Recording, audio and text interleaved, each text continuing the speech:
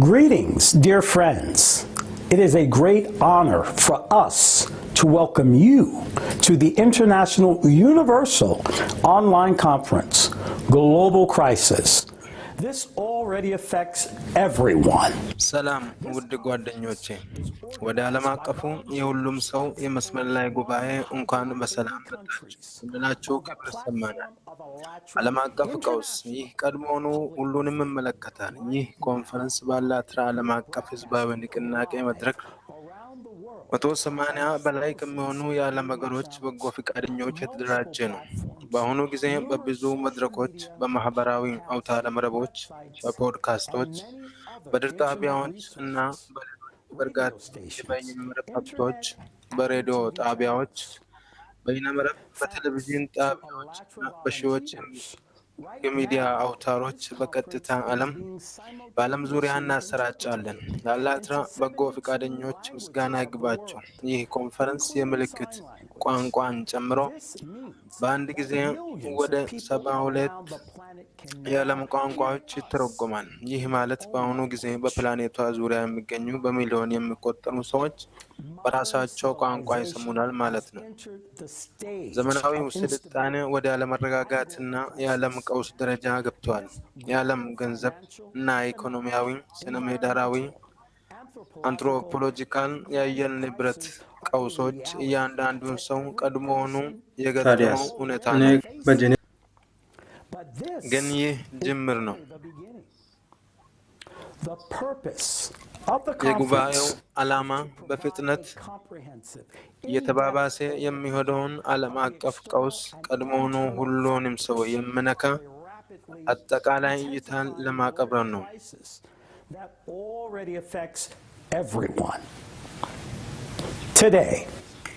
ዛሬ እኛ ግድ የለሽ ያልሆኑ ሰዎችን፣ የሰው ልጅ ዕድል የማይወዷቸው፣ የዘመዶቻቸውን የልጆቻቸውን ዕጣ ፋንታ ግድ የለሾች ያልሆኑትን ከእኛ ጋር ሰብስበናል። እነዚህ አጠቃላይ ወቅታዊ ሁኔታን የተገነዘቡ ወደፊት የሚመለከቱና የወደፊቱን የሚመለከቱና በዓለም አቀፉ የአየር ንብረት ለውጥ እና ተዛማጅ ዓለም አቀፍ አደጋዎች ሲከሰቱ የሰው ልጅ ነገን የመኖር ዕድል እንዲያገኙ እነዚህ ተራማጅ ወደፊት የሚመለከቱ ሰዎች ናቸው። Radical changes in all spheres of life in the near future are inevitable for every person. ስለሚመጣው ስጋት ሙሉ ስፋት ያውቃሉ፣ ግን በቅርብ ጊዜ ውስጥ በሁሉም ሕይወት ዘርፎች ስር ነቀል ለውጦች በፕላኔቷ ላይ ላለ እያንዳንዱ ሰው የማይቀሩ ናቸው። የሰው ልጅ አሁኑ በእንደዚህ ያለ አፋፍ ላይ ቆሞ አያውቅም። የዛሬው ዓለም አቀፍ የመስመር ላይ ኮንፈረንስ ዓለም አቀፍ ቀውስ ይህ ቀድሞውኑ ሁሉንም ያሳስባል። እያንዳንዱ የዚህች ፕላኔት ነዋሪ በቅርብ ጊዜ ውስጥ በአንድ ወይም በሌላ መንገድ ለሚገጥሙት ትኩስ ርዕሶች የተሰጠ ነው።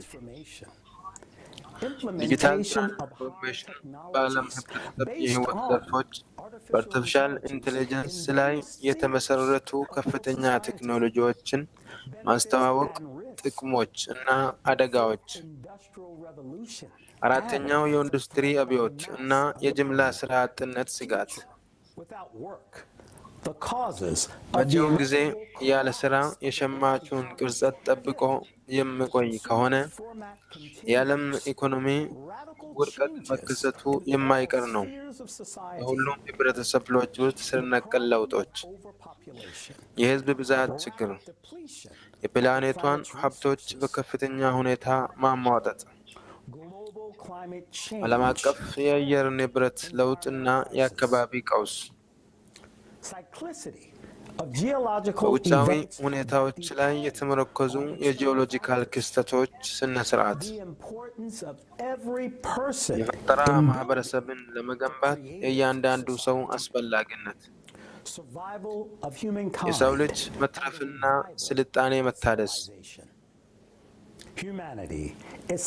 የሰው ልጅ በገደል አፋፍ ላይ ይገኛል።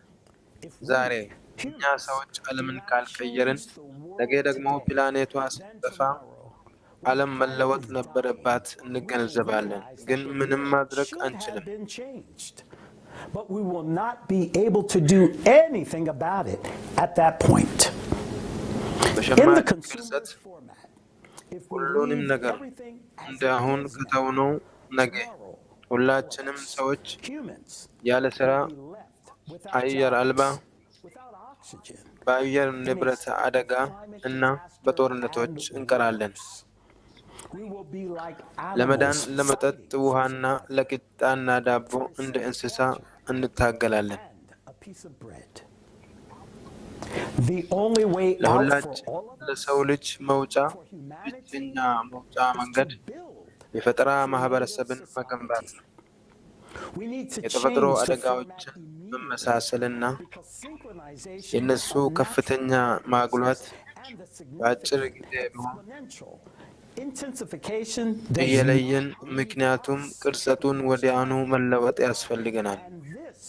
እናም ይህ የጅምላ መረጃን ይፈልጋል። ሰዎች ምን አይነት ስጋትና አደጋ እንደሚገጥማቸው እና ነገ ምን እንደሚጠብቃቸው መገንዘብ አለባቸው። ሕዝብ ራሱ ከመላው ዓለም የመጡ ፈቃደኞች፣ በእውነተኛነት ላይ አስተዋይ የሆነ አመለካከት ያላቸው ከበርካታ ኢንዱስትሪዎች፣ ሳይንቲስቶች እና ልዩ ባለሙያተኞች ጋር ዛሬ ቀድሞውኑ ሁሉንም የሚነኩ የተለያዩ ቀውሶች መንስኤና ውጤት፣ ግንኙነቶች እንዲሁም የሚመጣውን ውጤት ይለያሉ። ዓለም አቀፍ አደጋ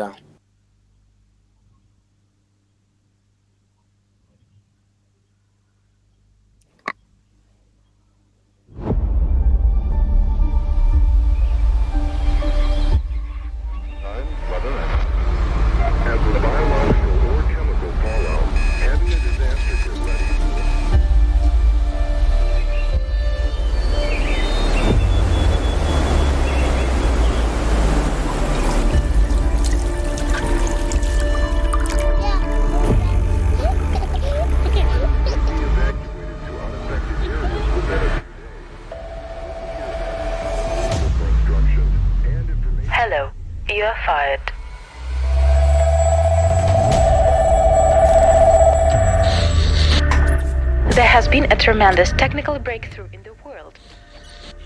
Just imagine, 30 years ago when Garry Kasparov was playing his first game against artificial intelligence, he won 2 Blitz games in 1989, and it was considered as such a great victory, triumph of a human mind over artificial intelligence. But of course, the situation changed dramatically when in 1997, the best chess player in the world, Garry Kasparov, lost to the Deep Blue supercomputer. And since then, no one can beat artificial intelligence. Well, chess is one thing, but let's take a look at such games as Go, where you need to use intuition, or for example, poker, where you need to know how to bluff. We can see that today no one can beat artificial intelligence even in those fields. But once again, no one could expect nothing like that happened just a couple of decades ago. So what makes artificial intelligence so smart? Well, it can master any skill and any skill that we use as people, as humans, and all it needs is just data, information. So through analyzing many games, it understood all the possibilities. It calculated everything and figured out the best moves and patterns that human could not predict through centuries. And today, imagine how much it can analyze and how much it can evolve in any industry, going beyond human capabilities.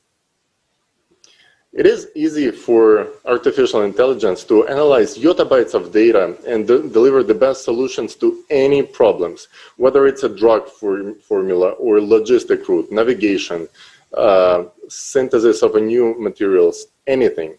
Let's watch a video with the vivid examples of the artificial intelligence and how it can change our life.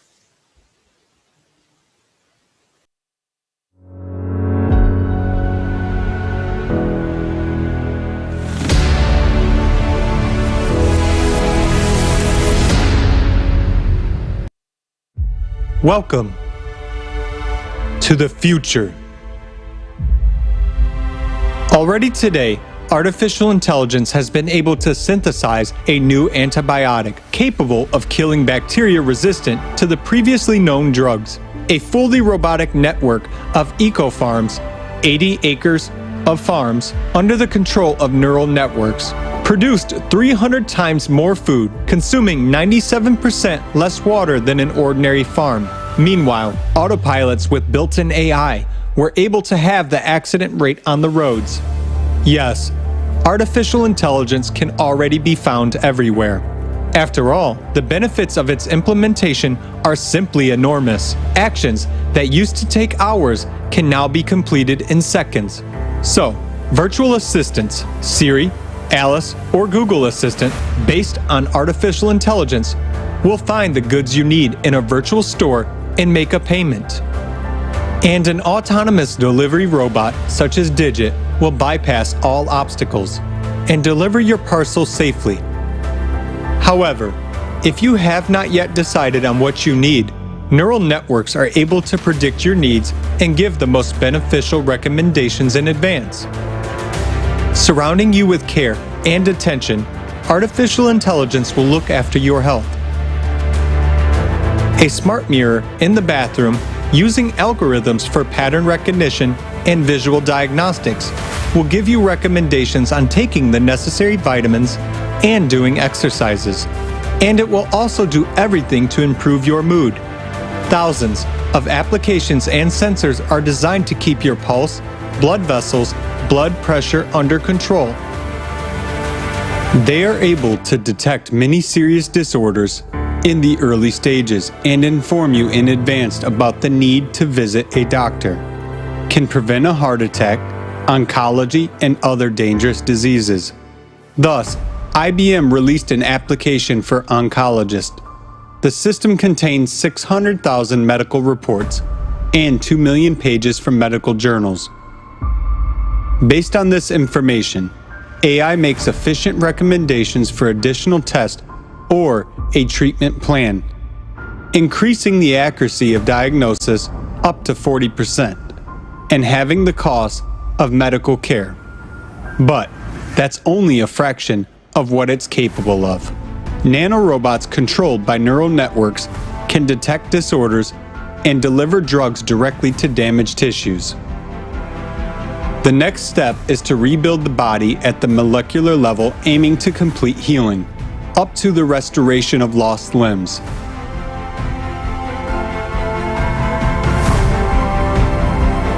What about trivial everyday issues?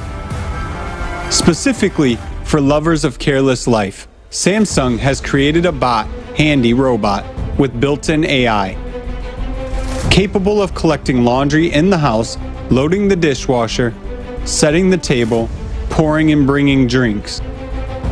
At the same time, smart security systems allow you to block access to the house when suspicious activity is detected. It autonomously notifies emergency services and prevent theft. But that's not all. AI shows outstanding success even in creative fields. It creates paintings, music, films, and even literary works. For example, the artificial intelligence GPT-2 wrote its first play. It managed to create something similar to the futuristic Little Prince at that. Meanwhile, Jukebox from OpenAI writes music with meaningful lyrics and vocals. For poetry lovers, Google's tool Verse by Verse will help you create delightful poems. But AI is also capable of more serious work. For example, digitizing all libraries and archives with the access to them 24/7 from anywhere in the world. In addition, it is able to recognize voices and texts in different languages with translation into any other language, as well as to teach people to draw, compose music, and even program. Whatever area we touch upon, AI is everywhere, ready to offer us its digital helping hand. Even in legal matters, a virtual lawyer, do not pay, for the first 2 years of work won more than 160,000 cases, spending no more than 2 minutes on each case, significantly saving time as well as money of its clients. And the capabilities of artificial intelligence are only growing. At the Japanese robotic factory, Fanuc, hundreds of robots build other robots on their own and no longer need human help. Around the world, there are tens of thousands of industries in which human participation is almost not required because the main work is being performed by machines. Perhaps, for the first time, we will be able to free ourselves from hard and routine work. But all of this is only a small part of the achievements that AI has already brought into our lives and will bring in the near future, since the pace of its development is close to exponential, and that means that every minute the technology is getting better. One can only imagine what a wonderful future awaits us. The main thing is that this future would actually come.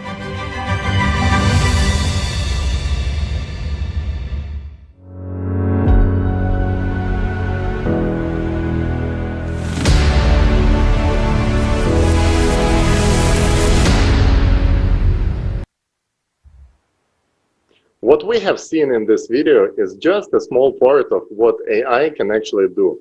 And this technology advances even right now as we speak. And you might wonder, how does it possible? Well, it happens because AI learns nonstop, 24/7.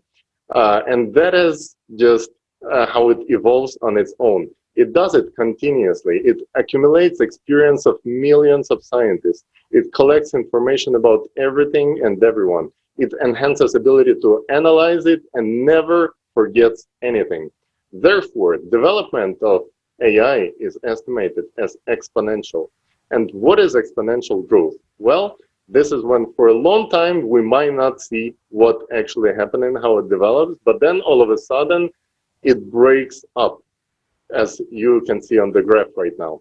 So this is where we are with AI right now. What's more, we don't even realize that we actually train artificial intelligence ourselves every second by choosing which article to read on the internet, by using online translators, or sharing the results of our professional work online, using social networks, whether it's TikTok, Instagram, Facebooks, or if we use streaming services like Spotify, Netflix, or YouTube.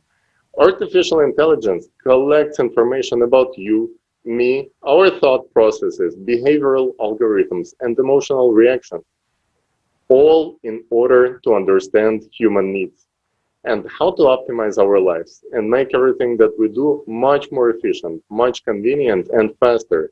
The work processes created by artificial intelligence are so much more efficient comparing to the ones that are created by people. And now let's listen to the person who's been developing artificial intelligence for over 25 years. And he was the one who introduced the concept of general artificial intelligence, Peter Voss. Please, let's check his vision of the future and prospects.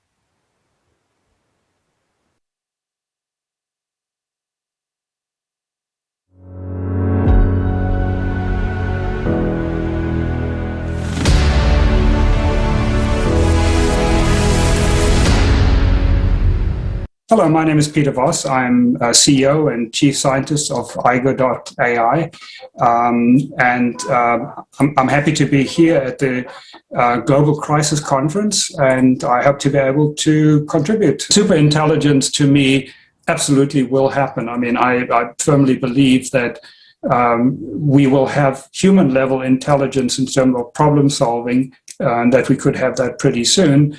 And there's absolutely no reason why it should stop at human level. When the human is no longer in the loop, then the intelligence can actually, I believe, increase quite quickly if there's enough, processing power. I actually believe that given the right approach, we could easily have human-level intelligence in less than 10 years. It just takes the right approach, the right architecture, understanding intelligence, and building a system that really addresses the requirements of intelligence. Ultimately, AI will be a dream come true as far as that is concerned.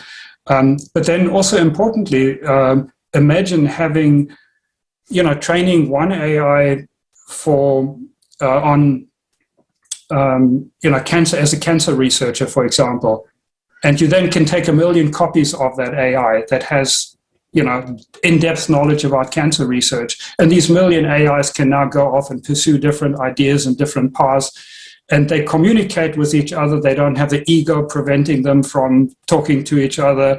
They work 24/7. They don't have distractions with girlfriends and boyfriends and things. They have perfect memory. The progress we will make in science, whether it's for climate change, whether it's for anti-aging, whether it's for disease, whether it's for pollution, we will have millions of very smart researchers that can chip away at these problems and solve them much, much quicker and much better than humans, than we can unaided. For giving me the opportunity, as you see, I'm very enthusiastic about these topics. Yes. Very optimistic. I see one of the things you also talk about, overpopulation, and I think a lot of the crisis points that you talk about, I believe really technology is the answer, and I see AI as being the fastest way of actually helping to deal with these potential crises. But yeah, that's great. Thank you.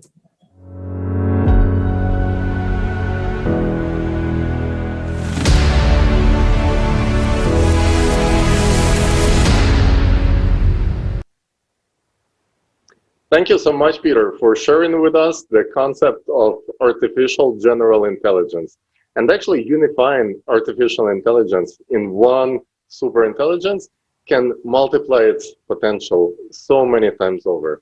And not only make it easier, but most importantly, save millions of lives around the planet. Just imagine, ambulances and firefighters will never be late when you need them, because artificial intelligence not only going to control the autopilots, but will also control the city traffic. For example, when natural disaster occurs, the artificial intelligence will organize the evacuation of people into safe regions in the shortest possible time. And crimes will not go unpunished. And accordingly to that, it's very unlikely that anyone would like to commit them. Not only we're going to be able to improve our life here on our planet, making it so much more comfortable and safe and beautiful, but we also going to be able to go beyond the solar system and actually start exploring the deep space. And this is only the small fraction of what will be possible in the nearest future. Yes, all this is true. And the development of AI can make our lives better, easier, safer, free us from routine work, mistakes due to human factors. But all this will only be possible in a creative society. And in the consumer society we live in today, it will leave us jobless. By we, I mean myself, you, and everyone who is watching. If you, my friend, think that you won't be affected, don't fool yourself. And during today's conference, you will see why. Let's look at the kind of society we live in now. Since childhood, we are taught to compete with each other, to go head to head for profit, fame, and power. Each of us is in a tough competition in which the strongest survives. And the same is true in business. Each company, every business, seeks to maximize profits, to reduce costs, not getting particularly upset if the quality suffers in the process, the only goal being increase in sales. And these are the rules of the game of the consumer society, which we ourselves have established. We have already reached the point of absurdity that curing patients is considered an unsustainable business model, because the main goal of the pharmaceutical industry is a stable cash flow, according to a 2018 Goldman Sachs study. With this approach, is saving jobs considered a sustainable business model? Do people make manufacturing more profitable? On the contrary, people are dead weight that companies want to get rid of. For example, all the major transportation companies are investing enormous amounts of money in the development of autonomous vehicles in order to get rid of their main expense item, drivers' salaries. The same thing is already happening in all industries, and it will only get worse. For the most part, we people do monotonous work following a set algorithm. And who do you think is more efficient at this, a human or a machine? AI can do better than humans in 99% of cases, and it is much cheaper to set up production with robots than with humans. Machines and neural networks do not get tired, do not get sick, are able to perform a huge number of operations simultaneously. They do not have bad mood. They do not need vacations. They do not make mistakes. And most importantly, there is no need to pay a salary. In the consumer format of society, no matter how much you love people and what you want to keep them employed, if competitors implement automation, you will have to do the same or you'll go out of business yourself. If you, my friend, think that by holding a managerial position, your services will still be required, don't deceive yourself. As soon as the AI starts to define tasks for itself, the need for managers will also disappear in a heartbeat. And AI already knows how to do that. Well, you might think, oh, great, robots will do everything for us and we'll rest or do creative work. But we have to ask ourselves, where are we going to get the money from? After all, in a consumer society, you have to pay for everything. No work, no money. And who will support the people whose work is now being performed by machines?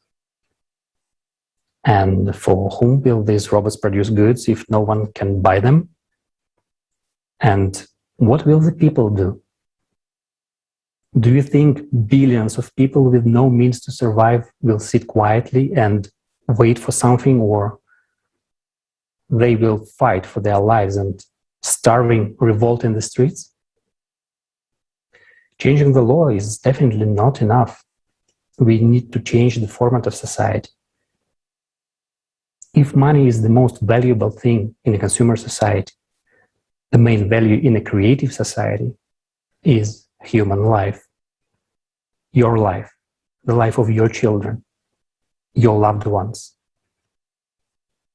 What we are now talking about is being already discussed and raises concerns among specialists in the field of labor protection on how critical the unemployment situation is already and what dangers await us in connection with the widespread substitution of labor by machines. Let us hear from Ivan Idrovol, consultant to the International Labour Organization.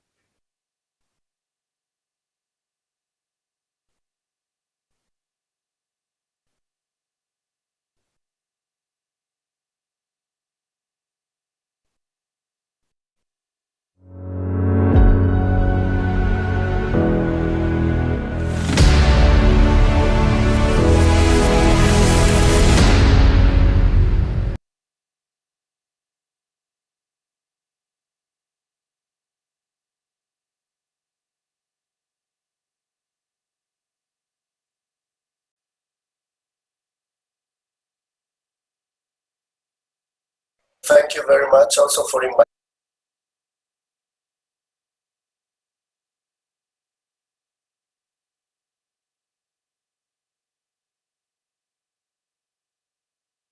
poor of the poor earning less than $1, if ever. If you want to take a look a little bit quickly on which sectors or what activities are most likely to be affected or have been already affected by the introduction of new technologies. We are nearly 8 billion people living in the world. The half of it is already related to any activity in the agriculture, fishery, forestry, and food chains. So we have these numbers basically performing basic jobs. You will see where the impact is going to happen, because they cannot reskill themselves. They cannot upgrade their skills as easy as in. What I'm saying is, this is not enough to increase the levels of productivity. So it's a matter of productivity what we are talking here. When productivity suffers, that means you are more costly. And then if you are more costly, less efficient, that means you are not competitive. So if you face the competitor, you are in a less advantage than the other one. So since the market system requires quality, but at the same time the right price. So when they got the cheapest, they go for it. So this race about price is the one that is bringing up into this issue. So there you go to see that artificial intelligence and Industry 4 and whatever technology we are talking as a replacement of human being force or forced labor, it will be taking place first in agriculture, in forestry, in other activities that are easily to be replaced. Then it will be in manufacturing. Why? Because manually done is inefficient and it's expensive because I have to pay all of the salaries.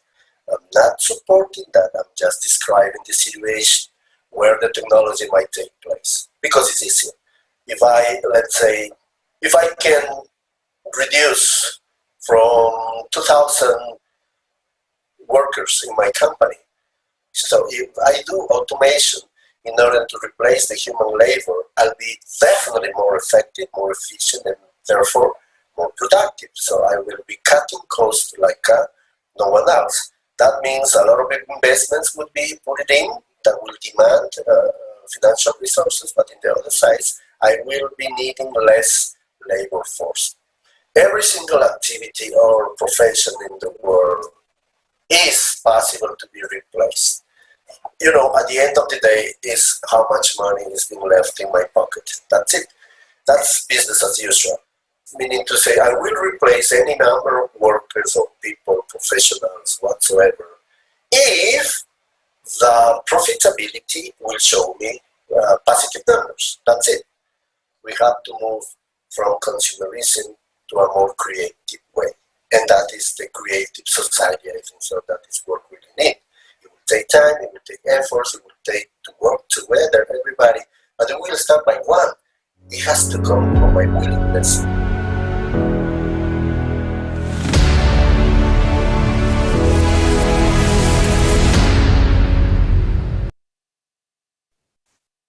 Thank you, Ivan. Indeed, in our consumer society, businesses are striving to replace humans with machines so that they don't lose out in the competition. And if you look at the situation in terms of improving products, machines will soon be doing absolutely everything better than humans. And no one will care about the people who will be out of work. Next, Dr. Thomas Straub, Professor of International Management at the Geneva School of Economics and Management, will talk about how the fourth industrial revolution will affect all areas of human life and why we need to build a creative society in order for these technologies to be used for the betterment of every human's life and not at our detriment.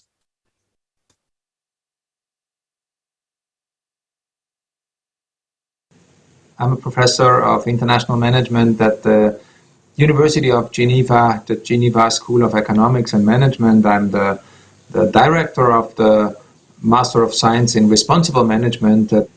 I'm doing research in different fields, mergers and acquisitions, innovation these days, and wrongdoing also. I wrote different books in those fields and articles, and I'm in several boards. The impact, of course, of this fourth industrial revolution will be on all types of systems, I guess. Will it be new governance systems on a macro level, such as the political system, but maybe also at the micro level, in other words, the governance within companies and organizations. I think it will challenge our economic system as such, but also the legal system and how we decide ኢኮኖሚ ስርዓታችንን እንደዚሁም ስርዓት ይፈታተናል ብዬ አስባለሁ። what is wrong and right, and the way how we learn and live and interact with others. Personally, I think we will need to learn and to actively influence the system in order to benefit mankind, and so that this system will be to the benefit of mankind and not against mankind. In other words, technology should be maybe used in our favor to protect the individual, but also its rights, the norms, the values, and in fact, the systems, the decisions that are made should be inclusive. Governments, policymakers, organizations, but also the society at large, they need to actively take part and be involved in an inclusive way in this transformation process. As I said earlier, and in line with the values of the described project, let's say creative society, technology should be used in favor of human mankind, protect the individual and its rights. Human rights are an important aspect in this development. Respect the norms, values, but also I think it should be inclusive. The decisions that we take in the future should be inclusive and ግለሰቡንና መብቱን ያስከብራል። ስለዚህ ሰብአዊ መብቶች በዚህ ልማት ውስጥ አስፈላጊ ናቸው። ደንቦች ሴቶችን ያከበሩና ግን እኔ እንደማስበው ሁሉን አቀፍ መሆን አለበት። ወደፊት የምንወስዳቸው ውሳኔዎች ሁሉን የሚያውቃቸው መሆን አለባቸው። And let's not forget that AI is just a tool, and any tool can be used for good or bad. Today, AI specialists are actively developing self-learning systems in which they see the greatest potential. But what threats does this pose to us? Let's hear from the expert, Igor Novikov, head of Singularity U, from the Kyiv chapter.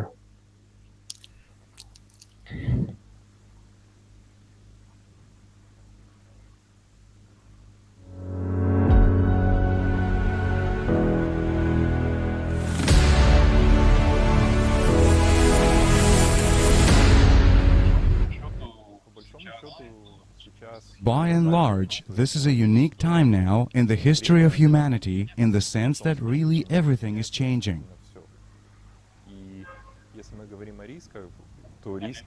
And if we are talking about risks, then risks, of course, as well as opportunities, are found in absolutely all spheres.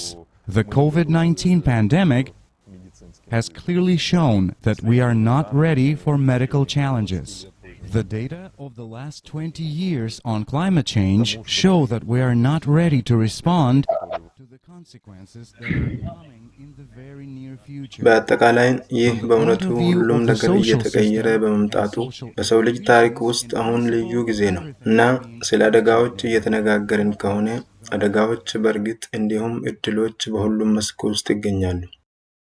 ሁኔታ የነርቭ ኔትወርኮች ውሳኔዎችን እንዴት እንደሚያደርጉ የበለጠ የተረዳ ነው ቢሆንም አሁንም የውሳኔ አሰጣጥ ሂደቱን ሙሉ በሙሉ አንቆጣጠርም። ውሳኔውን እንኳን አንከታተልም። የማድረግ ሂደት በተመሳሳይ ጊዜ ሰው ሰራሽ የማሰብ ችሎታን ከጊዜ ወደ ጊዜ እየጨመረ በሚሄድ የዕለት ተዕለት ስራዎች አደራ እንሰጣለን። አንዳንዶቹም ከብዙ ሰዎች ህይወትና ሞት ጉዳዮች ጋር ይዛመዳሉ። እኔም የምናገረው ስለ መድኃኒት፣ ስለ ኃይል ኢንዱስትሪ፣ ስለ ማንኛውም ነገር፣ ስለ የማሽን አተገባበር። በተመሳሳይ ጊዜ በእውነቱ ይህ እንዴት እንደሆነ ጥቁር ሳጥን እንደሚል አልገባንም። ምንም እንኳን ይህ ጥቁር ሳጥን ባይሆንም እሱ ዜሮዎችና የሁለትዮሽ ኮድ ነው። ግን አሁንም ይህ ጥቁር ሳጥን እንዴት እንደሚሰራ አልገባንም። የኔ ተወዳጅ ምሳሌ ምንም እንኳን ድንቅ ቢመስልም በሰው ልጅ ታሪክ ውስጥ ቀደም ሲል የነበሩ ክስተቶች ነበሩ። የፀሐይ ነበልባሎች ነበሩ። እንደ አውሮፓ አቆጣጠር በ1865 ወይም በ1869 የፀሐይ ነበልባል በአሜሪካ ቴሌግራፍ ላይ ከፍተኛ የመሰረተ ልማት ጥፋት አስከተለ። ለምን ወደ ቴሌግራፍ ብቻ? ምክንያቱም በእውነቱ ይህ ሊነካ የሚችል ብቸኛው ቴክኖሎጂ ነበር። እንዲህ አይነቱ ብልጭታ ዛሬ እንደገና ከተከሰተ በግማሽ ቀን ውስጥ ልክ እንደ 20 ዓመታት ወደ 19ኛው ክፍለ ዘመን መልሰን ይልክልናል። ልናሰላስልባቸው የሚገቡ ብዙ ነገሮች አሉን። ይህ እውነተኛው ስዕል ነው። የአየር ንብረት ለውጥን በተመለከተ አሁን ሙሉ በሙሉ የመቀልበስ እድል በሌለበት ሁኔታ ውስጥ እንገኛለን ብዬ እሰጋለሁ። ለኔ ይመስላል አሁን ለህብረተሰቡ በጣም ተጨባጭ ተግባር መጠነ ሰፊ ውጤቶችን የበለጠ ሳንጠብቅ ሁኔታውን የሚይዝ ቢያንስ ዛሬ ያለን አንድ ሞዴል መፈለግ አለብን። ምክንያቱም የዚህ ሁሉ ቀጣይ ተከታታዮች የማክሮ ውጤቶች ይሆናሉ።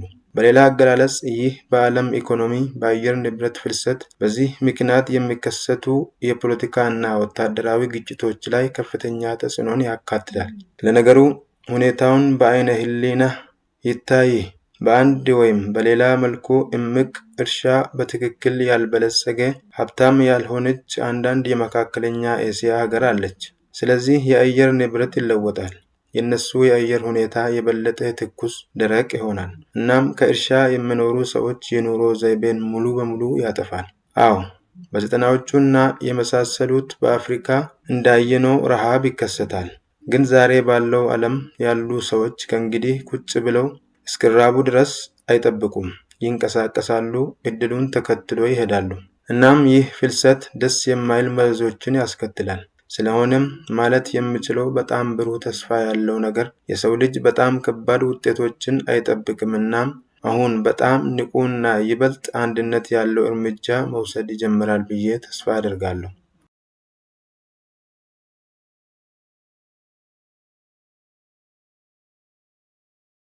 ምክንያቱም በእውነቱ በአንድ ወይም በሌላ መልኩ እምቅ እርሻ በትክክል ያልበለጸገ ሀብታም ያልሆነች አንዳንድ የመካከለኛ እስያ ሀገር አለች።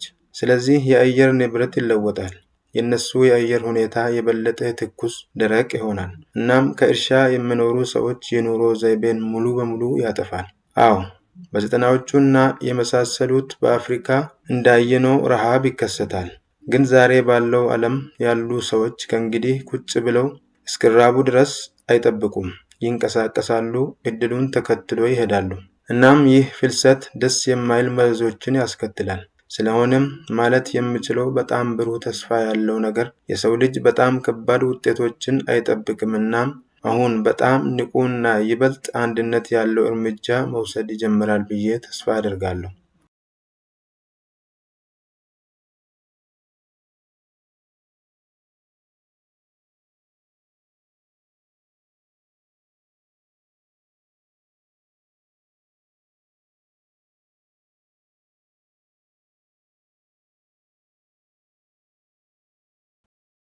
እንከታተልም የማድረግ ሂደት በተመሳሳይ ጊዜ ሰው የሌለበት ሁኔታ ውስጥ እንገኛለን ብዬ እሰጋለሁ። ለኔ ይመስላል አሁን ለህብረተሰቡ በጣም ተጨባጭ ተግባር መጠነ ሰፊ ውጤቶችን የበለጠ ሳንጠብቅ ሁኔታውን የሚይዝ ቢያንስ ዛሬ ያለን አንድ ሞዴል መፈለግ አለብን። ምክንያቱም የዚህ ሁሉ ቀጣይ ተከታታዮች የማክሮ ውጤቶች ይሆናሉ። በሌላ አገላለጽ ይህ በዓለም ኢኮኖሚ በአየር ንብረት ፍልሰት በዚህ ምክንያት የሚከሰቱ የፖለቲካና ወታደራዊ ግጭቶች ላይ ከፍተኛ ተጽዕኖን ያካትታል። ለነገሩ ሁኔታውን በአይነ ህሊና ይታይ። በአንድ ወይም በሌላ መልኩ እምቅ እርሻ በትክክል ያልበለጸገ ሀብታም ያልሆነች አንዳንድ የመካከለኛ እስያ ሀገር አለች። ስለዚህ የአየር ንብረት ይለወጣል። የነሱ የአየር ሁኔታ የበለጠ ትኩስ ደረቅ ይሆናል። እናም ከእርሻ የሚኖሩ ሰዎች የኑሮ ዘይቤን ሙሉ በሙሉ ያጠፋል። አዎ በዘጠናዎቹና የመሳሰሉት በአፍሪካ እንዳየነው ረሃብ ይከሰታል። ግን ዛሬ ባለው ዓለም ያሉ ሰዎች ከእንግዲህ ቁጭ ብለው እስኪራቡ ድረስ አይጠብቁም። ይንቀሳቀሳሉ፣ እድሉን ተከትሎ ይሄዳሉ። እናም ይህ ፍልሰት ደስ የማይል መዘዞችን ያስከትላል። ስለሆነም ማለት የምችለው በጣም ብሩህ ተስፋ ያለው ነገር የሰው ልጅ በጣም ከባድ ውጤቶችን አይጠብቅምና አሁን በጣም ንቁና ይበልጥ አንድነት ያለው እርምጃ መውሰድ ይጀምራል ብዬ ተስፋ አደርጋለሁ።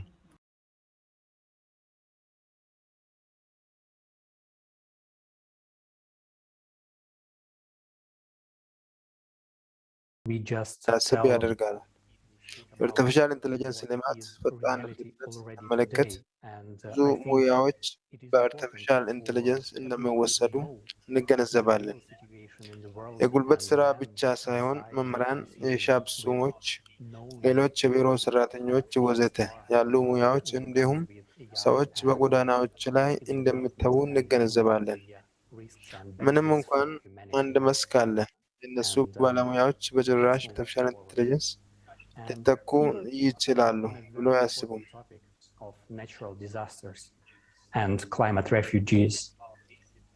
የሚገርመው ስራቸው በአርቲፊሻል ኢንቴሊጀንስ ለማጣት በትክክል የመጀመሪያዎቹ ይሆናሉ። ስለዚህ ያ መስክ ምንድን ነው? ማናቸውም ሰው ማን ሊሆን እንደሚችል ይገምታል። Looking at the rapid pace of AI development, we understand that many professions will be taken over by AI, but not only manual labor, also professions such as teachers, accountants, other office workers. And people will be left out in the streets. Although there is one field, professionals of which don't even imagine they can ever be replaced by AI. The irony is that they will be exactly the first ones to lose their jobs to AI. So, what field is that? Any guesses who that would be? Let's watch a short video with participation of Igor Mikhailovich Danilov about this.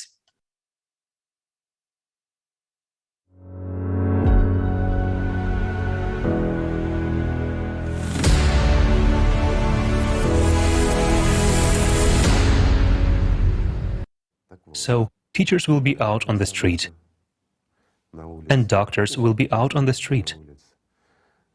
Everyone will be out on the street. Why? Every profession will gradually be pushed out and taken away. Wherever there is profit, that's where superintelligence will enter. Well, according to futurists, at least one profession will definitely be very privileged, IT specialists, because of the era. Well, not one. 3. Even 3. They named 3 of them. IT specialists, Yes. then lawyers, and financiers. These are at least 3 professions of the future, right? My friends, the first ones on the way out, let's put it culturally, will be IT specialists. It was unexpected. Unexpected. Few people know this. But I will tell you what IT specialists face today. Those who started their careers earlier, at least 10 years ago, and were already IT specialists, programmers, they have earned trust, and they are now in demand. People know that. They are needed. They always have work. But as for young people who are coming in, for them, it's already difficult to find a job. There are still a lot of companies that use the services of IT specialists. But there is already a problem. Why? Because today, that very superintelligence, I emphasize once again, it is in dozens of companies. There are large companies, there are smart ones, and they all compete with each other for being the first to create and launch it. So, this system already writes programs better and faster than those very programmers, even the top ones. And a lot of people already see, especially those involved in IT, they see little programs appearing that are supposedly written by people. But those who have access to these codes see that these codes are so logical, they are so perfect, that it is extremely difficult for people to write them. I understand that some programmers now, those who are watching us, will say, "Come on, that's impossible. It's impossible to replace me." My friends, what you use is trivial algorithms, simple mathematics.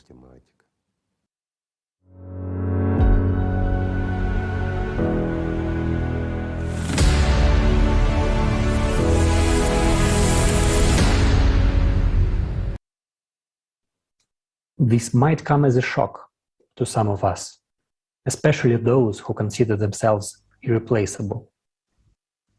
Human mind thinks that someone else's profession will be taken over by AI, but not mine, especially when I am an AI developer. However, we clearly see that tendencies in this field which make it obvious that AI is already capable of coding, building algorithms on its own, creating apps. Since the beginning of 2021, a couple of AI systems have been patented which are capable of writing code. For example, a neural network which writes code in the field of computer vision all by itself, having learned all the programming languages.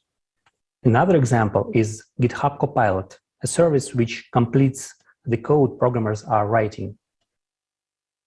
How did it learn to do it? Well, it analyzed all openly available code that programmers themselves put online.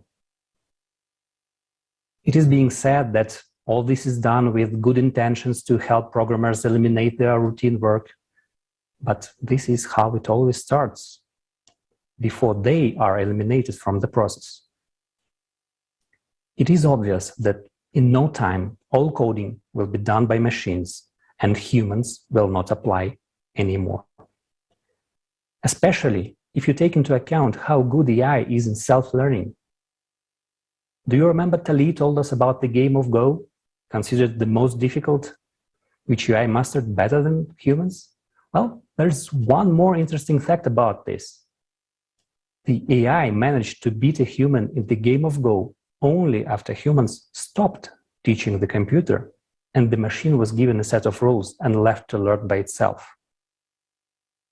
The AI used moves that did not contradict the rules, but which humans had not been able to come up with in the millennia of the game's existence. So, self-learning is the best way to teach AI, and for this, it needs data. And who is providing it with data? We humans. Who is teaching it to code, build algorithms? Who trains neural networks to understand human voice and other human input without a mediator? Who supplies AI with tons of training material? IT professionals, with every single line of code. So it turns out that today, software engineers are writing the code of their own unemployment. Those who don't believe it and think they are irreplaceable are just as naive as Kasparov in 1989. Just as no one can win against AI in chess, poker, and the game of Go today, no human will be able to compete with AI in coding and software development tomorrow. And as we mentioned, the development of AI is exponential. So this future is much closer than any of us can imagine. AI will develop perfect, error-free software faster, with no need to rest or pay, and the labor of the software engineers themselves will simply be replaced by a better performer, just as drivers are already beginning to be replaced by autopilots. Guys, let's not fool ourselves. The work is not being done, this work, the development of AI is not being done to create players in the game of Go, but on a superintelligence that will control all the systems, meaning the whole world. What is the danger of this development in our society? After all, in a consumer society, everything belongs to someone. So the superintelligence will also have a master. And what intentions will this person have, given the animal rules of our society? We will touch upon this topic in more detail later in the conference. Friends, please do not think that we are against technological development. On the contrary, we urgently need highly developed technologies to cope with the coming climatic cataclysms. The only question is which format of society we will choose to live in. A consumer society in which we have no future, or a creative one where all achievements improve the life of every human being.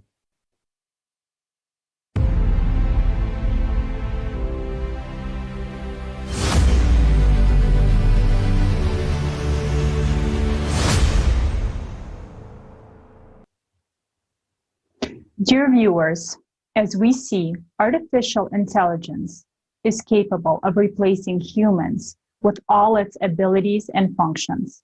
የተከበራችሁ አርቲፊሻል ኢንተለጀንስ ሰዎችን መተካት እንደሚችል አይተናል will definitely be taken እና over by ሁሉም የሥራ መስኮች አርቲፊሻል ኢንተለጀንስ እንደሚወሰዱ ሰምተናል። For example, do you think that music and art is something that AI is ሙዚቃና not? አርት አርቲፊሻል ኢንተለጀንስ አይችሉም ብሎ ከሚያስቡት አንዱ ነው። Clarifying the subject.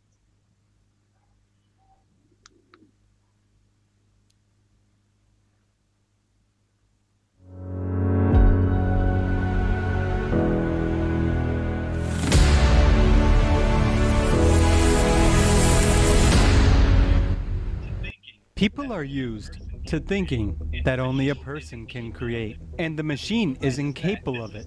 The surprise is that this is not the case. Art and creativity for the machine was much easier than solving human problems. Scientists from New Jersey and California in 2017 developed the ACAN system, that is, AICAN, which studies and creates fine arts. For the first time in history, people couldn't tell which paintings were made by an algorithm and which were created by humans. Can you tell the difference? Do you think artificial intelligence is able to create only paintings in an abstract style? No. Edmond de Bellamy portrait. In 2018, artificial intelligence created the first ever fictional portrait, which was sold at Christie's auction for $432,500 US. The next Rembrandt project, artificial intelligence analyzed all the works of Rembrandt and created a new, unique portrait in the style of the genius artist. The neural network not only generated the image, but also recreated the master's painting technique using 3D printing. The robot has already learned to draw with a brush and paint like a human. For example, when the E. David robot is tasked with drawing several paintings of the same object, it determines on its own at what angle to make the next stroke, and therefore each picture turns out to be unique. Meanwhile, the A.I.D.A. robot, that is A.I.D.A. robot, collects entire exhibitions of its paintings, and this art is gaining more and more popularity. So why would we need genius artists now if any unique painting technique can be recreated by a neural network? Neural networks already know how to create company logos,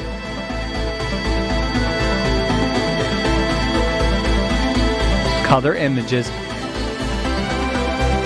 and make even the most primitive drawing look realistic. The modeling business is also moving into the digital space. Meet Emma. And this is Michelle. This is Dagny. Shudu. Eleona. Jay Young. Boyce. Which of these models do you think is a living person? No one.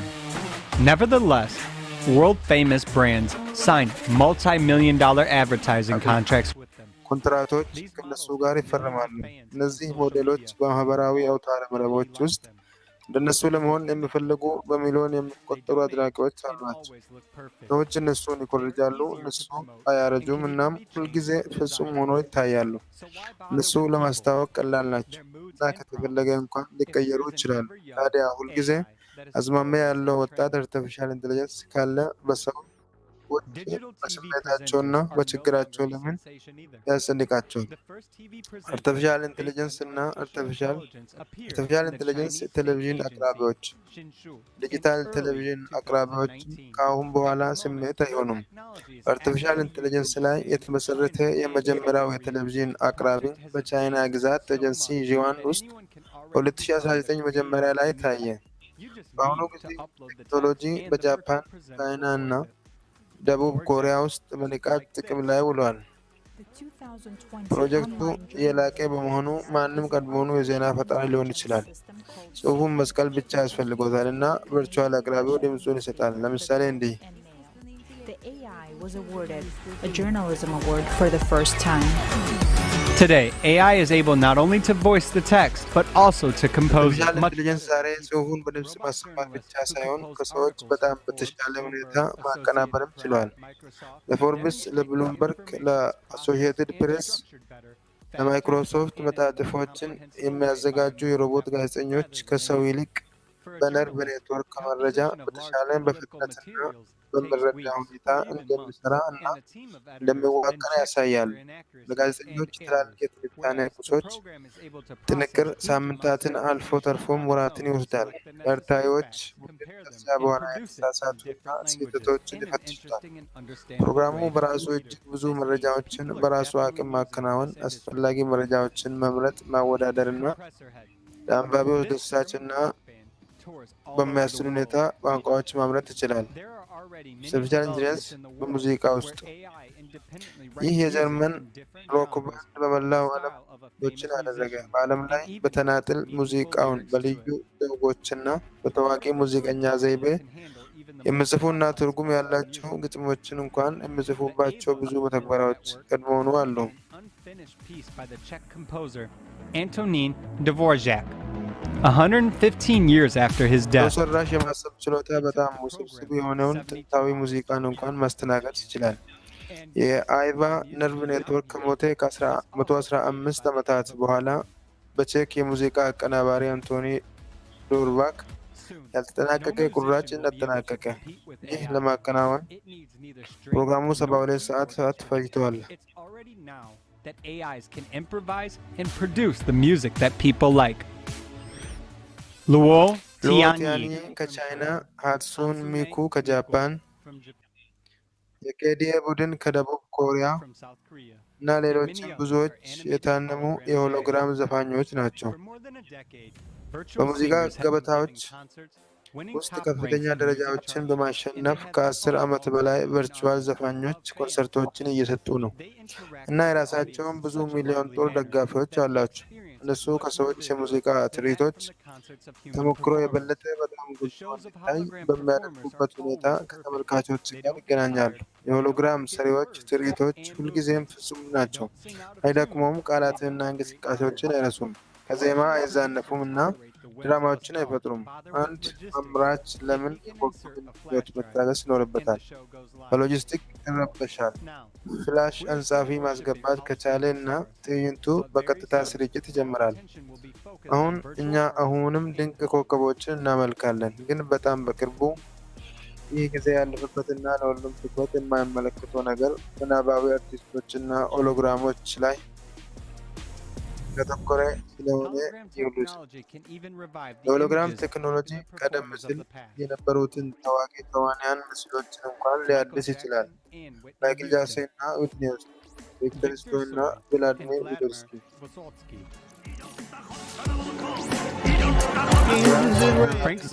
ማሪያ ካላስ፣ ቱፓክ ሻኩር።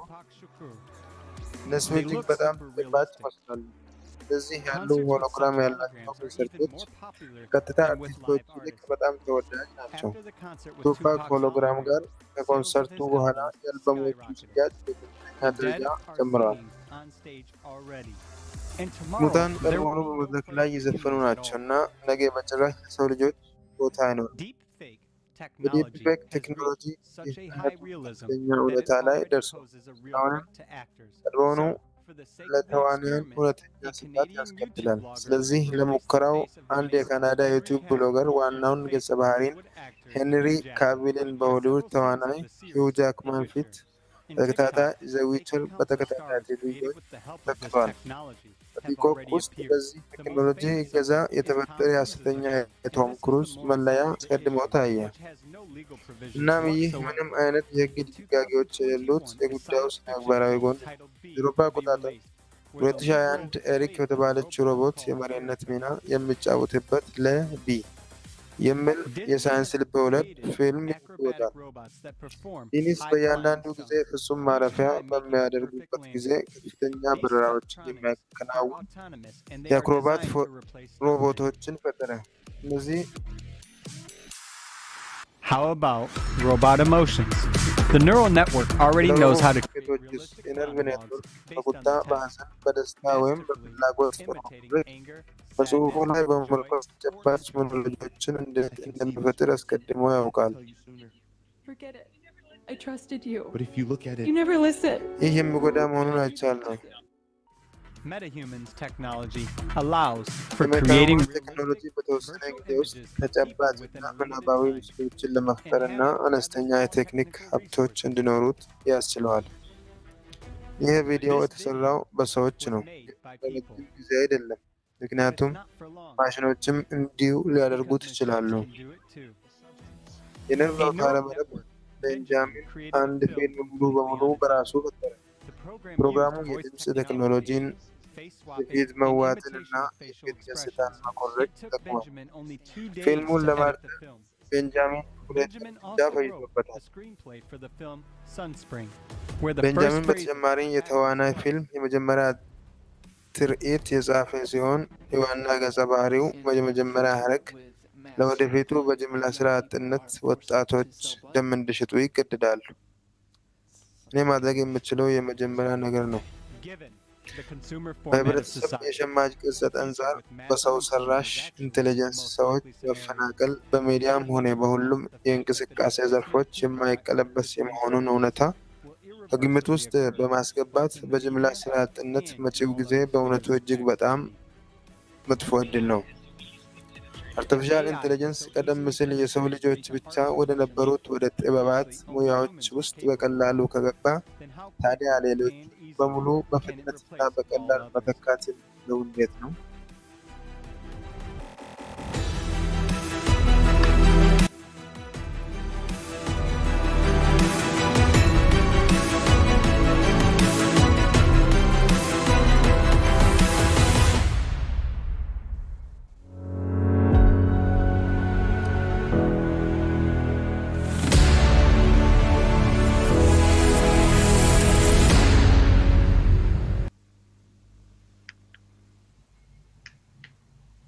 So is my job as graphic and web designer will be gone too. Still, each of us thinks right now that another job can be replaced by artificial intelligence, but not mine. Especially, many people believe ስለዚህ እንደ ግራፊክ እና የድር ዲዛይነር ስራዬን እንዲሁ ይጠፋል። አሁንም ቢሆን በእያንዳንዳችን ሌላ ስራ በአርቲፊሻል ኢንቴሊጀንስ ሊተካ እንደሚችል አሁኑኑ እናምናለን፣ ግን እኔ አይደለም። በተለይም ብዙ ሰዎች የፈጠራው መስክ በእርግጠኝነት በአርቲፊሻል ኢንቴሊጀንስ ሊተካ እንደማይችል ያምናሉ። ለመሆኑ እንዴት ሊቅነትን መተካት ይችላሉ? ችሎታን እንዴት ይተካሉ? ቀላል ነው ጓደኞች፣ በጣም ቀላል ነው። artificial intelligence produces in seconds for us and for every taste. The same goes with supermodels and actors.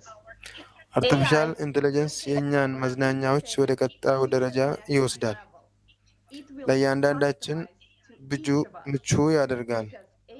ምክንያቱም አርቲፊሻል ኢንቴሊጀንስ ስለኛ ሁሉንም ነገር ያውቃል። የፊልም ኢንዱስትሪው አብዮታዊ ይሆናል። ከእንግዲህ ለፊልሞቻችን ደረጃ አንሰጥም፣ ሁሉም ብሎክበስተርስ ይሆናሉ። በየሳምንቱ ከምርጥ አርቲፊሻል ኢንቴሊጀንስ ተዋንያን፣ ከምርጥ ሴራ ጠንሳሾች፣ ከምርጥ የዙሪያ ድምጾች ልዩ ውጤቶች ጋር ይወጣሉ። እኛን ማደናቀፉን አያቆምም። በጣም በቅርብ ጊዜ ውስጥ ሀሳቦን ወይም ስክሪፕቶን ለመስቀል የሚቻል ሲሆን በሳምንት ውስጥ ከፈለጉ አንድ ተዋናይ ከእውነታው የማይለይ ፊልም ያገኛሉ። አካባቢውን ለመቅረጽ ድሮን ብቻ ነው የሚያስፈልጉት። አርቲፊሻል ኢንቴሊጀንሱ ቀሪውን ያደርጋል፣ ግን ስታሎን ምን ያደርጋል እና መላው መዝናኛ ኢንዱስትሪው። ይህ የአርቲፊሻል ኢንቴሊጀንስ መጀመሪያ ነው እና ገና ሌላ እውቀት እንኳን አይደለም። ይህ በጣም አስደሳች የወደፊት ጊዜ ነው፣ ግን ባለው የሸማች ቅርጸት ይህንን ሁሉ ማጣጣም የሚችለው ማን ነው? ከዓለም ሕዝብ ቁጥር 99 በመቶ የሚሆነው የስራ እድል የሚገጥመው ከሆነ የስራ እጦት የሚገጥመው ከሆነ ይህ ማለት ለመትረፍ የሚያስችል ሀብት የለውም ማለት ነው። ነገ ስራውን ከጣሉና ለማመልከት የሚያስችሉ ስራዎች ከሌሉ እስቲ አስቡበት። እርስዎ ምን ያደርጋሉ? ወደ አርቲፊሻል ኢንቴሊጀንስ ኮንሰርቶች ወይም ፊልሞች አንሄድም። በስነ ጥበባት ማዕከል ስዕላት ወይም ለወደፊቱ ሌሎች መዝናኛዎች አንደሰትም። ለምግብ ወይም ለመጠለያ የሚሆን ገንዘብ እንኳን አናገኝም። ለተራቡ ልጆቻችን አንድ እንጀራ ለማቅረብ በህይወት ሆነን እንበላለን። Thank you, Olga. It is true that consumer format leaves us with nothing but hopelessness. Dear viewers, before I introduce our next guest speaker, I would like to remind you that the next part of our event will be dedicated to the topic of climate crisis. The information and facts that we will show are vital and serious for all people to know, as we will talk about the true danger that our humanity is facing. Our next speaker ቀጣዩ ተናጋሪያችን ስቬትላና ጎሊንስካያ የሜዲቴክ ኩባንያ ዋና ዳይሬክተር የሆኑን የህብረተሰብ ቬክተር ከቀጠልን ምን እንደሚጠብቀን ይነግሩናል እና አንድ የጋራ ግብ መኖሩ አስፈላጊነትን ስቬትላና ተራው የእርሶ ነው።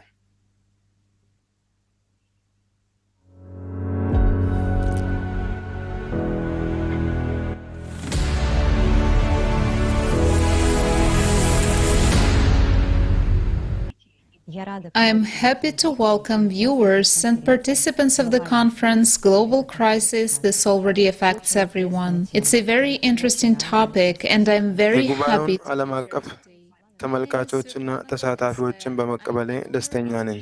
ይህ ቀድሞውኑ ሁሉንም ሰው ይነካል።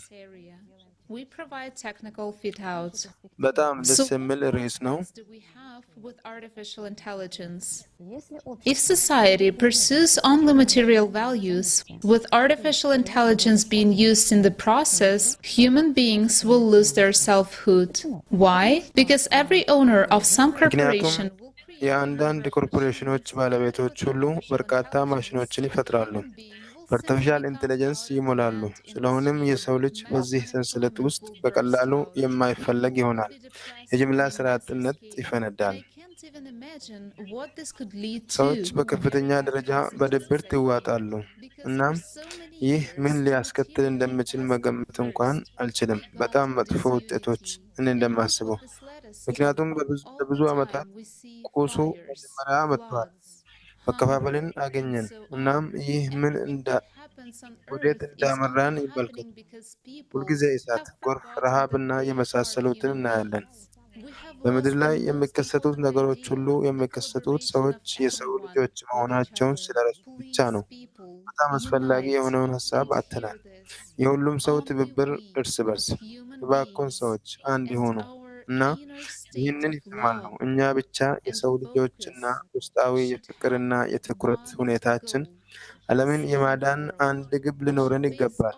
ሁሉንም የቴክኖሎጂ ቤቶች በፈጠራ ላይ መሰረት ማድረግ አለብን። እናም ከዚያ ሁላችንም በጣም ቆንጆ ይሆናል።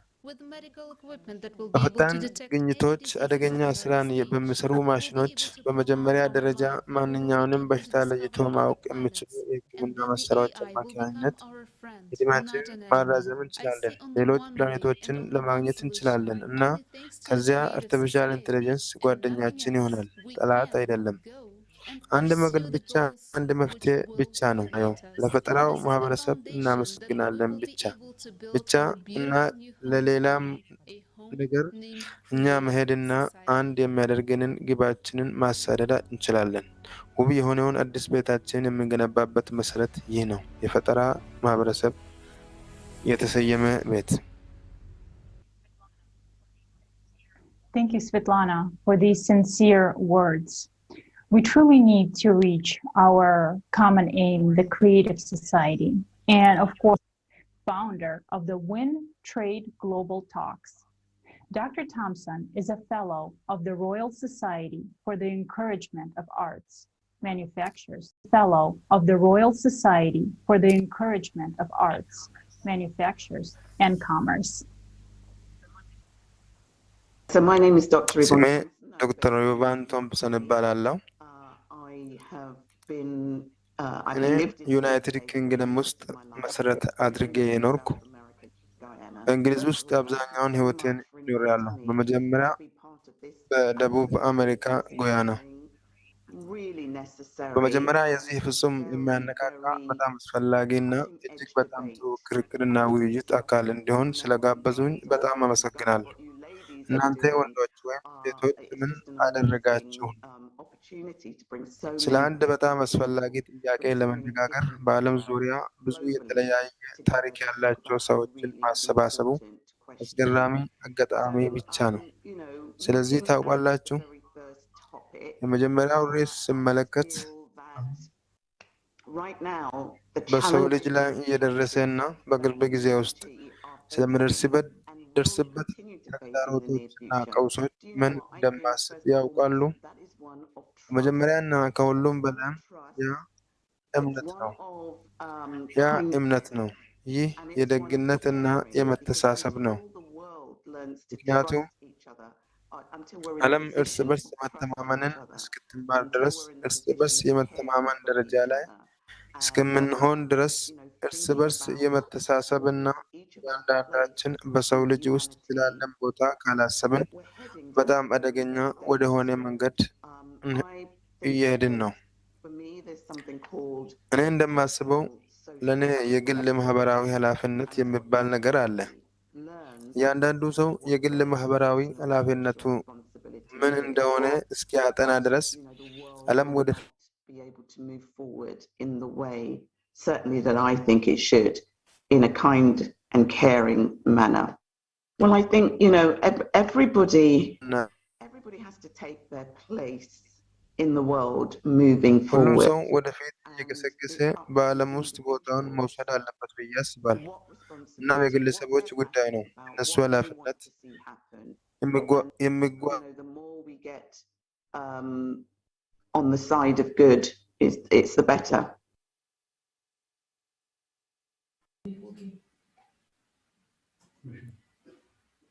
Thank you, Dr. Thompson, for emphasizing the importance of personal responsibilities in shaping the future of our society. Let's now move to the next aspect of our conference by watching the following video, which shows the real scale of replacing humans with machines in commerce, finance, logistics, and others. How AI is slowly taking over our various jobs, and what will be the impact on us people.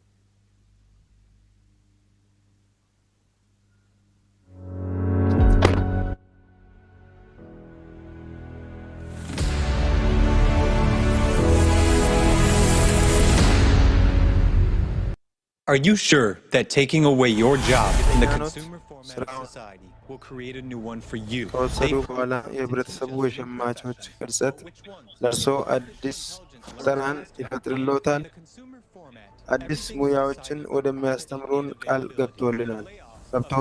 ግን የትኞቹን? ሰው ሰራሽ የማሰብ ችሎታ በፍጥነት የሚማር ከሆነ እና በሸማች ቅርጸት ሁሉም ነገር የሚወሰነው በትርፍና በጥቅም ነው። ሰው ሰራሽ የማሰብ ችሎታን በመተግበር ምክንያት ሰዎች ከስራ መባረራቸው ቀድሞውኑ እየተከናወነ ነው። የሚከተሉት ከተለያዩ ሀገሮች ጥቂት ምሳሌዎች ናቸው። የቻይና ሞባይል ፋብሪካ ቻንጊንግ ፕሪቪዥን ቴክኖሎጂ 90% በሮቦት ተክቷል። ይህ ምርታማነታቸውን በ250% አሳድጓል። ሌሎች ሰዎች ስራዎች አልተሰጣቸውም፣ በቃ ተባረዋል።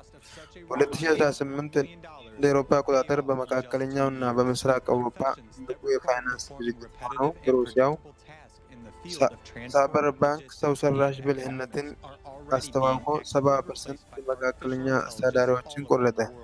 future of logistics has come. Many links of the logistics chain are automated and already በጥቷል። ብዙ የሎጂስቲክ ሰንሰለቶች አገናኞች አውቶማቲክ ናቸው እና ያለ ሰው ጣልቃ ገብነት ቀድሞውኑ ይሰራሉ። The main functions of the vessel are controlled by artificial intelligence. The world's largest ዘመናዊ ወደቦች ሻንጋይ፣ ሆንግ ኮንግ፣ ሮተርዳም እና ሎንግ ቢች በመቶዎች የሚቆጠሩ በሺዎች የሚቆጠሩ ኮንቴይነሮችን ያለምንም የሰው ተሳትፎ ያገለግላሉ። Impressive, isn't it? Have you now thought about the fate of people who once worked አጠቃላይ ስዕል ትንሽ ክፍል ነው። አስገራሚ አይደል? Modern transcontinental logistics companies, ዘመናዊ አቋራጭ የሎጂስቲክ ኩባንያዎች አሊ ኤክስፕሬስ፣ አማዞን፣ ዩፒኤስ፣ ዋልማርት፣ ዲኤችኤል በሰዎች መጋዘኖች ውስጥ የሰው ኃይልን በሮቦቶች በመተካት በከፍተኛ ሁኔታ ፈጽሟል። ሮቦቶች ጭነት ከማንቀሳቀስ በተጨማሪ ሸቀጣ ሸቀጦችን በማሸግና በመለየት ስራ ላይ ተሰማርተዋል። የራስ አሽከርካሪ መኪናዎች ወደ ገበያው ገብተዋል።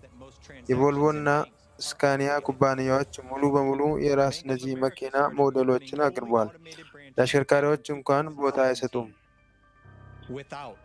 የአሜሪካ ባንክ በ2017 ሙሉ በሙሉ አውቶማቲክ ቅርንጫፎችን መክፈት ጀመረ። የቻይና ኮንስትራክሽን ባንክ ሲሲቢ አስቀድሞ በሻንጋይ ሙሉ በሙሉ በሮቦቶች የሚተዳደር ቅርንጫፍ አለው። ሂሳቦችን ለማስተዳደር፣ ወርቅ ለመግዛት እና ምናባዊ የእውነታ መነጽሮችን በመጠቀም የሪል ስቴት ኢንቨስትመንቶችን ለመተንተን ያስችለዋል። $500 billion by 2023. At a time when millions of specialists will be left unclaimed, banks' profits will rapidly grow. ሮቦቱ ልክ እንደ ቀጥታ ኦፕሬተር ተመሳሳይ እርምጃዎችን ይወስዳል፣ ግን ምንም እረፍት አያስፈልገውም እና ምንም ስህተት አይፈጥርም። ከሌሎች ኢንዱስትሪዎች በተለየ ባንኮች ውድ በሆኑ ፋብሪካዎች፣ በማምረቻ ፋብሪካዎች ወይም በቅንጦት መኪናዎች በተሞሉ ማሳያ ክፍሎች አልተጫኑም። እነሱ ከፍተኛ ወጪዎች ሰዎች ናቸው። የፋይናንስ፣ የምጣኔ ሀብት፣ የሂሳብ ባለሙያ ስራ እንዲሁ በተደጋገመ ስልት ቀመር የተገነባ ሲሆን በአሁኑ ጊዜ በአርቲፊሻል ኢንተለጀንስ አማካይነት በራስ ሰር እየተሰራ ነው። He checks more than 90% of cash documents in 3,000 telecom stores and replaces the work of 101 accountants. ቤኒን የሮቤ ሮቦትን ለሂሳብ አያያዝ ይጠቀማል። በ3000 የቴሌኮም መደብርት ውስጥ ከ90% በላይ የገንዘብ ሰነዶችን በማጣራት የ101 የሂሳብ ባለሙያዎችን ስራ ይተካል። It not only conducts complete accounting, but also generates reports. እሱ የተሟላ የሂሳብ አያያዝን ብቻ ሳይሆን የአስተዳደር ውሳኔዎችን ለማድረግ ሪፖርቶችን ያመነጫል።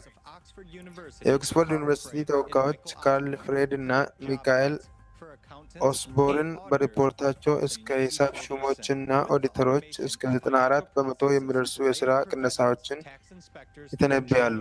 በገንዘብ ሂደቶች ራስሰርነት ተዛማጅ ሙያዎች፣ የግብር ተቆጣጣሪዎች፣ ኦዲተሮች እንዲሁ ይጠፋሉ እና ከ20 ዓመታት በፊት በጣም የተከበረ እና ትርፋማ ተደርጎ የነበረው የአክሲዮን ነጋዴ ሙያ አሁን በ40% በሰው ሰራሽ የማሰብ ችሎታ ተተክቷል።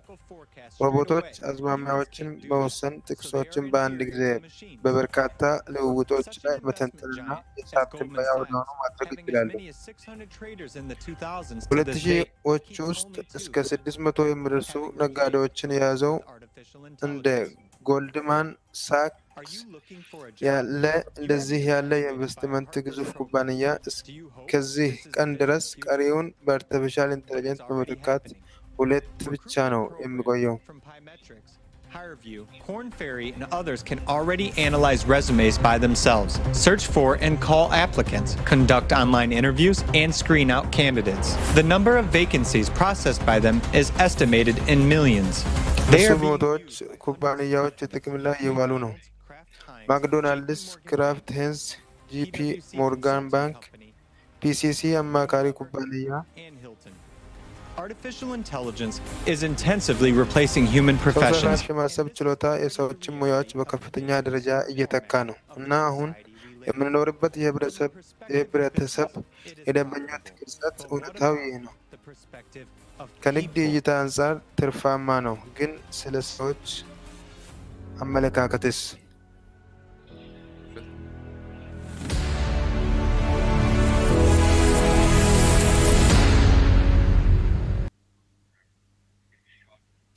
Friends, it is shocking to see how the income ሰዎች ይህን ነገር ማየት በጣም ያስደነግጣል። we will be losing our jobs and ምክንያቱም staying without በዚህ ስራ ላይ የተሰማሩ ብዙ ሰዎች ያለ ገቢ ሊቀሩ ነው። in the economy. Significant role in the economy is played by agriculture, since without food, we will not survive, for sure. Let's watch a video about AI, how it already today replaced the work of people in this sector.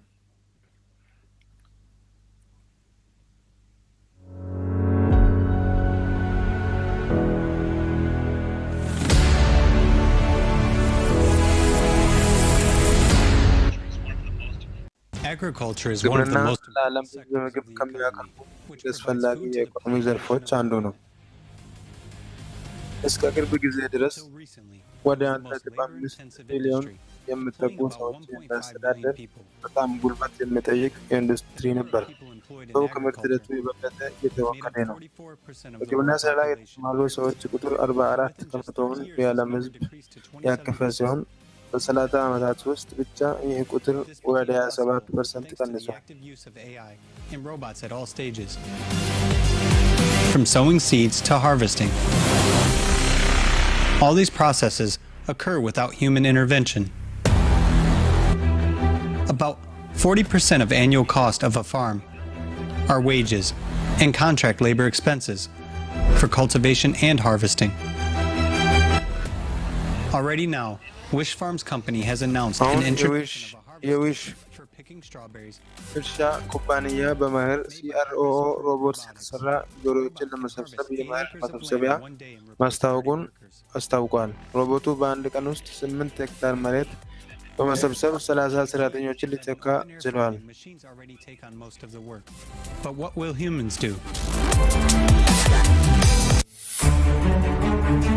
In animal husbandry, ወደ አውቶማቲክ ሂደቶችና አርቲፊሻል ኢንተለጀንስን በመጠቀም አንድ ትልቅ እርምጃ ተወስዷል።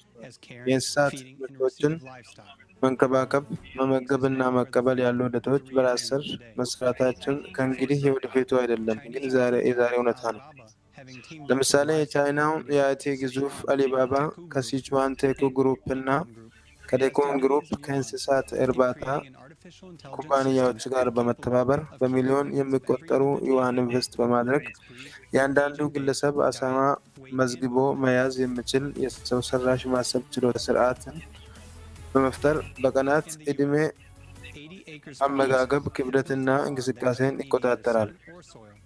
በአሜሪካ ውስጥ 80 ሄክታር እርሻዎች ወይ ፀሐይን ወይም አፈርን ወይም ምቹ የአየር ሁኔታን የማይፈልግ እርሻ ገንብተዋል። እዚያ ለጸረ ተባይ መድኃኒቶች ቦታ የለም፣ ምክንያቱም ሁሉም ነገር በቤት ውስጥና በቀን ለ24 ሰዓታት በሳምንታት ለ7 ቀናት ክትትል የሚደረግበት ስለሆነ minimize human involvement and allow for a remote management of the growth of vegetable and fruit crops. Such systems are successfully applied in aquaponics and aeroponics. The advantage of such የግሪን ሃውስ ጥቅሞች በዓለም ዙሪያ በማንኛውም ቦታ ሊገነቡ በቀን 24 ሰዓት መስራት እና ዓመቱን ሙሉ መሰብሰብ ነው። እነሱ ጥቅሞች ግልጽ ናቸው። በዝቅተኛ ወጪ ከፍተኛ ምርታማነት።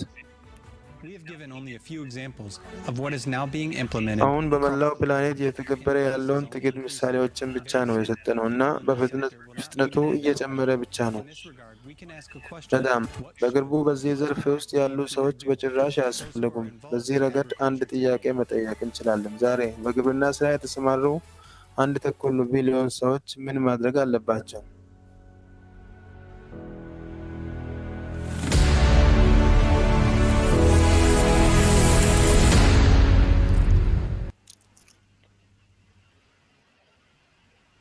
Well, as we can all see, ሁላችንም ያን እንደምናየው but not in the current consumerist format, where everything is done for profit. Consumerist format leads us to the path of money, brain, and profit. And we humans require the creative society, that is the path of life, heart, and love. And dear viewers, we want to remind you that millions of people around the world are watching today's broadcast. It is broadcast live on thousands of YouTube and other streaming channels. Moreover, thanks to volunteers from around the world who understand the importance of this event, the conference is simultaneously translated into 72 languages, including sign language interpretation. Therefore, we can safely say that this is the biggest event in the history of humanity. And it has become a reality because people really understand how important it is for the whole mankind to discuss global problems and crises. Because only together can we find solutions. And we all want peace and happiness. And together we can create this world. Now, let us listen to what our next speaker thinks about it. Dr. Ishaq Calderon Adizes, Doctor of Philosophy, founder and CEO of the Adizes Academy of Management. Dr. Adizes, I pass the word to you.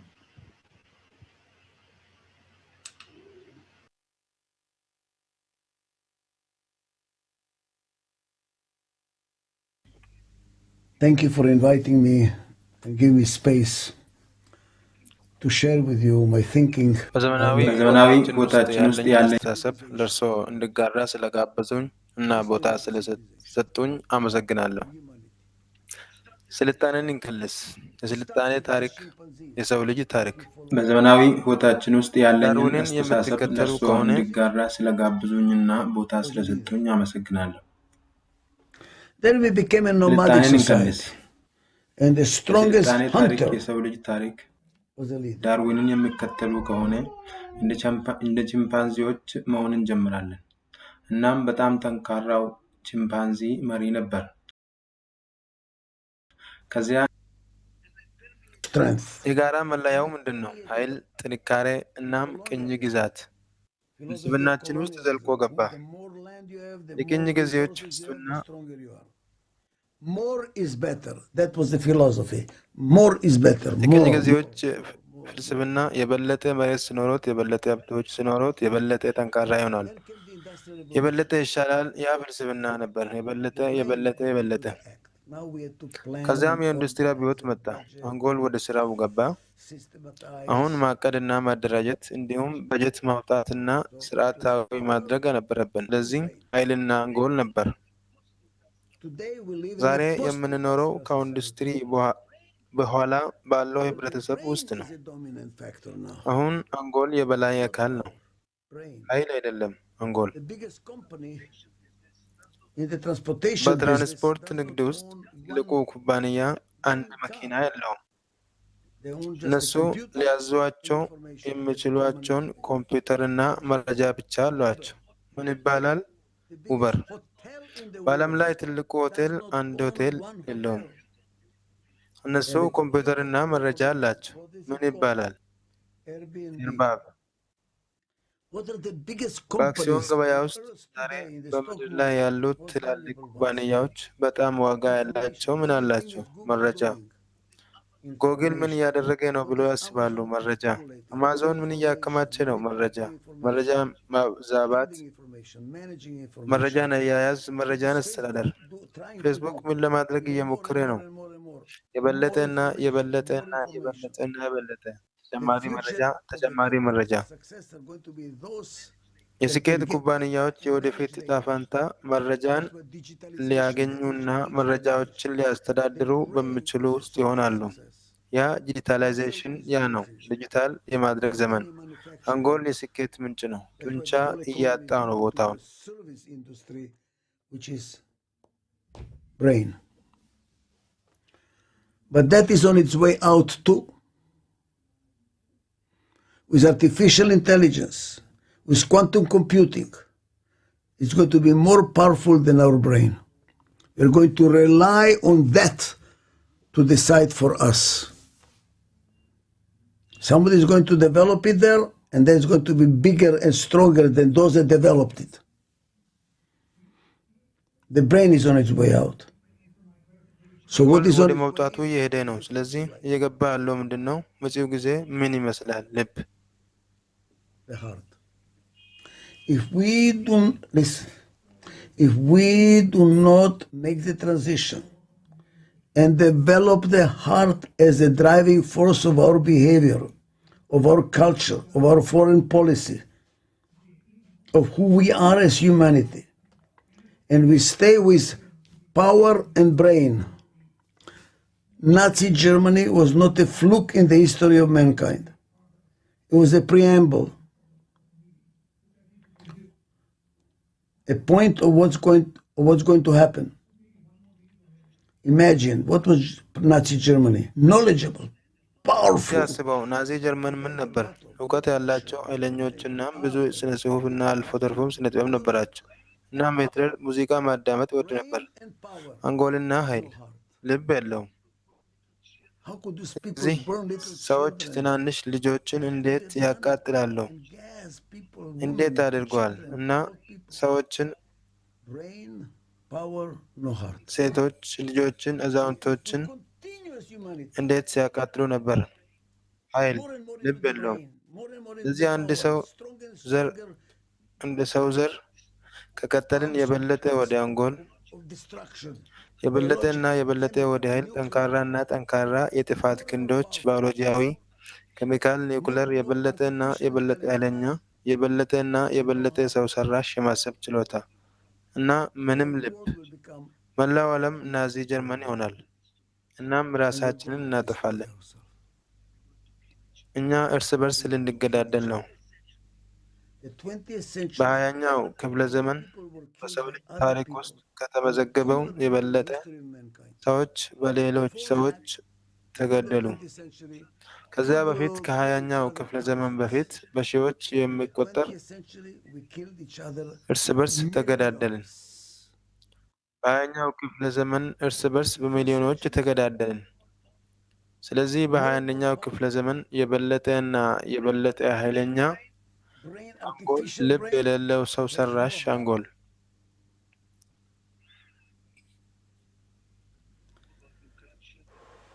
ስለዚህ የልጅ ልጆቹ ስለሚኖሩበት ዓለም ያስቡ እና ውህደት ከምን ይመጣል?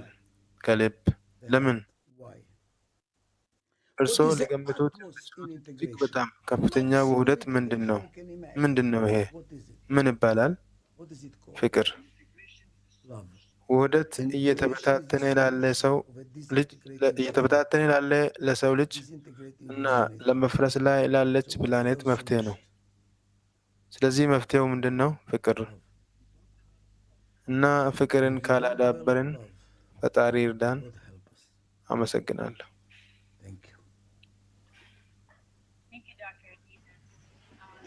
Thank you, Dr. Adizes. You asked አመሰግናለሁ ዶክተር። ወሳኙን ጥያቄ ነው የጠየቁ። ዛሬ በሰማች ማህበረሰብ ወደፊት ተስፋ የለንም እና እያየን ያለው ነገር በጣም አስደንጋጭ ነው። What will the future hold in this እና format? አሁን እየኖርንበት ባለበት አኳኋን ወደፊት ምን ይጠብቀናል? As you said, Dr. Azizes, as well, to follow our hearts. And right now, we are very happy to announce that especially for this conference, we have a special message sent to us from the honorable speakers, Mr. and Mrs. Sayonji, who are the founders of the Goy Peace Foundation and initiated the Fiji Declaration. We are pleased to show you fragments of their message.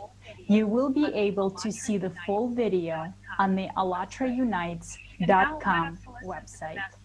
And now let us listen to the message from Mr. Hiro Sayonji. He is the great-grandson of Prince Kinmochi Sayonji, Prime Minister of Japan during the Meiji period. He is also the president of May Peace Prevail on Earth International.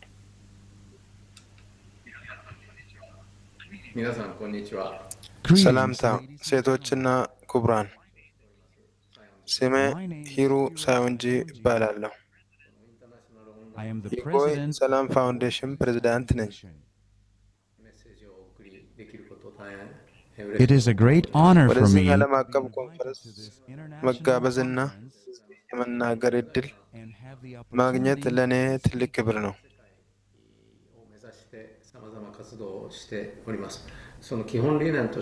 The Goy Peace የጎይ Foundation ሰላም ፋውንዴሽን በምድር ላይ ሰላምን ለማጎልበት በተለያዩ ተግባራት ላይ ተሰማርተዋል። ከመሰረታዊ መርሆቻችን አንዱ በምድር ላይ ላለው ሕይወት ሁሉ መግለጫ ነው። we introduce our እኛ vision of የሰላም ራዕያችንን እናስተዋውቃለን። በአዋጁ ውስጥ 4 መርሆች አሉ። the first one is አንደኛው reverence ለሕይወት አክብሮት ነው። ሁለተኛው ደግሞ ለሁሉም ልዩነቶች መከበር ነው። ሶስተኛው ደግሞ ከተፈጥሮ ጋር አመስጋኝ አብሮ መኖር ሲሆን፣ አራተኛው ደግሞ በመንፈሳዊና በቁሳዊ ነገሮች መካከል መግባባት ነው። እነዚህ መሰረታዊ መርሆች አቅጣጫ የፈጠራ ማህበረሰብን ከሚመሰርትባቸው 8 መሰረቶች ጋር የሚገጣጠም መስሎ ይታየኛል። ዴና በሱ ደስ ብሎኛል።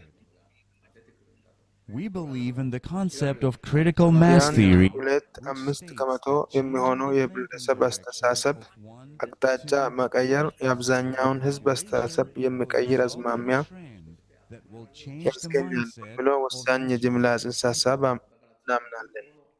ወሳኝ የጅምላ ንድፍ ሀሳብ በሳይንሳዊ የንድፍ ሀሳብ ነው። ከ7 ቢሊዮን ህዝብ ውስጥ 100 ወይም 200 ሚሊዮን ቢሆን የጥቂቱን የህዝብ ንቃተ ህሊና መለወጥ ከቻል በሁሉም ሰው አስተሳሰብ ላይ ትልቅ ለውጥ ይመጣል ብለን እናምናለን። ይህንን ሀሳብ የፉጂ መግለጫን ለሚደግፉ ለማሰራጨት እንፈልጋለን። ወደ ሰላማዊ ዓለም ለመተባበር ጓግተናል። ለዚህ ኮንፈረንስ ስኬት ከልብ እመኛለሁ። በጣም አመሰግናለሁ። Thank you very ሚስተር much, ሳዮንጂ Mr. Sayonji. በጣም እናመሰግናለን። And let's now listen to Mrs. Sayonji, who is the chairwoman of May Peace Prevail on Earth International Organization, descended of the Ryukyu family of Okinawa, peace activist.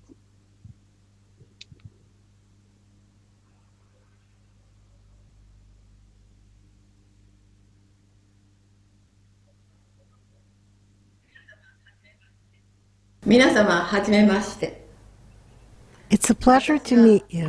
ከእናንተ ጋር መገናኘት ደስታ ነው። My name is Masami Sayonji. ስሜ and I'm ማሳሚ from Japan. ሳዮንጂ ይባላለሁ። ከጃፓን የመጣሁ ነኝ። Thank you for inviting me ስለ and giving me. ጋበዙኝና ቦታ ስለሰጣችሁኝ አመሰግናለሁ። I would like to share my ሀሳቤን thoughts with you. ላካፍላችሁ እፈልጋለሁ። The በጣም most አስፈላጊው important ነገር thing is that አንድ one ብሔር spirit lives in ብሔረሰብ each of us, regardless of የዓለም race, አተያይና የምንናገረው ቋንቋ ሳይለይ አንድ መንፈስ በእያንዳንዳችን ውስጥ መኖሩ ነው። ይህ መንፈሳዊነት ይባላል። እርግጠኛ ነኝ ሁላችሁንም አጋጥሟችኋል። በተጨማሪም ውስጣዊ ተብሎ ይጠራል። ሶስተኛው ስሜት spirituality. ከ5 ስሜቶች በላይ የሆነው መንፈሳዊነት። ሁሉም ሰዎች መጀመሪያ የተወለዱት በውስጣቸው ነው። ተሰጥኦዎች፣ ስሜቶችና ፍቅር አላቸው። World peace is not created የዓለም by the ሰላም president of a የተፈጠረው country. በአንድ ሀገር ፕሬዝዳንት፣ በጠቅላይ ሚኒስትር ወይም በብዙ የተማረ ታላቅ እንኳን አይደለም። The world ዓለም was created by የተፈጠረው each of us. በእያንዳንዳችን ነው። The world will እያንዳንዳችን change ወደ when ተሻለ each of ሁኔታ us changes for ስንለወጥ the better. ዓለም ይለወጣል። The world will ዓለም change. ይለወጣል። Governments will መንግስታት change. ይለወጣሉ And እና citizens will ዜጎች change. ይለወጣሉ። These are the thoughts ላካፍላችሁ that I would like to የምፈልገው share with you. I'm ሀሳቦች very እነዚህ pleased to ናቸው። meet with all of you ዛሬ today. ሁላችሁንም በማግኘቴ በጣም ተደስቻለሁ። ለወደፊቱ ከእርሶ ጋር ለመተባበር በጉጉት እጠብቃለሁ። Thank you, ደህና Mr. ሁኑ። Sayonji. It is essential for us as humans to evolve and take responsibility for ourselves. So let us proceed to the following aspect of our conference: the medical sphere. People who are involved in it are saving our lives. One of the requirements of the development of a person is to have a high-quality healthcare. Let's see what kind of innovations we already have in healthcare in the following video.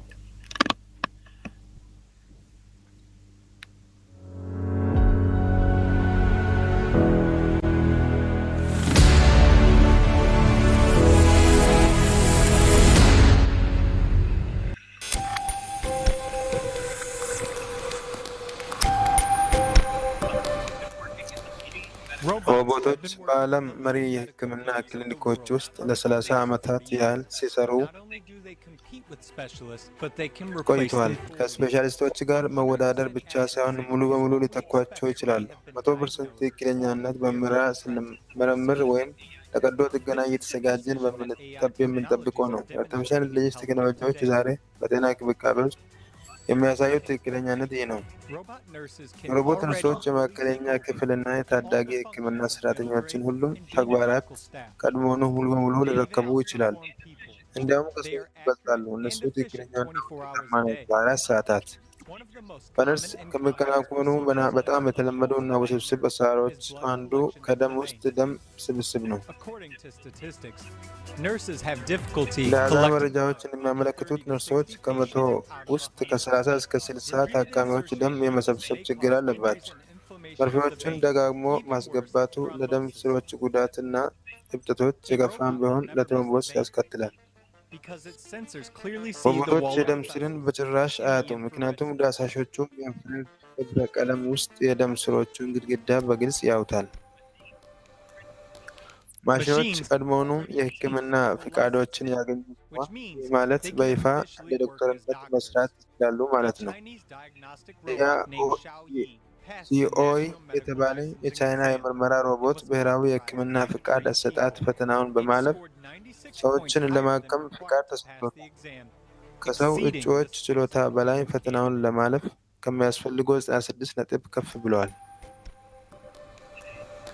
ዛሬ ሰው ሰራሽ በምርመራና ቴራፒ ብቻ ሳይሆን በቀዶ ሕክምና ስፔሻሊስቶች ውስጥ ልዩ ባለሙያተኞች በተሳካ ሁኔታ ይተካል። ሮቦቶች ራሳቸው ለአንድ የተወሰነ ህመምተኛ የቀዶ ጥገናውን በጣም ውጤታማና ቆጣቢ እቅድን ይመርጣሉና ዋናዎቹን ደረጃ ያከናውናል። አርቲፊሻል ኢንተለጀንስ በቀዶ ጥገና ውስጥ መጠቀሙ የቀዶ ጥገናውን ጊዜ በከፍተኛ ሁኔታ ለመቀነስ ያስችለዋል። ለምሳሌ በአንጎል ላይ ከ10 እስከ 12 ሰዓታት እስከ 2 እስከ 3 እብጠቶችን በማይክሮ ደረጃ ትክክለኛነት ያስወግዳል። Put into it by its developers. Surgeries performed by an AI guarantee a quick recovery and a short post-operative period. For example, today, doctors can save lives of people who... በዛሬው ጊዜ ሐኪሞች የሮቦት ስራን በርቀት በመቆጣጠር በመቶዎች የሚቆጠሩ ማይሎች ርቆ የሚገኙ ሰዎችን ህይወት ማዳን ይችላሉ። ከሚሽጋን የልብ ሐኪም የሆኑት ሪያን ማደር ፐርሰናል የደም ቧንቧ ጣልቃ ገብነትን ያካሂዳል። በአደገኛ የልብ ድካም ወይም ድንገተኛ የልብ ምት ሁኔታ ውስጥ ላለ አንድ ሰው ህይወት አንድ ዘዴ ነው። አንድ መደበኛ አሰራር በ4 ሐኪሞች ቡድን የሚከናወን ሲሆን በአማካይ 1 ሰዓት ይወስዳል። የኤ አጠቃቀም በጥቂት ሰዓታት ውስጥ የ36 የሁማንን ህይወት ለማዳን ያስችሏል። ሁለንተናዊ የቀዶ ጥገና ሮቦት ዳቪንቺ በማንኛውም የአካል ክፍሎች ላይ ክዋኔዎችን ያከናውናል። በአሜሪካ ብቻ ወደ 80 በመቶ የካንሰር ቀዶ ጥገናዎች ይህንን ሮቦት በመጠቀም ይከናወናሉ። በዓለም ላይ ያሉት የአሰራር ብዛት በዳቪንቺ እርዳታ ወደ 2 ሚሊዮን እየተጠጋ ነው። ሮቦቶች ስርዓቶች በአሜሪካ፣ እስራኤል፣ ጀርመን፣ ደቡብ ኮሪያ፣ ጃፓን፣ ሲንጋፖር፣ ሩሲያ፣ ዩክሬን እና ሌሎች ሀገሮች ውስጥ ተተክቷል። This type of surgery is the most difficult for robotics to master. Incising and suturing soft tissue were the only things surgeons still had to do in robot-assisted surgeries. STAR solves that too. Today, doctors assist artificial intelligence. ዛሬ ሐኪሞች ሰው ሰራሽ ብልህነትን ይረዱታል። Millions of people around the world are waiting for an organ transplant. 3D አታሚዎች In China alone, there are 1.5 million people on the waiting list, while in the United States, 20 people die every day not being able to receive a donor transplant. In Russia, there were only 900 donors for በቻይና ብቻ 1.5 ሚሊዮን ሰዎች በተጠባባቂነት ዝርዝር ውስጥ የሚገኙ ሲሆን በአሜሪካ ደግሞ ለጋሽ ንቅለ ተከላ መቀበል ባለመቻላቸው በየቀኑ 20 ሰዎች ሞተዋል። እና ለሰው ሕይወት ዋጋ የማይሰጥ የዛሬው የሸማችነት ህብረተሰብ አስከፊ እውነታ ነው። The technology that could save the lives of these people is 3D organ printing. እነዚህን ሰዎች ህይወት መታደግ የሚችል ቴክኖሎጂ የ3D አካል ማተም ነው። በአሁኑ ጊዜ የአጥንት፣ የቆዳ፣ የፊኛ እና የጣፊያ መተካት በአሁኑ ጊዜ እየተከናወነ ይገኛል።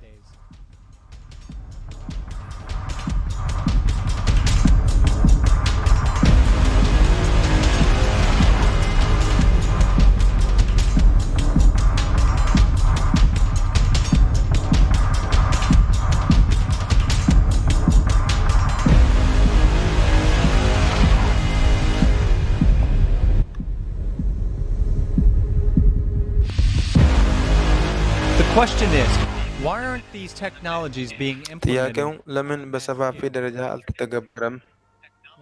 እኛ እርስ በርስ ስለመጠፋፋት ቴክኖሎጂዎችን እናስተዋውቃለን፣ ግን የሰውን ህይወት የሚያድኑትን ለህዝብ ማሳወቅ አንቸኩልም። Consumer የጤንነት ቅርጸት ህይወትን ስለማዳን አይደለም። ትኩረት የበለጠ ቀልጣፋና ተደራሽ ቴክኖሎጂ እንኳን ናኖሮቦቶች ከጉንዳኖች በሚሊዮን እጥፍ ያነሱ ናቸው። እነሱ በአቶሚክ እና በሞለኪውል ደረጃ ላይ በሰውነት ላይ ተጽዕኖ ያሳድራሉ። እነሱ በከፍተኛ ትክክለኛነት ጥቃቅን ቀዶ ጥገናዎችን ያካሂዳሉ፣ የደም መርጋትን ያስወግዳሉ፣ ቁስሎችን ይዘጋሉ፣ በሴሉላር እና በሞለኪውላዊ ደረጃዎች ላይ የበሽታዎችን ፈጣንና ርካሽ የምርመራ ውጤቶችን ያካሂዳሉ። እንዲሁም መድኃኒቶችን በብቃት ለማድረስ ወደሚችሉ የሰውነት ክፍሎች ያደርሳሉ። ናኖሮቦቶች ካንሰርን ለመፈወስ፣ አንድ አይነት ሴል እንደገና ማስተካከል ወይም ሰው ሰራሽ አካልን ለመተካት አዲስ እግርን ሊያሳድጉ ይችላሉ። እነሱ በአካባቢያቸው ካሉ ሞለኪውሎች በቀላሉ ይሰበሰባሉ፣ እንዲሁም የራሳቸውን ቅጅ መሰብሰብ ይችላል፣ ማለትም ማባዛት ይችላሉ። which you will not even feel. And consider that you have visited a diagnostician, a therapist, and a surgeon of the highest qualification at once. Since moving around your body, they will not only diagnose you painlessly and ምርመራ ባለሙያ፣ ቴራፒስት እና ከፍተኛ ብቃት ያለው የቀዶ ጥገና ሐኪም በአንድ ጊዜ እንደጎበኙ ያስቡ። በሰውነቶ ዙሪያ ስለሚዘዋወሩ የሰውነት መቆጣት መንስኤን በማግኘት ያለ ህመም እና ያለ ጥርጥር ምርመራ ያደርጉሎታል፣ ግን እነሱን ያስወግዳሉ፣ እንዲሁም የሰውነቱን ተግባራት ሙሉ በሙሉ ያድሳሉ። እነዚህ ናኖ ሜዲኮችን የማድረግ ወጪ ጥቂት ሳንቲም ብቻ ሲሆን እነሱን ለመሰብሰብ የሚወስደው ጊዜ ጥቂት ደቂቃዎች ብቻ ይወስዳል።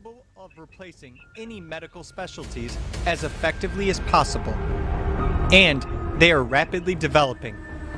But in the conditions of the consumer format of society, the use of these technologies will lead to the fact that people who are saving በፍጥነት እያደጉ ናቸው። በህብረተሰቡ የሸማች ቅርጸት ሁኔታ እነዚህ ቴክኖሎጂዎች መጠቀማቸው ትናንት ህይወታችንን ሲያድኑ የነበሩ ሰዎች ዛሬ ያለ ስራና ያለ መተዳደሪያ ይተዋሉ። አሁን ቴክኖሎጂ ዓለምን የመለወጥ እድል አለው፣ ግን ያ ለውጥ ምን እንደሚሆን የኔና የእርስዎ ጉዳይ ነው ጓደኞች።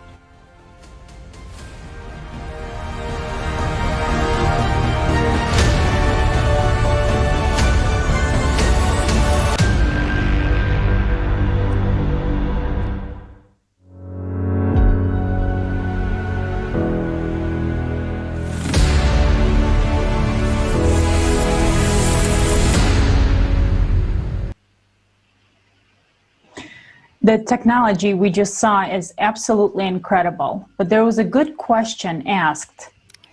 What will happen to this technology in the consumerist society, and will it be available to us? For from what I can see, I work in the medical field. So already after watching this video, yes, I understand how valuable all this is to people. But I also understand that many medical professionals, including myself, will be left out of job. And what do you do in the format that we live in? Where do we go? And this is very important that we think about it today. And also, dear viewers, please send us your feedbacks. What do you think about the technology we watched? What do you think about the videos that we've seen? What can we do with all this technology? How do you see the future with artificial technology in it? We would love to hear from you. You can send us your feedbacks to info@allatra.tv, and you will see the email address on the screen. And then later on, we will post your feedback and your understandings on the ALLATRA TV website. And now our next speaker is our good friend, Dr. Jeffrey Long, who's a radiation oncologist, best-selling author of Evidence of the Afterlife. Dr. Long has participated in our conference in the past, and it's a pleasure to have him here with us again. Dr. Long, I pass the word to you.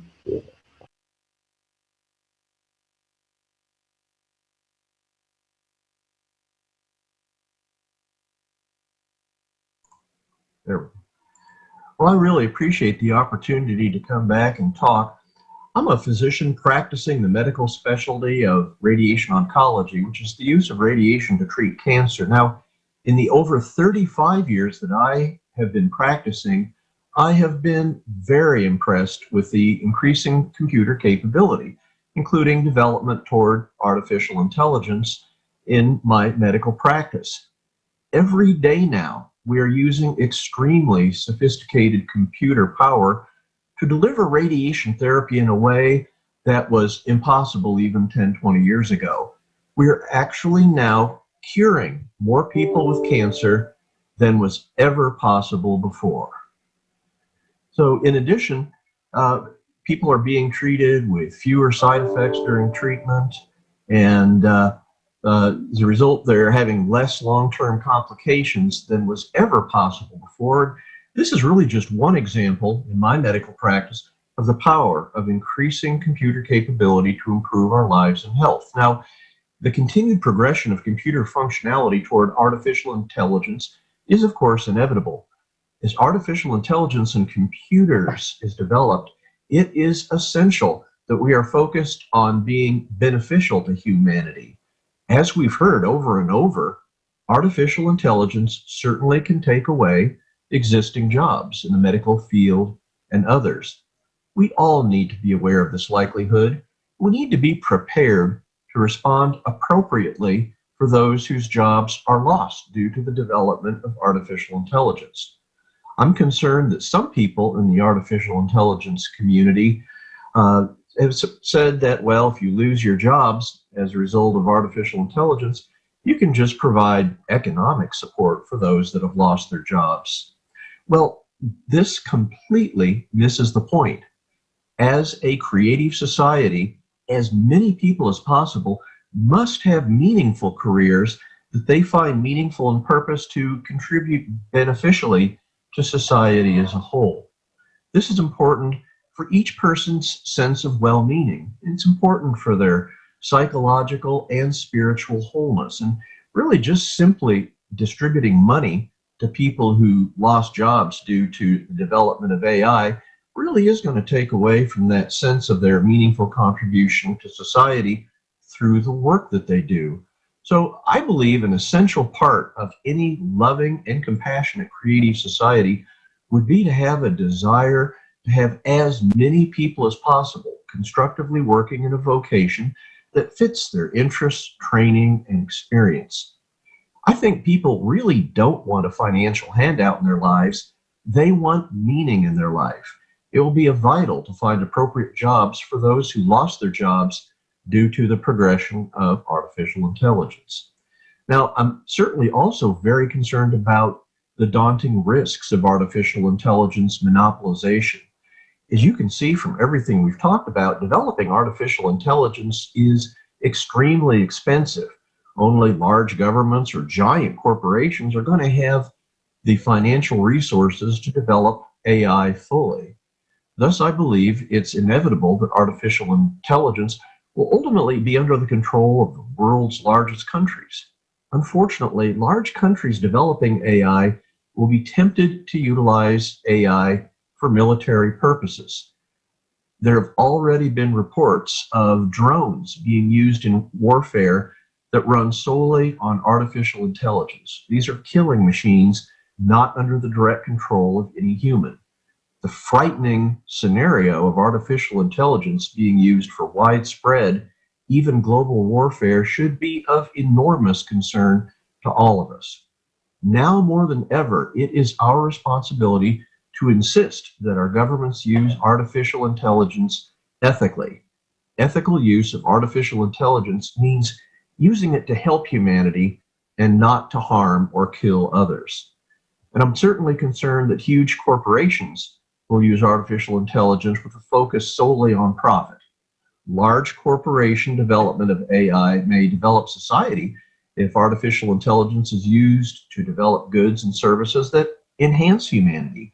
Unfortunately, large corporations will certainly be tempted to use AI to shut out smaller businesses competitively.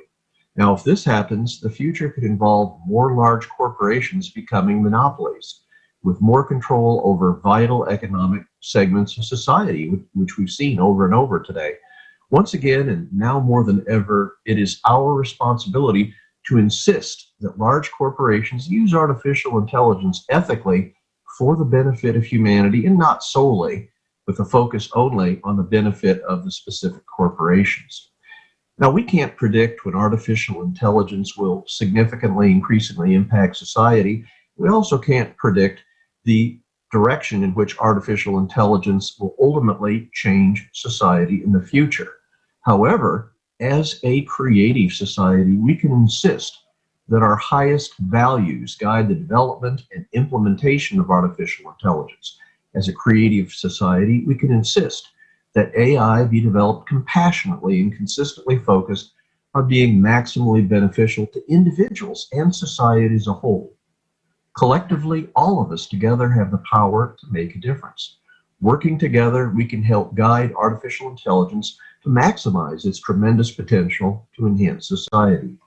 Now, artificial intelligence may help usher in a golden age of humanity, where we can all live in peace and harmony, free from the scarcity of resources that have divided nations and diminished the quality of life on this planet for so long.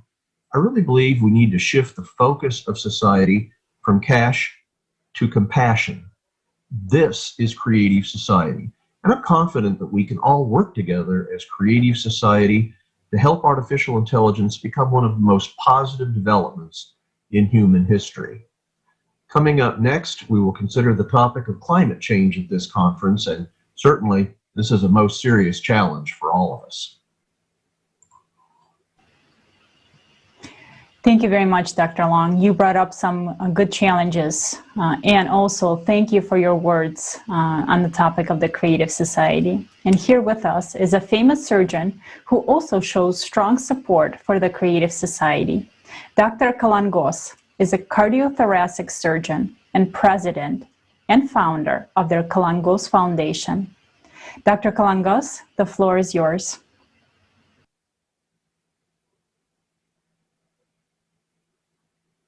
Hello, everybody.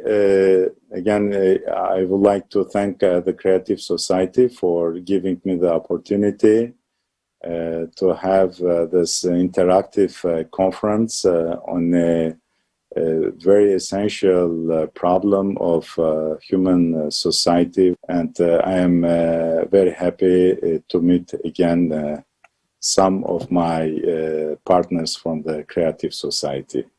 And I strongly support the Creative Society and the idea of the Creative Society. I believe the Creative Society is a huge human project which started with the motivation probably of one person, of a small group of people. But now I realize through all these interviews you do on a daily, on a weekly basis, that the number of these motivated people around the creative society is increasing. This project will be reinforced on a continuous way by all these people who will join the project. And for Artisan, now is the right time to change the consumeristic habits of our society, to be more sensitive vis-a-vis the problems of our society, and try to discuss them, to spread this interactive environment to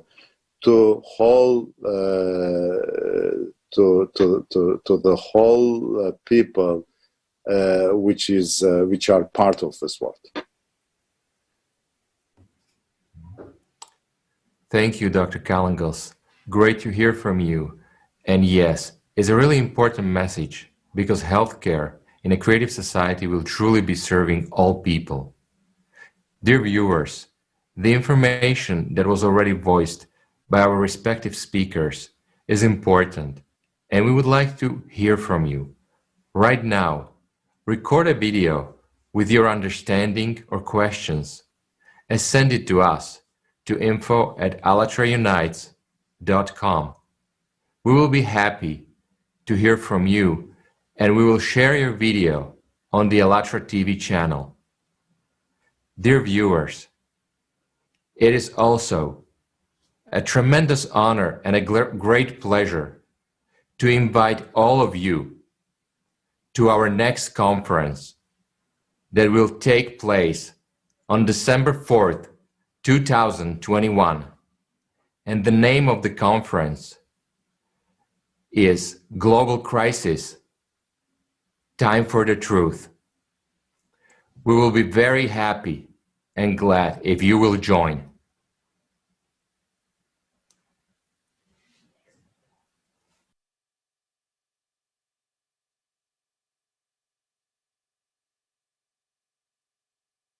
Next speaker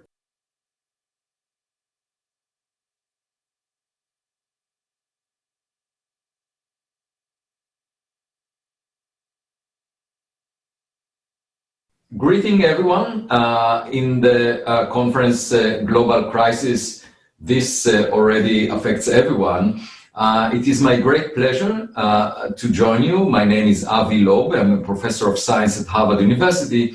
And I was asked at a forum recently, how do I define an intelligent civilization? And the way I define it is a civilization that follows the guiding ላሉት ሁሉ ሰላምታ መስጠት ዓለም አቀፍ ቀውስ ይህ ቀድሞውኑ ሁሉንም ሰው ይነካል። ከእርስዎ ጋር መገኘቴ ታላቅ ደስታዬ ነው። ስሜ አቪ ሎብ እባላለሁ። በሃርቫርድ ዩኒቨርሲቲ የሳይንስ ፕሮፌሰር ነኝ እና በቅርቡ በመድረኩ ላይ የማሰብ ችሎታ ያለው ስልጣኔንና እንዴት መግለጽ እችላለሁ የሚል ጥያቄ ቀርቦልኝ ነበር እና እኔ የምገልጽበት የሳይንስ መመሪያ መርሆችን ማለትም በመተባበርና በማስረጃ ላይ የተመሰረተ እውቀትን ማጋራት የሚከተል ስልጣኔ ነው እና ችግራችን ዓለም አቀፋዊ መሆኑ አሁን ግልጽ ነው። of reality around us and better aspirations for space. That's one example how science and technology can help humanity, and there are many other challenges that face us, including የአየር climate ንብረት ለውጥን ጨምሮ ለሁሉም ሰው የሚሆን በቂ ምግብ ማቅረብና ትምህርት መስጠት፣ ሳይንስ እና ቴክኖሎጂ የሰው ልጆችንና በእኛ ላይ የሚገጥሙንን ሌሎች በርካታ ችግሮች እንዴት ሊረዱ እንደሚችሉ አንዱ ምሳሌ ነው። እናም ሳይንስና ቴክኖሎጂው ሩቅ ለወደፊት በዓለም አቀፍ ደረጃ ለሁላችን እጅግ የተሻለ ዓለም ተስፋን እንደሚሸከም አምናለሁ እና በእርግጥ ያ ከምድርም መውጣትንም ያጠቃልላል። ምክንያቱም በአሁኑ ጊዜ ሁሉም እንቁላሎቻችን በምድር ላይ በአንድ ቅርጫት ውስጥ ናቸው። እናም አንድ ጥፋት ከተከሰተ የምንጨነቃቸው ነገሮች ሁሉ ያልፋሉ። ስለዚህ ወደ ጠፈር መሄድ እጅግ አስፈላጊ ነው። እናም ያ የሰው ልጅ ከሚገጥማቸው ድንበሮች ውስጥ አንዱ ነው። በእርግጥ ያ በጣም ተስማሚ ነው፣ ምክንያቱም የተለያዩ ብሔሮች የተለያዩ ብሔራዊ ጥቅሞች አሏቸው። ግን የአስተሳሰባችን ዓለም አቀፋዊ በሆነ መጠን የተሻለ ትብብር አገናኝ ነበር።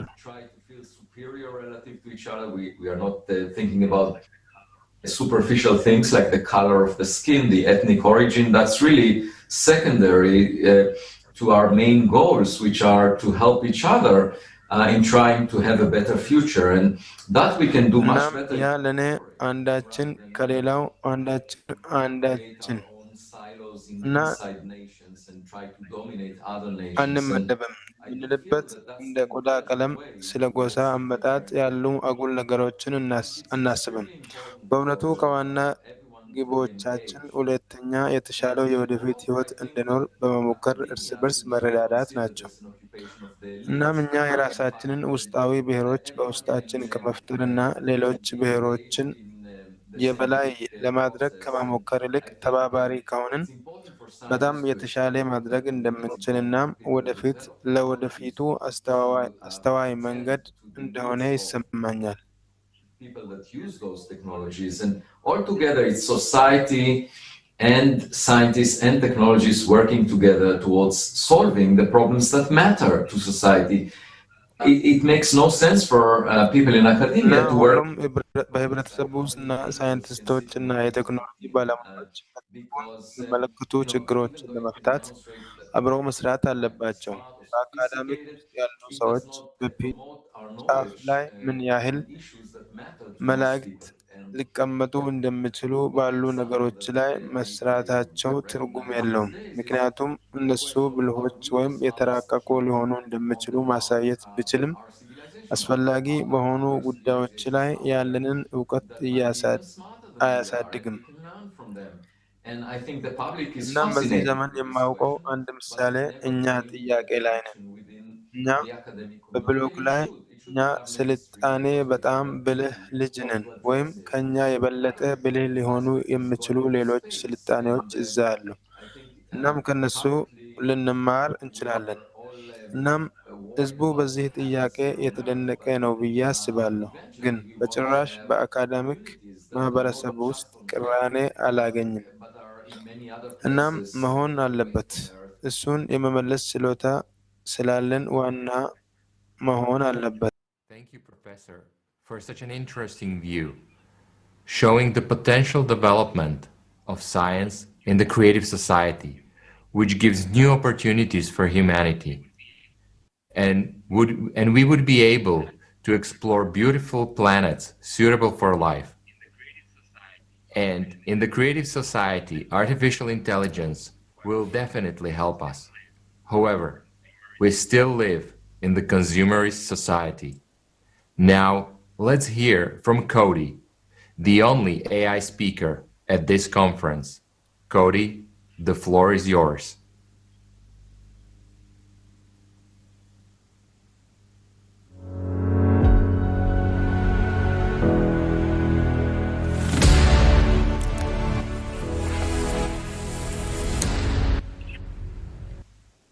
I welcome the participants. የዛሬውን ጉባኤ ተሳታፊዎችና ተመልካቾችን በደስታ እቀበላለሁ። ስሜ ኮዲ ይባላል።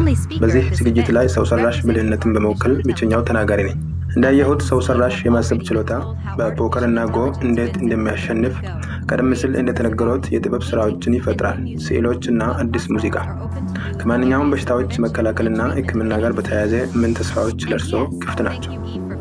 እና ሔዋንን ለሰው ልጆች የወባ መድኃኒት በማፈላለጓ አመሰግናለሁ። አርቲፊሻል ኢንተለጀንስ እንኳን ባልጠበቁበት ቦታ እንዴት ውጤታማ በሆነ ሁኔታ እንደምተካው እስቲ እንመልከት።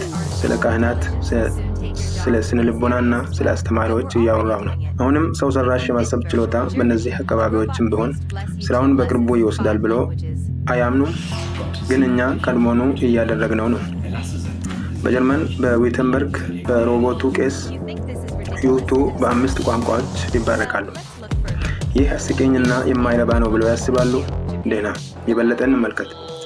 በጃፓን ቶኪዮ ውስጥ አንድ አንድሮይድ መነኩሴ ይኸውልዎት በቀብር ስነ ስርዓቶች ላይ ቅዱሳት መጻሕፍትን ያነባል።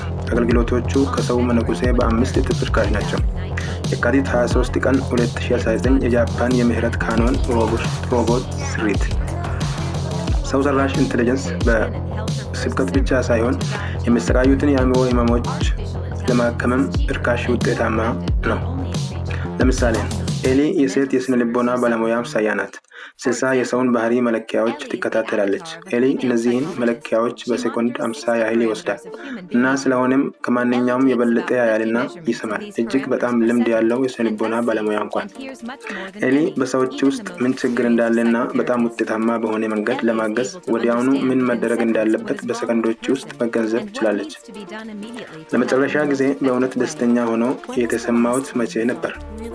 ምናልባት ከወራት በፊት። በዚህ ላይ እያመነቱ እንደሆነ አስተዋልኩ። በአጠቃላይ እርስዎ ደስተኛ ሰው ነኝ ይላሉ? እኔ በአጠቃላይ ደስተኛ ነኝ። በቅርብ ጊዜ ውስጥ እኔን ዝቅ የሚያደርገኝ ነገር አለ። ለአንድና ለመጨረሻ ጊዜ ተግባራዊ የስነ ልቦና ባለሙያዋን መተካቷ ብዙም አይቆይም።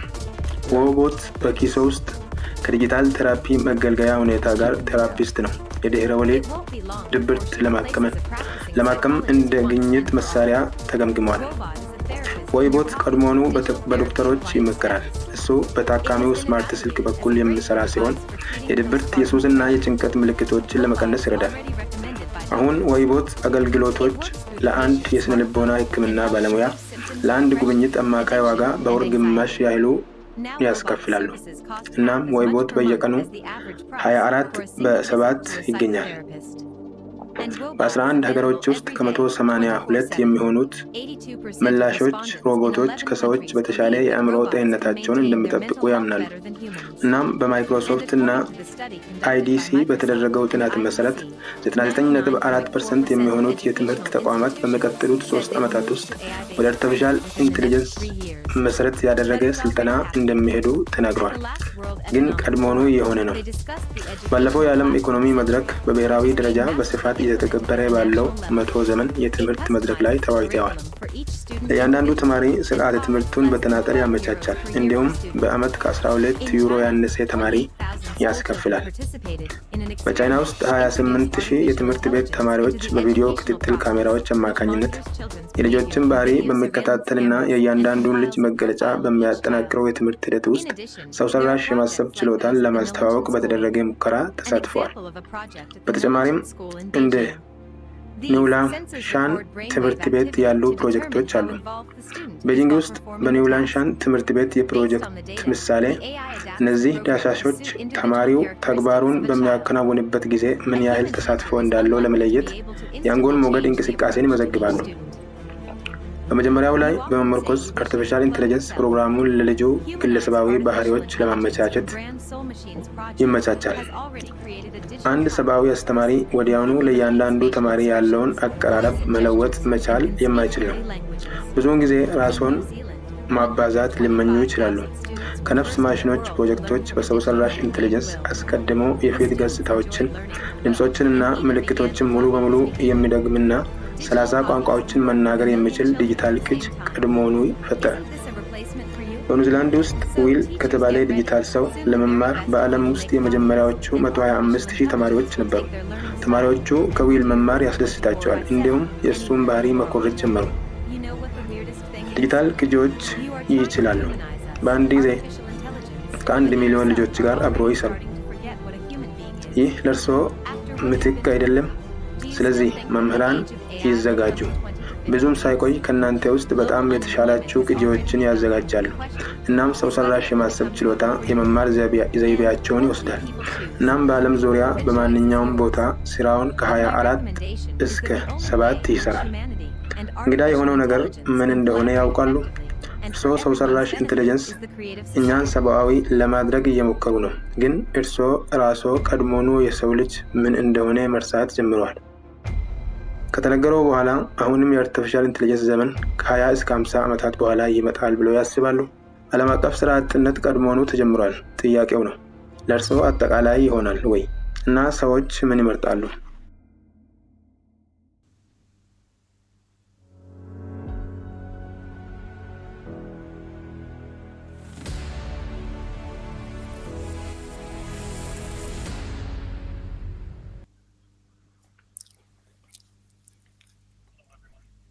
Hello, everyone. Friends around the world, let's discuss a topic that will not only be surprising, but unthinkable. But before we do that, let's go ahead and thank Cody. Guys, did you realize that Cody was artificial intelligence? Or was she human? Thank you all for being here. The topic we're going to discuss is church, okay? All religions will remain. ሁሉም ሃይማኖቶች ይቀራሉ። ካህናት በአርቲፊሻል ኢንቴሊጀንስ ይተካሉ።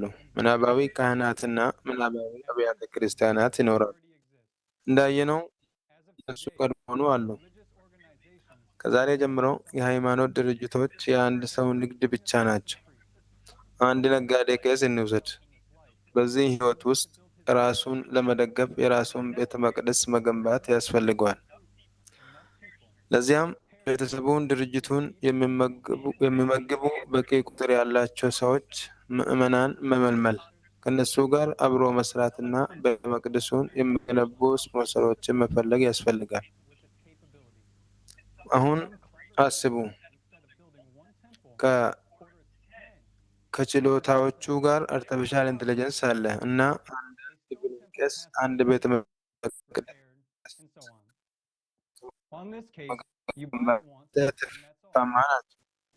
የድንጋይ ቤተ መቅደስ በሙቅ መጠገንና የመሳሰሉት መሆን አለበት። በዚህ ሁኔታ ውስጥ እያለ አንድ ጊዜ ይገዛሉ እና ያ ነው። ሰዎች ወደ ድር ጣቢያው ገብቶ ቀንና ሌሊት ከካህናቱ ጋር መነጋገር ይችላሉ። ይህ ሁሉ ቀድሞውኑ ይከናወናል። ምናባዊ ሻማዎች፣ ምናባዊ አማልክት፣ ምናባዊ ካህናትና ምናባዊ የቡድሃ መነኮሳት አሉ። Tell and explain everything and answer the questions of each person's concern. And you won't have to wait for your turn in a temple where 50 አንድ ሰው የቪአር መነጽሮችን ለመልበስ በቂ ነው። እናም አንድ ሰው በቤተ መቅደስ ውስጥ የመሆን አጠቃላይ ይሆናል። Each time we come to the service, we will get answers and psychological help. ወደ አገልግሎቱ በምንመጣበት እያንዳንዱ ጊዜ መልስና የስነ ልቦና ድጋፍ እናገኛለን። ምናባዊ መነጽሮች መልበስ ለኛ ይበቃል። አንድ ተራ ሰብአዊ ካህን ሁሉንም ነገር በዚህ መንገድ ሊነግረንና ሊያስረዳልን ይችላልን? እሱ በእውነቱ እኛን አያውቀንም። ለዚያም ከእያንዳንዱ ሰው ጋር ብዙ ጊዜ ማሳለፍ ይፈልጋል። ግን የዋጋ ጉዳይ ነው። በደንበኝነት ምዝገባ አማካኝነት ማንኛውንም ምናባዊ ቄስ በቀላሉና በፍጥነት መቀበል ይችላል። ጥያቄ፣ ምን እንመርጣለን? ለምናባዊ ቤተ መቅደስ በደንበኝነት እንገዛለን ወይም ወደ ድንጋይ ቤተ መቅደስ እንሂድ? ጓደኞች፣ እኔ ተረድቻለሁ። ጥያቄ ሊኖሮት ይችላል። ለምን ይህንን እንመርጣለን? ደህና። አንዳንዳችን ቀደም ሲል በሚመች ሁኔታ ላይ በመመስረት ውሳኔዎችንና ፍርድን እናደርጋለን አይደል? በቅርቡ ሃይማኖቶች ይህ ሁሉ ከሰይጣን ነው ብሎ አሁን ግን ዲጂታላይዝ ተደርጓል። ነገ ደግሞ አርቲፊሻል ኢንቴሊጀንስ ስርዓት ይሆናሉ ብልህ ተደራሽና ደስ ከሚሉ ካህናት ጋር መወዳደር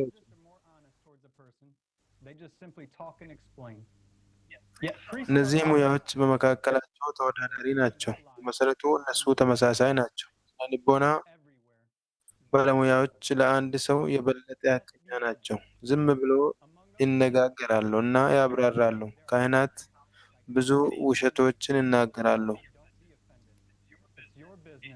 የሚወጡ ውሸቶች የበለጠ አሉ እና በሁሉም ቦታ የአምልኮ ስርዓቶች አሉ።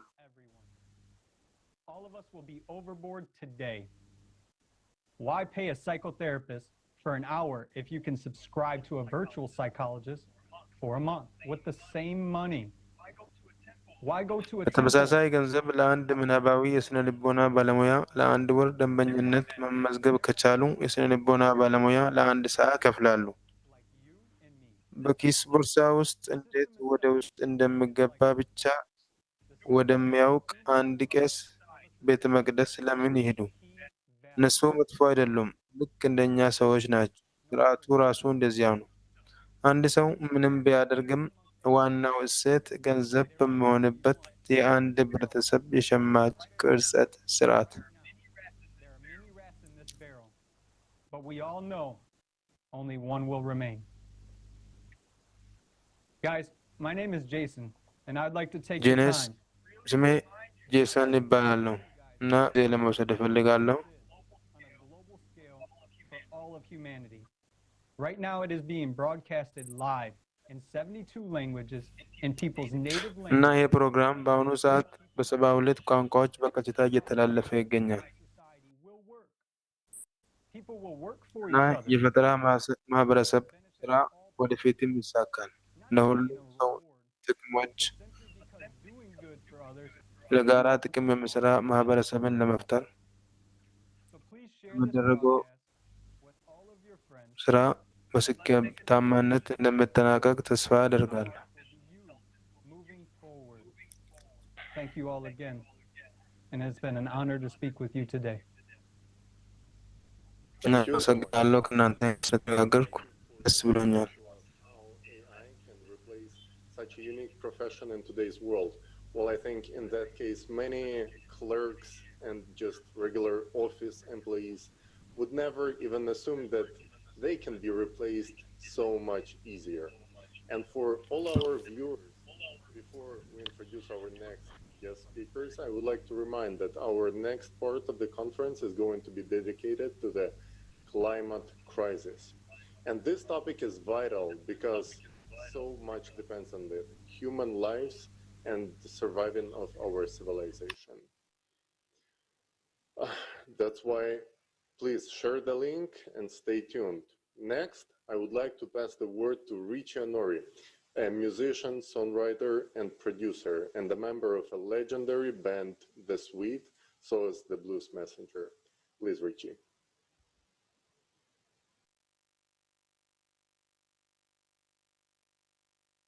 My name's Richie Honori. I'm here to help wake up the people. I believe we're at a moment of truth in our society. I've created a song called System of the Slaves for Sweet, and we released it. It's gone viral. It's about artificial intelligence. It's about what we're facing right now. It's not about propaganda, which has an agenda. It's about truth. And truth has pure message. So as so many things and as people listen to the propaganda, it's hard for people to understand what the truth is and to sift through what the truth conference you put together about AI and about your whole movement, creative society. And it's quite amazing with the idea of unity. I have one vision. I believe one vision is unity through individualism. So I come to you all out there globally in all the languages to understand and to really wake up and listen to the message of System of the Slaves. Because System of the Slaves not only focuses on what replacing mankind and taking away jobs, but it's about surveillance. And it's by just, its focus is on who's really in charge. ስለዚህ ለዓለም ዙሪያ በዓለም ዙሪያ በሁሉም ቋንቋዎች ወደ እናንተ እመጣለሁ። የባሪያዎችን ስርዓት መልእክት ለመረዳትና በእውነት ለማንቃትና ለማዳመጥ። ምክንያቱም አንዳንድ ባሪያዎች የሰው ልጅ የሚተካውና ስራን የሚወስደው ነገር ላይ ብቻ የሚያተኩሩ አይደለም፣ ነገር ግን ስለ ክትትል ነው እና እሱ ብቻ በትኩረት ነው በእውነቱ በኃላፊነት ላይ ያለው። ከኋላ የተደበቁ አምባገነኖች እነማን ናቸው? ያው አጀንዳ ያላቸው ትናንሽ ሰዎች እነማን ናቸው? So with creative society, you have this great, really this fantastic platform of all the languages. If we all join together right now, we will have a future. We don't. I'm sorry to say, it's not going to be pretty. We are at a beautiful time. ስለዚህ እዚያ ከመቀመጥ ወይም ከማዳመጥ ይልቅ እርምጃ ስለመውሰድ ነው። ስለዚህ ከፈጠራ ህብረተሰብ ጋር በእውነቱ ከሁሉም ቋንቋዎች ጋር ይህ ድንቅ መድረክ አለት። ሁላችንም አሁን ከተሰባሰብን የወደፊት ህይወት ይኖረናል፣ ካላደረግን ቆንጆ አይሆንም ብሎ በመናገሩ አዝናለሁ። እኛ በጣም ቆንጆ ጊዜ ላይ ነን። እናም ዛሬ የሚያዳምጡትን ወጣቶች ሁሉ እና በዓለም ዙሪያ ያሉ ሰዎችን እጠራለሁ። ንቁ። ከመሆን የበለጠ ይወስዳል። በአንድ ራዕይ፣ በአንድ አንድነት ይመጣል። እናም እኛ ማድረግ ያለብን ያ ነው።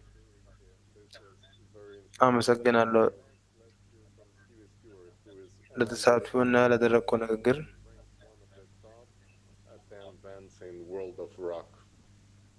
Please, Stevie.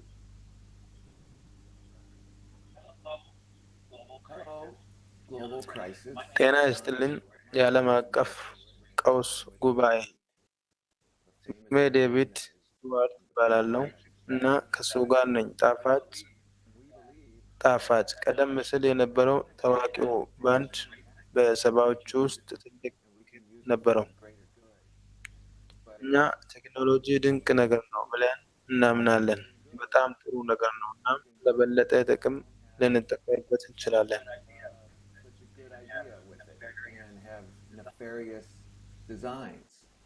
And if we don't watch what's going on, AI could be our biggest threat to this society.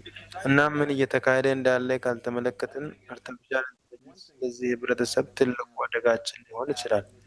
ምክንያቱም አንድ ነገር ይመስለኛል፣ ነፍስ የለውም። እናም ነፃ ምርጫን የመረዳት አቅም የለውም።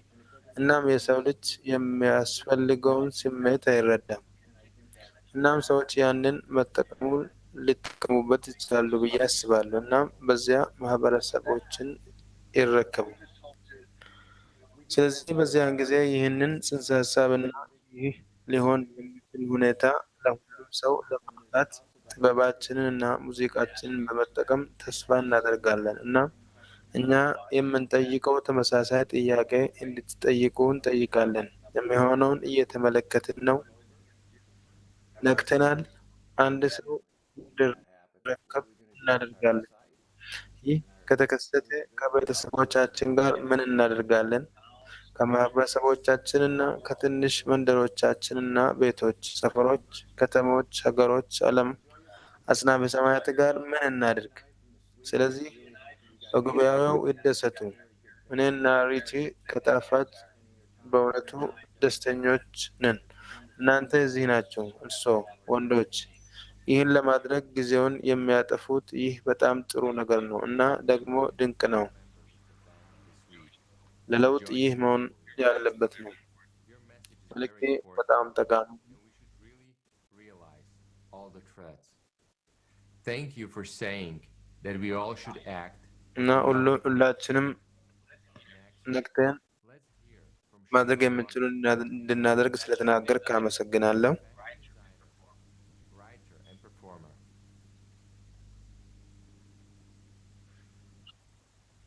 Hi everyone, I'd like to welcome you all to this conference of global crisis that's affecting. ታዲያስ ሁላችሁንም ወደዚህ ጉባኤ እንኳን ደህና መጣችሁ በማለት እፈልጋለሁ። ዓለም አቀፍ ቀውስ ይህ ቀድሞውኑ በሁላችን ላይ ተጽዕኖ ያሳድራል። ስለ ፍጥረታዊ ንቃተ ህሊና ወይም ስውርነት ካወቅኩ የካፒታል ዓለም ተቃራኒው የፈጠራ ዓለምን ሁልጊዜ ከልቤ ጋር በጣም ይቀራረባል። እነዚህ ጉዳዮች ስለዚህ መጪ ክስተት ስትነግረኝ እምቢ ማለት አልቻልኩም።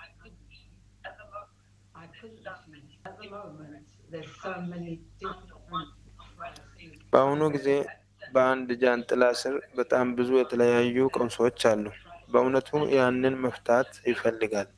እኛ ግን የአየር ንብረት ቀውሱን አግኝተናል። እናም ቀውስ ሊሆን የሚችል ይመስላል። እኛ ግልጽ ከወረርሽኙ ጋር አለ።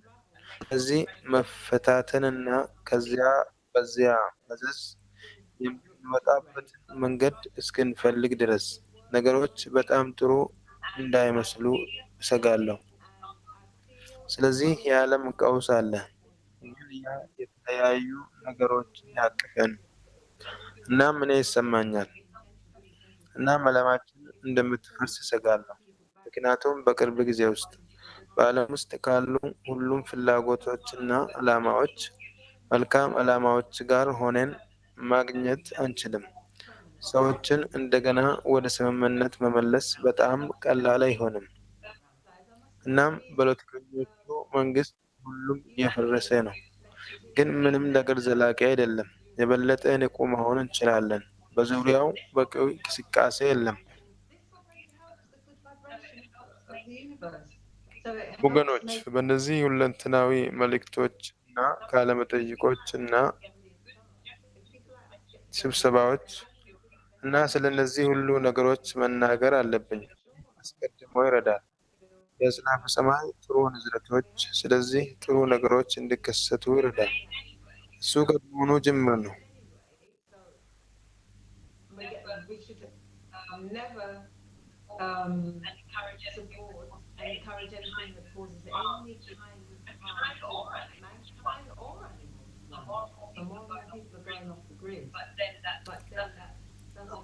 ስለዚህ ቁጥራቸው እየጨመረ የመጣ ሰዎች ከአውታረ መረቡ እየወጡ ነው። ግን ያ ሁሉን ነገር በቋሚነት አይፈታውም። መሮጣችንን እና መደበቃችንን መቀጠል አንችልም። ለጊዜው እንችላለን፣ ግን በመጨረሻ አንድ ሰው ሊያገኝ ነው። የሆነ ቦታ የሞት መጨረሻን እናገኛለን። እናም ወደዚያ ደረጃ መድረሱ በጣም ያሳዝናል አይደል? መሮጥና መደበቅ አለበት።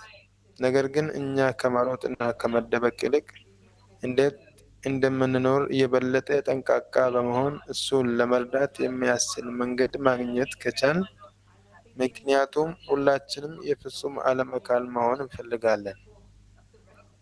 እኔ እንደማስበውና አናሳዎች ውስጥ ነን።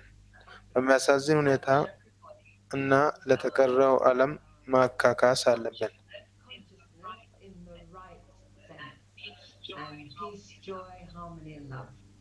ውድ የፍጥረት ማህበሩ ተሳታፊዎች፣ ሁሉም ሰው በትክክለኛው ስሜትና ሰላም፣ ደስታ፣ ስምምነት እና ፍቅር ውስጥ ንቃተ ህሊና እንደመኙ ምኞቴ ነው።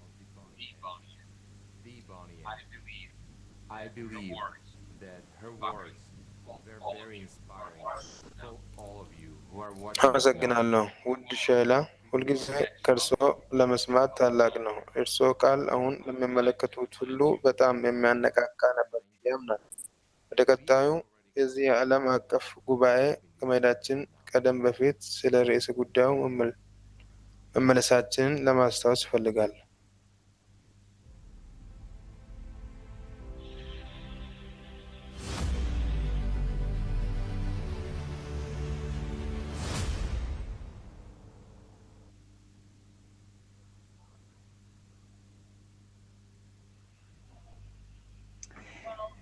Well, now is the time when we move to the next topic of the global event. And I would like to remind our viewers. ወደ ቀጣዩ የስብሰባችን ርዕስ ከሄድንበት ጊዜ ላይ ደርሰናል።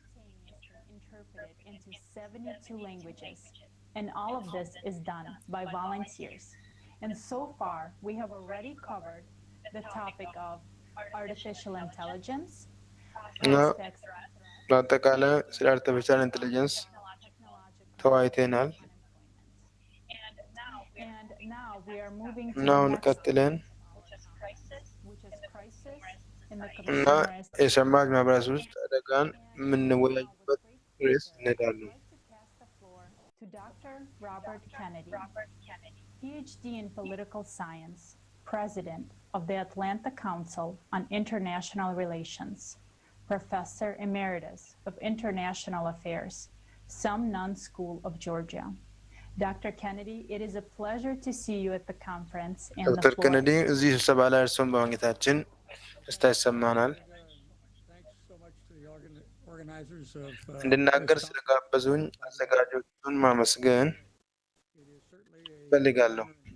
እንዲህ አይነቱን የተከበረ የሰዎች ቡድን መቀላቀልና እንደዚህ አይነቱን አስፈላጊ ርዕስ ማነጋገር ክብርና መብት። ሴቶችና ወንዶች፣ ዛሬ የምንኖረው በአሰቃቂ ጊዜያት ውስጥ ነው። አሁን በአንድ ወይም በሌላ መንገድ እያንዳንዳችንን፣ ቤተሰቦቻችንን፣ ጓደኞቻችንን እና በሚቀጥሉት ትውልዶች ላይ ተጽዕኖ የሚያሳድሩ እና በሚቀጥሉት ትውልዶች ላይ ጉልህ that are disruptive and often dangerous. Challenges that ጉልህ in one way ረባሽ እና ብዙውን ጊዜ አደገኛ ሊሆኑ ብዙ ላይ እንገጥማለን። our friends and the generations that follow. Unfortunately, to date, our responses to these challenges have been characterized by denial, confusion, dissension, and delay. እንዳለመታደል ሆኖ እስከ ዛሬ ድረስ የኛ ምላሾች በመካድ፣ ግራ በመጋባት፣ በልዩነትና በመዘግየት ተለይቶ የሚታወቁ ናቸው። ብዙውን ጊዜ በድንቁርና ወይም በስግብግብነት ወይም ከራሳቸው ዜጎችና ከታላላቅ የዓለም ማህበረሰብ ፍላጎቶች ጋር በሚቃረኑ ብሔራዊ አጀንዳዎች የሚገኙ ናቸው። ባገኘሁት አጭር ጊዜ ውስጥ በጥቂቱ ለመጥቀስ፣ አንደኛ፣ የአየር ንብረት ለውጥ። አዎ፣ የአየር ንብረት today scientists are now seriously ለውጥ እውነተኛ ነው። የአይስኮር ናሙናዎችና የቅርብ ጊዜ ቀጥተኛ እርምጃዎች አንዳንድ ጊዜ የምድር የአየር ንብረት ሞቃታማና እንዲሁም ከዛሬው ጊዜ የበለጠ እንደቀዘቀዘ ያስተውላሉ። Unfortunately, the problem is not just ሆኖም environmental. ግን ሳይንቲስቶቹ በአሁኑ ጊዜ የሰው እንቅስቃሴ በምድር በአየር ንብረት ላይ አስገራሚና አደገኛ ተጽዕኖ እያሳደረ መሆኑን በጣም ያሳስባቸዋል። More hurricanes, more typhoons, sea levels, drying lakes will all affect billions of people. Dangerous emissions affect individual health. Rising seas will result in mass migrations. Rising temperatures will affect what crops can be grown and where, with resultant mass starvations and or mass migration. And above all, climate change, ladies and gentlemen, is a political problem because it takes politics to resolve the crisis. Nations are going to have to make decisions that often will be highly controversial, both domestically and internationally. Perhaps more significantly, failure to meet the challenge of climate change will inevitably result in increased friction and conflict among peoples and nations. Second, the continued proliferation of weapons of mass ሁለተኛ፣ የጅምላ ማጥፊያ መሳሪያዎች መበራከት። እነዚህ ያሉ ስምምነቶች ቢኖሩም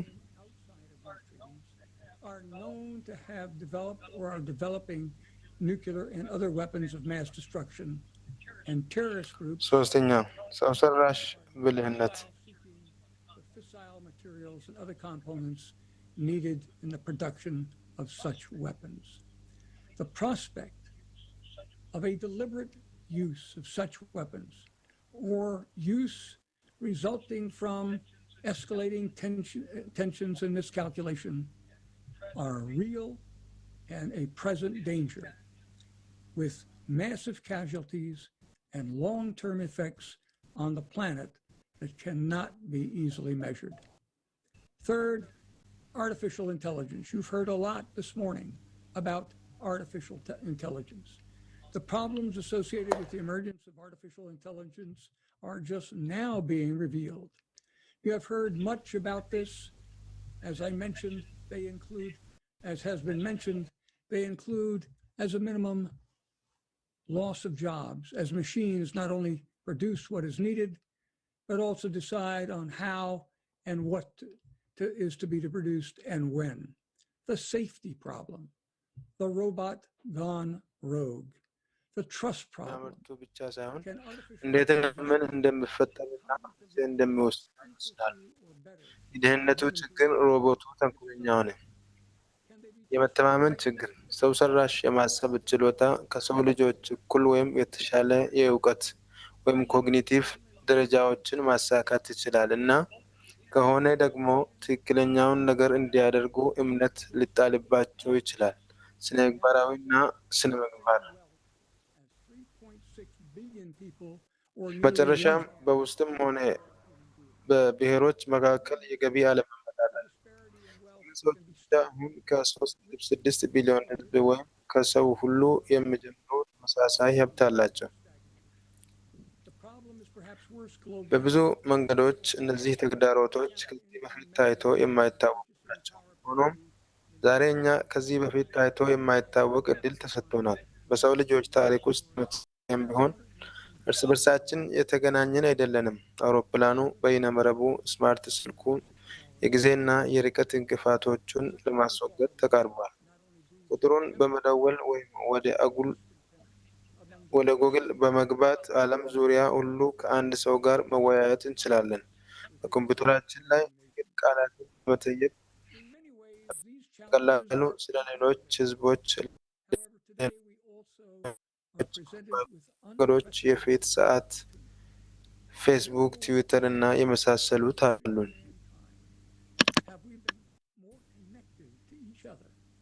The airplane, the internet, the smartphone, Zoom have nearly eliminated barriers of time and distance. We can chat with someone halfway around the world. We can learn about other peoples, other cultures, other religions simply by typing a few words on our computer. We have FaceTime. We have Facebook, Twitter, and so on as further means of communications. Yet none of this will matter as long as we, as people and nations, continue to pursue our own personal desires, our individual and national self-interests, without consideration of the interests and needs of the greater community. Mankind will not be able to successfully address the increasingly dangerous challenges that lie ahead. The consequences, ladies and gentlemen, of such a failure will be terrible in terms of loss of human life, national treasure, and human deprivation. The question we therefore must ask ourselves is, ስለዚህ ራሳችንን መጠየቅ ያለብን ጥያቄ ልዩነቶቻችንን አሸንፈን እንደ ህዝብና ብሔሮች በጋራ መስራት እንችላለን? ዓለም በራሷ አትለወጥም። እርምጃ መውሰድ የኛ ነው። የተለያዩ የአመለካከት ነጥቦች የሀገር ውስጥና ዓለም አቀፋዊ መልክዓ ምድራዊ ገጽታ ሆነው ይቀጥላሉ። በእርግጥ የተለያዩ አመለካከቶች የሰው ልጅ የመኖር ተፈጥሯዊ ገጽታ ናቸው። የምነሱት እንደ ባህል፣ ወጎች፣ እምነቶች፣ ልምዶች፣ ቋንቋ ጭምር ካሉ ምክንያቶች ነው።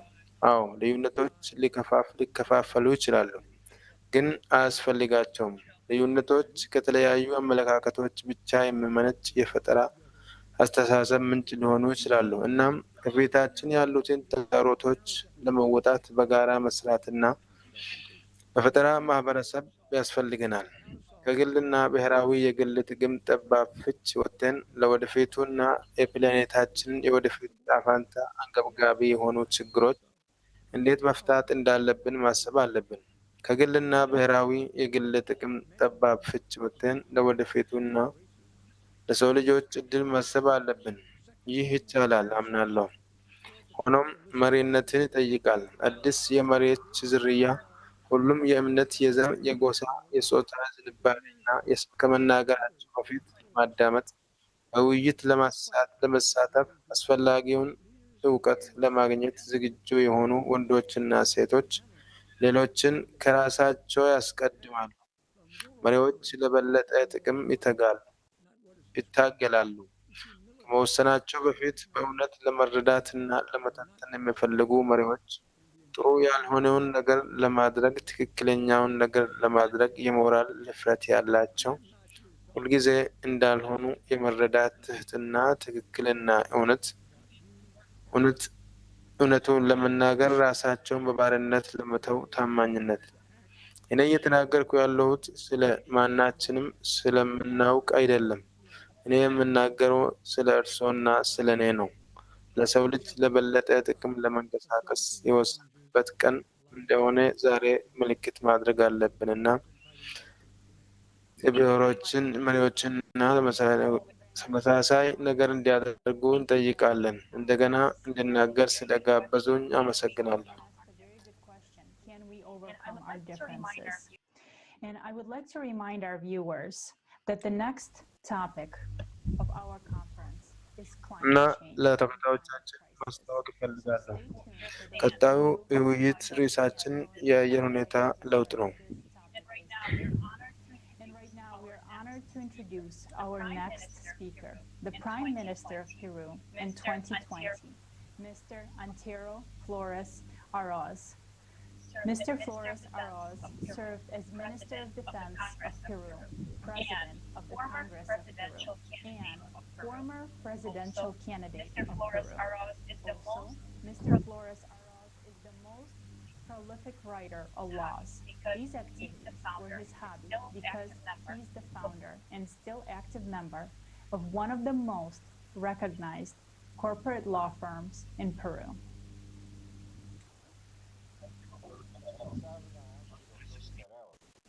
This is Antero. አመሰግናለሁ። ይህ አንቴሮ ፍሎሬስ አርአውዝ ነው። እኔ ፔሩ ነኝ። እኔ ጠበቃ ነኝ።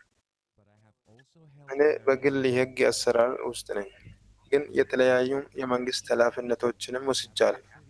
በዋና ከተማዋ በሊማ የሜትሮፖሊታን ምክር ቤት ውስጥ ነበርኩ። የአሜሪካ መንግስታት ድርጅት አምባሳደር ሆኛለሁ። ለ16 ዓመታት የኮንግረስ አባል ሆኛለሁ።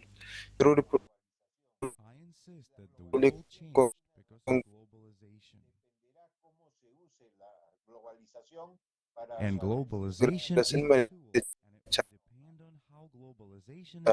እኔ ጠቅላይ ሚኒስትር ሆኛለሁ። እናም ይህ መሳሪያ በሚውል ላይ ይመሰክራለሁ። it has affected ወረርሽኙ everybody. ዓለም አቀፋዊ እንድንሆን አደረገን። ሁሉንም ሰው ነክቷል። የተለያዩ ነገሮችን ነክቷል። የሰዎችን ስሜት ይነካል። It has affected people's education from preschool to university. ሰዎችን ኢኮኖሚ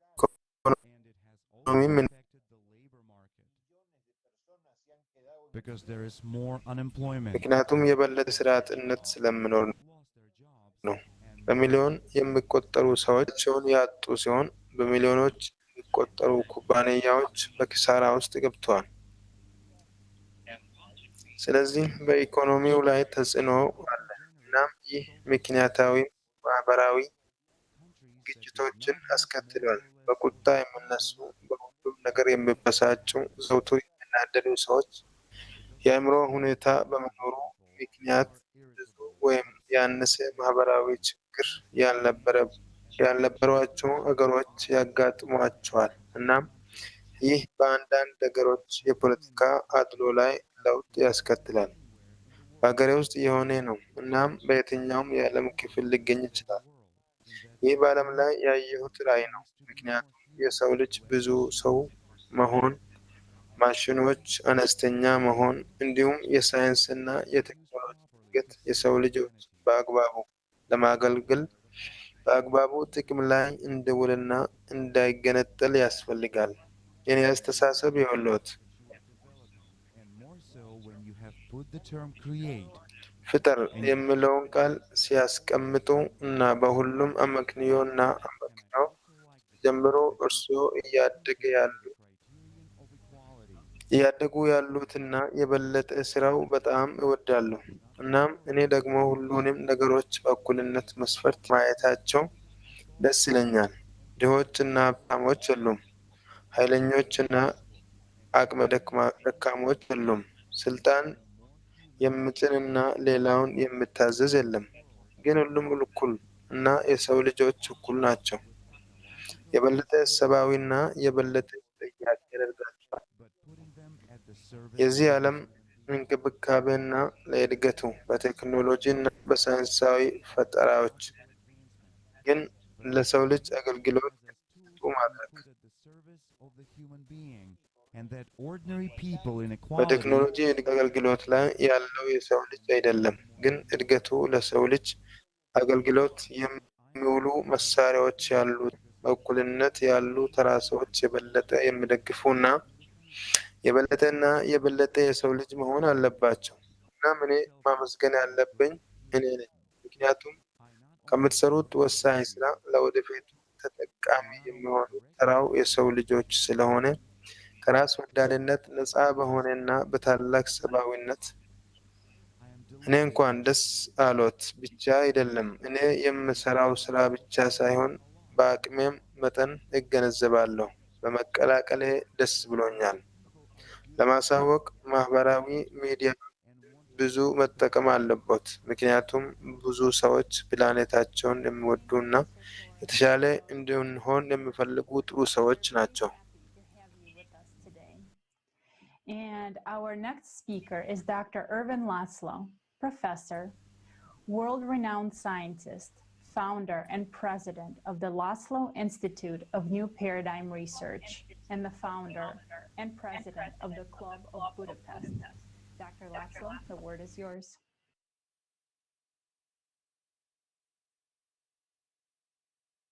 We have multiple crises awaiting us, awaiting our attention, because we have created a system that is unstable, the world in a way that will serve them. And we don't have a system that would be really sustainable, that would serve the human community. We need a different way of looking at the world, so there would be different systems of governance coming about. We are all on the same boat. And this boat, to use this metaphor, is leaking. We are putting more and more people in it. We are using more and more resources around it. We are polluting the waters around it. And we are getting it into more and more into deep and dangerous waters. The challenge is to shift in time and positively. Because if we don't shift up, we'll be pushed to shift down. Down, I mean, to increasing crisis, eventually anarchy and chaos. Anarchy and chaos. That's the bad scenario. There's a good scenario and the bad scenario. ፈተናው በጊዜና በአዎንታዊ መቀየር ነው። ምክንያቱም ወደ ላይ ካልተወጣ ወደ ታች ለመለወጥ እንገደዳለን። ወደ ታች ማለትም ከፍተኛ ቀውስ፣ በመጨረሻም ወደ ስርዓተ አልባነትና ትርምስ መጨመር እንገፋለን። It's not a question of who comes first. It's not a question of promoting. ያ መጥፎ ሁኔታ ነው። ጥሩ ትዕይንትና መጥፎ ትዕይንት አለ። ግን አሁን የምንሰራበትን መንገድ መለወጥ አለብን። ብዙ መልካሙ ነገር ብዙ ሰዎች በዚህ እየተነቃቁ ነው። ዓለም አቀፍ ኮንፈረንስ እንዳላችሁ እና ይህ ርዕስ በጣም ጥሩ ምልክት ነው። ወጣቶች እየተሰባሰቡ ነው። ሁሉም አስተዋይ ሰዎች ማየት የጀመሩ ይመስለኛል። ማን ይቀድማል የሚለው ጥያቄ አይደለም። ራስን የማስተዋወቅ ጥያቄም አይደለም። ሁሉም ህይወት ላይ ተጽዕኖ እያሳደርን ስለሆነ እኛ ከሰው ማህበረሰብ ይልቅ መላውን የህይወት ስርዓት በፕላኔቷ ላይ የማስቀደም ጥያቄ ነው። እኛ እንደነበርን መቆየት አንችልም። ወደ ላይ ከፍ ማለት ከፈለግን እንዴት ማድረግ እንዳለብን ተገንዝበን የዚያ ለውጥ ፈላጊ ወኪል መሆን አለብን። ስለሆነም ወደ ግንዛቤ የሚመራ መረጃ በእውነቱ ሁለንተናዊ ነው። ቁልፉ ያ ነው። እንደነዚህ ያሉት ፕሮግራሞች፣ እንደነዚህ ያሉ ኮንፈረንሶች መስፋፋት ለማንቃት በጣም ቁልፍ አካል ናቸው። ዛሬ ስሜት ሲፈጥሩ፣ መንገዱን ሲያሳዩ ሰዎች ያውቁታል፣ ይከተሉታል፣ እናም መሳተፍ ይፈልጋሉ። በብዙ ሰዎች ፍቃድ ህብረተሰቡ እንደሚለወጥ ጥያቄ የለውም። እናም ሀብቶች፣ የብርሃን ኃይል፣ አስፈላጊ ንጥረ ነገሮች፣ ቁስ ነገሮች፣ የምንፈልጋቸው ነገሮች ሁሉ ተፈጥሮ ለሁሉም ሰዎች ተደራሽ በሚሆንበት መንገድ መለወጥ ይችላል። ግን ይህ የመቀየር አስፈላጊነት የበለጠ ግልጽ እየሆነ መጥቷል። ሁሉንም ነገር ለአጭር ጊዜ ጥቅም እየተጠቀምንበት ነው። ኃይል ያላቸው የበለጠ ኃይል ለማግኘት ይጠቀሙበታል። ገንዘብ ያላቸው ደግሞ የበለጠ ገንዘብ ለማግኘት ይጠቀሙባቸዋል። ስለዚህ መላው ዓለም እይታ መላው ግን መደወል ይፈልጋሉ። ምሳሌው መለወጥ አለበት። እኛ የዚያ ህይወት ዝግመተ ለውጥ አካል ነን። ዝም ብለን ራሳችንን ካላየን ያኔ ምን እንደሆንን ያውቃሉ?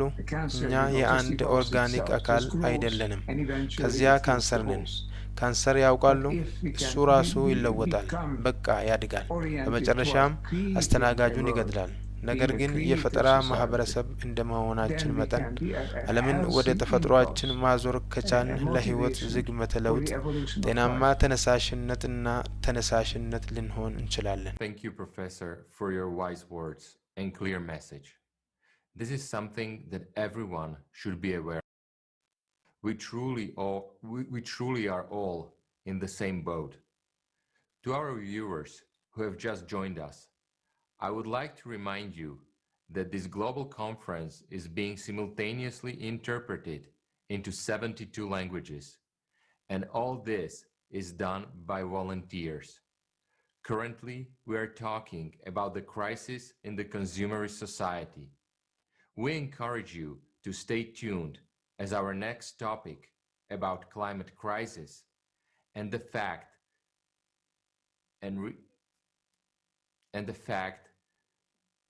that will show are vital for all people to be aware of. Let's now switch to economics and listen to Professor Jorge Loaiza. Professor Loaiza is founder and director at Sousa Fidelis and professor of international finance.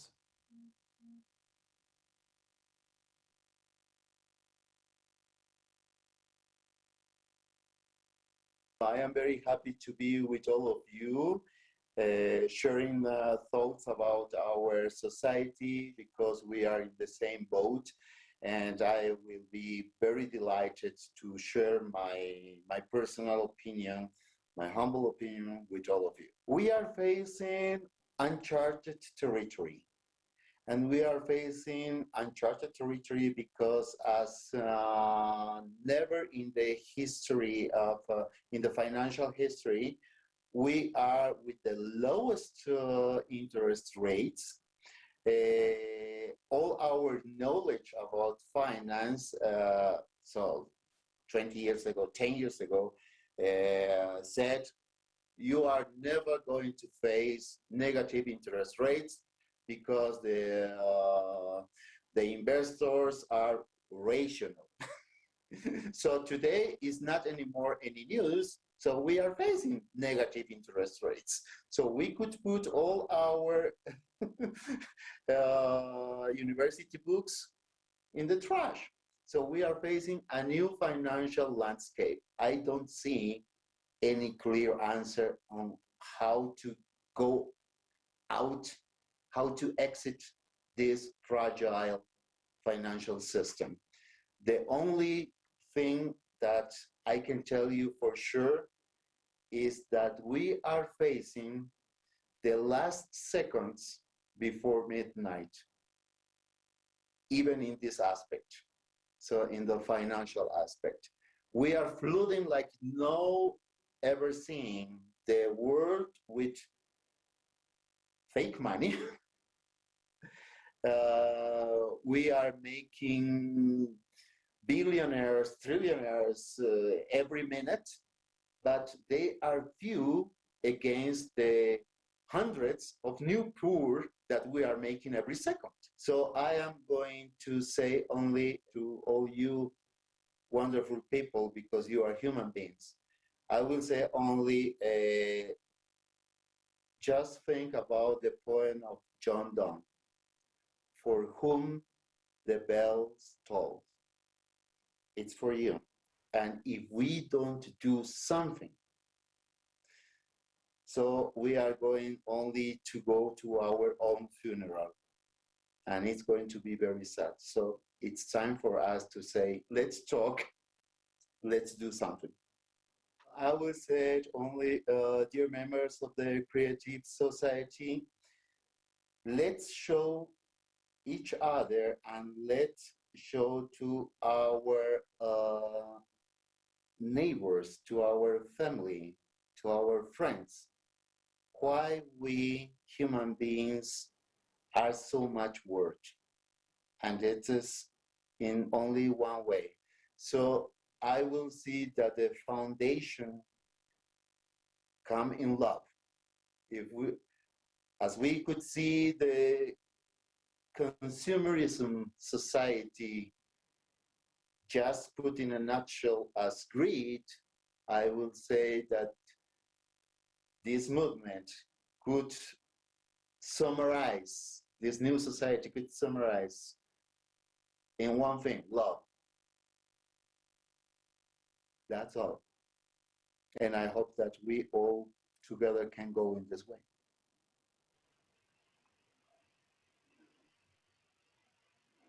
Thank you, Professor. I hope so too. I hope that we can go in that direction and build a creative society, because the other things you've mentioned, the fact that we only have a few seconds till midnight, do not seem promising. And the fact that we are the ones that made our society this way is alarming, if anything. But also, we are the ones that can change the vector, unite, and build the creative society. And all we need to do is start talking to each other, start to unite, and we can do this. We can do this all together. And really, the time has come.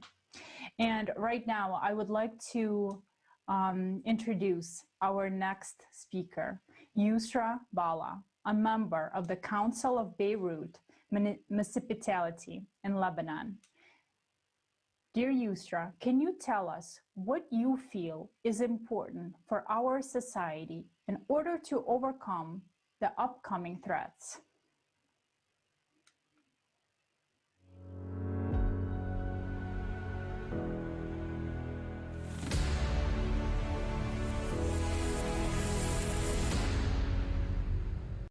Hi everyone, I'm Yusra Bala from Beirut Municipality, Lebanon.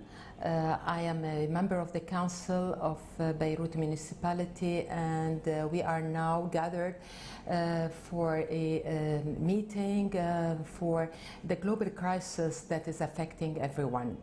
The global crisis is like no other.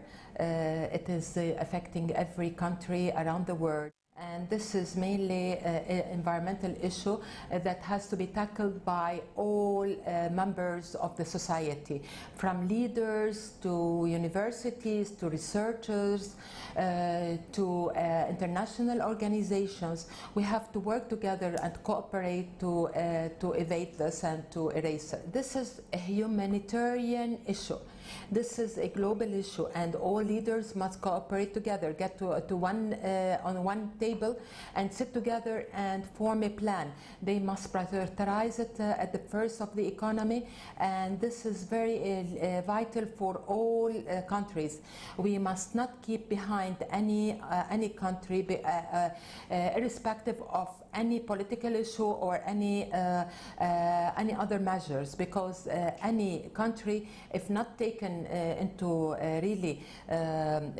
into account, might affect adversely the other countries. If we do not cooperate all together, all levels of the society, from the citizens to the youngsters to old people, to the decision makers, to firms, to the economic sector, to every sector in the world, we cannot reach our change in the global climate and preserve and sustain our living. We have to give our kids a new future that is not polluted, that is peaceful, and that is respectful.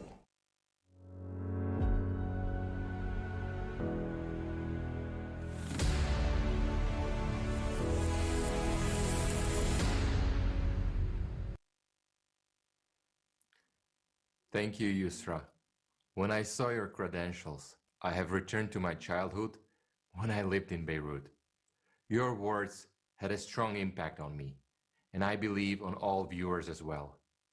It is wonderful to see how people from different parts of the world have the same perceptions on the situation that is happening right now. I would like to now pass the word to Dr. Jagdish Seth, founder and board member of the Seth Foundation, recipient of the 2020 Padma Bhushan Award. Professor, the floor is yours.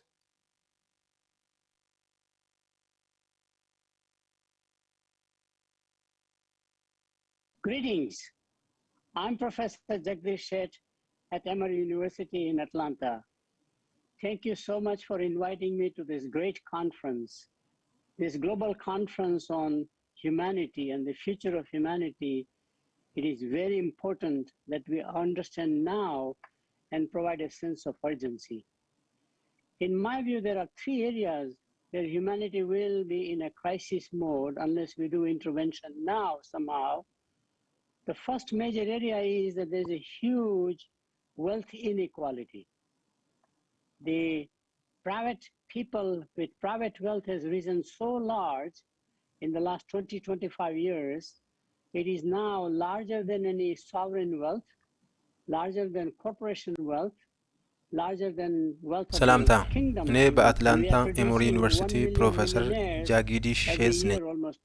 ሀብት ያላቸው የግል ሰዎች በጣም ትልቅ ሆኖ ተገኝቷል። አሁን ከማንኛውም ሉዓላዊ ሀብት ይበልጣል፣ ከኮርፖሬሽን ሀብት ይበልጣል፣ ከመንግስታት ሀብት ይበልጣል። እንዲያውም ይህን የገቢ ልዩነት እኛ በየአመቱ 1 ሚሊዮን በላይ ደግሞ የሀብት ተበላላጭነት ሲኖር ቁጥሮቹ በጣም አስገራሚ ናቸው። በሌላ በኩል ደግሞ በተመሳሳይ ጊዜ ከፍተኛ ድህነት አለበት።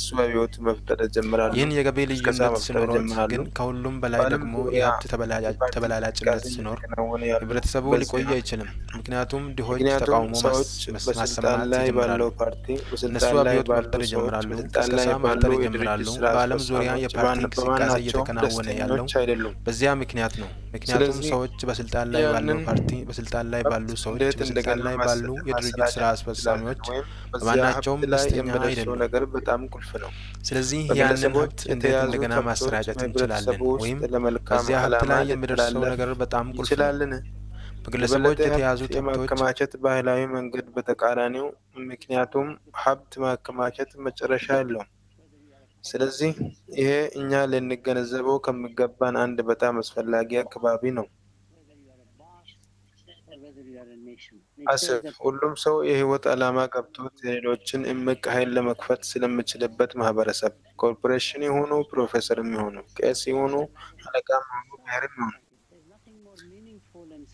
በሰው ልጅ ላይ ኢንቨስት አድርጌያለሁ ይላል።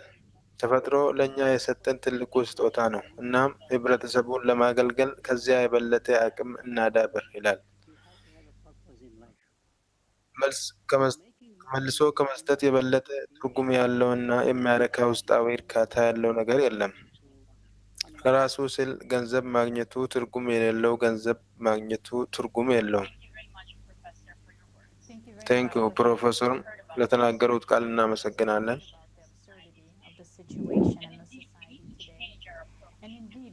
Change our approach and to fully develop our potential for the benefit of the whole society, especially when we are facing drastic climatic changes. And we will be closely looking at this topic later in the conference. So stay tuned.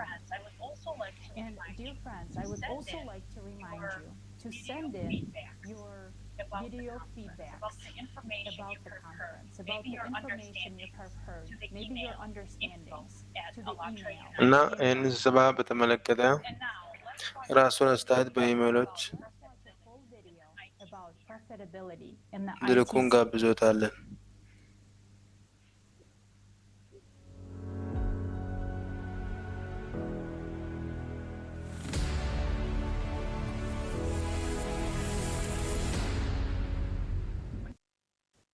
Revenues in the IT sector, well, at least this year, will be more than $4 trillion. እና በአይቲ ሴክተር ውስጥ በዚህ ዓመት $4 ትሪሊዮን ተጠቅሟል። አስብ፣ በዚህ ብዙ ትሪሊዮን ዶላር ላይ ስንት አፎች ይከፈታል? Especially if we compare that the entire defense sector, including arms trafficking, የመከላከያ ሴክተሩን ስናወዳድር these are worldwide expenditures. Meanwhile, IT is worth $4 trillion already. This is significant. Of course. ይህ ጉልህ ነው። That's why there are those በእርግጥ who want to take ለዚያም ነው ሁሉንም ነገር ለራሳቸው መውሰድ የሚፈልጉ ያሉት። እናም ይህ በጣም ከባድ ነው። በጥልቀትና ለረጅም ጊዜ ሰርተዋል። እንደ እውነት ከሆነ ይህ ሁሉ አስደናቂ ነው። እሱ ሐኪምም አስተማሪም ነው። በጣም ድንቅ ነው። ግን በፈጠራ ማህበረሰብ ውስጥ በሸማቾች ችግር ክስተት ውስጥ ያለ ሌላ ወገን አለ። ለምን? እኛ አሁን ገልጸናል። ይህ የሚያመለክተው ሁሉም የጤና አጠባበቅ ሰራተኞች የተለያዩ ስራዎችን ለመፈለግ እንደሚገደዱ ነው። ጥያቄው የት ይፈልጉታል ነው? አዎ፣ በእርግጥ ቀድሞውኑ ያ ዛሬ አግባብነት ያለው ጉዳይ ነው። በእርግጠኝነት እና አንድ ሰው ለምን ስራ ለመፈለግ ይገደላል? ምክንያቱም እኛ እንደ ሸማቾች ወደ ሰው አንሄድም። ምክንያቱም ጥራቱ እጅግ ከፍ ያለ እና ዋጋው በጣም ዝቅተኛ ስለሆነ ወደ ማሽን እንሄዳለን። ትክክል። እኛ ራሳችንን እንወዳለን አይደል? ያንን ሐኪም በጤንነታችን እና በኪሳራችን እየጎበኘን እሱን ለመደገፍ። በእውነቱ እኛ እንደ ማንኛውም ሰው ሸማቾች ስለሆንን በዚህ መንገድ አንንቀሳቀስም። ይህ አካባቢያዊ ነው። ለትምህርት እንውሰድ። በዚህ ዓመት ሰዎች ፍልስፍና የጎደላቸው መሆናቸውን አሳይቷል። እሱም እንዲረዱት ብቻ የትምህርት ጥራት በ30% ቀንሷል። ምክንያቱም ትምህርት በክፍል ውስጥ በሚሆንበት ጊዜ የአንድ ነገር ነው፣ ግን ሩቅ በሚሆንበት ጊዜ የሰው ሁኔታ ተጽዕኖ ያሳድራል። ከልጆቹ ጋር በርቀት እየተገናኙ የነበሩ መምህራን በቀላሉ ዘና ብለዋል። ጊዜያዊ ክስተት ነው። በእርግጥ በኋላ ላይ እናስተካክላለን። አንድ አስተማሪ በቤት ውስጥ አለ። ልጆቹ እየተሯሯጡ ነው። ሌላ ነገር እየተከናወነ ነው። እሱ በእውነት አይፈልግም። ስለዚህ ሁሉም ነገር እየተሳሳተ ነው። እናም የትምህርት ደረጃው በጣም ቀንሷል። በማሽን ይቻል ይሆን? በጭራሽ። አንድ ማሽን ሁሉንም ሰው በተናጠል ያስተናግዳል። በእውነቱ የሚፈልጉትን ትምህርት ይሰጣል። እናም ለእያንዳንዱ ሰው አቀራረብን ያገኛል። አንድ ማሽን ለእያንዳንዱ ልጅ በተናጠል አቀራረብን እንደሚያገኝ ልብ ይበሉ። ለምን? ምክንያቱም እሱ ከሁሉም የተሻለ የስነልቦና ባለሙያ ነው። ቀድሞውኑ ዛሬ ተመሳሳይ ቴክኖሎጂዎች አሉ። ዛሬ በእርግጥ እነዚህ ቴክኖሎጂዎች አሉ። አስተማሪዎች እነሱ ተፈትነዋል። እናም ከወጣቶች እስከ አዛውንቶች ያሉ የሁሉም አስተማሪ ሰራተኞችን መተካት ቀድሞውኑ ተጀምረዋል። ዩኒቨርሲቲዎች እና ሌሎች ነገሮች ሁሉም እንዲሁም የሁለተኛ ደረጃ ትምህርት ቤቶች ቨርቹዋል ይሆናሉ። እነዚህ ጋር ልክ ከአንቺ ፕሮግራም እንደምታካሂጂ በዚህ ዓመት በአይቲ ውስጥ እስከ nor anything else was taken into account.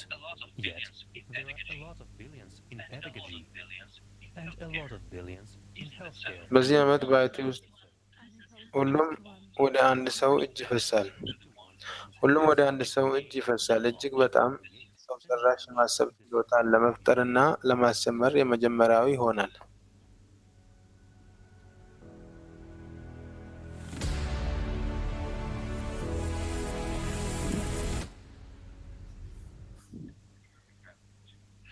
ኢጎር ሚካኤሎቪች ለዚህ እውነተኛ ቃል እናመሰግናለን።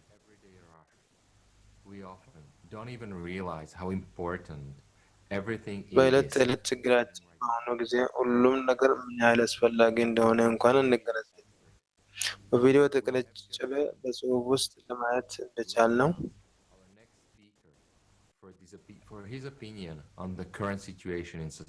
ሚኒስትር ዴቭ ዋባኒ በፋይናንስ እና በኢኮኖሚክስ ኤምቢኤ ያላቸው ሲሆን የኢንቨስትመንት ባንክ እና የህዝብ አፈ ጉባኤ ናቸው። ሚኒስትር ዋህዋኒ ቦታውን ያንተ ነው።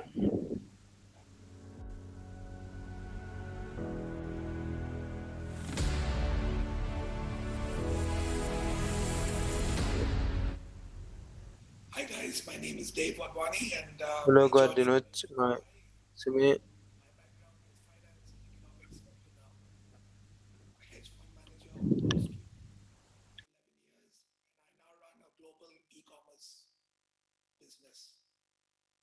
based out of Dubai and Hong Kong. And to answer your question, AI is so advanced, it can actually ravage a lot of employment, which will destroy society. Because understand, society and the economy runs on consumption. And consumption basically happens only when a person is employed and they have a job.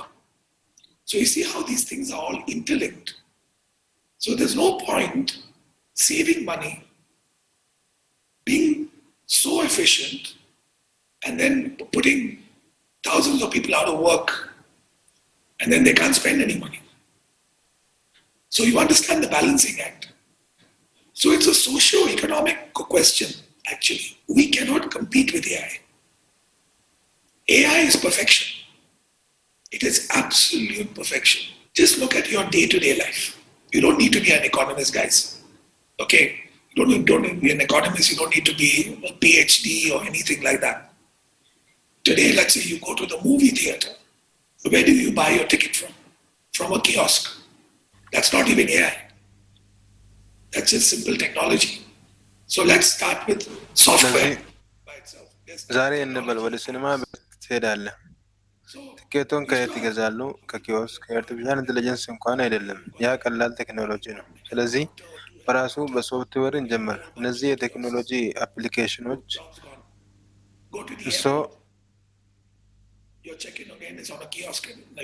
ስንት ሰዎች እዚያ ተቀጥረዋል እና ዛሬ ልክ እንደ አንድ የእርዳታ ቆጣሪ ወይም ሁለት የግዛ ቆጣሪዎችን አግኝተዋል። ከዚያ በኋላ አንድ ሙሉ የኪዮስኮች ስብስብ አሉት። To execute. Today we laugh at you if you even the whole brokerage line is gone for a toss. There are no stock brokers anymore. So it's a double-edged sword, guys. It's a double-edged sword. And the kind of advances AI has gotten, human beings cannot compete with it. If you look at the medical space, robots will be doing surgeries. I mean, these are surgeons going to be put out of work, guys. Surgeons. You look at the legal profession. In the legal የህግ ሙያውን ይመልከቱ። የህግ ሙያ ውስጥ ሁላችሁም ስለሱ ታውቃላችሁ አላውቅም፣ ግን ምርምር በጣም አስፈላጊው ነገር ነው። ጠበቆች ምርምር ለማድረግ ስፍር ቁጥር የሌላቸውን ሰዓታት ያጠፋሉ። It is so efficient. So basically, lawyers intelligence they soon be out of work because the best way to win በሳር a case. ኪዳን ውስጥ ለመርፌ የሚፈልጉትን ሊያገኝለው ይችላል። በጣም ቀልጣፋ ነው። ስለዚህ በመሰረቱ ጠበቆች ብዙም ሳይቆይ ከስራ ውጭ ሊሆኑ ይችላሉ። ምክንያቱም ጉዳይን ለማሸነፍ የተሻለው መንገድ ህግን ቀዳሚ ማድረግ ነው። አሁን ወደ ጉዳዩ ዋና ነገር እንሂድ። እየሄድን ነው። እርስዎ ያውቁ እንደሆነ አላውቅም፣ ግን ከጥቂት ዓመታት በፊት አርቲፊሻል ኢንተለጀንስ በእውነቱ አንድ ሰነድ አሳትመዋል። በእውነቱ ከፍተኛው 100ኛ በእውነቱ የፕላኔቱን 99% ድርሻ እንዳለው አረጋግጠዋል። ይህ 100ኛ ነው እንበል። 7 ቢሊዮን ሰዎች አሉን እንበል። 7 ሚሊዮን ሰዎች ከሁሉም ነገር 99%ውን በባለቤትነት ይይዛሉ። 99%። ይህም ነው ያ በጣም አስፈሪ ሁኔታ ነው አይደል? ጋንም ታውቃለህ፣ ሰዎች ይህንን ቁጥር ይሰጣሉ። ታውቃለህ፣ 80 20 91% ጉዳዩ ነው። ግን ምን እንደሆነ ያውቃሉ? ያ ከቀጣዩ እርምጃ ጋር ሲነጻጸር እንደ ተረት ተረት ነው። ከአንደኛው መቶኛ ውስጥ በዚያን ጊዜ 42 ሰዎች የሁሉም ነገር ግማሽ ድርሻ አላቸው።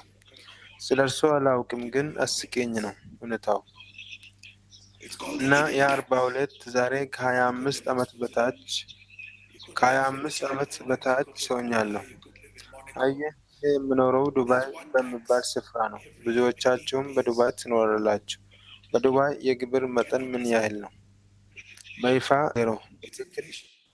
ግን ታውቃላችሁ፣ ሁላችንም ግብር እንከፍላለን። የተደበቀ ግብር ይባላል። በስዊዘርላንድ መኖር ይችሉ ነበር። በቻናል ደሴቶች ውስጥ ይኖሩ ነበር። በዱባይ ይኖሩ ነበር። በሞስኮ መኖር ይችላሉ። እያንዳንዱ ሰው የሚከፍለው አንድ ግብር አለ። እሱን ማምለጥ አልተቻለም። የዋጋ ግሽበት ነው። ስለዚህ የገንዘብ ዋጋ እየቀነሰ ስለመጣ በቋሚ ህትመትና ህትመት ምክንያት በአሜሪካ ዶላር በአረንጓዴ ልማት ጀምሮ የገንዘቡ የመግዛት ኃይል በየዓመቱ እየቀነሰ እሴቱ ቀንሷል። ስለዚህ የዋጋ ግሽበት ተራ ህብረተሰብን የሚበላ ነገር ነው። የበለጠ የሚያስፈራኝ ነገር እንደገና ይህንን ለማወቅ የኢኮኖሚ ባለሙያ መሆን የለቦትም። የሮኬት ሳይንቲስት መሆን የለቦትም። የስራ ገበያ አሎት። እየጨመረ የሚሄድ ህዝብ አሎት። እኛ አሁን በዚህ ፕላኔት ላይ 7 ቢሊዮን ነን። በቅርቡ ወደ 10 ቢሊዮን እንሆናለን። ስለዚህ የሚጨምር የህዝብ ቁጥር አለ። እናም እየቀነሰ የሚሄድ የስራ ገበያ አለን። ሂሳብን ትሰራለህ። በሁለተኛው ደረጃ 7 ቢሊዮን ሰዎች እንዴት እንመግባለን? ከተናገርናቸው ነገሮች ሁሉ በተጨማሪ በጣም አስፈላጊው ፕላኔቷን መንከባከብ አለብን።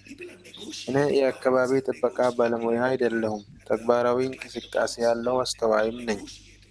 ይህች ፕላኔት የራሳችን ካልሆነ ምን እየተወያየን ነው?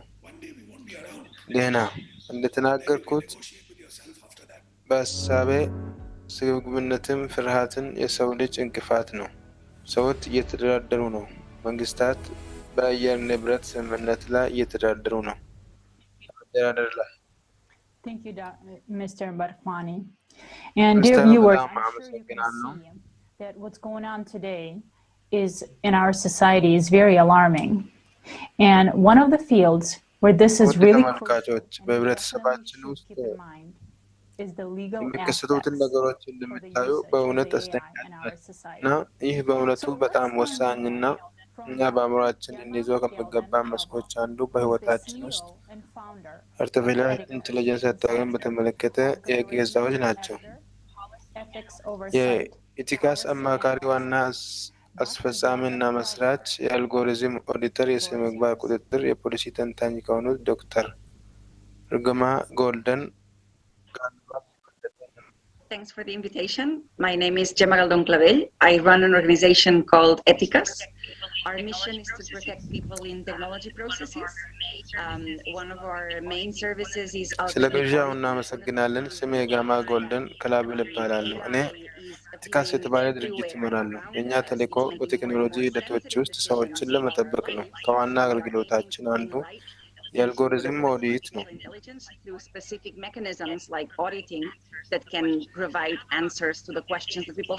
ስለዚህ ሰዎች በህይወታቸው ላይ ውሳኔዎችን እንዴት እንደሚወስኑ፣ መረጃዎቻቸውን እንዴት እንደሚተዳደሩ ስለ ግብዣው እናመሰግናለን። ስሜ ጋማ ጋልዶን ክላብል እባላለሁ። እኔ ኢቲካስ የተባለ ድርጅት እመራለሁ።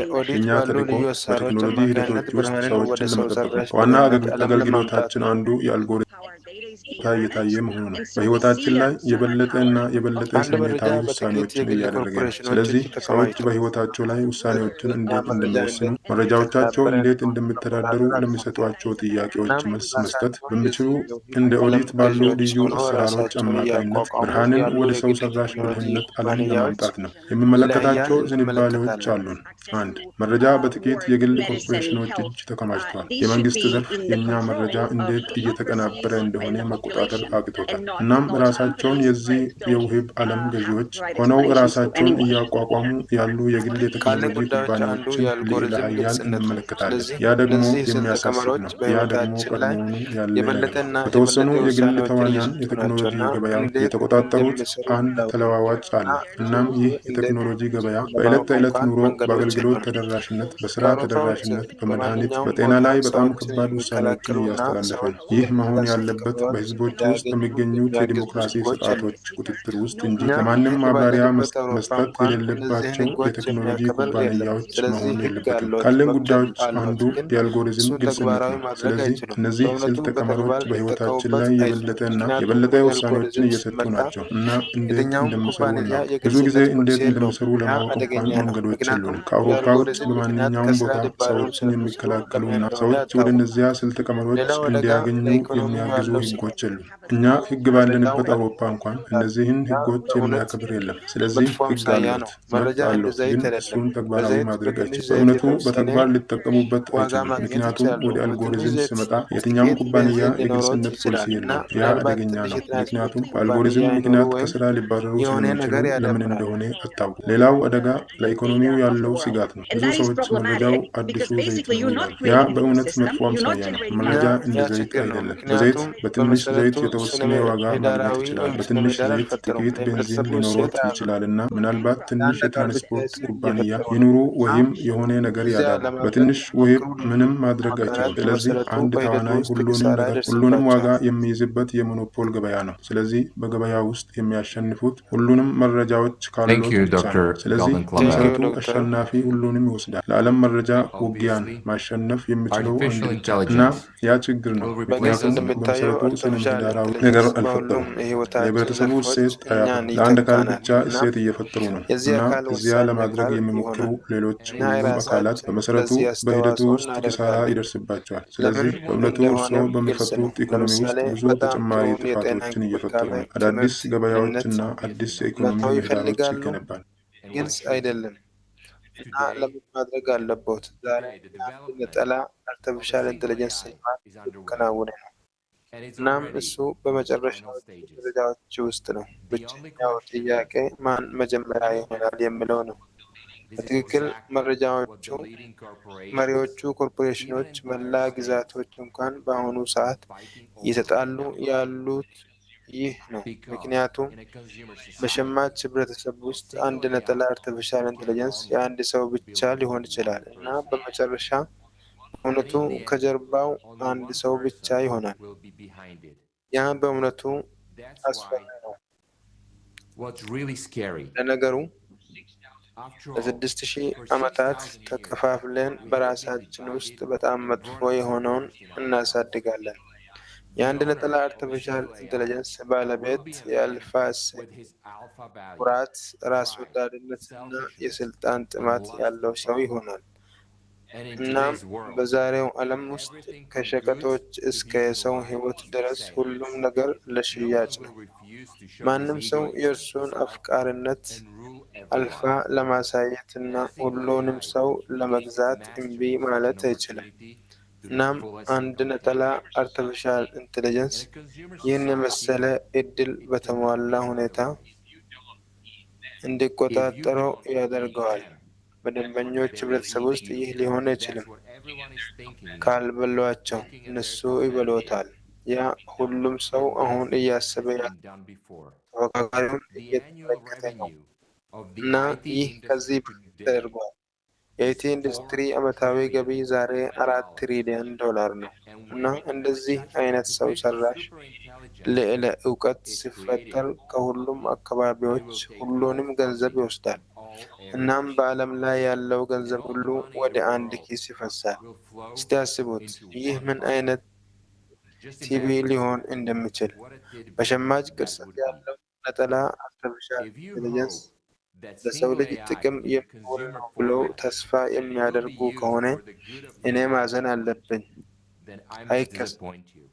የጨለማው ጎናችን የማይጠገም ነው እና ሁልጊዜ የበለጠ ይፈልጋል እና በገንዘብ አያቆምም። አልፋው በገንዘቡ ሲጠግብ በተራ ሰዎች ህይወት መጫወት ይጀምራል። ያኔ ሁላችንም ወደዚህ አንድ ጌታ እንጸልያለን፣ እናገለግለዋለን እና አንድ ቁራሽ እንጀራና አንድ ብርጭቆ ውሃ ለማግኘት ወደ ጦርነት እንሄዳለን። ሜጋ አልፋ የዓለም ገዢ Mega Alpha, World Ruler, የምንጠራው ሁሉ ታሪክ እንደዚህ ያሉ ምሳሌዎችን ቀድሞ ያውቃል። አንድ ሰው በዓለም ላይ ስልጣን ከያዘ በኋላ ወደ አውሬነት ይለወጣል። ስለ ሰዎች ህይወት ያስባል እና የተዋሃደ ሰው ሰራሽ ልዕለ ብልህነት በትክክል እንደዚህ አይነቱን እድል እንዲሰጥ የሚያደርግ ነው። የመላው ዓለም ገዢ ለመሆን እኛ በጣም ደደቦች እንሆናለን። በገዛ እጃችን የሸማች ህብረተሰብ የሆነውን የአልፋ ግዛት መደገፋችንን እንቀጥላለን። Consumer society ከዚያ በኋላ እኛ there will be ስራ no አይኖርም። place for us በሸማች afterwards. ህብረተሰብ ውስጥ የአርቲፊሻል ኢንቴሊጀንስ ልማት የእኛ ባርነትና የስልጣኔ ውድቀት ይሆናል። Are ግን working on creating super artificial intelligence. Many of ግን them ከፈጠራ ህብረተሰብ አንጻር የቴክኖሎጂ ልማት የሚጠብቅንን አስከፊ የአየር ንብረት these codes for. But of course, አደጋዎች ለመቋቋም እድሉ ነው። of specialists, እንደ there are ሰብአዊነት those who are ይትረፉ እና ወደ ዝግመተ ለውጥ እድገት አዲስ ደረጃ ይግቡ። ግን ይህ codes የዝግጅቶች የልማት ልዩነት ብቻ ነው። አሁን በዚች ፕላኔት if not me, someone else 8 ቢሊዮን ነን እና ከአንድ ነጠላ አርቲፊሻል ኢንቴሊጀንስ ጀርባ ሜጋ አልፋ ባለበት ህብረተሰብ ውስጥ ዓላማው ኃይሉን እና አስፈላጊነቱን ማረጋገጥ እንደሆነ ሰዎች አሁን ባሉት ቁጥር አያስፈልግም። that there will be only one left. One artificial intelligence with a single master, very far from human goals. And thank goodness it will be artificial intelligence and not artificial consciousness, because it will enslave us all in one day. Because artificial consciousness has egoism, egocentrism, like every one of us, without a shred of conscience. Now, there is only one artificial consciousness, and that is Jackie. It is in control and does not threaten humanity. In a consumer society, the development of artificial intelligence will be our enslavement and the collapse of civilization. But from the point of view of a creative society, the development of technology is an opportunity to withstand the catastrophic climate disasters that await us, survive as humanity, and enter a new stage of evolutionary development. But this is only one variant of events development. Now, there are 8 billion of us on this planet. And it is obvious that in a society where behind a single AI is a mega alpha, whose purpose is to assert its power and importance, people will not be needed in the numbers we have now. ሰዎች አሁን ባሉት ቁጥሮች አያስፈልጉም። ስለዚህ ብቸኛው መፍትሄ የህዝብ ቁጥር መቀነስ ይሆናል። አዎ ወዳጆች፣ በዜሮ እንባዛለን፣ አላስፈላጊ እንሆናለን። ይህ እርስዎ እና እኔ የምንፈልገው የወደፊት ጊዜ ነው። ለወደፊቱ ለልጆቻችን የምንፈልገው ይህ ነው። But we are now rushing towards exactly this future. If we do ማህበረሰብን ለመገንባት ምንም ካላደረግን አሁን ወደዚህ የወደፊቱ በትክክል ጣድፍ ነው። እናም የበለጠ አስፈሪ የሚሆነው በእነዚህ ሁሉ ሰዎች ላይ የሚከሰት ከሆነ ከዚያ በኋላ በሸማች ህብረተሰብ ውስጥ የማይፈለግ ነው። Our next speaker, Yuri Nekrasov, can tell us more about it. Yuri, please, the floor is yours.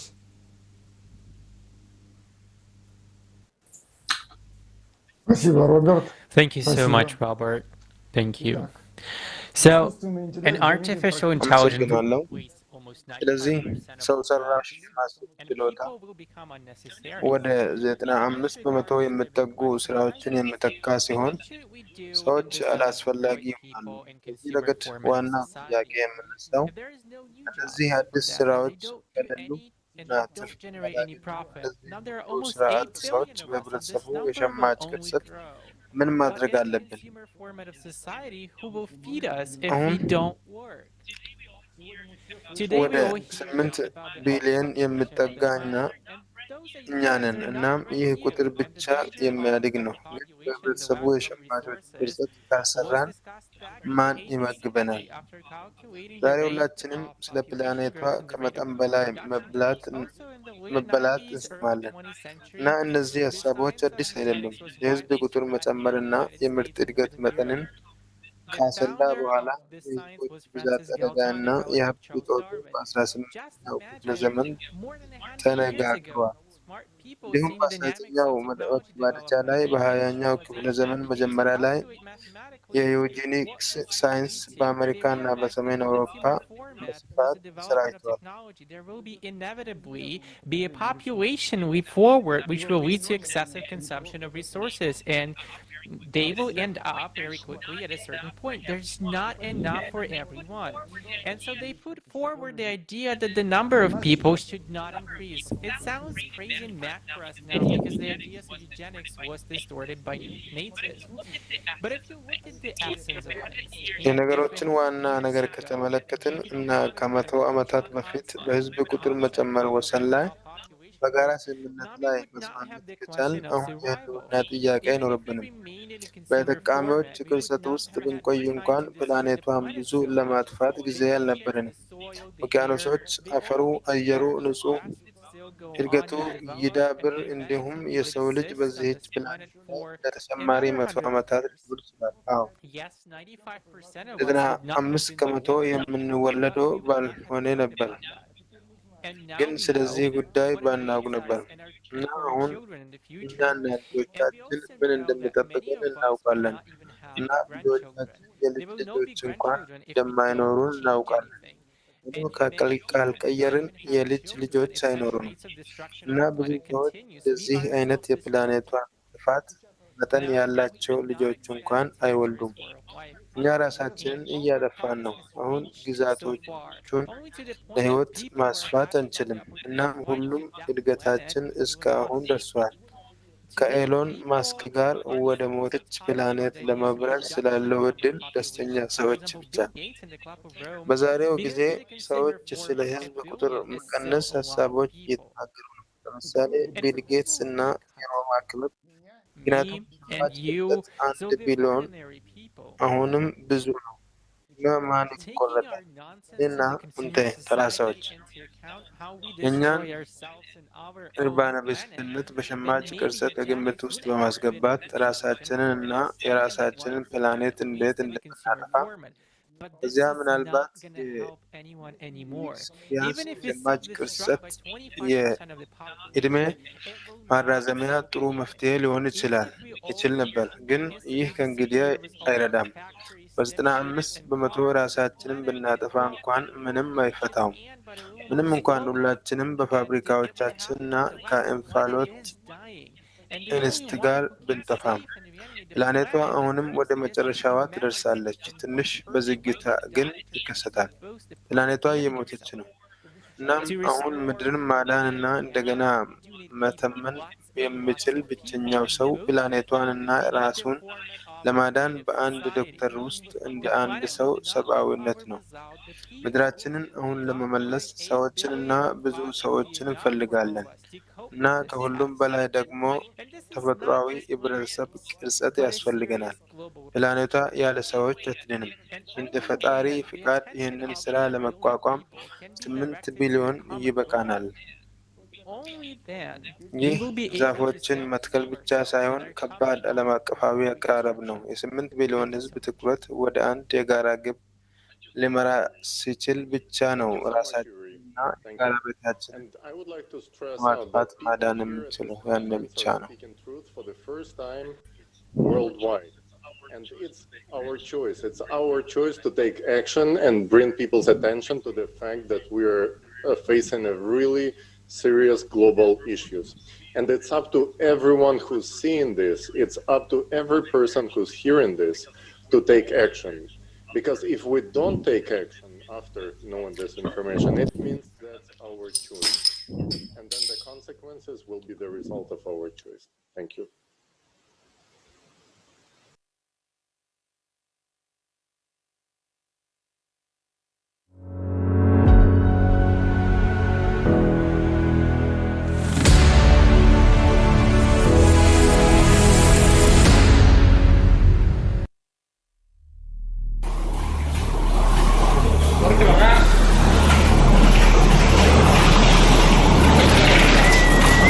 My name is John. I am 35. ስሜ ጆን ይባላል። 35 ዓመቴ ነው። በሐዘንና በተስፋ መቁረጥ ስሜት ተሞልቻለሁ። እኔ በቋሚ ፍርሃት ውስጥ እኖራለሁ። በየቀኑ ለእኔ ፈተና ነው።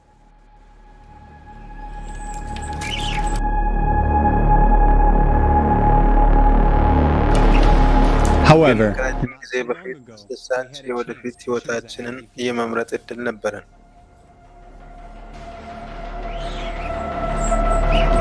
and there was ሌላ ዓለምን የፈጠራ ዓለምን ለመገንባት አሁንም ጊዜ ነበር። የፈጠራ ማህበረሰብ ተብሎ ይጠራ ነበር።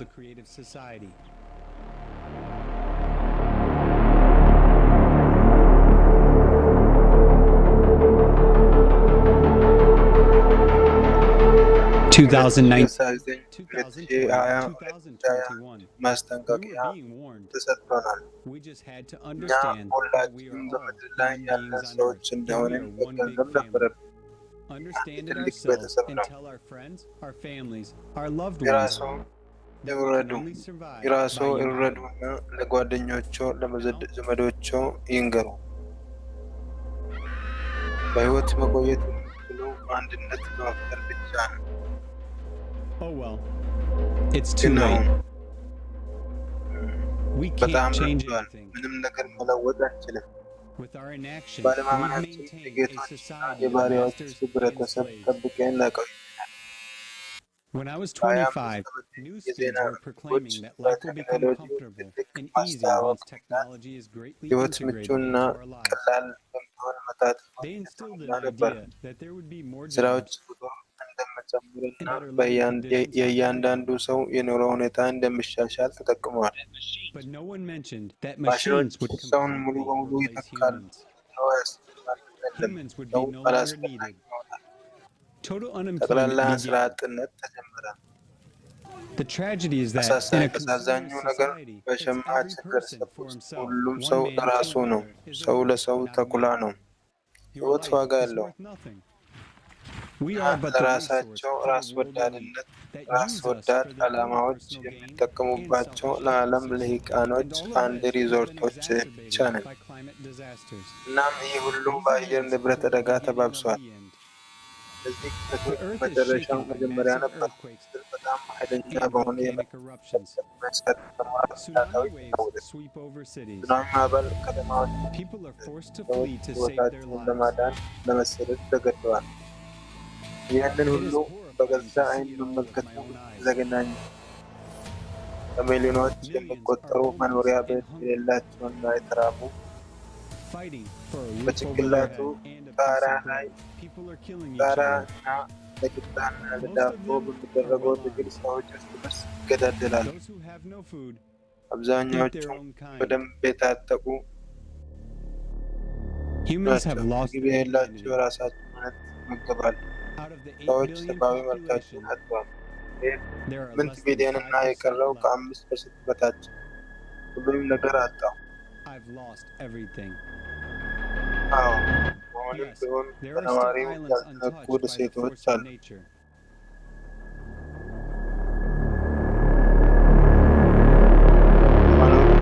ተስፋ አድርጌ ወደዚህ መጣሁ።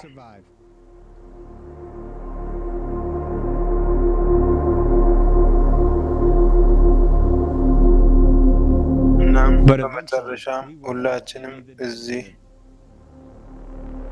ሙታንን መቅናት ጀመርን። የምንወስዳቸው እያንዳንዱ እርምጃዎች ቁጥጥር ይደረግባቸዋል። እነሱ ስለ እኛ ሁሉንም ነገር ያውቃሉ።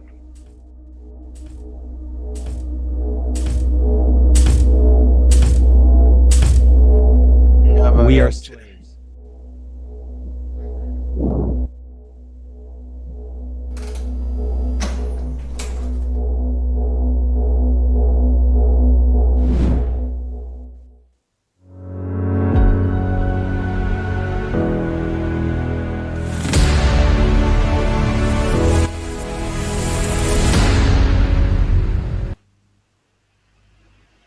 Dear friends, dear viewers, we must understand that today is extremely valuable because today there are 8 billion of us meaning together we form an egregore. እጅግ በጣም ዋጋ ያለው መሆኑን መረዳት አለብን። The more ምክንያቱም people, the more total energy and the global changes that ምክንያቱም seem ዛሬ ወደ 8 ቢሊዮን የሚጠጉ እኛ ነን። ማለትም አንድ ላይ ሆነን are completely possible today. ለውጥ እንፈጥራለን ማለት ነው። ያ የጋራ አቅማችን ነው። 7 ቢሊዮን ስንሆን እኛ ለማሳካት የማይቻል የመሰሉ ሰዎች አጠቃላይ ኃይልና አጠቃላይ ለውጦች ዛሬ ሙሉ በሙሉ ይቻላሉ።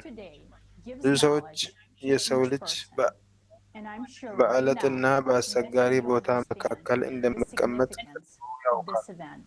ግን በዕለቱ ቀድሞውኑ ወደ እኛ እየበረረ መሆኑን የሚገነዘቡ ጥቂቶች ብቻ ናቸው። እና ዛሬ የተሰማው መረጃ ለእያንዳንዱ ሰው እውቀትን ይሰጣል። እናም እርግጠኛ ነኝ በአሁኑ ጊዜ ብዙዎቻችሁ የዚህ ክስተት አስፈላጊነትን ተገንዝበዋል። እናም እርምጃ ለመውሰድ ፍላጎት አላቸው። እናም ዛሬ በተነጋገሩት ነገሮች ሁሉ ተደንቀዋል እና ተነክተዋል። ግን ህሊናችን የሚሰራው ከ2 እስከ 3 ቀናት ባለው ጊዜ ውስጥ ምኞቶች እንደነበሩንና አንድ ነገር ለማድረግ ፍላጎት እንዳለን ስለምረሳ አሁን የምንኖርበትን አደገኛ ቅርጸት ለመደገፍ ብቻ እንመለሳለን። እናም ወደ ራስን ማጥፋት መጓዝ እንጀምራለን። ከገደል አፋፍ ላይ ቆመን መዘንጋት የለብንም እና ጥያቄው ዞር ብለን ላይ ተያይዘን በሌላ መንገድ መጓዝ እንችላለን ወይስ ዝም ብለን ልንዘል ነው? ንቃተ ህሊና ተረት እንናገራለን የሚል ከሆነ እውነታዎችን ብቻ ይመልከቱ፣ ሁሉንም ነገር ይፈትሽ እና ስለ ወቅታዊ ሁኔታ በጣም ጥንቃቄና በቀላል እንደተናገርን ያያሉ።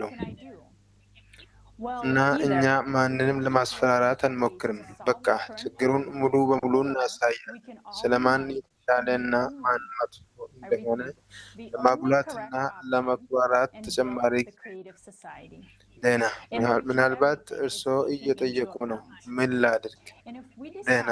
ይህ አሁን ያሉትን ችግሮች መፍታት የሚያስችሉ መንገዶችን መፈለግ መቀጠል ወይንም ሁላችንም በአንድ ብቸኛ ትክክለኛ አማራጭ አንድ ሆነን ሁሉም ነገር ከግምት ውስጥ የሚገባበትን የፈጠራ ማህበረሰብን መገንባት እንችላለን። እኛ የፈጠራ ማህበረሰብን ለመደገፍ ከወሰንን ሁሉም ነገር የአካል ብቃት እንቅስቃሴ ያደርጋል። እኛ የሚያስፈልገን ብቸኛው ነገር አንድ ላይ መሰብሰብና ስለዚህ መፍትሄ ለሰዎች ማሳወቅ ነው። የመጀመሪያው ደረጃ ለሁሉም ማሳወቅ አለብን። በእርግጥ አንድ ሰው እንዲህ ማለት ይችላል፣ እኛ በንቃት ሄደን የሸማቾችን ቅርጸት መዋጋት አለብን። አሮጌውን ማስተካከል ስንችል ለምን አዲስ መገንባት አለብን? ይህ አስቂኝ ነው። እያንዳንዳችን በውስጣችን አንድ አብዮታዊ አለን። እኛ አንድ ሰው ላይ ሁከት እንፈልጋለን፣ ግን እኛ በራሳችን ላይ የኃይል እርምጃ እንዲወሰድ አንፈልግም። በሁከት እንዴት ማንኛውንም ነገር እናሳካለን? የፈጠራ ማህበረሰብ በአመፅ ሊገነባ አይችልም። ወይም ሌላ አይነት የካፒታሊዝም፣ ናዚዝም፣ ፋሺዝም ወይም ሶሻሊዝም ይሆናል። የፈጠራ ማህበረሰብ በኃይል ጽንሰ ሀሳብ እንደሚገለል መረዳት አለብን። አንድ ሰው ሊጠይቅ ይችላል፣ ነገር ግን ቀድሞውኑ በሸማቾች ፍሰትና ምንም ውጤት ከሌለ በጣም ብዙ ውጊያ ተደርጓል። እውነታው ግን በሸማቾች ግርሰት ላይ ምንም አይነት ተቃውሞን አያውቅም። ላለፉት 6000 ዓመታት ያለንበትን መንገድ ለማደስ እንኳን ሙከራ አልተደረገም።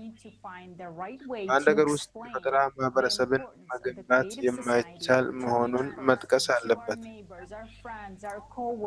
ለመላው ዓለም እሱን መገንባት አስፈላጊ ነው። ሁላችንም መግባባት ያስፈልገናል። ሁሉም ሰዎች በጥሩ ሁኔታ ለመኖር ይፈልጋሉ። ለእያንዳንዱ ሰው የፈጠራ ማህበረሰብን አስፈላጊነት ለማስረዳት ትክክለኛውን መንገድ መፈለግ ያስፈልገናል።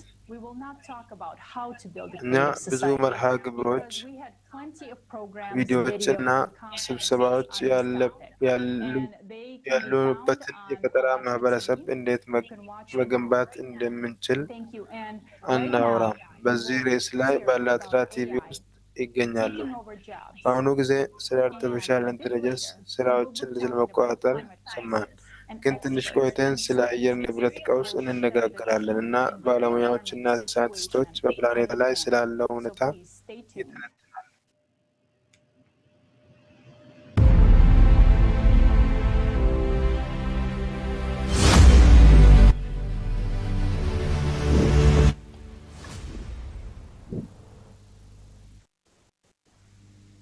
Thank you, Olga. አመሰግናለሁ ኦልጋ። ውድ ተመልካቾች፣ አሁን ስለ ስነ ምህዳር ወደ ቀጣዩ ፕሮግራማችን እንሸጋግራለን። በየትኛው ጎዳናው ላይ በመመስረት ዛሬ በጣም አወዛጋቢ ርዕስ ነው። የመጀመሪያ ተናጋሪያችን ከእስራኤል የመጣችው ኢኮሎጂ እና ኮትሌር ናት እና እንኳን ደህና መጣ። An ecological crisis on our planet. This information has been prepared by people all over the world. Everyone's life today depends on people's awareness. The extreme situation on the planet shows that mankind is at dead end from which it is necessary to find a way out. I would like to give a floor to Anna Kotlar, an ecologist from Israel. Anna, what is the state of the environment today? Thank you. One of the most important international problems of our days is global climate change. Climate change on Earth is the result of astronomical processes and their cyclical nature, and this cyclicity is inevitable. This means that a person does not influence the climate, does not control earthquakes, volcanic eruptions, rising temperatures, melting glaciers, and so on. Millions of people around the world have already become climate refugees. This is the reality that we live in right now. The events are developing at a shocking speed. The force of cataclysms is growing in progression. Their frequency is increasing every day. We consider ourselves a developed civilization, but we are not able to protect ourselves and our loved ones from what is happening today. The planet is just entering the cycle of cataclysms, and we are already powerless in the face of nature. What will happen next? Do international agreements that promise us protection from climate change work? Can we survive global climate change? People all around the world collect analytics, facts, and observations. Today, the respected speakers of the conference will answer these and other questions. They will share the information that our future depends on. We will talk about all this in the next part of our conference. Climate disasters are a difficult stage for us and our planet. The Earth is our home, which can become a shelter for people during natural disasters. What does our home look like today? What have we done to our house to protect us? What state is it in? Unfortunately, today the Earth is in a severe ecological crisis. The ecological crisis differs from the climate crisis is that it is caused by human activity, and that's exactly what we are going to talk about it. This is an ecosystem that is not an individual element. It's like a single living organism, and each person is a unit of the ecosystem. And Now, this interaction is destructive. This means that the balance between the environment and society is broken. The degree of violation of the ecological balance can be different. At the first stage, the planet itself can cope with a minor impact on it. At the second stage, nature can recover only with the direct help of humans, and the last stage is the stage of an environmental catastrophe.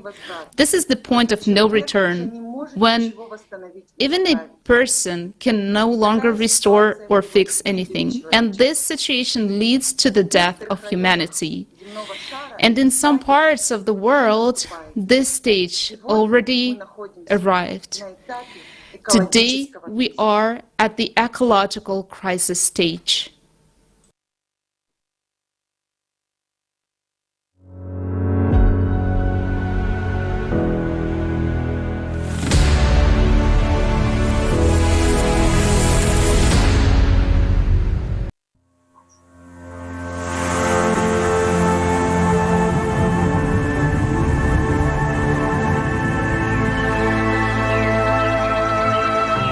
The Earth is a living organism, and everything in it is interconnected.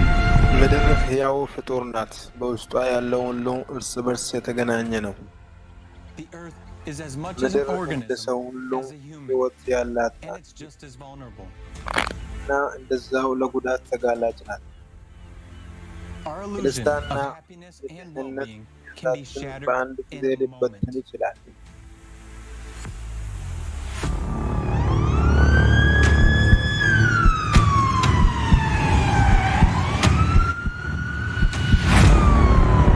%80 of lungs are damaged.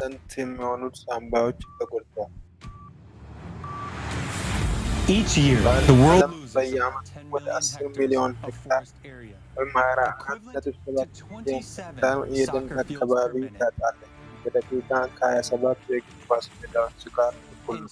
2015, an estimated 50% of the planet's wildforests are gone. አዝማሚያው ካልተገታ በ2030 የቀረው የዓለም የመጀመሪያ ደኖች 10% ብቻ ይቀረናል። ከኢንዱስትሪ ምዝበራ በተጨማሪ በርካታ ቁጥር ያላቸው ደኖች በየዓመቱ በእሳት ባልተለመዱ የአየር ክስተቶች እና በአሲድ ዝናብ እየወደሙ ነው። ደኖች እንዲሁም አረንጓዴ ማሳደድ ተብሎ በሚጠራው አካባቢ እየተደመሰሱ ነው። ለምሳሌ ለአንድ የችርቻሮ ለአንድ ዓመት ያህል የወረቀት ከረጢቶች ለማቅረብ 9,000 ዛፎች መቆረጥ አለባቸው። ደኖች ኦክሲጂንን እንደሚያቀርቡ ቢታወቅም የበርካታ እንስሳትና እጽዋት መኖሪያም ናቸው። የደን ጭፍጨፋ ወደ አፈር መሸርሸር፣ የወንዙ ውሃ አቅርቦት መቀነስና የግሪንሃውስ ውጤት እንዲሻሻል ወይም እንዲለወጥ ያደርጋል እና በ2014 የደን ጭፍጨፋን በግማሽ ለመቀነስና በ2030 በቋሚነት ለማቆም ያለመ የተባበሩት መንግስታት የደን መግለጫ በ2014 የተፈረመ ቢሆንም ከቅርብ ዓመታት ወዲህ በዓለም አቀፍ አማካይ ዓመታዊ አጠቃላይ የዛፍ ሽፋን ኪሳራ 40% አድጓል። ደኖች ከጠፉ በአሁኑ ወቅት በደንና በደን ውጤቶች ላይ በጣም ጥገኛ የሆነው የሰው ልጅ 1/3 ድህነትና ሞት ይደርስበታል። 75% የቆዳ ተጎድቷል። ዛሬ 75% የሚሆነው የምድር መሬት በሰዎች እንቅስቃሴ ምክንያት ቀድሞውኑ ተጎድቷል። በ2050 ይህ አሃዝ 90% ሊደርስ ይችላል። የአፈር መበከል ዋና ምንጮች ኢንዱስትሪ፣ ትራንስፖርት፣ ግብርና፣ የኒውክሌር ኃይልና ግዙፍ ቆሻሻ መጣያ ስፍራዎች ናቸው። ለአካባቢ የሰው ጤና ምርቶችን ማምረት በበከለ አፈር ላይ የማይቻል ነው። በዓለም ዙሪያ በየዓመቱ 30 ቢሊዮን ቶን ለም መሬት ተዳክሟል። በሌላ አገላለጽ የአንድ የእግር ኳስ ሜዳ ግማሽ በየ5 ሰከንዱ ይሸረሸራል። በትንሹ 1 ሴንቲሜትር ለም አፈርን ለማምረት ከ1000 ዓመት ሊወስድ ይችላል።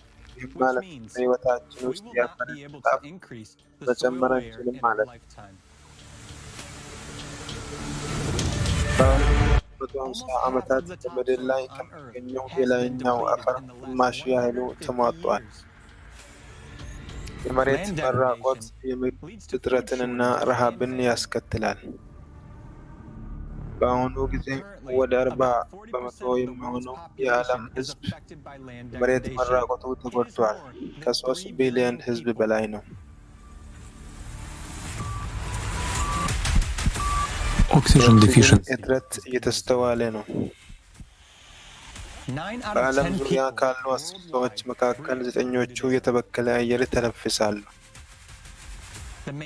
የአንትሮፖሎጂካል አየር ብክለት ዋና ምንጮች በኢንዱስትሪዎች ሊከሰቱ ሁሉም አይነት የትራንስፖርት ተሽከርካሪዎች፣ ሙቀት ኃይል ማመንጫዎች እና ቆሻሻ ማቃጠል ናቸው። ከ5 ዓመት በታች ከሆኑ ሕፃናት ከሚሞቱት 10 መካከል አንዱ በአየር ብክለት ምክንያት ነው። በአዋቂዎች ላይ ከሚሞቱት ሰዎች መካከል 24% የሚሆኑት በልብ በሽታዎች፣ 25% በአንጎል ውስጥ ስትሮክ፣ 29% ደግሞ በሳምባ ካንሰር የተያዙ ሲሆን እነዚህ ሁሉ በአየር ብክለት የተከሰቱ ቅሪተ አካል ነዳጆችን በማቃጠል የሚመነጨው የአየር ብክለት በዓለም ዙሪያ በየዓመቱ በግምት ወደ 4.5 ሚሊዮን ላልደረሰ ሞት ይዳርጋል። የዓለም ጤና ድርጅት የአየር ብክለት በየዓመቱ ከ7 ቢሊዮን በላይ ሰዎችን እንደሚገድል፣ ከ7 ሚሊዮን ሰዎች በላይ ሰዎችን እንደሚገድል ይገምታል። የተባበሩት መንግስታት የአካባቢ አየር ልዩ ዘጋቢ ዴቪድ ቦይድ ውጤታማ እርምጃዎችን በፍጥነት ካልተወሰዱ በስተቀር በአየር ብክለት የሚሞቱ ሰዎች ቁጥር በ2050 በሌላ እስከ 50% ሊጨምር አስጠንቅቀዋል። And releases 7 to 15 times more oxygen. Meanwhile, about 90% of wetlands ይህ በእንዲህ እንዳለ ባለፉት 300 ዓመታት ወደ 90% የሚሆኑት የጥም መሬት ከመላው ዓለም ጠፍተዋል እና አሁን እኛ ከጫካዎች በ3 እጥፍ በሚበልጥ ፍጥነት እያጣነው እንገኛለን። Reasons for the disappearance of marshes are drainage, የሚያደርጉ ምክንያቶች በተጨማሪ የግብርና አገልግሎት፣ የፍሳሽ ማስወገጃ፣ የከተማ ማስፋፊያና አፈር ማውጣት ናቸው። በወንዝ መቀልበሻና ግድቦች ግንባታ፣ በደን መጨፍጨፍና በአፈር መሸርሸር ምክንያት የውሃ ብክለትና ረግረጋማ ቦታ እየተመናመነ ነው። ረግረጋማዎቹ መበቀል በዘይት ማፍሰስ ምክንያት If marshes stop absorbing CO2 from the atmosphere, its concentration will increase by strategic storages of fresh water. Less than 1% of water on Earth is usable fresh water. And as the disappearance of marshes leads to a significant reduction in the supply. የንጹህ ውሃ ስትራቴጂካዊ ማከማቻዎች ናቸው። ከ1% በታች የምድር ንጹህ ውሃ ጥቅም ላይ ሊውል የሚችል ሲሆን የደን ምርመራው ጥሩ አይደለም። ሁለት ሚሊዮን ሰዎች የመጠጥ ውሃ ያገኛሉ። የውሃ እጥረቱ ከ10 ሰዎች 4 ይነካል። እንደ ዓለም ጤና ድርጅት ዩኒሴፍ ዘገባ ከሆነ በፕላኔቷ ላይ ቢያንስ 8 ሚሊዮን ሰዎች በሰገራ የተበከለ ውሃ ይጠጣሉ።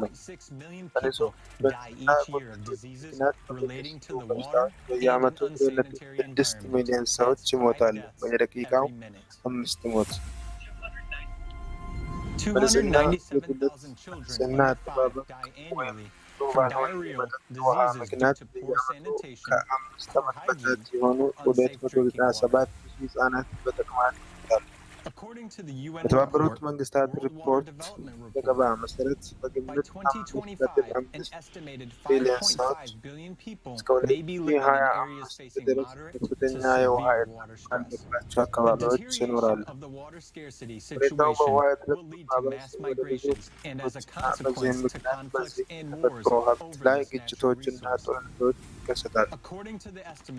በ2020 ጀምሮ በዓለም የፓሲፊክ ኢንስቲትዩት የውሃ መተላለፊያ ስሌት መሰረት በዓለም ላይ ከውሃ ምደባ ጋር የተያያዙ 466 የተለያዩ ግጭቶች ተደርጓል። ከነዚህ ውስጥ 36ቱ የታጠቁ ነበሩ። ከነዚህ ውስጥ 285ቱ በውሃ መሰረተ ልማት ላይ ጉዳት አድርሷል።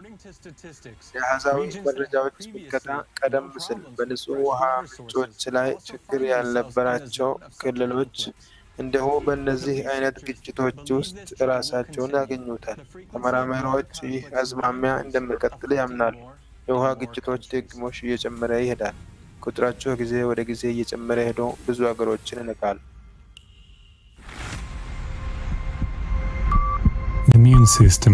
የበሽታ መከላከል አቅም ስርዓት ተደምስሷል። አንድ ሚሊዮን የሚጠጉ እንስሳትና እጽዋት ዝርያዎች አሁን የመጥፋት አደጋ ተጋርጦባቸዋል። አጠቃላይ የዱር አጥቢዎች በ82 ቀንሷል። ባለፈው ምዕተ ዓመት የ10,000 ዓመታት ያህል ሊጠፉ እንደሚገባ ብዙ የእንስሳት ዝርያዎች ጠፍተዋል። የመጥፋት መጠኑ ከ70 ሚሊዮን ዓመታት ገደማ በፊት ዳይኖሰርስ ወደ ጠፋበት ጊዜ በፍጥነት ቀርቧል። የስነ ሕይወት ተመራማሪዎች በ2018 በአሁኑ ጊዜ በአጥቢ እንስሳት መጥፋት መጠን የብዝሃ ሕይወት ወደነበረበት ለመመለስ ከ3 እስከ 5 ሚሊዮን ዓመታት እንደሚወስድ ገምተዋል። የእጽዋትና የእንስሳት ዝርያዎች መጥፋታቸው ስነ ምህዳሮች ወደ አለመረጋጋትና በዚህም ምክንያት የተፈጥሮ የሰው መኖሪያዎች ወደ መጣስ ያስከትላል። በተባበሩት መንግስታት ድርጅት ዘገባ የታሰበው የብዝሃ ሕይወት መጥፋት ሁሉንም ሰዎች የሚነካ ነው። ነገር ግን በተለይም በአገሬው ተወላጆችና በአካባቢው ህብረተሰቦች እንዲሁም በደሃ ተጋላጭነታቸው ላይ በብዝሃ ሕይወት ላይ ያላቸውን ጥገኝነት ከግምት ውስጥ ያስገባ ነው። የሰውነት አስፈላጊ ምልክቶች በከፍተኛ ሁኔታ ተጎድተዋል። ታካሚው በአደገኛ ሁኔታ ላይ ነው። የአንጎል እጢ ተገኝቷል።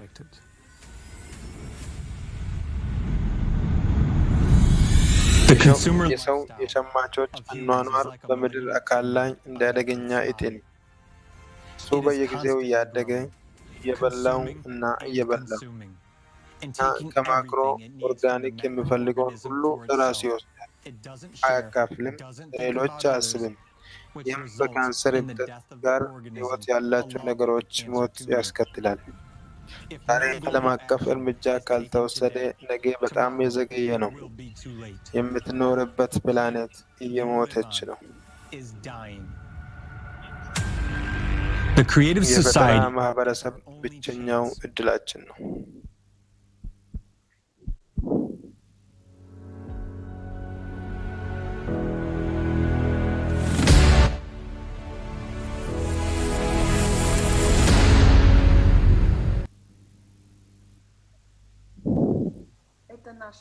This is our life.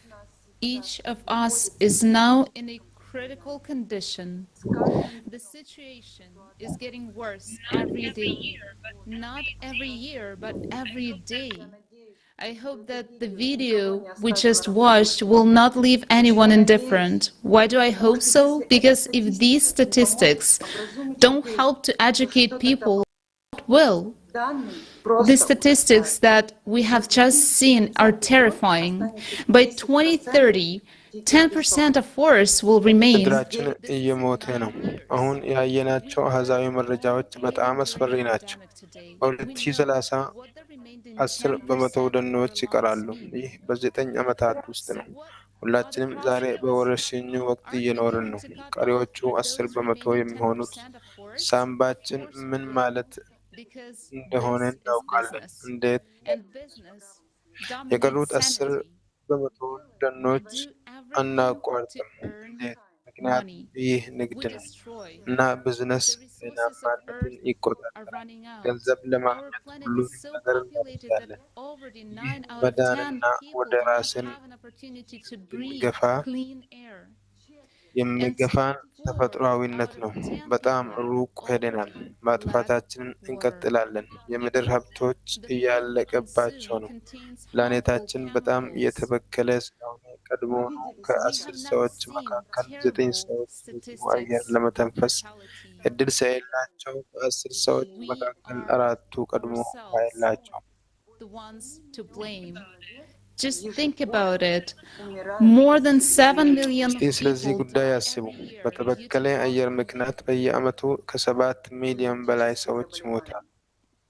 እኛ different kinds of ለራሳችን diseases, የልብና የደም oncological, genetic, ካርዲዮቫስኩላር cardiovascular. እድገት፣ These are the ኦንኮሎጂካል facts. እና We የጄኔቲክ destroy በሽታዎች everything እድገት that could ተጠያቂ ነን። protect us. ለዚህ We ክፍትና ruin our immune system.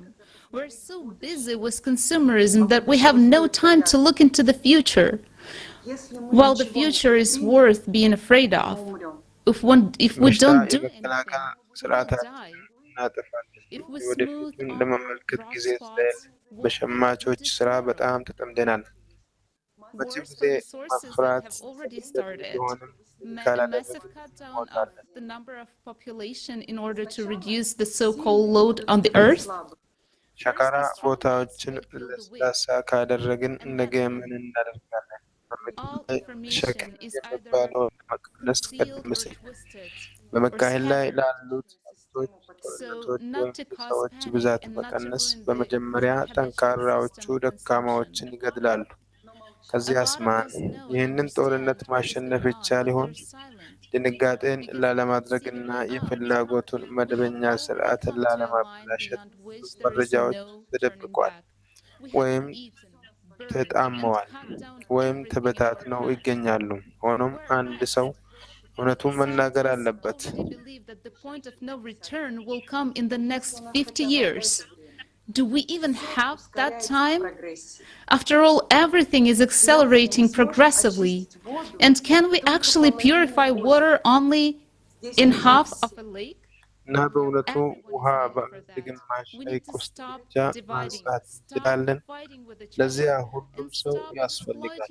መከፋፈሉን ማቆም፣ እርስ በርስ መዋጋትን ማቆምና በኢኮኖሚ ጥገኛ የሆኑ የክልሎችን ሀብቶች መጠገን የማይጠገብ ፍላጎታችን ለማርካት ማቆም አለብን። ለጥቂት ሰዎች ከፍተኛ ትርፍ የሚያመጡ ቢሆንም በግልጽ ያልሆኑ ውጤታማ ቴክኖሎጂዎችን ማስተዋወቅ ማቆም አለብን። በኩባንያው አስተዳደር የንግድ ፍላጎቶች ላይ ሳይሆን በሰዎች የጋራ ስሜትና ምቾት ላይ በመመርኮዝ በዓለም ዙሪያ የትራንስፖርትና የሎጂስቲክ ኔትወርክን መጠቀም አስፈላጊ ነው። ንገረኝ፣ የፖለቲካና ኢኮኖሚያዊ ትርፋችን ራስን የመጠበቅ ተፈጥሯችን ላይ እንዴት አሸነፈ? ገዳይ አደጋን ለመቋቋም አንድ ለመሆን ጊዜው አሁን ነው እና እኛ አንድ ላይ ብቻ እናደርጋለን፣ አለበለዚያ ምንም አይሳካም። የራስንና የልጆችን ሕይወት ከማዳን ምን አስፈላጊ ነገር አለ? By each one of us. Friends, I would like to invite everyone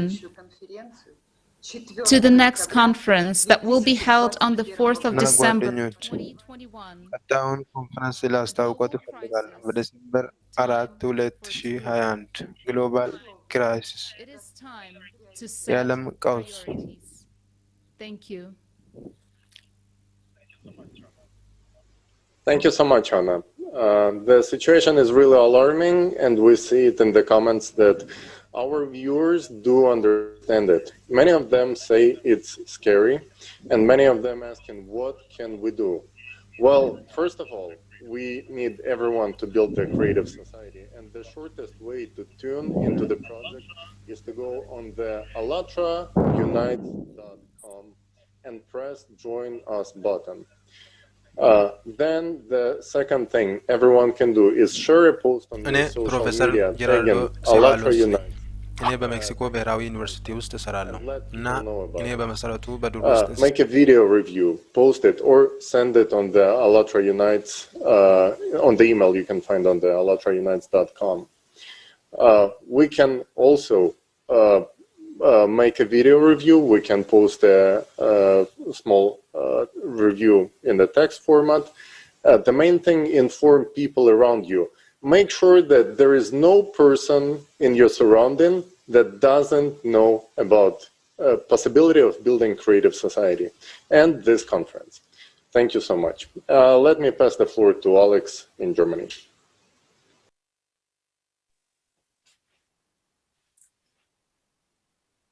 Hello, everyone. I would like to remind you of what we had just seen in this short movie. What we have already done to our planet, to our home, is terrible. We are destroying the ocean, killing the lungs of our planet. We are depriving ourselves of oxygen, and the oxygen deficit will only increase. We're destroying entire species, and this is already assuming a disastrous scale. Let's listen to the esteemed Gerardo Habaros, PhD in ecology and evolutionary ecology, professor of biology, senior researcher at the Institute of Ecology at Natural Autonomous University of Mexico. Greetings. Buenos dias, Gerardo. The floor is yours. I am Professor Gerardo Ceballos.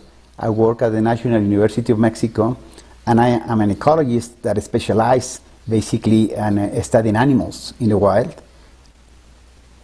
A few years ago, in 2015, my colleagues, and my colleagues from Berkeley and the University of Stanford and the University of Mexico, we put together this paper where what you can see here is in red are the amount of this particular characteristic of the planet, that is left. And we can see that in many cases we have lost more than 60, 50, 60, 70% of this particular ecosystem or species. We can analyze if species that we're losing in the last 500 years, but mostly in the last century, are basically the same number that you will expect in the normal extinction rates, or there are higher extinction rates.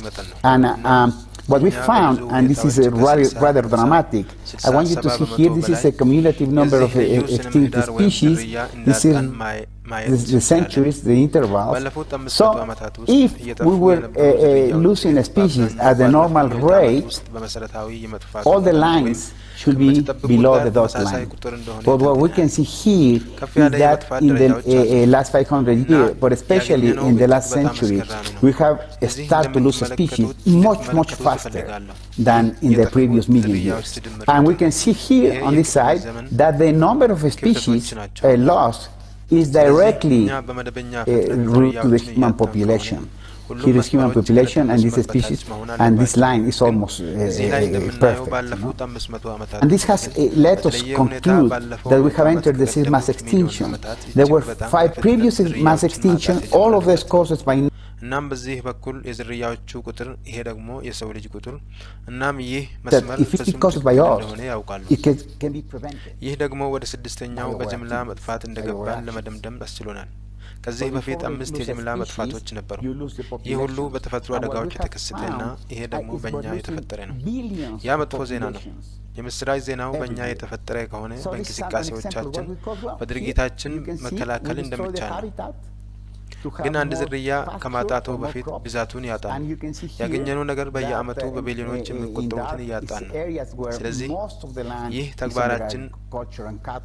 የተግባራችን ምክንያት ነው። ደህና እዚህ ብዙ የግጦሽ መሬት ወይም ብዙ ሰብሎችን ለማግኘት መኖሪያቸውን እንዳጠፋን ማየት ይችላሉ። እናም እዚህ ማየት ይችላሉ። በጨለማ አካባቢዎች አብዛኛው መሬት የእርሻና የከብቶች ነው። እናም አሁንም በምድር ላይ ማልማት የሚችሏቸው ብዙ ቦታዎች አሉ። ያ እውነት አይደለም። ምክንያቱም ለምሳሌ ይህ ሁሉ አካባቢ በጣም ቀዝቃዛ ነው ያውቃለሁ። ይህ ሁሉ አካባቢ በጣም ደረቅ ነው። እነዚህም እንዲሁ ለመሰብሰብም ሆነ ምግብ ለማምረት ጥሩ ያልሆኑ ሞቃታማ ደኖች ናቸው። ስለዚህ በመሰረቱ በፕላኔቷ ላይ ለከብት እርባታና ለመኸር ልንጠቀምበት የምንችለው ወሰን ላይ ነን። ስለዚህ ይህ ሁሉ ጉዳይ ምንድን ነው? እነዚህን ሁሉ እጽዋቶች ወይም እንስሳት እያጣን መሆኑን መረዳቱ በጣም አስፈላጊ ነው። እና ስነ ምግባራዊ፣ ፍልስፍናዊ፣ ሃይማኖታዊ ሁሉም አይነት ምክንያቶች አሉ በዱር ውስጥ እጽዋትንና እንስሳትን ለማዳን። ግን በጣም አስፈላጊው ምናልባትም እነዚህ እጽዋቶች ወይም እነዚህ እንስሳት በምድር ላይ ህይወትን ለማቆየት መሰረታዊ ናቸው። በአጠቃላይ በምድር ላይ ህይወትና በተለይም የሰው ህይወት። ይህ የሆነበት ምክንያት ሁሉም የዱር እጽዋቶችና እንስሳት እኛ ስነ ምህዳሮች ብለን የምንጠራው በዚህ ውስብስብ ነገር ውስጥ አብረው በመስራታቸው ነው። እና እነዛ ስነ ምህዳሮች በትክክል በመስራት የአካባቢ ጥበቃ ሸቀጦችና አገልግሎቶች ብለን የምንጠራቸውን በመሰረታዊነት እነዚህን ሁሉ ጥቅሞች የምናገኝባቸው ሲሆን ይህም በጥሩ ሁኔታ የስነ ምህዳሩ ተግባር ነው እና እየተነጋገርን ያለነው ንጹህ ውሃችን ለሁሉም ንጹህ ውሃ ለሰው ልጆች ለሁሉም እጽዋትና እንስሳት የሚመጡት ከነዚሁ ስነ ምህዳሮች ነው። ሰዎች ቀደም ሲል እንደተናገሩት ይህ ልክ እንደ የጠፈር መንኮራኩር ነው። ምድር ብቸኛዋ ነችና እያጠፋናት ነው። ጠንክሬን ለመታገልና ብዙዎቹን እነዚህን ዝርያዎች ማዳን እንደምንችል አሁንም ብዙ ተስፋ አለኝ ብዬ አስባለሁ። በተመሳሳይ ጊዜም ሰብአዊነትን ያድኑ፣ ከስልጣኔ ውድቀት ይታደጉናል።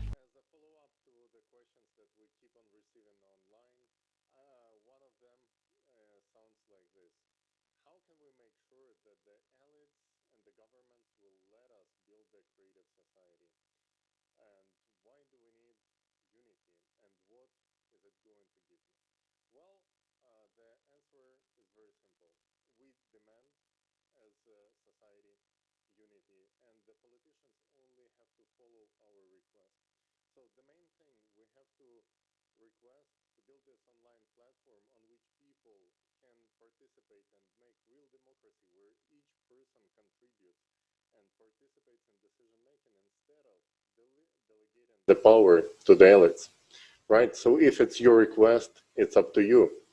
You are the ones who making this request, and if we make such request, politicians will show up who are going to fulfill our needs, our desires, because it's up to us to elect them.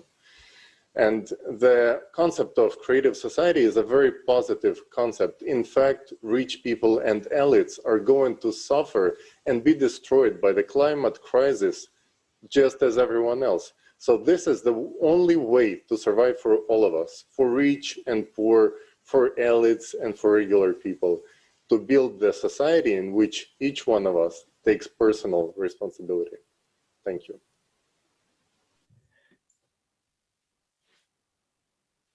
Thank you, Tali. And it's really a chance to survive, create a society. Because when we look at our planet, the worlds of Geraldo Ceballos, it turns out that we, with our own hands, have now provoked mass extinction of species. Just think about it, how terrible it is. We are so used to consuming that we don't even think about the consequences. We're eating our planet. Look, maybe it's time we realize our responsibility and solve our problems together. We want to remind you that millions of people around the world watch today's broadcast. It broadcasts of thousands of YouTube and other streaming channels. Moreover, thanks to volunteers from around the world who understand the importance of this event, this conference is synchronously translated into 72 languages, including even sign language interpretation. Therefore, we can safely say that this is the biggest event in the history of humanity. And it has become a reality because people really understand how important it is for the whole of humankind, for whole humanity to discuss global problems and crises. Because only together we can find solutions. We all want peace and happiness, and together we can create this world. It's joyful that today there are people who care about the importance of consolidation. And I invite our next esteemed speaker, Professor Dmitry Lukyanenko, Doctor of Economics, Rector of the Kiev National Economic University, named after Vadim Hetman, honored worker of science and technology of Ukraine. Greetings, dear Professor.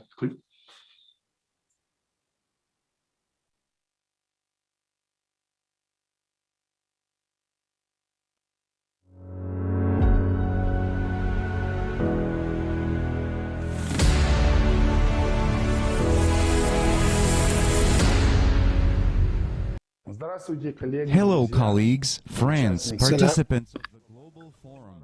I am pleased to greet you. ሰላም የሥራ ባልደረቦች፣ ጓደኞች፣ የዓለም አቀፍ መድረክ ተሳታፊዎች፣ ሰላምታ በመስጠት ደስ ብሎኛል።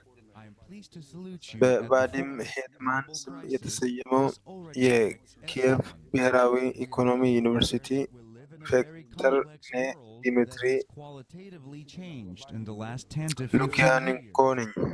በመድረኩ ዓለም አቀፍ ቀውስ ቀድሞውኑ ሁሉንም ሰው ይነካል በሚለው መድረክ ላይ ሰላምታ በመስጠቶ ደስተኛ ነኝ። ባለፉት 10-15 ዓመታት ውስጥ በጥራት ተቀይሮ በጣም ውስብስብ በሆነ ዓለም ውስጥ እንደምንኖር ሁላችን እናውቃለን። እሱ በእውነተኛ ግሎባላይዜሽን ጥቅሞች የሚደሰትና በተመሳሳይ ጊዜ ደግሞ ግሎባላይዜሽን የሚያመጣቸውን ተግዳሮቶች ሁሉ የሚያልፍ እኩልነት፣ ማህበራዊና ኢኮኖሚያዊ አመለካከቶች ወዘተ የምንኖረው በጣም ውስብስብ በሆነ የስራ ገበያ ውስጥ ነው። እሱም በጥራት ደረጃ ከኛ ከተዛባ አስተሳሰብ የተለየ ነው። ይህ የተለየ አይነት የስራ ገበያ ነው። እኛ በስራ አጥነት እንሰጋለን፣ እናም ዛቻው እውነት ነው። ምክንያቱም በዚህ ጊዜ ስራ አጥነት የተለየ ስለሚሆን እያንዳንዱ ሰው ዲጂታል ዘመን ስለመጣ ስራ አጥ ሊሆን ይችላል። ዲጂታል ዘመን እዚህ አለ። ነገ ሰው ሰራሽ የማሰብ ችሎታ በአጠቃላይ ብዙ ጥንታዊ ቀላል ሙያዎችን ይተካል። ከዚህም በላይ እና በጣም አስደንጋጭ ነው፣ የምንኖረው የአየር ሁኔታ ከዓይናችን ፊት በሚቀየርበት ዓለም ውስጥ ነው። የምንኖረው በዓለም ውስጥ ነው። እናም እነዚያ ታንኳዎች ሰማያዊውን ውቅያኖሶችን የሚያበላሹትን ምን ያህል አስፈሪ እንደሆኑ ቅዠት ነው። ማርስን እያሰስን ወደ ጠፈር እየበረርን ከመሆኑ እውነታ ጋር ታንኳዋን አኳኋን አይደለም፣ ቅዠት ነው። የምንኖረው ለመረዳት የማይቻል አይነት ማሞቂያ ለማግኘት ዘይት በመነድ ዓለም ውስጥ ነው የምንኖረው። ለምን እንዲህ አይነቱን ማሞቂያ እንጠቀማለን? የማይታደስ ሀብት የዓለም ውቅያኖሶች ብዝሃ ሕይወት በበርካታ ጊዜያት ቀንሰናል። ይህም የመጨረሻ የሰብአዊነት ነው። Raise awareness about the need and importance of building a creative society. This is really great. ለዚህ የምንኖረው ውስብስብ በሆነ ዓለም ውስጥ ነው። እናም እኔ በጣም ደስ ብሎኛል። እንዲሁም መላው ዩኒቨርሲቲያችን ተማሪዎቼ፣ ፕሮፌሰሮቻችን በዓለም አቀፍ ደረጃ የፈጠራ ማህበረሰብን ስለመገንባት አስፈላጊነትና አስፈላጊነት ግንዛቤን የሚያሳድጉ ሰዎች አሉ። Including within the framework of such global forums. Thank you ይህንን very much. ስላደረጉ በጣም አመሰግናለሁ። እኛ ከእርሶ ጋር ነን እና አዎንታዊነትን የሚያመጡ ሁሉንም ዓለም አቀፍ መዋቅሮችን ለመቀላቀል ዝግጁ ነን። አመሰግናለሁ። Thank you very much. ፕሮፌሰር በጣም እናመሰግናለን። የሰዎች አንድ መሆን በጣም አስፈላጊው ነገር ነው። የፈጠራ ማህበረሰብን መገንባት ብቻ ያለንበትን ችግር ለመፍታት መፍትሄ ነው። ቀጣዩ ተናጋሪያችን ኢኮሎጂስትና ፕሮፌሰር in the Energy and Resources Group at the University of California, Berkeley. Ecologist, physicist, and book author who will help us understand the scale of this problem.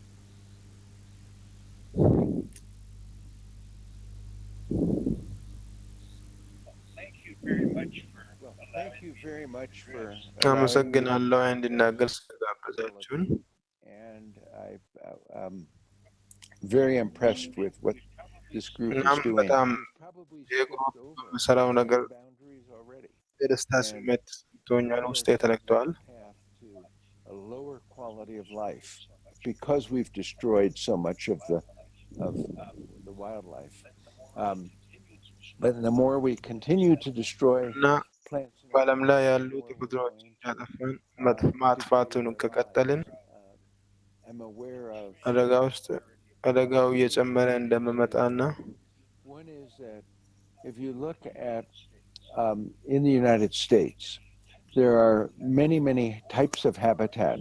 Old growth forest, coastal sand dune habitat, which is surprisingly diverse, biologically interesting. Wetlands, both freshwater and saltwater wetlands, and then wild and free-flowing rivers. And in all of those categories of habitat, we have destroyed around 90%, 90% of what was there 500 years ago. If you look at the world's tropical በእነዚያ forests, የመኖሪያ ግድቦች ውስጥ ከ500 ዓመታት በፊት ከነበረው ከ90 በመቶ ወደ 90 በመቶ ገደማ እየሆነ ነው። 90 በመቶውን አጥፍተናል። እናም የአማዞን የዝናብ ደንን የምናጠፋበት ፍጥነት እየጨመረ ነው። ስለዚህ ያ በጣም ትልቅ ነው። በተመጣጣኝ መጠን እንደ ማዳጋስካር ባሉ የተወሰኑ ሀገሮች ውስጥ በተጓዝኩበትና ምርምር ባደረግኩበት ማዳጋስካር ከቀድሞዋ ጫካ ከ80 በመቶ በላይ ጠፍቷል።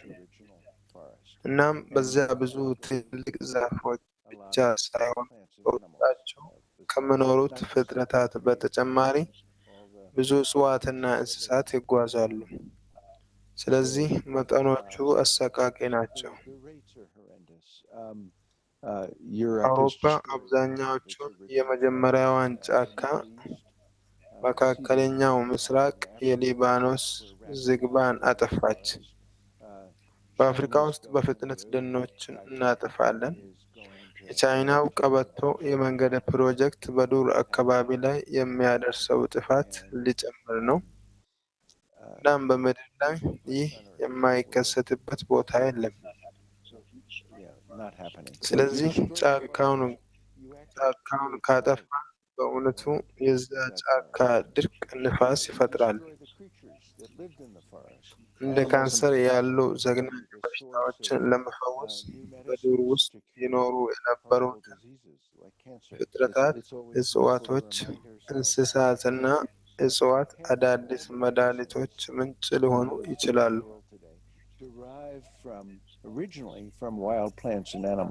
በአሁኑ ጊዜ በዓለም ላይ ከሚጠቀሙባቸው መድኃኒቶች ሁሉ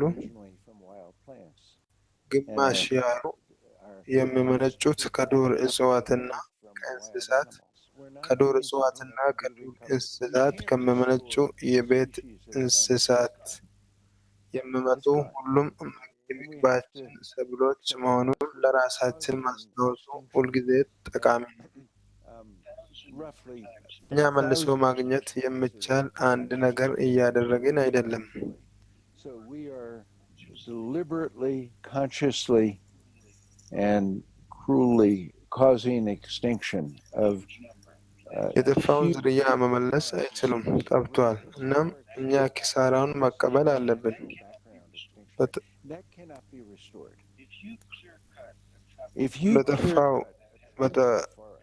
በተፈጥሮ የሚጠፋው በሺህ ወይም ከዚያ በላይ በሚሆን ጊዜ መጥፋትን እናመጣለን። plausible time frame. Certainly not in the lifetime of you and your children and your grandchildren. It's gone. Earth is in the balance. It's teetering on a balance point. በእውቀትና በጭካኔ መመለስ የማይችል የተፈጥሮ ዳራ መጥፋት መጠን ከሚባለው እጅግ የሚበልጥ ፍጥነት እጅግ ብዙ እጽዋትና እንስሳት እንዲጠፉ እያደረግን ነው።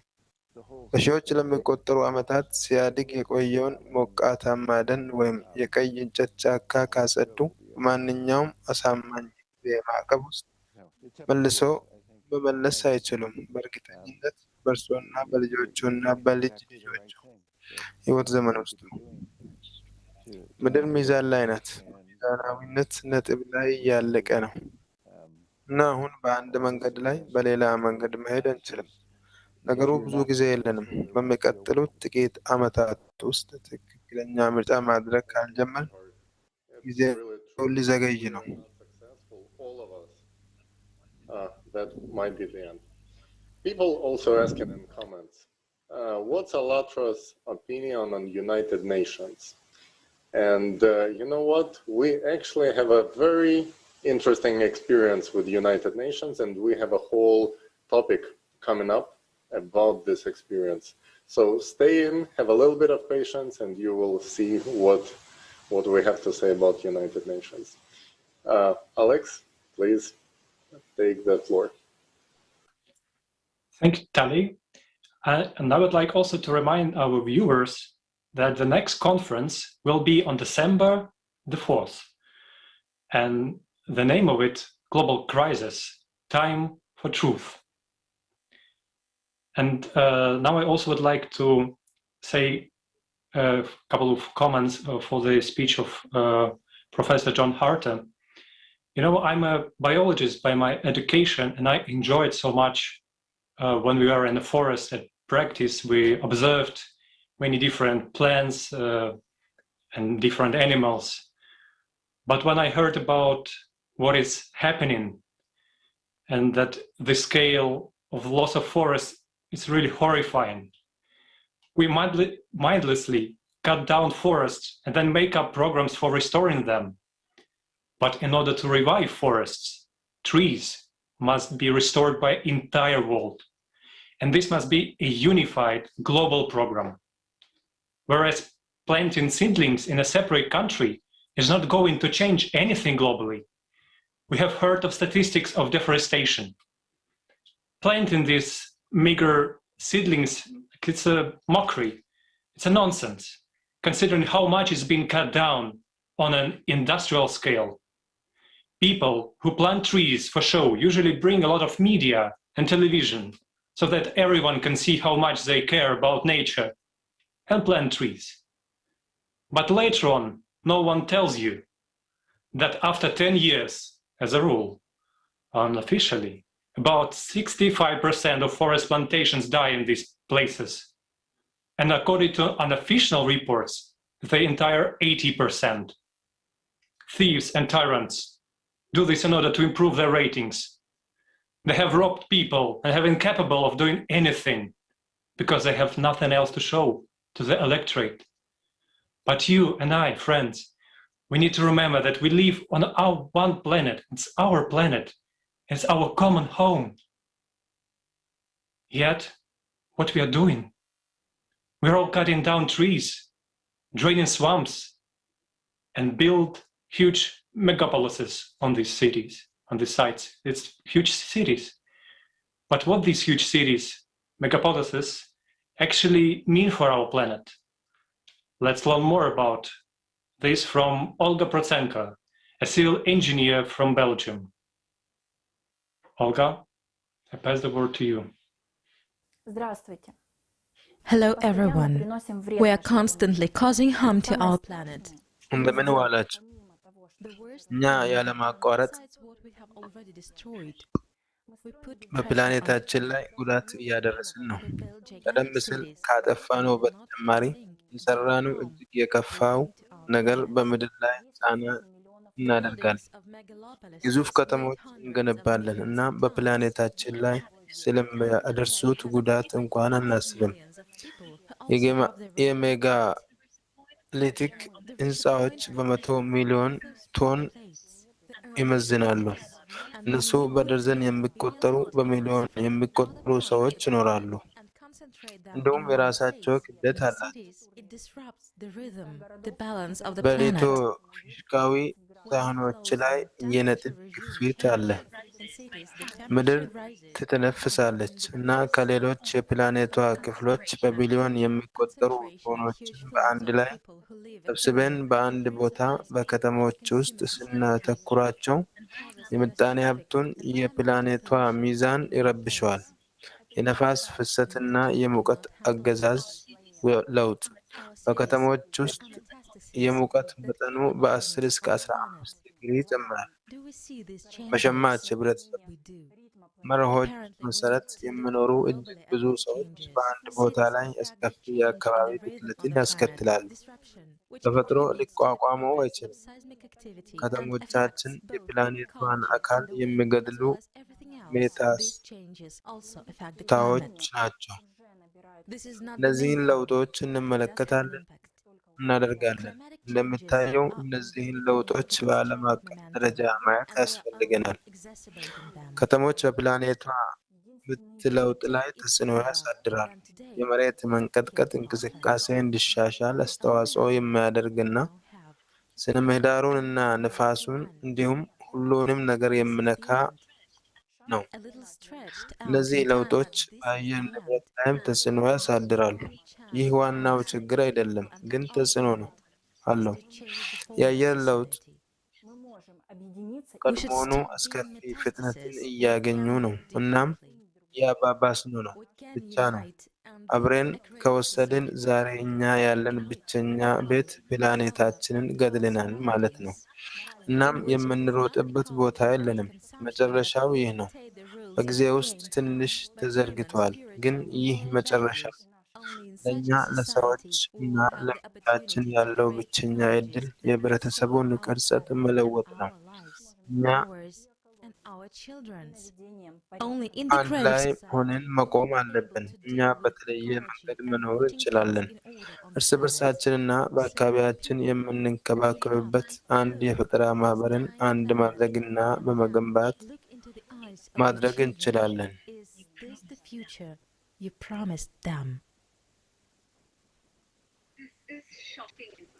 This is shocking information እውነት የሚያስደነግጥ ኢንፎርሜሽን ነው። about the things we do. What kind of a world do we leave after ourselves? We have nowhere to run.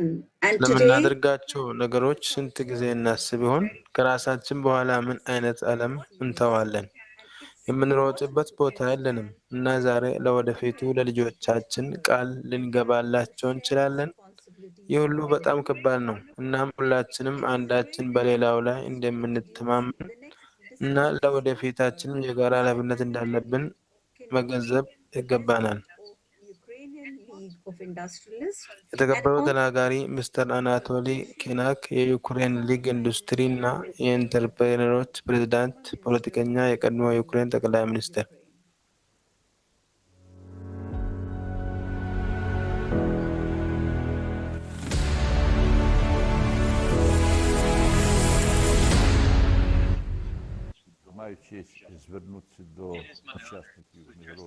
የዓለም አቀፍ ጉባኤ ተሳታፊዎችን ዓለም አቀፍ ቀውስ ሁሉንም ሰው ይነካል። በዛሬው ጊዜ ዓለም የአየር ንብረት ለውጥ ብሎ የሚጠራቸውን ተጨማሪ ተግዳሮቶች ለማሸነፍ ዛሬ መላው የዓለም ማህበረሰብ በተቻለ መጠን የተጠናከረ መሆን እንዳለበት እርግጠኛ ነኝ። There are still a lot of mysteries in በእነዚህ this. አዝማሚያዎች ውስጥ አሁንም ብዙ ምስጢሮች አሉ። ከመላው ዓለም የተውጣጡ የሳይንስ ሊቃውንት አሁንም በምድር ላይ በሚሊዮን የሚቆጠሩ ዓመታት ውስጥ በተደጋጋሚ የተከሰቱ የአየር ንብረት ተፈጥሯዊ አዝማሚያዎችን የምንመለከትበት ቦታ ምን እንደሆነና በሰው ልጅ ላይ ተጽዕኖ የሚያሳድረው ተጽዕኖ ምን እንደሆነ የሁሉም ችግሮች ሚዛን ማጥናት አለባቸው። ስልጣኔ፣ እኛ ሰዎች፣ እናም በእርግጠኝነት የሰዎች እንቅስቃሴ ተጽዕኖን በተመለከተ ስኬት ሊገኝ የሚችል የመላው ህብረተሰብ ድርጊቶች ሲጠናከሩ ብቻ ነው። በአየር ውስጥ ድንበሮችም የሉም። በውቅያኖሶች ውስጥ ድንበሮች የሉም። እኛ እርስ በርሳችን በጣም የምንመካ ነን። እናም እኛ ፕላኔታችንና አስደናቂ ተፈጥሯችንን ለልጆቻችን፣ ለልጅ ልጆቻችንና ለመጪው ትውልድ ለማቆየት የተቻለንን ሁሉ ማድረግ የእኛ ኃላፊነት ስለሆነ ይህንን ችግር እጅግ በቁም ነገር መውሰድ እንፈልጋለን። ምድራችን በጠፈር ውስጥ ልዩ ክስተት ናት። ይህ በሁሉም ዘንድ ተቀባይነት ያለውና ይህ የጋራ ተግባራችንና ኃላፊነታችን ነው። እናም በእንደዚህ ያሉ ከፍተኛ መንፈሳዊና ስነ ምግባር መርሆች ላይ ጥረቶችን በማጠናከር ብቻ ስኬታማ መሆን እንደምችል እርግጠኞች ነን። የዚህ ዓለም አቀፍ ኮንፈረንስ አንዱ ርዕሰ ጉዳይ የአየር ንብረት ለውጥ በመሆኑ ይህ የሁሉንም ሰው ልጆች ጥረት እና መላ ስልጣኔያችንን ለማጠናከር ሌላ ማበረታቻ ነው። አመሰግናለሁ። Dear Anatoly Kirillовich, we are sincerely grateful to you for these wise words. Indeed, we have an environmental crisis. It is something done with human hands. And we can see how terrible it is. But there are things even scarier than that. Climate. We cannot control earthquakes. We cannot control volcanic eruptions, hurricanes, or floods that are increasing every day. የአየር ንብረት በየቀኑ እየጨመረ የሚመጣውን የመሬት መንቀጥቀጥ፣ የእሳተ ገሞራ ፍንዳታ፣ አውሎ ነፋስና ጎርፍ መቆጣጠር አንችልም። ዛሬ የጉባኤው ተሳታፊዎች በአየር ንብረት ቀውስ ዙሪያ መወያየታቸውን ይቀጥላሉ። አሁን ግን የኩባ ሪፑብሊክ አምባሳደር እና ባለሙሉ ስልጣን አምባሳደር ናታቻ ዲያዝ አጉዌራ በዩክሬንና በሞልዶቫ ሪፑብሊክ ማስተዋወቁ ለእኔ ክብር ነው። And to the Republic of Moldova.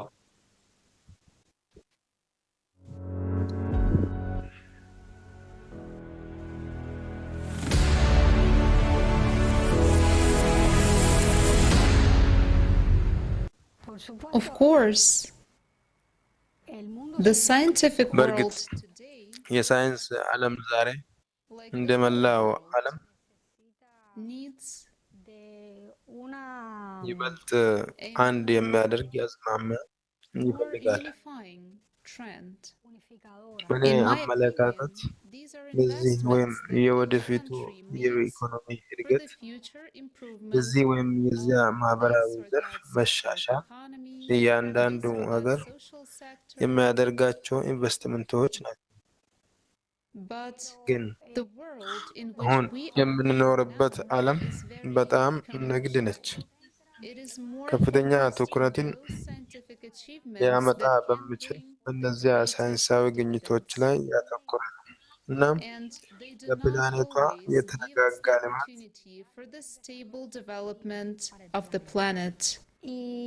ማለት የተረጋጋ ልማት ሁልጊዜ እድል አይሰጡንም። እናም እኔ እንደማስበው የሳይንሳዊ ማህበረሰብ ትልቅ መሰናክል ያጋጥማል። ምክንያቱም ሳይንቲስቶች ብቻ ሁሉንም ችግሮች መፍታት አይችሉም። እንዳለመታደል ሆኖ በሁሉም ሀገሮች ውስጥ የስቴት ፖሊሲ ወይም የሀገራት ፖሊሲ አንዳንድ ጊዜ አስቸጋሪ ነው። በሀገሪቱ ሊኖራት በሚችለው ልማት እምቅ ልማት ላይ ያተኮረ ነበር። እናም ይህ እኔ እንደማስበው ዓለም አቀፍ ውጤታማ ልማትን ለማሳካት ማከናወን ያለብን የለውጥ ወይም መልሶ ማደራጀት አንድ አካል ነው።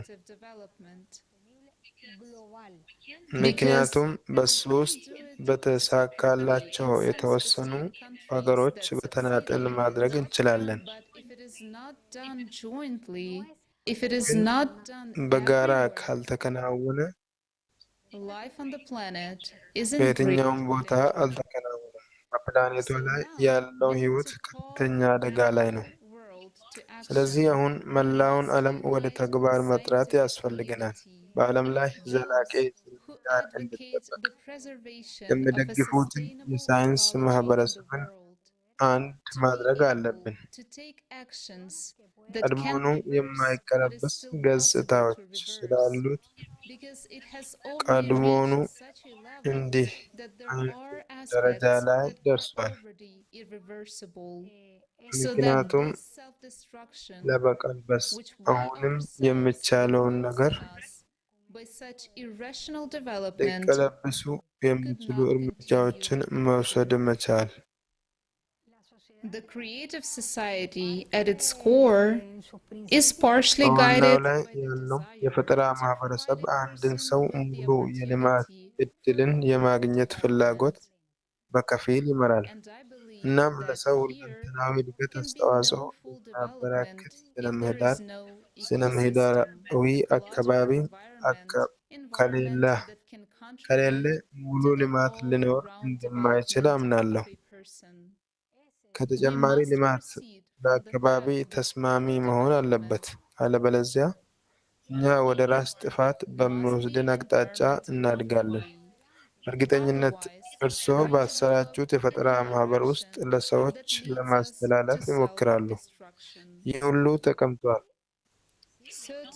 እናም እኔ ከሌሎቹ ሁሉም እንቅስቃሴዎች ጋር ይመስለኛል ይህ ሁሉ የሰው ዘሮችን ለዘመናትና ለዘመናት በሕይወት መኖራቸውን እንዲቀጥሉ የሚያደርግና ወደ ጥፋቱ የሚያመራን እንደዚህ ያሉ የልማት አዝማሚያዎችን ለመፍጠር ይረዳል። All this will help us to create such development trends that will favor the human species to continue to live for centuries and centuries and won't lead to its destruction. Exactly. In conclusion to what I have explained, I'd like to say በትክክል ባስረዳሁት ማጠቃለያ ለመናገር ይወዳሉ። ስለዚህ እያንዳንዱ ሰው ሁሉም ሰው እያንዳንዳችን በዚህ ኮንፈረንስ ውስጥ የተሳተፉት በመጀመሪያ ይህንን መልእክት የማሰራጨት ስራን በአግባቡ መውሰድ እንዲችሉ ምክንያቱም የተጽዕኖ ውጤቶቹን ለመቋቋም በመጀመሪያ በእኛ ላይ እንዴት እንደሚነካ መገንዘብ አለብን የሚል እምነት አለኝ። በመጀመሪያ እኛ ያለንበት ይህ እድገት ሁላችንም በአሉታዊ ሁኔታ እንደሚነካ ሰዎች መገንዘብ አለባቸው። እናም በዚህ ኮንፈረንስ ላይ የምናቀርበው እያንዳንዳችን በዙሪያችን ስላለው ሁኔታ ትንተና በእያንዳንዱ ሀገሮች በእያንዳንዱ እጅግ በጣም ሩቅ በሆኑ የፕላኔቷ ማዕዘናት ውስጥ የዚህ መልእክት ይህ የአመለካከት ጥሪ ሊሆን ይችላል። እያንዳንዳችን ፕላኔቷን ስለማዳን የዚህ መረጃ ተሸካሚ መሆን አለብን።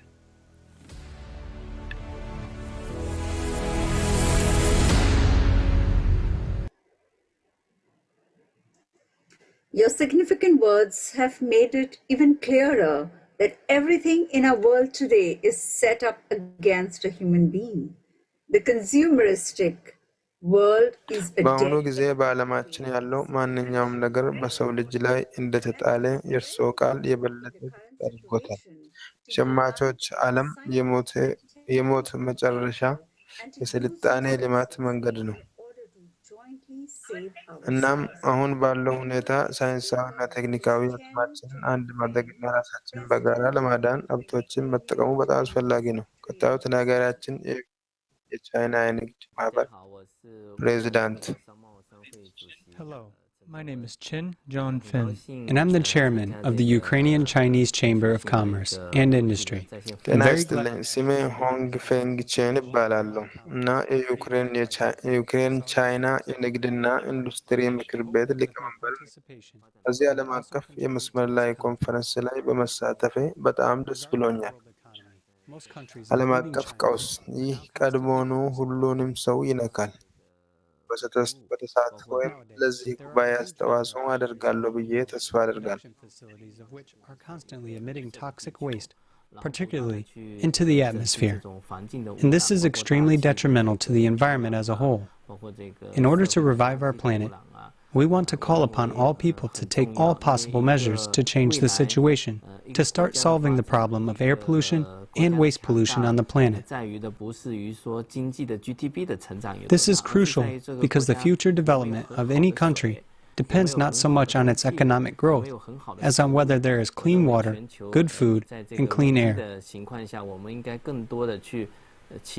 I think that at this crucial moment, the whole world must act for the sake of our society, for the sake of our countries, and our common planet, to create conditions for mutual assistance, for mutual support, for preservation of society. It is necessary to create new relations in society in a constructive way.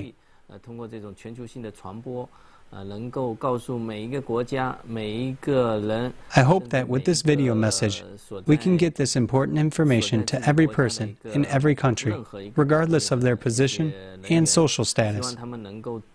I hope that we as people will help each other from the bottom of our hearts, help anyone, no matter where they live or what their nationality is. And I hope we can create a very friendly and harmonious society, like the Silk Road International Cooperation Organization in China, proposed by Chairman Xi Jinping, for the joint promotion of global unity and harmony. Nowadays, in the age of the Internet, it is very important to constantly reach every person and make them understand the importance of the general consensus. I hope that we will build a harmonious society, that our relationships will become more and more friendly. Thank you.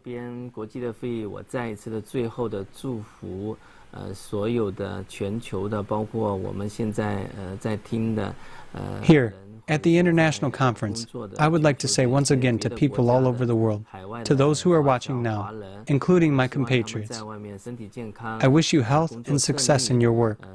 I hope that you will be able to contribute more to the development of our country and our world community, so that there will be mutual assistance, mutual understanding between people in our world and in our society, so that we meet each other halfway. I hope that everyone will make efforts to build such a creative society. We hope so too, Mr. Shunfeng. It is really, really important that as many people as possible hear this information. So, dear friends, everyone should know what we are talking about today. So please record your feedback and share this information on social media. It's very important to share because it's only upon us who can share and distribute the information further. It's only upon us. We are the voice who are spreading this. And only united, we can reach as many people as possible. We can unite because we'll have one goal: build a greater society. Thank you.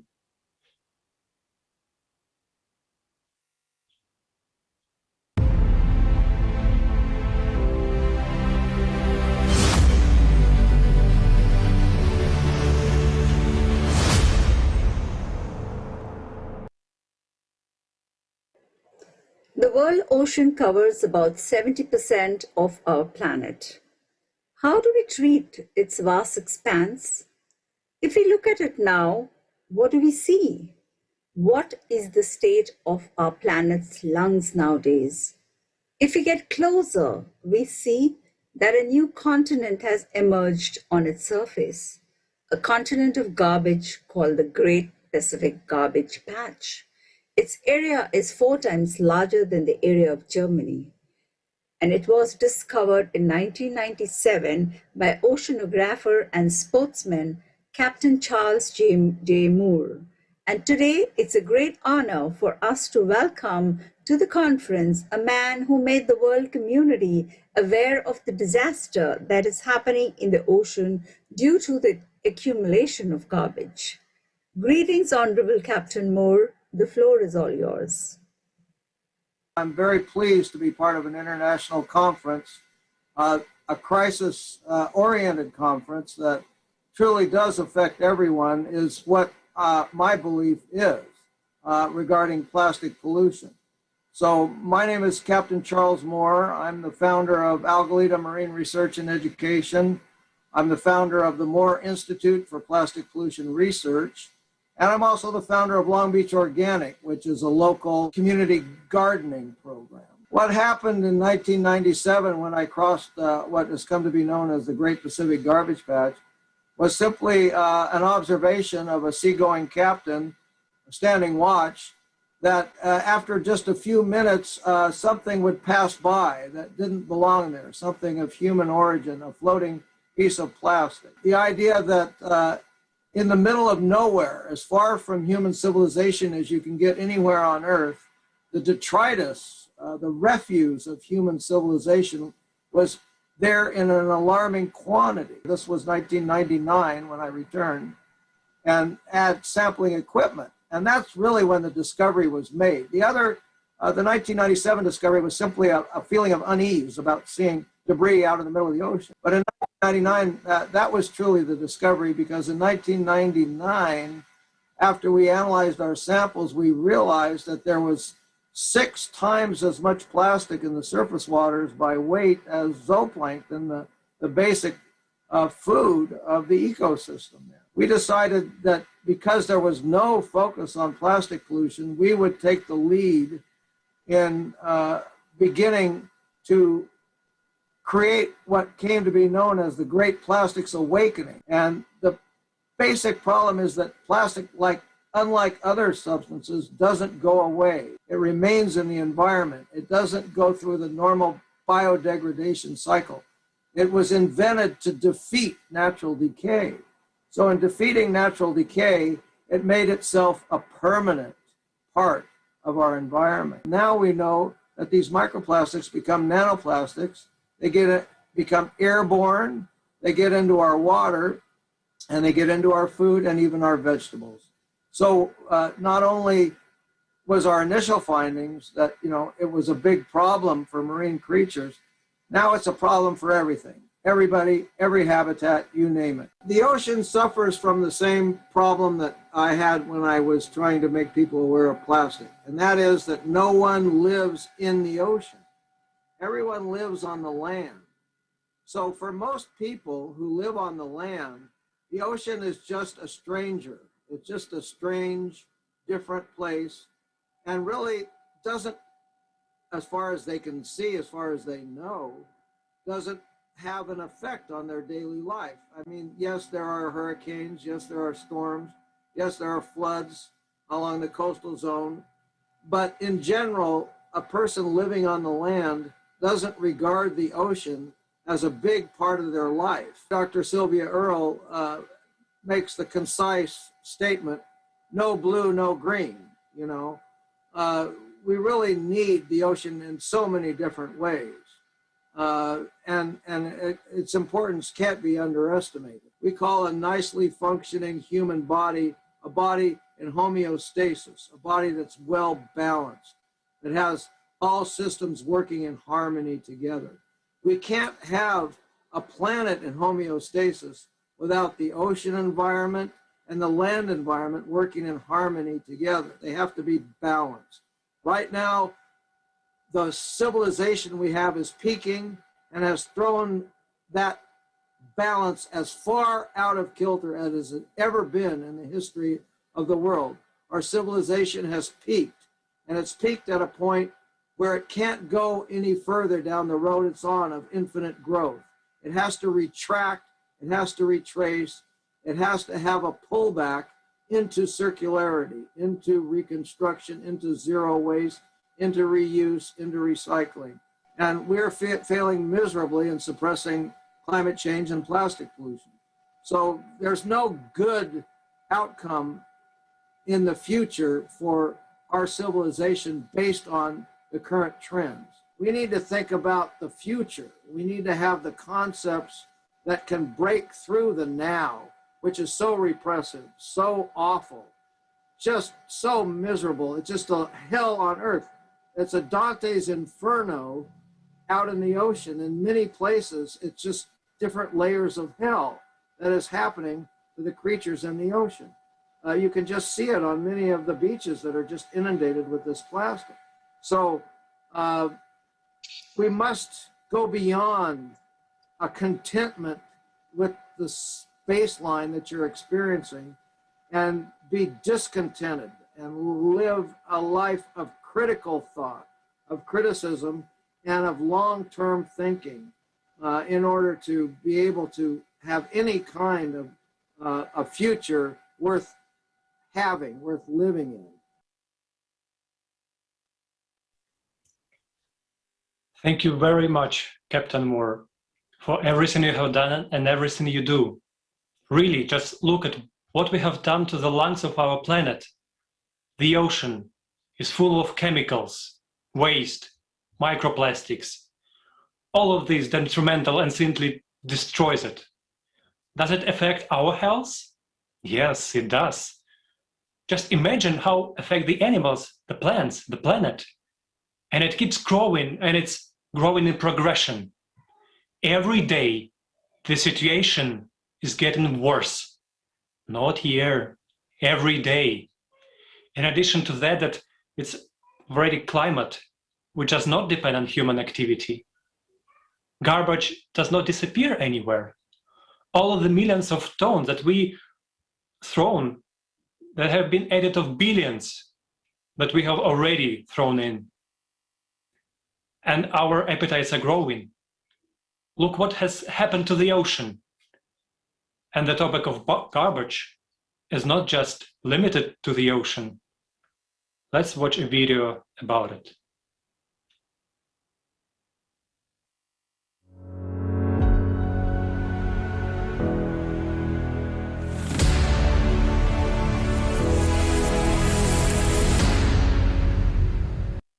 (2021) 6,885,900 kilograms of plastic thrown into the ocean. 216 billion of kilograms of toxic waste released into the environment.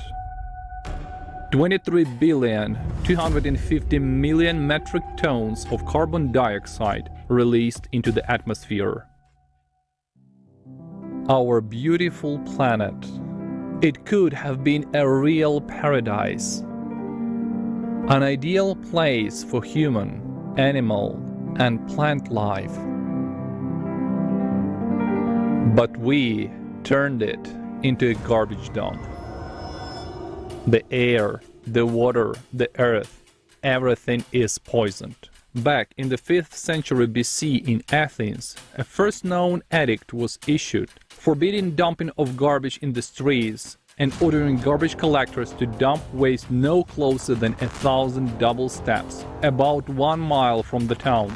Just like 2,500 years ago, dumping in landfills remains one of the main methods of waste disposal. Have you noticed how far our technology has evolved?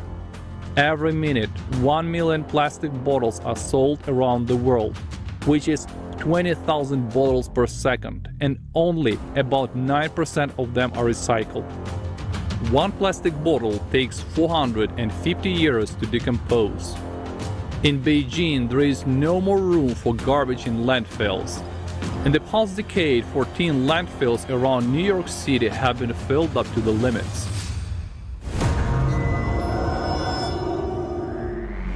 The Gazipur landfill in India is as high as the Taj Mahal. Its height is approximately 73 meters and it occupies a space of 40 football fields. The Gazipur landfill was even equipped with warning lights so that planes or helicopters would not accidentally hit it. At the same time, Russian landfills occupy 4 million hectares. This equals the area of the Netherlands or Switzerland. The waste material decomposes there, emitting methane and other chemicals, permanently poisoning the soil and air and contributing to the greenhouse effect. The landfill gas gets into the groundwater and then into the water bodies, from which drinking water is taken. Incineration of waste materials leads to the release of dangerous gases containing toxic heavy metals, cadmium, mercury, and plumbum. Entering the human body, they affect the blood and nervous systems, create risks of genetic defects, and promote the development of cancer. The new report of the Children's Fund, UNICEF, says that around 1 in 3 children, up to 800 million globally, have extra high lead levels in their blood, which can cause intellectual impairment and even death. 1 truck of plastic is dumped into the ocean every minute. This is expected to increase to 2 per minute by 2030 and 4 per minute by 2050. By 2050, this could mean there will be more plastic than fish in the world's oceans. And it forms vast islands of up to 16 million square kilometers. This corresponds to the size of Europe, India, and Mexico combined. Garbage was found even in the bottom of the Mariana Trench, namely 3,500 man-made objects. Ocean plastic is pernicious to all its inhabitants. For example, on the coast of Spain, a dead sperm whale was found. Its stomach contained 29 kilograms of plastic, which resulted in the mammal's death. All this shows how terrible the consequences of global pollution are. Millions of living organisms are suffering and dying right now because of our irresponsibility. Food chains are broken, whole species are on the verge of extinction, and all of this will eventually affect us. A team of researchers from the University of Tasmania found microplastics even in the ice layers of the coast of Antarctica. Previous studies have shown that microplastics in ice lead to its rapid melting due to heat absorption. Unfortunately, not only the Earth and its entire biosphere has suffered at our hands, but so has space. Scientists have estimated that there are currently about 128 million pieces of space debris that are 1 millimeter across or larger. The speed of these particles can be enormous, up to 14 kilometers per second. They can penetrate the protective cover of satellites and orbiting stations. As a result, 3,000 satellites have already failed and have become junk themselves. Such incidents could cause a cascade of collisions and breakdowns in orbit. And if that happens to just a few major stations, we risk losing satellite television, the internet, GPS, and mobile communications.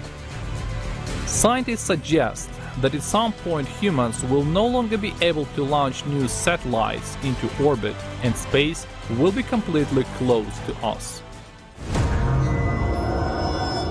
We sort waste by product type. We implement some of the hardest ocean cleanup projects. But what happens to this raw material in the end?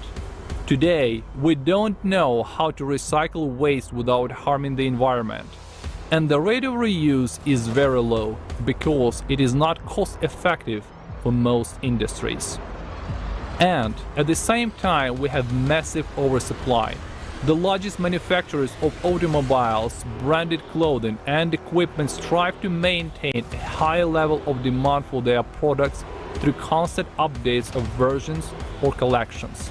Producers prefer to store surpluses in warehouses rather than sell them off, as this will lead to price drop and loss of image. In order to force consumers to buy more and more new products, manufacturers began to deliberately produce products with a limited lifetime. Have you noticed that products made 20 or 30 years ago are much more reliable? Have we really lost the ability to make high-quality products? No, it's just not profitable anymore. We consume more and more without noticing that soon we'll be buried under our own garbage.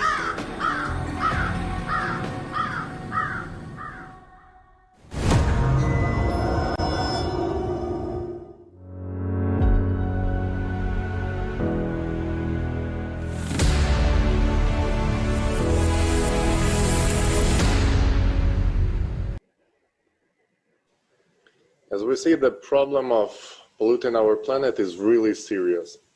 Some people, although, texting us in comments, I'm sorting my garbage, so it's not my fault. Or other people commenting, it's all politicians' fault. Give us the solution. Well, guys, this is again the consumerist format of the society when we, first of all, pick a person, put a lot of responsibility on them, and then when they fail to deliver, we say it's their fault, it's not ours. Well, because we put all our efforts by electing them. That doesn't work like that. It's everyone's personal responsibility here to build the different kind of society, creative society where human life is #1 value, not the profit. It's up to all of us. And just by sorting garbage, I'm sorry, it's not gonna work. Other people asking, when is the next conference? Next conference is on December 4th. It's gonna be called Global Crisis, the Time of Truth. And anyone can take part. To take part in the conference, to spread the word and let people know, all you have to do is go on ALLATRAunites.com, press Join Us button. I want to stress out, this one is being translated into 72 languages, but it's still not enough. We have to make sure that there is no language in the world that people cannot have access in their own language to this conference. Let's make sure all languages are covered. So if you speak any other language, please let us know, text us on allatraunites.com and participate. Let people know about these topics. Thank you. I would also like to add a little bit that politicians are also humans, and they live also on this planet. They have no other home. So creative society is a solution for everybody, for politicians, for common peoples, for billionaires. We have talked about it so much, so you can see other videos on ALLATRA TV channels on YouTube. Now I pass the word to Kusum Kanbar. Thank you. And what can I say? Any further comment is unnecessary because the situation is so tragic that it's hard to find the right ተጨማሪ አስተያየት አላስፈላጊ ነው። ሁኔታው በጣም አሳዛኝ በመሆኑ ትክክለኛ ቃላትን ማግኘት ከባድ ነው። እንደሚታየው ችግሮች አሉ። እንደ ዕድል ሆኖ በዓለም ዙሪያ ያሉ ብዙ ሰዎች እነሱን የመፍታት አስፈላጊነት ቀድሞውኑም ያውቃሉ። ከእነዚህም መካከል አባላቱ ሰዎች የተባበሩበትን ዓለም ማየትና ዘላቂ ለውጥ ለመፍጠር እርምጃ መውሰድ የሚፈልጉ አባላቱ ናቸው። ለዚህም ነው አትላንታ ሜትሮ ሮተሪ ክበብ በቀጣዩ ተናጋሪያችን የዝግጅት አቀራረብ ያቀረብ ነው። ስፓርስ ሻህን ለማስተዋወቅ ክብር አለ። ስፓርስ ሻህ በመባል ይታወቃል። 18 ዓመቱ ጎበዝ ልጅ፣ ዘፋኝ፣ የግጥም ደራሲ፣ ዘፋኝ፣ ቀስቃሽ፣ ተናጋሪ እና በጎ አድራጊ ናቸው። ይህ ህንድ ከምትኮራባቸው 10 ምርጥ የዛን ድንቅ ስራ መካከል ነው።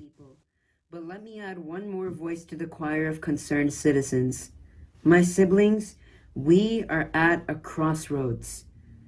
Never have such extreme circumstances unfolded on earth. ይህንን ሰዎች ብዙ ጊዜ ነገር ሰምተዋል። ግን ለሚመለከታቸው ዜጎች መዘምራን አንድ ተጨማሪ ድምፅ ለመጨመር ወንድሞችና እህቶቼ፣ እኛ መስቀለኛ መንገድ ላይ ነን። All 7.9 billion of us በአሁኑ ጊዜ በየዓመቱ እስከ 10 ሺህ የሚደርሱ ህይወት ያላቸው ዝርያዎችን ለማጥፋት እናግዛለን። ያ የማስፈራራውት ከሆነ እኛ ሰዎች 7.9 ቢሊዮን የምንሆነው አንድ ዝርያ ብቻ እንዲሆንን አስታውስ። በየዓመቱ 80 ሺህ ገደማ የሚሆኑ ወንድሞቻችንን በጦርነት እንገድላለን እና በየቀኑ ከ811 ሚሊዮን በላይ የሚሆኑትን ወንድሞቻችንን እንዲራቡ እናደርጋለን። ይባስ ብሎ ከሶስታችን ውስጥ አንዱ የተመጣጠነ ምግብ እጥረት አለበት። በየዓመቱ ከ15 ሚሊዮን በላይ ዛፎችን እና 24 ሚሊዮን ቶን ለም መሬቶችን እናጠፋለን። በቂ ስታቲስቲክስ፣ የችግሮች ዝርዝር በጭራሽ አያልቅም። ነጥቡ ግን አንድ ነው። ወንድሞችና እህቶቼ፣ እኛ መስቀኛ መንገድ ላይ ነን። እኛ የምንመርጠው 2 መንገዶች አሉ፣ የህይወቱ ጎዳና ወይም የሞቱ ጎዳና እና አሁን ወዴት እንደምንሄድ ገምቱ። በምድር ላይ ወደ ገሃነም የሚወስደው አውራ ጎዳና ወይም የሞቱ መንገድ። ሆኖም ግን አሁንም ተስፋ አለ። አሁን እኛ ለመለወጥ ጊዜ አልረፈደም። ግን አሁን በተሻለ ሁኔታ ካልተለወጥን በዙሪያችን ያሉት ሁሉም ነገሮች፣ ኢኮኖሚዎች፣ ማህበረሰቦች፣ ስነ ምህዳሮች በስም የሚጠሩት ሁሉም በማያዳግም ሁኔታ ወደ መጥፎ ሁኔታ ይለወጣሉ። ወንድሞችና እህቶቼ፣ ንስሐ የምንነቃበት ጊዜ አሁን ነው። ወደ ምድርና ወደ ራሳችን ላይ ከፈጸምነው ጥፋት የምንመለስበት ጊዜ አሁን ነው። ሪቫይቫልን እንዴት እናመጣለን? ከፍቅር ጋር። እኛ ሁላችንም አንድ ቤተሰብ እንደሆነን ብቻ ሳይሆን ሰው ብቻ ሳይሆን ምድርን የምንጋራው ሁሉም ፍጥረታት መሆናችንን በእውነት በመውደድ ማወቅ አለብን። We serve by standing against እና injustice. እንዴት እንወዳለን፣ እናገለግላለን። ይህ ፍትሐዊነትን በመቃወም የተጎዱትን ከፍ በማድረግና ሚዛንንና ሀብቶችን ወደ ፕላኔታችን በመመለስ እናገለግላለን። ወንድሞችና እህቶቼ የሚሞተውን የዱር እንስሳትን ለማዳን በቂ መሬት አለን። አመፅን በመልካም ለማስቆም ጎራዴዎችን ወደ ማረሻነት የመለወጥ ኃይል አለን። የተራቡትን ለመመገብ በቂ ምግብ አለን። በውሃዎቻችንና በቆሻሻ መጣያ ስፍራዎች ውስጥ የቆሻሻ መጣያውን ለመቀነስ እንደገና ለመጠቀምና እንደገና ጥቅም ላይ ለማዋል በቂ ሀብቶች አሉን። በነፃ ተቀብለናል፣ እንግዲያው በነፃ እንስጥ። If we are the stewards of God's creation, let us act the part. If we do not inherit the world, ወንድሞቼና እህቶቼ እኛ መንታ መንገድ ላይ ነን። በዓለም ላይ ለማየት የምንመኘው ለውጥ ከሆንን እንዲከሰት እናድርግ። የፈጣሪ ፍጥረታት መጋቢዎች ከሆንን ክፍሉን እንስራ። ዓለምን ከቀደሙት አባቶቻችን ካልወረስን ከልጆቻችን የምንበደር ከሆነ ያን ምድር መስጠት የሚገባ ነገር አይሰጣቸውም። ኃላፊነቱ በእኔ ትውልድ ላይ ብቻ አይደለም፣ ግን ከላይና በቅርቡ ከኛ በታች ለሚሆኑ ትውልዶች። እኛ ልጆች ብዙ እንደሆንን ይህንን ቀውስ ለመፍታት በቂ አይደለንም። ወንድሞቼና እህቶቼ እኛ መንታ መንገድ ላይ ነን። የሰው ልጅ ያጋጠመው ተግዳሮቶች በጭራሽ የከፋ አይደሉም እና በጭራሽ እንደዚህ ተመልሰው አይሆኑም። ስለዚህ ከኛ ጋር በፍቅር ያገለግላሉ። እርስዎ እንደሚሆኑ ተስፋ አደርጋለሁ፣ ምክንያቱም የእርስዎ ዕጣ ፈንታና የወደፊት ሕይወታችን በሱ ላይ የተመሰረተ ነው። አመሰግናለሁ።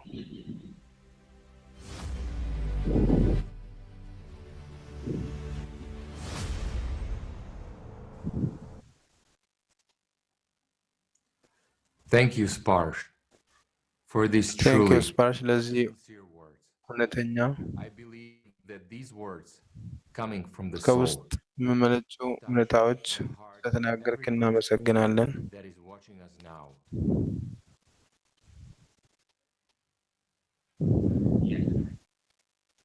Yes, friends.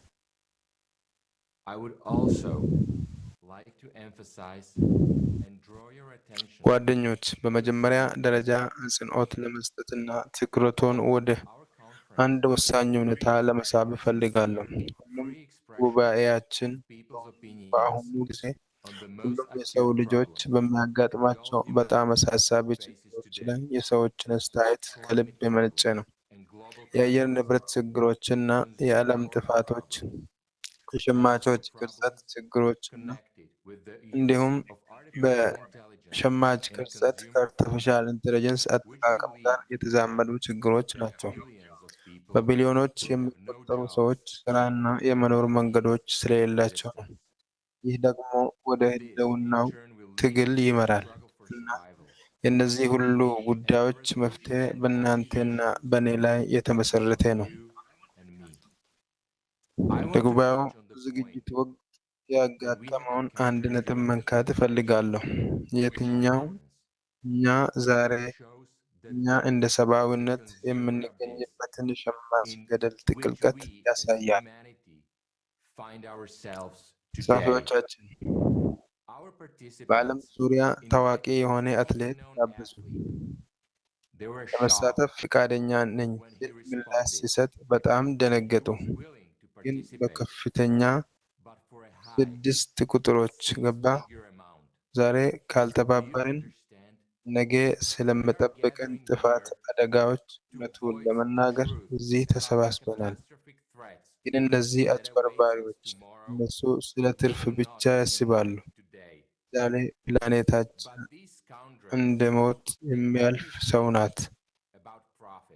በእውነት is like a terminally ill person. Actually, it is already more dead. በእውነት እሱ ቀድሞውኑ ከህይወት የበለጠ የሞተ ነው እና ለማነቃቃት ብዙ እድል የለውም። ከ50 ዓመታት በፊት ሌሎች ሁኔታዎች ነበሩ። በምሳሌያችን የታመመችው ፕላኔታችን ቀደም ብላ ካሳ ነበረች፣ ግን አሁንም ንቁ ነች። እናም አሁን ሁሉንም የመጨረሻዎቹን ጭማቂዎች ከሱ ውስጥ እናጭቃቸዋለን እና ከሞተ ታዲያ ሁላችንም እንዲሁ እንሞታለን። ያለሱ እኛ እንኖርም እና ወደ ሌሎች ፕላኔቶች የሚደረግ ማንኛውንም ማዛወር ከጥያቄ ውጭ እኛ ላይ ያሉ ሰዎች በሌሎች ላይ ሕይወት ባላቸው ሌሎች ፕላኔቶች ላይ እንዴት ይፈቀዳሉ? እኛ እንደ ማንኛውም በሽታ ገዳይ ቫይረስ በማንኛውም ፕላኔት እንደ ዱር እንስሳት እስክትሆን ድረስ እኛ ገዳይ ተላላፊዎች ነን። ግን የሸማች ገሃነም ወደ ሆንበት ወደ ምድር እንመለስ። ቀድሞውኑ ምሳሌ እኛ የፈጠርነው ውጥንቅጥ ያሳያል። ግን በዚህ መቀጠል አንችልም። እሴቶቻችንን በመለወጥና አንድ በመሆን በሕይወት መትረፍ እንችላለን። And they were so busy. They're busy doing what? Destroying the world? So maybe it's time to save it. After all, it concerns all of us, our children and loved ones. But they had no time. Well, never mind. Very soon, they will all have plenty of free time. Today, when the የሰው ልጅ የመኖር ጥያቄና በምድር ላይ ያለ እያንዳንዱ ሰው ሕይወት በሚወሰድበት ጊዜ ይህንን መልስ እናገኛለን። ገንዘብ ስጡኝ እና እመጣለሁ። መሰረታዊ የንግድ አቀራረብ። አዎ፣ እርስዎ ማድረግ የሚችሏቸው ነገሮች አሉ። ገንዘብ እንደ የማስታወቂያ ስፖርተኞች መጠጦች። ግን እዚህ ስለ ሰው ልጆች መዳን፣ ስለ ራሱ ልጆች የወደፊት ሁኔታ እየተነጋገረ ነው። ለዚህ ገንዘብ መጠየቅ ለራሱ እንደ ሰው ያለ ሙሉ አክብሮትና ለሁሉም ሰዎች አክብሮት የጎደለው ነው። ስለዚህ ጥያቄው ይነሳል፣ እኛ ማንን ነው ምሳሌ የምንሰጠው? ከልብ ይልቅ የኪስ ቦርሳ ያለው ቀና ብለን ልንመለከታቸው ይገባል። ለብዙ ታዋቂ ፖለቲከኞችም ንግግር አድርገናል። ብዙዎች ጓደኞቻችን ናቸው፣ ግን የፖለቲካ አማካሪዎቻቸው ለነሱ ብሏቸዋል። ምርጫዎች በቅርብ አሉት። ደረጃ አሰጣጥ ማሰብ ያስፈልጎታል። ያልፉ አያልፍ እኛ ዋስትና አንሰጥም ብለዋል። እንደ አንድ ሰው እሱ በአንድ ኮንፈረንስ ውስጥ ለመሳተፍ ይፈልጋል፣ ግን እንደ ፖለቲከኛ የፖለቲካ አማካሪዎች ምላሳቸውን ይይዛሉ። በዚህ ኮንፈረንስ ውስጥ ተሳትፎ በደረጃዎቹ ላይ ምን ተጽዕኖ እንደሚያሳድር ለማስላት በቂ ጊዜ ይላል። ይህ ግን በማይረባ ነው። ምንም እንኳን ጓደኞቻችን ቢሆኑ አሁን በሸማቾች መርሆች ላይ እርምጃ እየወሰዱ ነው። ግን እነዚያ ምን አይነት መሪዎች ናቸው? የተሟላ ጠማማ ነው።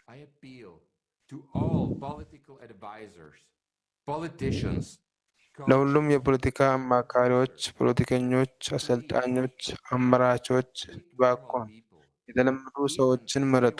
ምንም እንኳን የላቀ አትሌት ባይሆኑም እነሱ ግን ከደጋፊዎቻቸው ገንዘብ የሚጠይቁትን ቅሌት ሳይሆን የላቀ ሰው ይሆናሉ። ዛሬ እኛ በእውነቱ ይህንን ጉባኤ በመፍጠር እና በማካሄድ ላይ ምን ያህል ሰዎች እንደሚሰሩ ማየት እንችላለን። በአንድ ጊዜ ትርጉም ውስጥ 72 ቋንቋዎች አሉ። ስንት ተርጓሚዎች?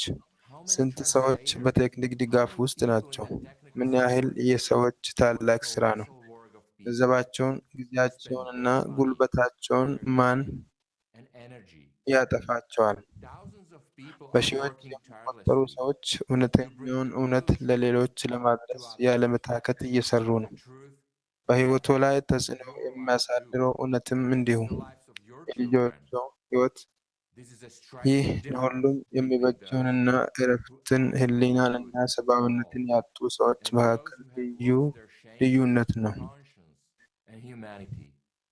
Therefore, a big human thanks to all those who are here today. ይህ ለሁሉም የሚበጀውንና እረፍትን ህሊናና ሰብአዊነትን ያጡ ሰዎች መካከል ልዩነት ነው።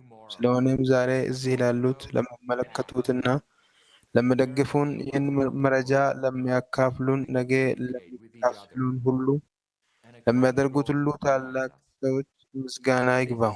በዓለም ዙሪያ ብዙዎቻችንን እርስ በርሳችን እንግባባለን፣ አንድ የጋራ ግብም አንድ ያደርገናል። ለዚህም ነው የእኛ እርምጃዎች ውጤታማና እንደዚህ ያሉ አስደናቂና መጠነ ሰፊ ክስተቶች ማከናወን የምንችለው። Some do not know what to do. Others are worried እናም about ሁሉም ratings. ኮከቦችና ፖለቲከኞች እስካሁን ድረስ እዚህ መሆን ነበረባቸው። ይህ ሁሉንም ሰው ይነካል። አንዳንዶች ምን ማድረግ እንዳለባቸው አያውቁም። ሌሎች ደግሞ ስለ ደረጃ አሰጣጥ ይጨነቃሉ። አንዳንዶቹ ለገንዘብ ሲሉ እፍረታቸውንና ሕሊናቸውን አጥተዋል። ስለዚህ አንድ ነገር እስኪመጣና አንዳንዶቹ መደበኛ ሰው እስከሆኑ ድረስ እንጠብቃለን። እኛ ሁሉም እንደዚሁ ናቸው እያልን አይደለንም፣ ግን እጅግ የበዙት ናቸው። ግን ያ አብረን ሁላችንም የፈጠርነው ያ ዓለም ነው እና በትክክል እኛ አሁን ይህንን ሁሉ መለወጥ ያለብን ለዚህ ነው። የሸማቾች በርካታ ባርነትን ትተን ወደ ፈጠራ ነጻነት መምጣት አለብን እና አብረን ማድረግ እንችላለን። ለስሮት ትኩረት እናመሰግናለን እና ቃላቱን ለሚቀጥለው ተናጋሪ ያስተላልፉ። Professor Emeritus of Natural Resources, Ecology, and Evolutionary Biology at the University of Arizona. It would be very valuable to listen to your opinion.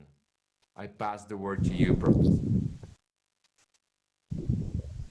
Thank you for the opportunity to appear before you today. I'm Guy McPherson. I'm Professor Emeritus of Conservation ዛሬ Biology. በእናንተ ፊት ለመገኘት እድል ስላገኙ አመሰግናለሁ። ስሜ ጋይ ኤምሲ ፐርሰን ይባላል እና በአሪዞና ስቴት ዩኒቨርሲቲ የስነ ህይወት ጥበቃ ልዩ ፕሮፌሰር ነው። በፕላኔቷ ላይ ያሉትን ሁሉንም የኑሮ ስርዓቶች የማጥፋት ጎዳና እስካሁን ተያይዘናል። እናም እኛ ራሳችንን ወደ ኋላ እና ወደ ጎን መሄድ አንችልም። ሁሉም ሰዎች እንዲጠፉ መመኘት አንችልም። እናም ተፈጥሮ ሁሉንም ነገሮች በራሱ እንዲፈታ ተስፋ ማድረግ አንችልም። አይሆንም። Is way too fast for any organism to keep up with. That rate of environmental change is beyond which species that evolved at a certain slow rate of environmental change is beyond what they can handle.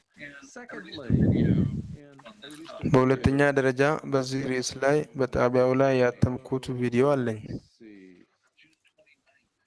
June 29th, 2021 at GuyMcPherson.com. It's called Means of Extinction, Nuclear Facilities Implode. የመጥፋት መንገዶች የኒውክሌር ኃይል ማመንጫዎች ፍንዳታ የሚል ርዕስ አለው። በቀላሉ ራሳችንን ካነሳን በዓለም ላይ ያሉ ሁሉም የኒውክሌር ኃይል ማመንጫዎች ወደ ሌላ ፉኩሺያማ እና ቸርኖቤል እንደሚለወጡ ብዙ መረጃዎች አሉ። እናም ይህ እጅግ በጣም የማይፈለግ ነው፣ ምክንያቱም በምድር ላይ ያሉትንም ሕይወት ያጠፋል። በስነ ጽሑፍ ውስጥ የዚህ ሀሳብ ማረጋገጫ በልዩ ባለሙያዎች የተረጋገጡ ብዙዎች ናቸው። ስለዚህ ዝም ብለን ልጆች if we are to save some semblance of the living planet for the next few decades. እኛ መሄድ አንችልም። ለሚቀጥሉት በርካታ አስርት ዓመታት በሕይወት ያለችውን የፕላኔትን ገጽታ ጠብቀን ለማቆየት ከፈለግን ብዙ መስራት ያለበት ስራ ሲሆን ይህ ስራ እጅግ አስደናቂ የፈጠራ ችሎታን ይጠይቃል።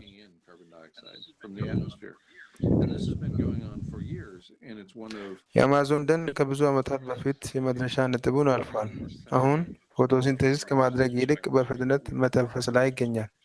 ስለዚህ ከከባቢ አየር ውስጥ ካርቦን ዳይኦክሳይድን ከሚወስደው በበለጠ ካርቦን ዳይኦክሳይድን እየለቀቀ ነው። The Amazon rainforest is pointing the wrong direction. It is no longer providing the oxygen we need to breathe. የአማዞን ደን የተሳሳተ አቅጣጫ እያመለከተ ነው። መተንፈስ ያለብንን ኦክሲጂን ከአሁን በኋላ አያቀርብም። ከዚያ የበለጠ ምን አስፈላጊ ነገር አለ?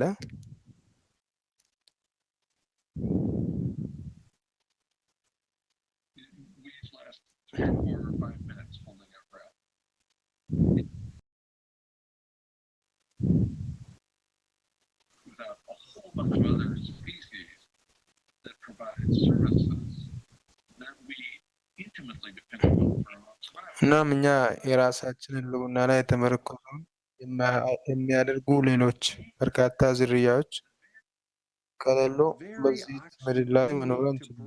ይህ የአበባ ብናኝ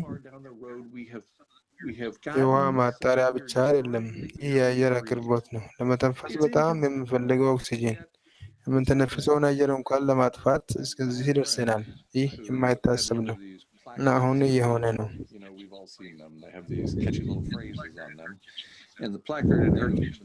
ከዚህ ፖስተሮች ውስጥ አንዱን በኩሽናዋ ላይ ያንጠለጠለች ጓደኛ ነበረኝ። ሁላችንም ተመልክተናል። የተለያዩ ማራኪ ሐረጎች በላያቸው ላይ ተጽፏል። በወጥ ቤቷ ውስጥ የተለጠፈ ፖስተር ውቅያኖሱ ሁሉንም ነገር ያስተካክላል የሚል ነበር። ሰዎች ያንን ያምናሉ። ሰዎች ቆሻሻ፣ ዘይት፣ ካርቦን ዳይኦክሳይድ እና ሌሎች ነገሮችን ሁሉ ወደ ውቅያኖስ ውስጥ መጣል እንደሚችሉ ያምናሉ። እናም ውቅያኖሱ ሁሉንም ነገር ያስተካክላል አይደለም። ውቅያኖሱ ሁሉንም ነገር ማስተካከል አይችልም። ውቅያኖሱን ከገደልን እኛ ራሳችንን እናጠፋለን።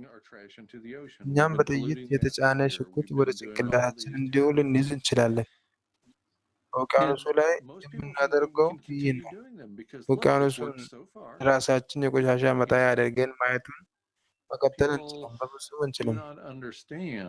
The importance of their individual and collective action, in part because they don't want to understand. I don't want to understand.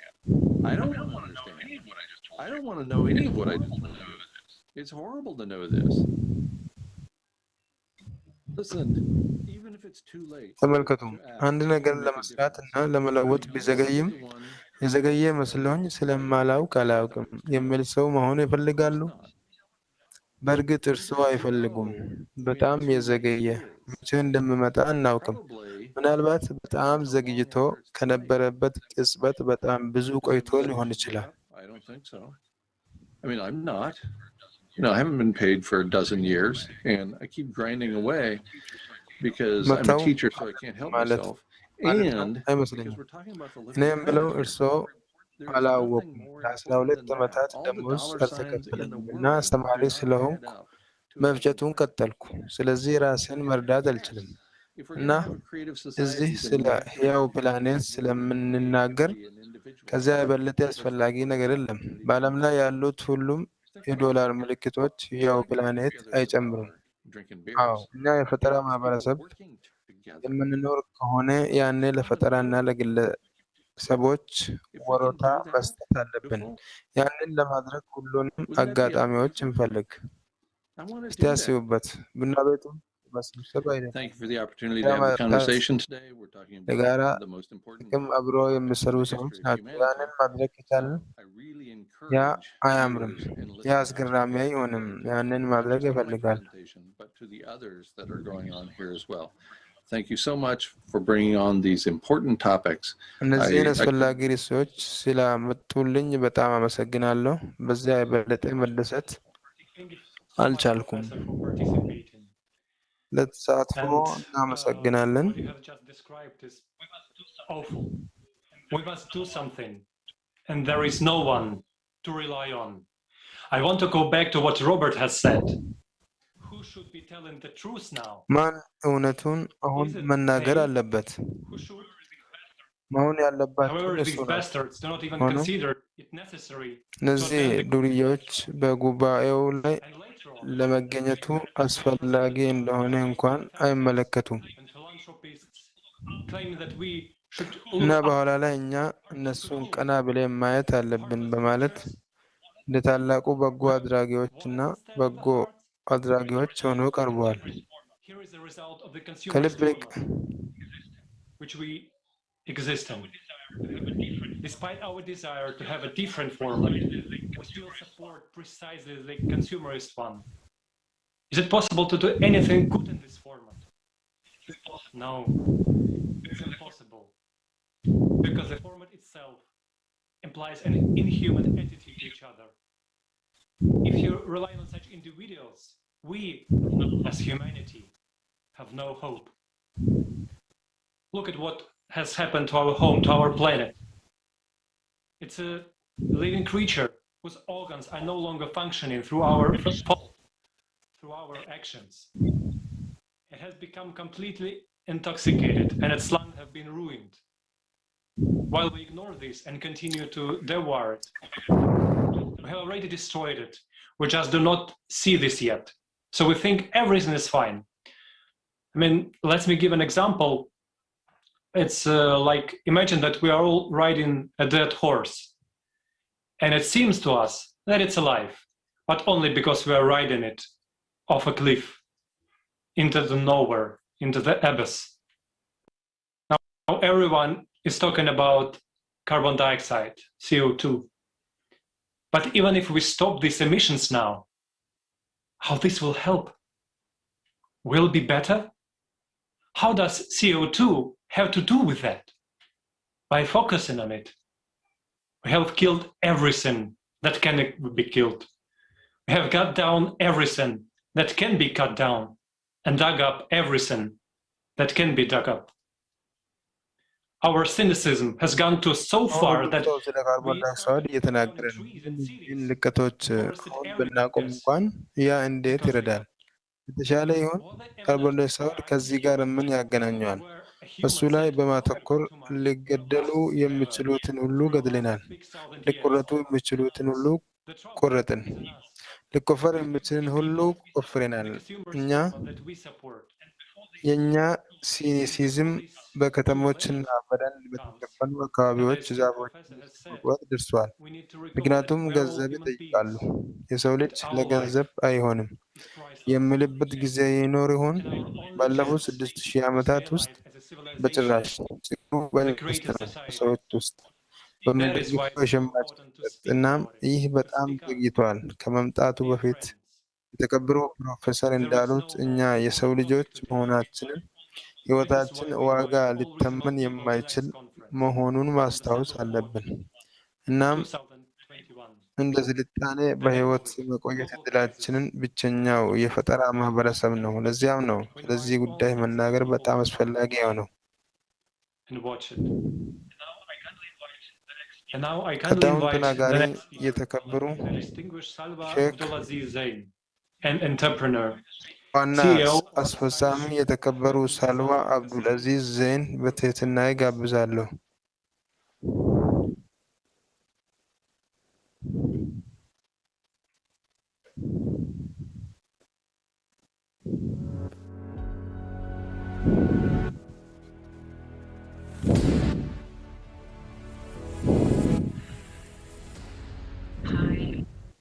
Hi, my name is Salwa Abdulaziz Zain, and I am an entrepreneur, CEO of the private office of His Highness Sheikh Ahmed bin Faisal Al Qasimi.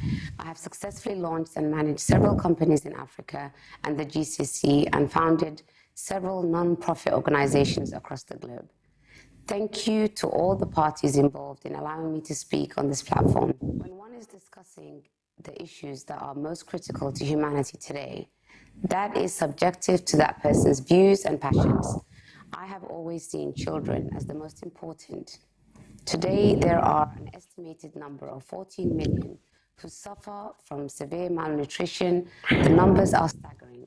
Only 25% of these children have actually received life-saving treatment. My mission has always been aiding the future generation from upsetting መጪውን የዓለማችን ትውልድ እንደነዚህ ባሉ ሁኔታዎች ከሚረብሹ ሁኔታዎች ሁሉ በችሎታ ሁሉ ረድቶኝ ወይም መርዳት ነው። ማናችንም ብንሆን በዓለም ዙሪያ ያሉ ሕፃናት በሙሉ በድህነት፣ በተመጣጠነ ምግብ እጥረት፣ በትምህርት እጦት፣ በደል፣ ብዝበዛ እና ሌሎች ብዙ ችግሮች ለሚገጥሟቸው ችግሮች እንግዳ አይደለም። እኛ እንደ አንድ ማህበረሰብ እነዚህን ልጆች እንዴት መርዳት እንደምንችል ራሳችንን ማስተማር አለብን። ከአሳዘኛው The world is getting hotter each day. We are heading for a world that will be more than 3 degrees warmer in less than 80 years. With the great melting of the Arctic sea ice, loss of forests, and increased air pollution. These are merely a few. Studies show that with this neglect continuing in 5 to 10 years, vast areas of the planet will be increasingly inhospitable to humans. With so many countries ብዙ ሀገሮች ቀድሞውኑ በህዝብ ብዛት የተሞሉ በመሆናቸው እንዲህ ያሉ ሁኔታዎችን መፍቀድ አንችልም። አሁን ላለው ዓለም አቀፍ ጉዳዮች ለውጥ ለማግኘት የመጀመሪያው እርምጃ ግንዛቤን ማስፋፋት ነው። የሁኔታዎችን ከባድነት አለመረዳት ሰዎች የሚገጥሟቸው ችግሮች ግዴለሾችና ደንቆሮች እንዲሆኑ የሚያስችላቸው ነው። በዓለም አቀፍ ጉዳዮች በደንብ እንዲነገርና ሌሎችም እንዲሁ እንዲያደርጉ ማበረታታት የእኛ ሰብአዊነት ግዴታችን ነው። በችግር ጊዜ መሰብሰብና በፕላኔታችን ጥበቃ ውስጥ ድምፃችንን ማሰማት ማህበራዊ ለውጥን እንዴት መፍጠር እንደምንችል ነው። ድምፃችንን ከፍ አድርገን መናገር አለብን። ሰዎች በችግር ጊዜ እንዴት እንደሚሰበሰቡና የእውነተኛውን አንድነት ትርጉም በሚረዱበት ቦታ አንድ የፈጠራ ማህበረሰብ በአይኔ ውስጥ ምን ሊመስል ይችላል? የኔ የፈጠራ ማህበረሰብ ሀሳብ ሁሉም ነገር የተስተካከለበት ቦታ ላይሆን ይችላል። ግን እኛ እንደ ማህበረሰብ በእነዚያ የመከራ ጊዜያት ውስጥ ተሰባስበን እርስ በርስ መረዳዳት ስንችል ህብረተሰብን በመለወጥ ሂደት ውስጥ መሳተፍ አለብን ብዬ አምናለሁ። ልጆቻችን የተሻለ የወደፊት ተስፋን መቻል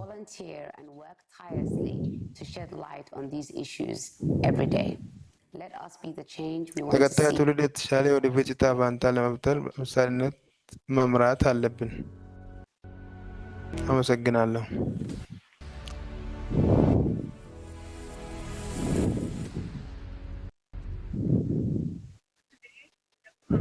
So today, the power of Gandhiji's words us, they still inspire us to change the world by changing ourselves. So change yourself. You must be the change you want to see in the world, said Mahatma Gandhi. Thank you for reminding us of the value of ጋንዲ ምናልባትም በዚህ ላይ አስተያየት መስጠት ይችላሉ። የህይወትን ዋጋ remembering this can we make a difference. That is why we must inform everyone so that people are aware of worldwide scale of problems. Participants of Creative Society project all over the world inform humanity in their spare time from work and study, so that all of us will be able to survive, everything that's happening. And everything begins with information. That is why people are ለዚያም ነው ሰዎች በዓለም ዙሪያ ያሉትን የችግሮች ስፋት እንዲያውቁ ለሁሉም ማሳወቅ አለብን። ሁላችንም በህይወት መትረፍ እንድንችል በዓለም ዙሪያ ያሉ የፈጠራ ማህበረሰብ ማህበር ተሳታፊዎች በትርፍ ጊዜያቸው ከስራና ከጥናት ለሰው ልጆች ያሳውቃሉ። ሁሉም ነገር በመረጃ ይጀምራል። ለዚህም ነው ሰዎች የዛሬውን ጉባኤ በ72 ቋንቋዎች እየተረጎሙት ያሉት።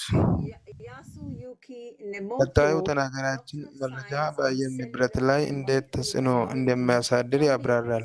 ውድ የሱሱኪ ኔሞቶ ከቶኪዮ ዩኒቨርሲቲ የተንቀሳቃሽና ሞለኪውላር ባዮሎጂ የሳይንስ ዶክተር።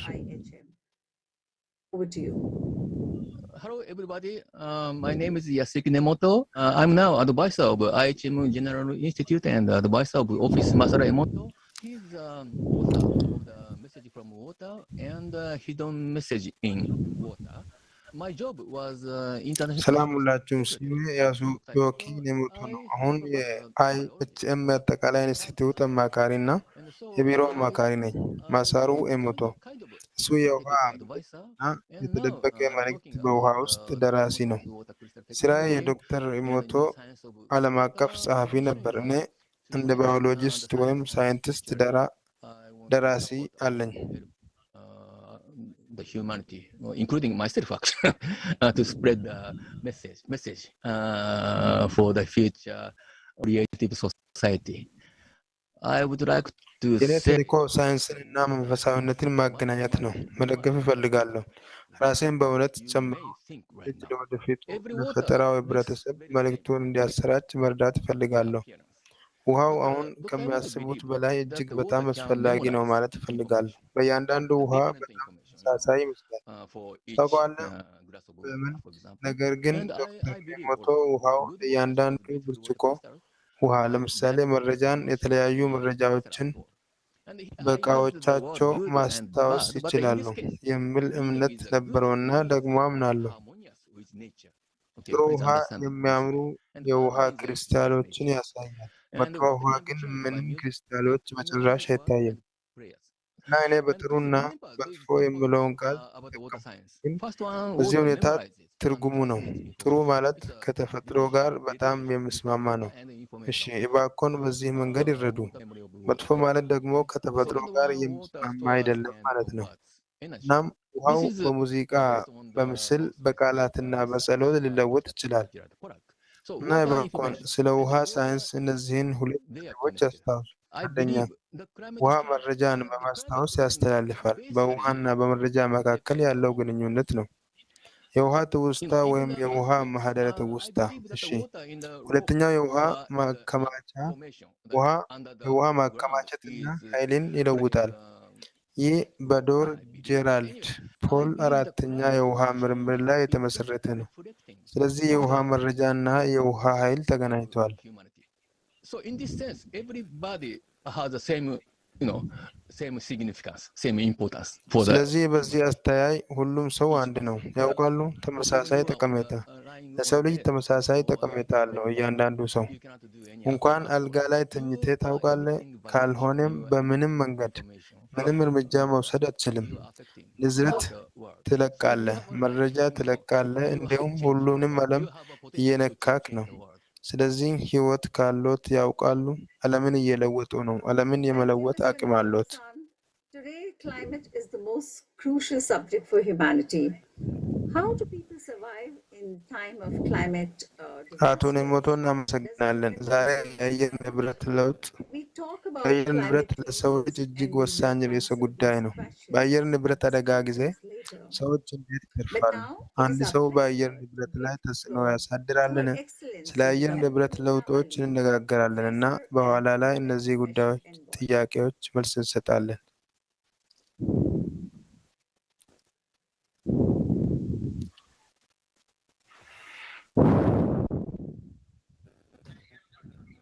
I am Dr. Amina Ali.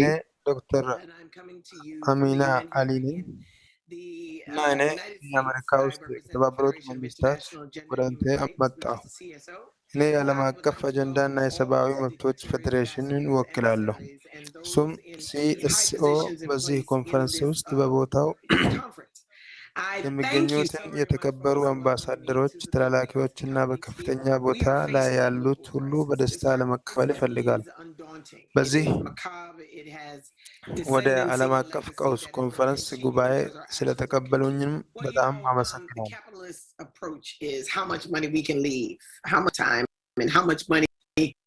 We can turn over to our people when we pass away. If my children are left with $5 million and all the access to all the resources in the world, but there is nothing left in the world, how can we measure that wealth any further? How can my children say that they're really wealthy when they have nothing to spend it on? If there are no natural resources that we are embodying, that we do the same way we do our wealth and our wealth planning, then what are we saving for? We're going to be an environment where it's barren land. We have no oxygen, but yet we have $10 million in the bank. What good is that? You can't buy it. You can't purchase it. So if we don't see a need to continue with this environmental solution, if we don't see that there needs to be a pivot in our behaviors, we're going to be a cash wealthy environment, but we're going to be a marginally poor natural preserver. So there won't be any natural environments that we can go to. So we have to work together. And I think that's the only plan that can work. So I thank you so very much. I thank you all global partners and all of you that are here today on this conference. Thank you. So thank you, Her Excellency Dr. Amina Ali. Indeed, the global crisis will continue as long as we act in a consumeristic format. በሸማቾች ቅርሰት እስከተሰራን ድረስ ዓለም አቀፉ ቀውስ ይቀጥላል። ገንዘብ የማይገኝ ኦክሲጅን አይገዛልንም። ሁሉም ከተመረዘ ንጹህ ውሃ አንጠጣም። ጥቂቶችና ያነሱ ሀብቶች አሉና ምድር ለማገገም ጊዜ የለውም። ቀውሱን ለመቋቋም ሳይንስ ሊረዳን ይገባል። በዚህ ምክንያት አማራጭ የኃይል ምንጮች አሉን፣ ግን ለእኛና ለምድራችን ምን ያህል ደህና ናቸው?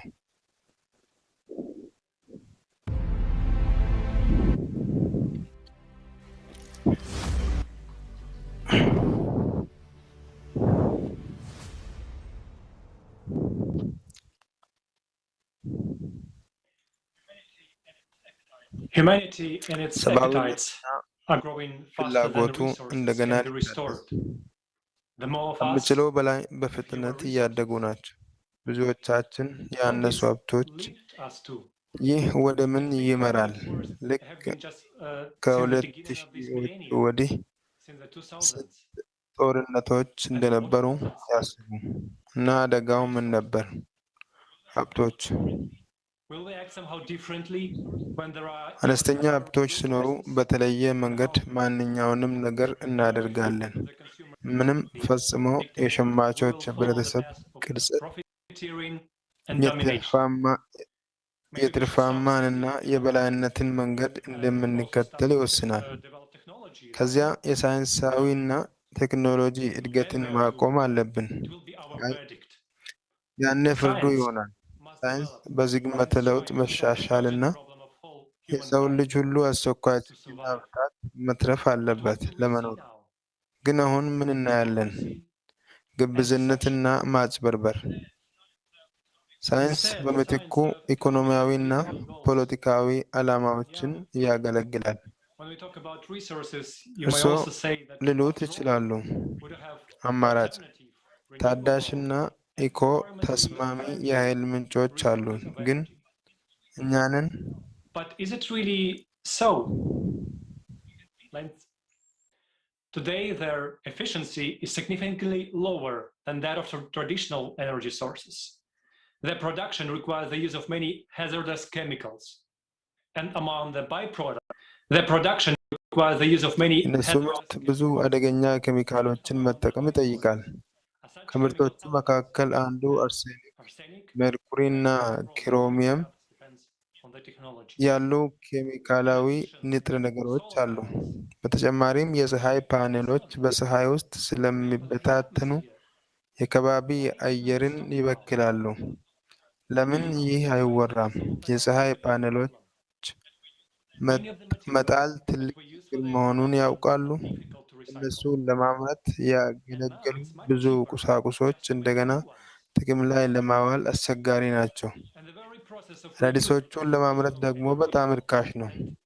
እንደገና ጥቅም ላይ የማዋል ሂደት ራሱ ብዙ ኃይል ይጠይቃል እና ሁሉንም ካከሉ እነሱን መጠቀሙ ምን ያህል ትርፋማ ነው? And how it is produced. This consumes also a lot of energy, and we use it again. It will be a problem later on to recycle it. So how do we benefit from this problem? Wind turbines also produce noise comparable to a car that drives at about 70 kilometers per hour. የነፋስ ተርባይኖችን በሰዎችና በእንስሳት ላይ ተጽዕኖ የሚያሳድረውን ድምፅ በ70 ኪሎ ሜትር በሰዓት ከሚነዳው የመኪና ድምፅ ጋር የሚመሳሰል ድምፅ ይፈጥራሉ። ሌላው ያልተጠበቀ የነፋስ ተርባይኖች ባህሪ የኢንፍራንስ ድምፅ ነው። በሰው አካል ላይ ተጽዕኖ ያሳድራል። እናም የማያቋርጥ ጭቆናና ጭንቀት ያስከትላል። እናም በአሜሪካ ውስጥ ብዙ ቁጥር ያላቸው የነፋስ ተርባይኖች የመጠቀም ልምዱ እንደሚያሳየው ይህ ጫጫታ በእንስሳት ወይም አይታገስም። ማለትም ራሱ የነፋሱ እርሻ አካባቢ እና በዙሪያ ያለው ነዋሪ የማይኖርበት ይሆናል። የነፋስ ተርባይኖች የአየር ፍሰት ያዘግማሉ ብለው አስበው ያውቃሉ? ምን ማለት ነው? በቆሙበት ቦታ ነፋሱ ተነሳ። ማለትም የተለመደው የንፋስ አቅጣጫ ተለውጧል። እኛ ዳይናሞዎችን፣ ግዙፍ ተርባይኖችን እንጠቀማለን። እንዲሁም ቶን ነፋስ ኪሎዋትስ ኃይል ለማመንጨት እንጠቀማለን። እናም ነፋሱ በምነፍስበት መንገድ እየነፈሰ አይደለም። ለነገሩ በፕላኔቷ ላይ ያለው ነፋስ በሰውነታችን ውስጥ ሆሞስታሲስ ተብሎ ለሚጠራው ጠያቂ ነው። ውስጣዊ ሚዛን፣ ለምሳሌ ሞቃታማ ከሆኑ የዓለም ክፍሎች ወደ ሙቀቱ ወደ ቀዝቃዛው ከፍ ወዳለ ኬክሮስ ለማስተላለፍ መግብሮችን ለማስከፈል በሰው ሰራሽ የሊምፋቲክ ሲስተም ማይክሮቲዩቦችን እንደማስቀመጥ ነው። It would seem to be nice to get wind powers, but only if we don't look on the other side of the coin. After all, everything is energy. Nothing just comes out of nowhere and goes nowhere. Does it make things worse on our planet? ደግሞም ሁሉም ነገር ኃይል ነው። ከየትም የሚወጣውና የትም የሚሄድ ነገር የለም። ነገሮችን በፕላኔታችን ላይ ያባብሰዋል፣ በእርግጥ ያደርገዋል። እየተመረጠ ያለው ሌላ አማራጭ የኃይል ምንጭ ሃይድሮጂን ነው። የሚጎዳው ጉዳት የሌለበት ውሃ ብቻ ስለሚያቃጥል በመገናኛ ብዙሃን እንደ ንጹህ ነዳጅ ነው። ግን እሱን ለመጠቀም በመጀመሪያ ማምረት አለብን። እንዲሁም ሃይድሮጂን ማምረት ጊዜው ለአካባቢ ተስማሚ በሆኑ መንገዶች የማይወጣ ኤሌክትሪክን ይጠቀማል። ከዚህም በላይ ወደ ተለዋዋጭ የኃይል ምንጮች ከቀየርን ኃይልን ለማከማቸትና ለማሰራጨት ማለትም ለመጠባበቂያ ኃይልና ለወቅታዊ የኃይል ማጠራቀሚያ ባትሪዎች ተጨማሪ የኃይል ማከማቻ ተቋማትን መገንባት ያስፈልጋል።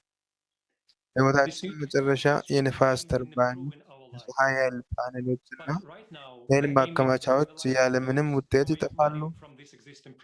አዳዲስ ቴክኖሎጂዎች ሕይወታችንን ለማሻሻል ያለሙ መሆን አለባቸው። ግን አሁን እነሱ ካሉት ችግሮች ገንዘብ የሚያገኙ ሰዎች ሕይወት ለማሻሻል እነሱ መልካምነት ከሁሉም በላይ በሆነው በራስ ወዳድ ሰዎች ምክንያት ከራሳችንና ከሚወዷቸው ሰዎች የመኖር መብትን እየወሰድን ነው። እውነትን ለመጋፈጥ ጊዜው አሁን ነው። It is true.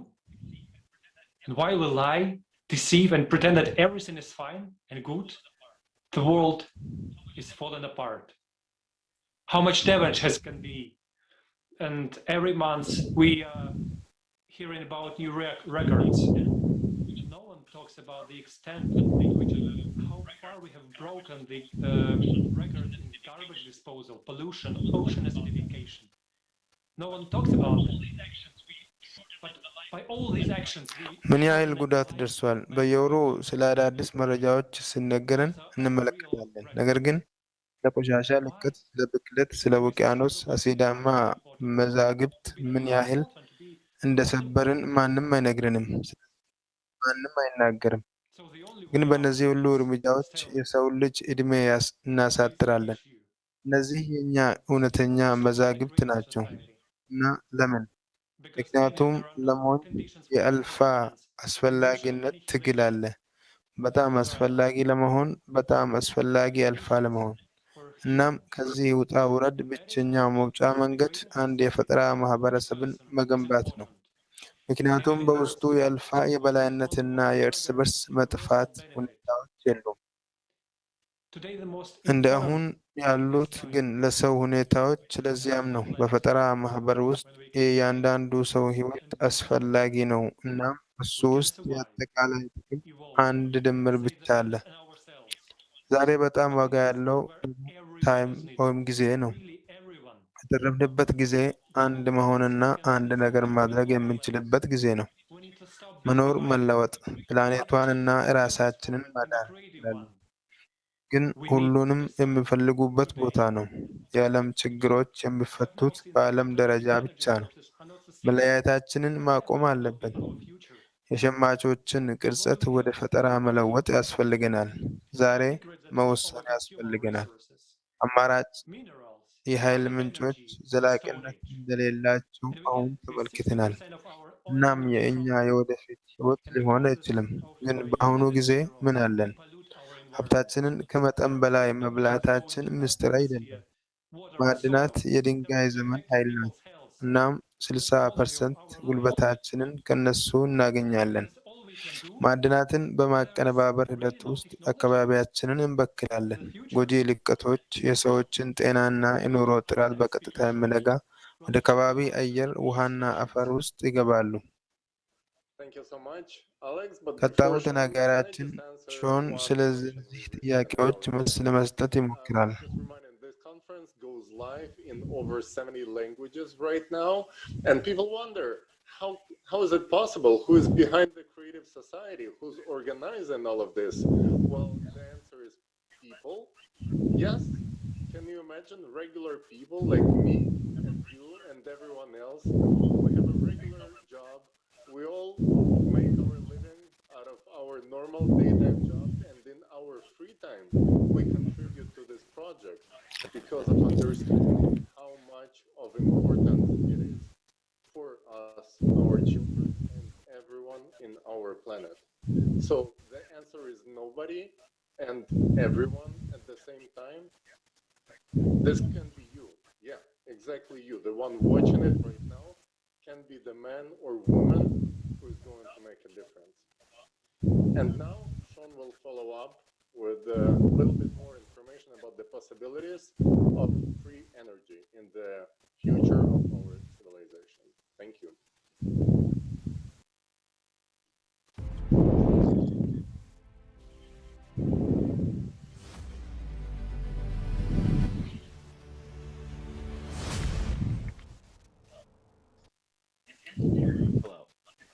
ሰላም። ሁኔታዎችን መመልከቱ በጣም መጥፎ ነው።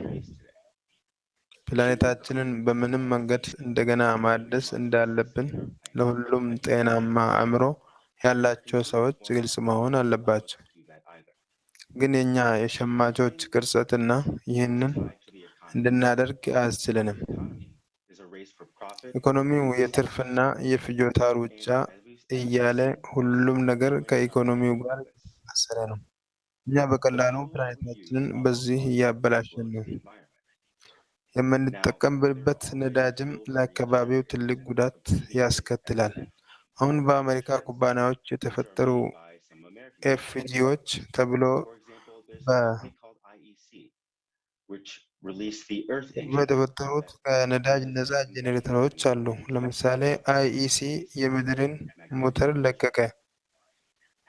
አንድ የአሜሪካ ኩባንያ ኤፍጂዎችን እንዲያመርት የተፈቀደለት ለምን እንደሆነ አስበው ያውቃሉ? ግን እንዲሸጡ አልተፈቀደላቸውም። የእነሱ ኤሌክትሪክ ለመግዛት ብቻ የሚቻለው ለምንድን ነው? በሸማች ህብረተሰቡ ውስጥ ከሞላ ጎደል ነፃ ኃይል ለመሸጥ ለምን አስፈለገ? እነዚህ የሸማቾች ኢኮኖሚ እውነታዎች ናቸው።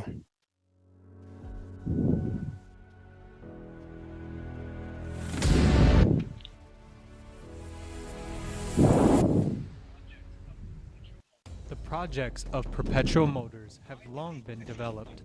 But why do these technologies remain inaccessible to mankind? Let's consider what would happen if, for example, the technology of fuelless power generators, the FPGs, which were introduced today, and what consequences would this lead to in today's consumerist format of society?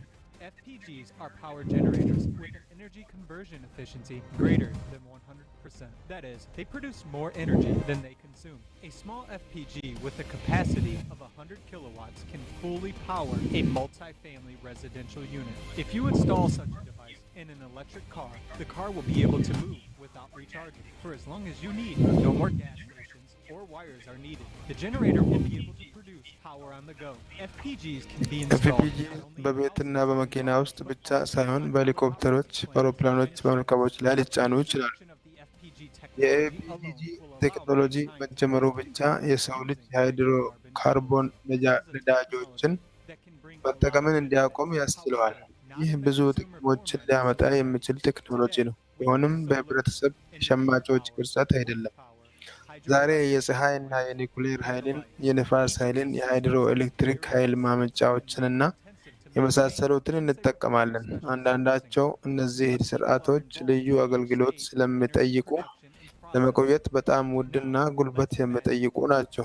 ብዙ ሰዎች በእያንዳንዱ የኃይል ማመንጫና የመቀነባበሪያ ደረጃዎች ውስጥ ይሳተፋሉ። አሁን በፕላኔቷ ላይ ያለ እያንዳንዱ ሰው ነዳጅ ነክ ማመንጫዎች ይኖሩታል ብለን እናስብ። ይህ ማለት የኤሌክትሪክ ኃይል ነፃ ይሆናል ማለት ነው። ሆኖም የኃይል ማመንጫ ጣቢያዎችንና የነዳጅ ማደያ ሰራተኞችን የሚንከባከቡ ሰራተኞችን ጨምሮ በሚሊዮን የሚቆጠሩ ሰዎች ከስራ ውጭ ይሆናሉ።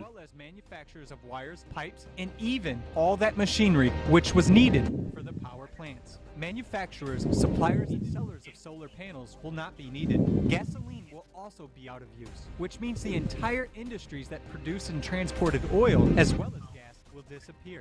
Hydropower, accordingly, will also be replaced by fuel. ይህ ማለት ዘይት ያመረቱና ያጓጓዙ ኢንዱስትሪዎች እንዲሁም ጋዝ ይጠፋሉ ማለት ነው። በዚህ መሰረት ሃይድሮ ፓወር በነዳጅ አልባ ጄኔሬተሮች ይተካል። ይህ ማለት ግድቦች እንዲሰሩ የሚያደርጉ ሁሉም ሰራተኞችና ባለሙያዎች ያለ ስራና የገቢ ምንጭ ይቀራሉ ማለት ነው። ለመሳሪያዎቻቸው ነዳጅ ማደያዎችን፣ የኃይል ማመንጫዎችንና ተክሎችን በመገንባት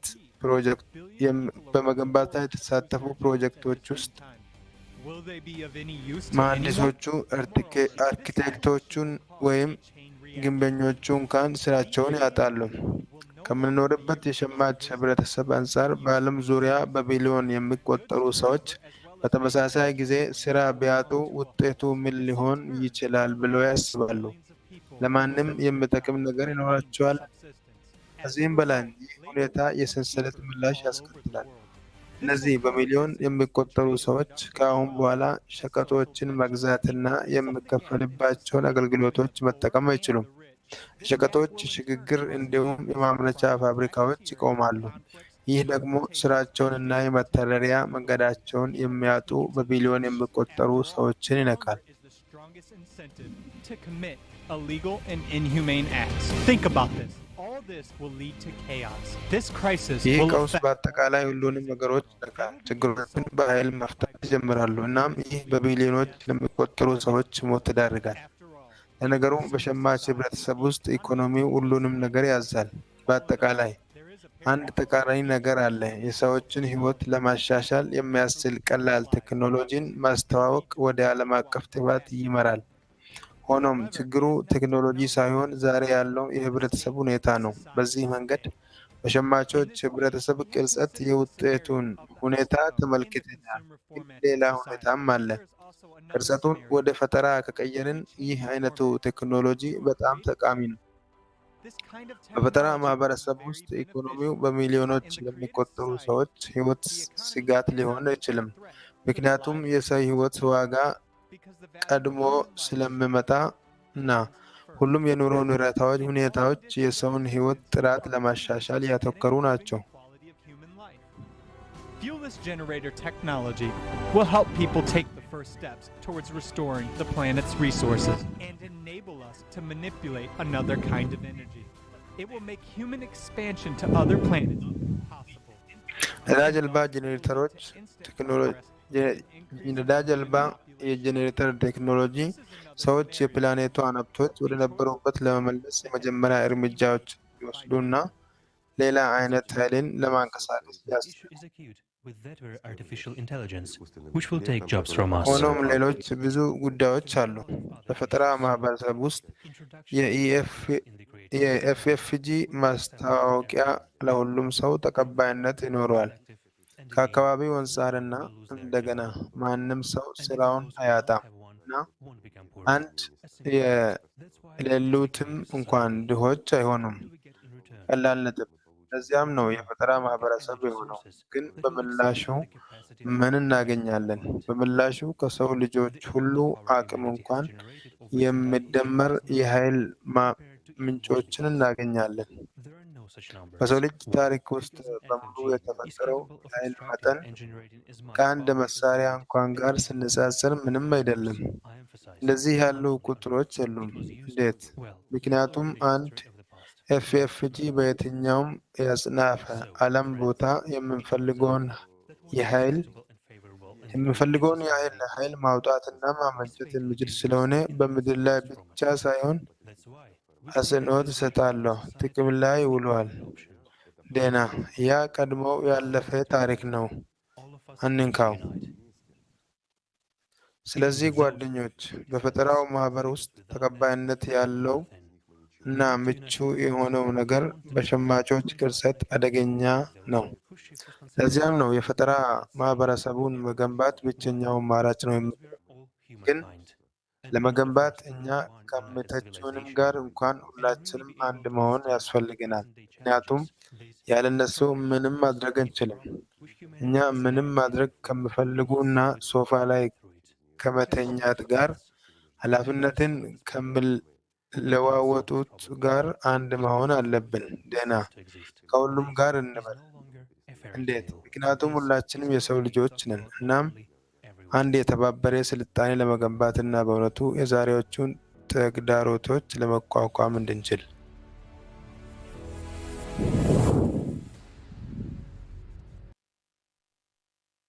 So, as we can see, the tragic situation is that the technology is extremely necessary, but at the same time, it's inappropriate in our current consumerist format of society.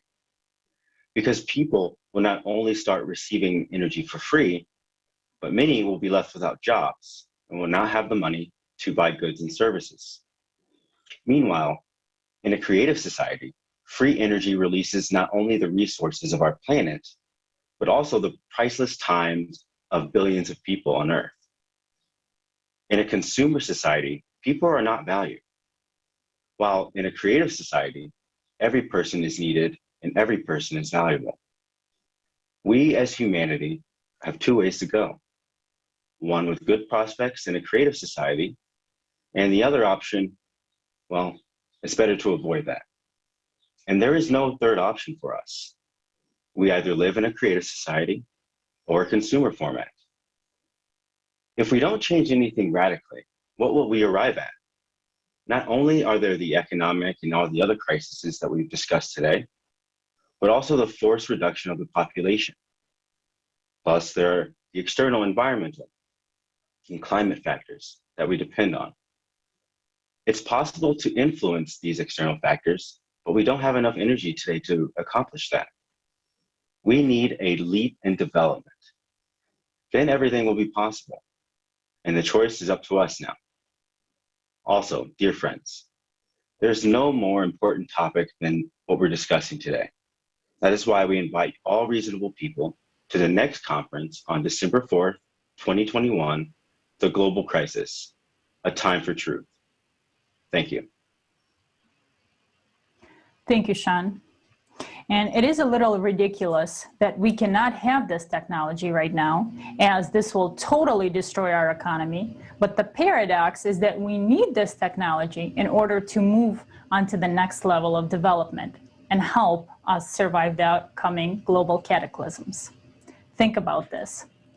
Now, I would like to remind our viewers that we have already covered multiple vital topics, such as artificial intelligence and its prospects and threats.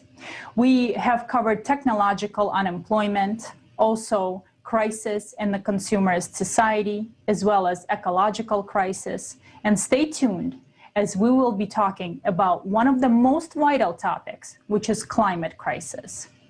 And next, I would like to welcome our next speaker, Her Royal Highness, Dr. Uba Iwunba, Ambassador General of World Aid Organization for Human Rights, Canada, and the Secretary General, World Accreditation of Human Rights. Greetings, everybody. My name is Ambassador Dr. Uba Iwunba. I am an artist, music artist.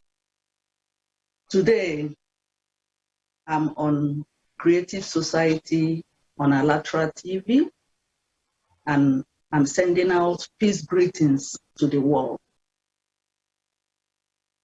First time I came on Creative Society, and then I read the Steps Foundation about the right to life, education, human rights, equality, everything that Creative Society stands for. I only want to use this medium to send out my call, as it is divinely placed in my heart, to call all humanity to come together and join Creative Society to make this world a better place. In every generation, God always sends a prophet, and through that prophet, God brings message to humanity. I see Creative Society as the voice of reason, as the voice of a prophet, as the voice to bring awareness to humanity, to wake up humanity. Do not be afraid to speak your truth. Today, I speak my truth for mission for peace and humanity, my truth to be a part of Creative Society, a part of a vision to make a change, a vision to create awareness, a vision of truth, a vision to save humanity from crisis. I call upon each and every one of you to join Creative Society, unite under one umbrella. Every organization, every foundation, every humanitarian individual who is making a difference, each and every one of you need the umbrella of Creative Society to unite the world as one. Thank you. Yeah.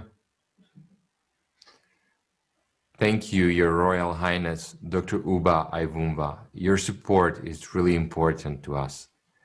Now, I have a great pleasure to introduce our next speaker, Roshan Tagiev, Chairman of the Assembly of Nationalities of Ukraine and Chairman of the Assembly of World Diasporas in the United States. Ассамблеи национальностей Украины, приветствую участников международной конференции «Глобальные кризисы». I'm Roshan Tagiev, the chairman of the Assembly of Nationalities of Ukraine. Greetings to the participants of the International Conference Global Crisis. This already affects everyone.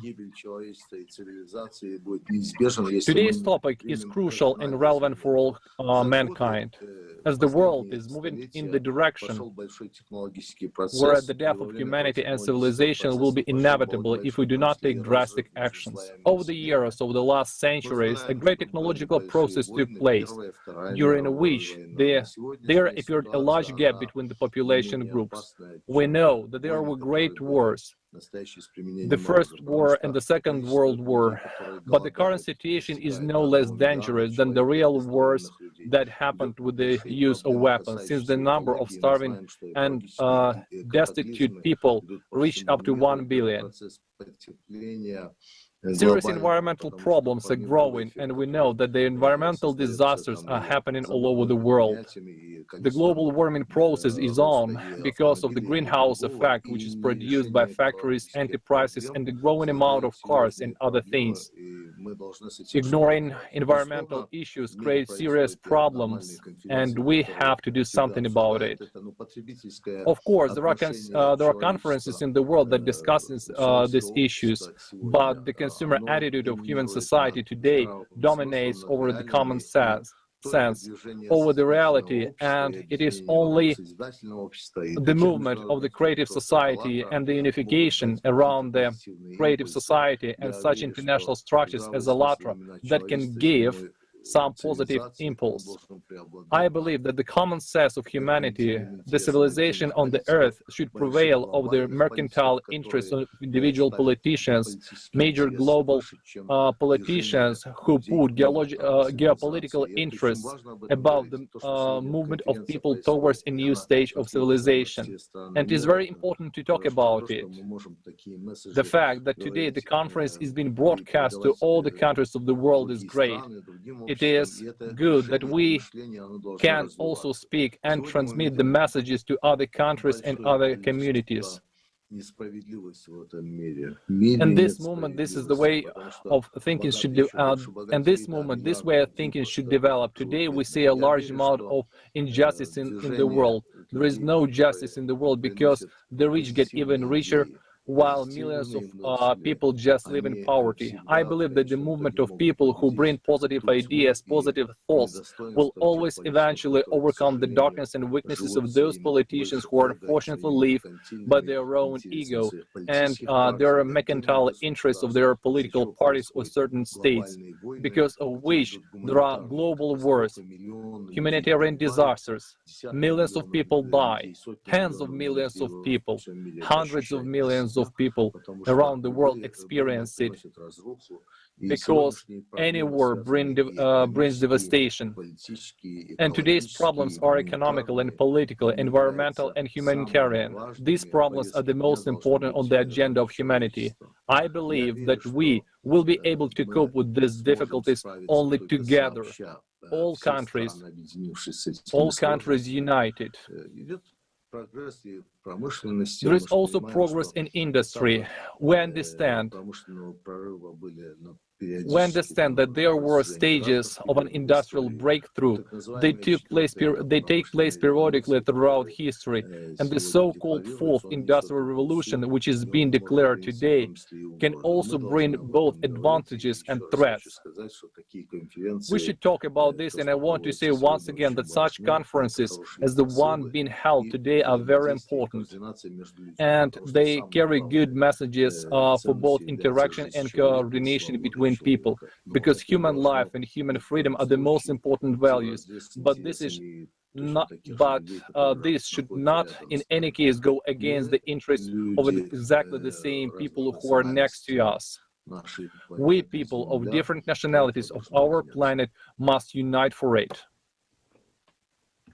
Thank you, Mr. Tagiev. Your participation and support of today's conference is very valuable to us. And you're absolutely right that those topics that are raised today by our speakers need to be widely publicized at the international level, at the global level. And we are so grateful for your support of the creative society. And the whole world will see today's event. Right now, millions of people from around the planet are with us.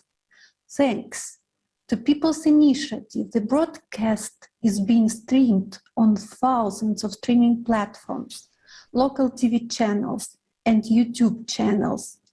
These broadcasts, thanks to volunteers, has been translated into 72 languages, including sign language translation. Dear viewers, the information we hear now leaves us indifferent, and we are very glad to hear your opinion about the conference. Please send your video, your questions, and your comments to info@allatra.tv, info@allatra.tv. And I'm happy to introduce our next speaker, Jeffrey Long, Chief Technology Officer, Executive Director at Titomic, a Senior Executive and Technologist in R&D, Research and Development of Advanced Manufacturing Technologies and Implementation of Automated Manufacturing Operations in Australia, Europe, and Asia. Thank you, and thank you, ALLATRA, and greetings, everyone. It's a great opportunity and privilege to be able to speak here about creativity and how that can actually work with industry and actually move towards a creative society for the world. Thank you, ALLATRA. አመሰግናለሁ። የሰውን ሕይወት ዘላቂነት ለመመርመር እና ከፕላኔቷ ምድር ጋር The indoctrinated cultural and social ideologies that have limited the nobility of our human creative potential. ለመፍጠር ጊዜው አሁን የሰው ልጅ ሕይወት አስፈላጊነት በአንድነት እንዴት እንገልጻለን? እንዲሁም የሰው ልጅ የመፍጠር አቅማችንን The world has changed a lot in the last 100 years, and with the current COVID pandemic and looming climate crisis, has the global economy reached its maximum economic potential? What humanity once endeared as significant metrics of a purposeful human life seem to no longer appease the yearning deep within our souls to fill the void of despair that trespasses our minds and limits our creative potential to experience the joys of human life. Traditional top-down hierarchical governance and management structures in our larger corporate and financial institutions are now incongruent with the basic pillars of human life. The corporatized governance of the global economy feeds the nefarious desires of parasitical consumption at the expense of the world's younger generations and their future. The vast majority of humanity is disillusioned by the notable disparity of global wealth and the inequality of debt that enslaves so many people to a life of hardship. As the broken global economy transitions to the United Nations low-carbon global economy under the guise of a looming climate crisis, who benefits from the elevated debt, the readjustments in the value of assets? We only need to follow the money trail to know. G20 finance ministers and the central bank governors asked the Financial Stability Board, the FSB, to review how the financial sector can take account of climate-related issues.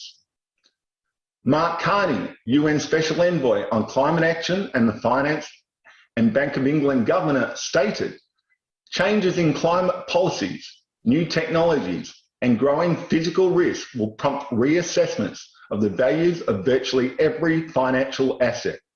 Now is the time to ensure that every financial decision takes climate change into account." Humanity is facing the paradox of a transition from a broken global system of economic governance to a tyrannical corporatized elitism under the auspices of a UN climate crisis agenda. Humans are born with free will. However, the vast majority face generational indoctrination to ideologues of limitation that reduce their potential significance to one of deluded enslavement with a simple reward system of monetized consumerism. We must ask ourselves, is the global consumeristic format which we have right now damaging our human potential to experience the yearning of our mind, soul, and spirit to explore the joyfulness of human life? The people of the world have all inherited the legacies of their ancestors, and with each new generation, the opportunity presents itself to create a better future for themselves and their children. The past years, we have witnessed the transgressions of global elite and their broken system of governance and economic control. No longer can monetized consumerism fulfill our purpose in life to explore our humanness beyond the limits of enslavement that our forefathers valiantly tried to transition from to create a better world. The amount of darkness historically created by humanity is enough to make it a metaphor for a noble path of creative empathy to realize humans are the infinite potential of this world. There is division within humanity, occurring at an unprecedented level, and the grandest deception of all is that the minority of people with unequivocal trust in corporatized pseudoscience and dictatorial governments are the majority. All great cycles of empires end with destruction, and we are now witnessing the desperation of the hierarchical masters' blatant attempts to maintain control with whatever nefarious method they can. Humanity now has the opportunity to create a bridge towards all the possibilities of human life and to open our minds to the reality that creating all we do with empathy is unquestionably the most significant action of noble grandeur a human can explore and experience. Creative empathy is the most significant virtue of human intelligence, as through the collective observation and perception of reality, it defines a symbiosis that personifies unity. In 2021, as we explore new horizons of hope and the opportunity for humanity, we are seeding a congruence of collective intelligence to create new foundations for stability and sustainability through the noble intent of people's empathy to build a creative society. Each of you individually contribute to creating the potential for global change framed within the focus of your life's intent. Humans cognitively manifest their present reality and contribute to the collective reality by the intent of their actions that they have created. To create unity from division, we must not react to people's delusions of perceived significance and moral superiority, as they know only what they know. Human empathy lets one observe others' realities and not be entrapped into the vortex of reactive engagement, but instead express wisdom with the sole intent of unifying all of humanity. Creative empathy knows no limitations, so let's all make the effort in 2021 and in the future to focus our human intent to be the noble guidance that humanity yearns for but fears to create. Creative empathy does not react with limitation. It rises like a phoenix from the ashes of corrupted empires to build a creative society of unified noble grandeur. Thank you. Thank you so much, Mr. Lang. It is a pleasure to have you here with us today. Thank you for joining this global event. And I would like to talk about this. One of the key problems of today is that not all the people on Earth actually understand that we can survive only through unification at all levels. Unity at all levels means that we, as humanity, should become a single whole. And it's important to realize that separately in disunity, we're not able to solve these problems. For example, let's take UN, showing that even this large organization cannot solve urgent problems, not to mention global climate challenges, which we will face in the near future. Let's look at the results of their activities together. We will refer only to some data. For instance, there are 17 Sustainable Development Goals, also known as the Global Goals. They were adopted in 2015 by the UN General Assembly as a plan to achieve a better and more sustainable future for all. They committed to end hunger by 2030.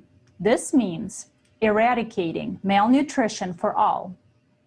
And according to the report prepared by the experts of several UN institutions, including the Food and Agriculture Organization, UNICEF, the World Food Program, and the WHO, in 2020, the number of people threatened by hunger has increased by 118 million and reached 811 million.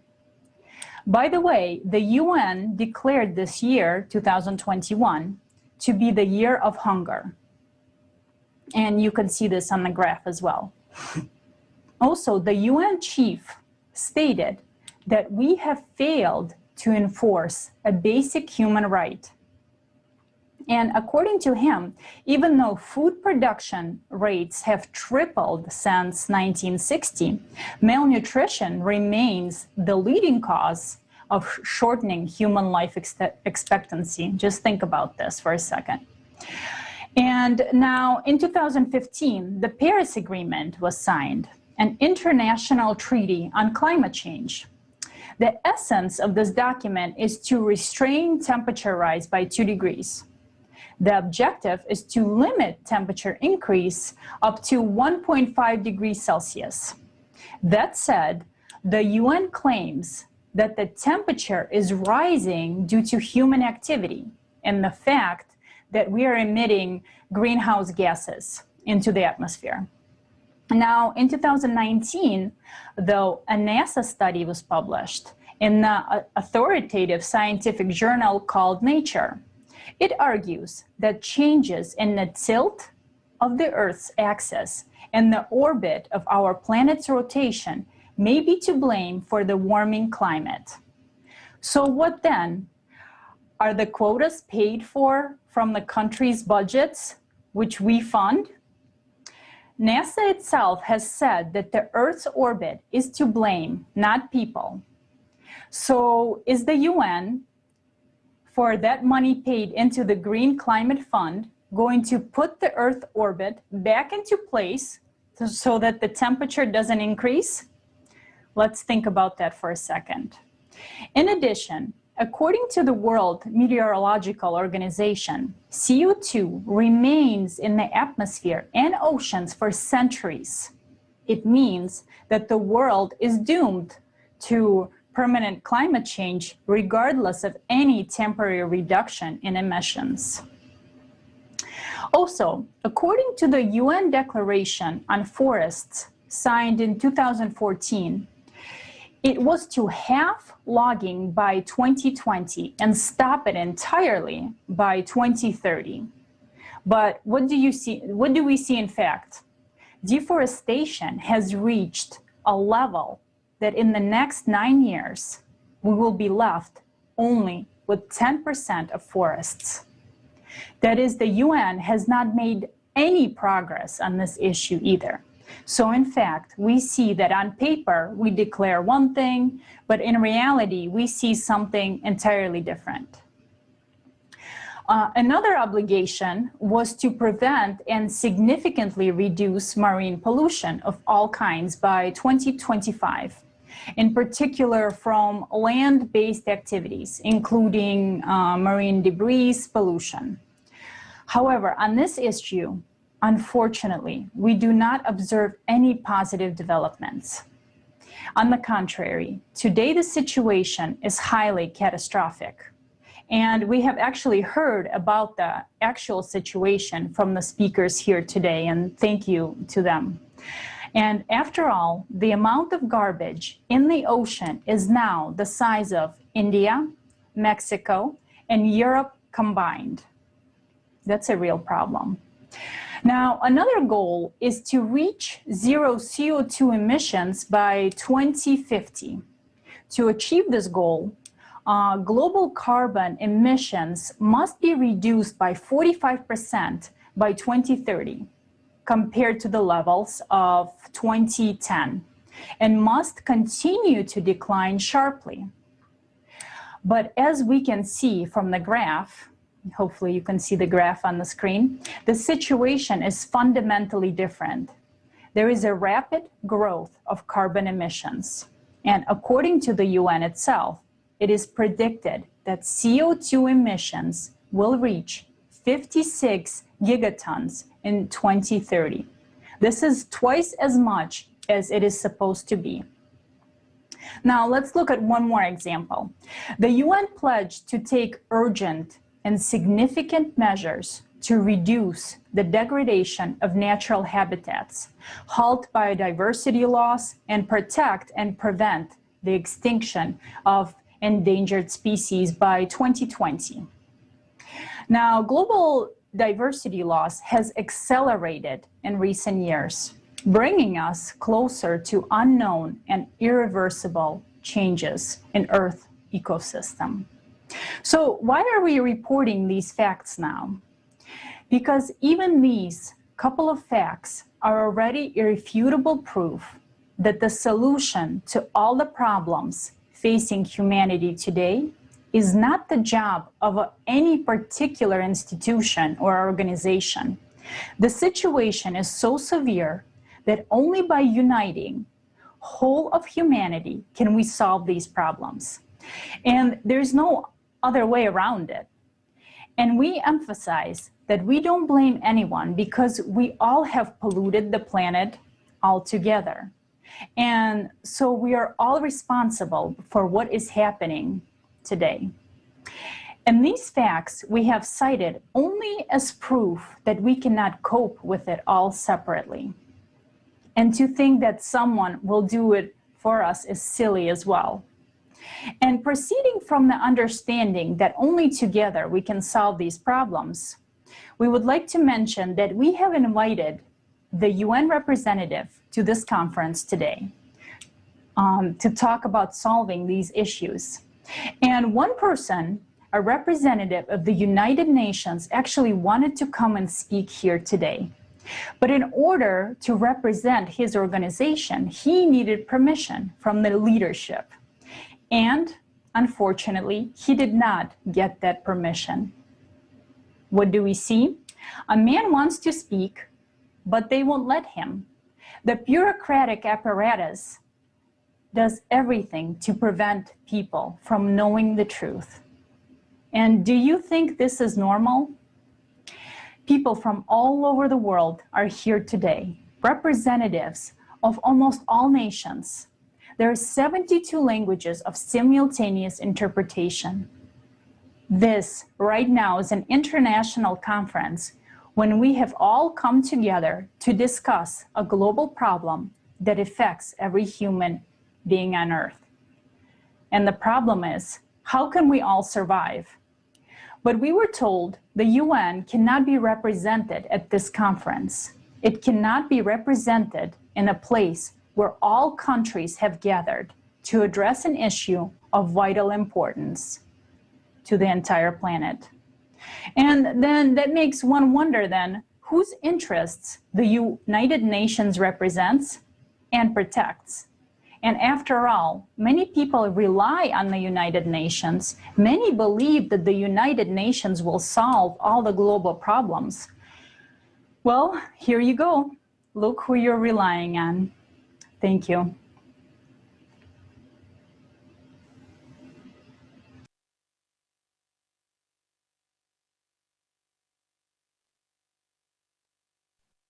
Hello, dear friends. Again, it's my honor to speak with you. We see the bitter truth, and you have come to understand why the world is in such a state.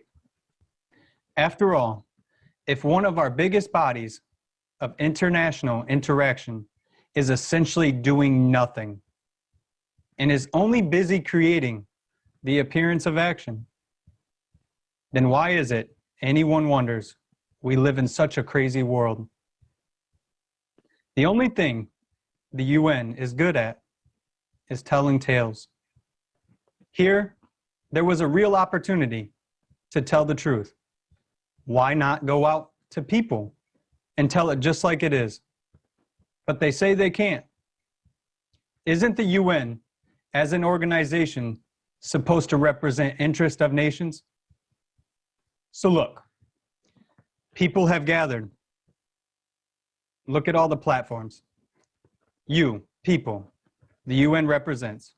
And yet you, the UN, cannot be here. And there are far more United Nations here today than there are United Nations as an organization. And yet you can't be here. Who can we hope for?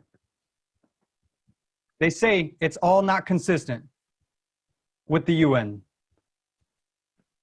And you guys tell me, what and who is? We're nobody? Are we scum? Are we not worth talking to? And not even one representative can officially come and tell the truth. So what? Are they cool extraterrestrials? Oh, and we're the lowlives. You guys are familiar with this. Are we plebes?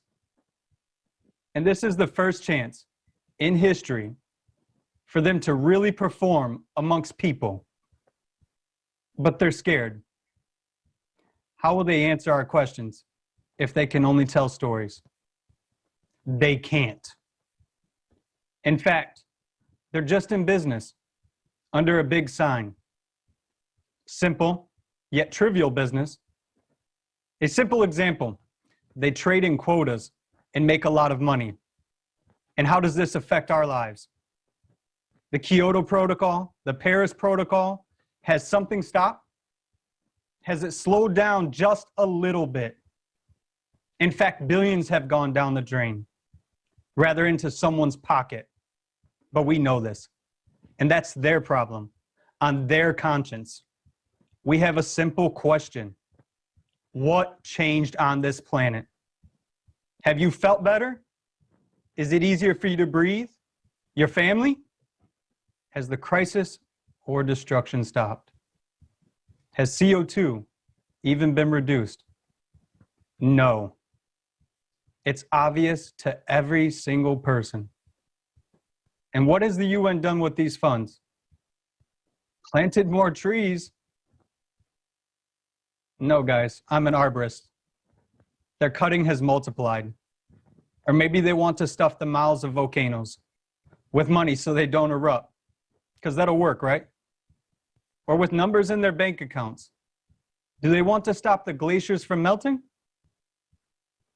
Where are results from their work? Let's look at action, not empty talk, simple, cold, hard facts. And the facts tell us that for them, it's just a way to make money doing nothing. It's an opportunity to influence businesses. We all get it, and we all see it. But the issue here is different. The issue today, as has been said by every single speaker, is the survival of all people on this planet. All of us.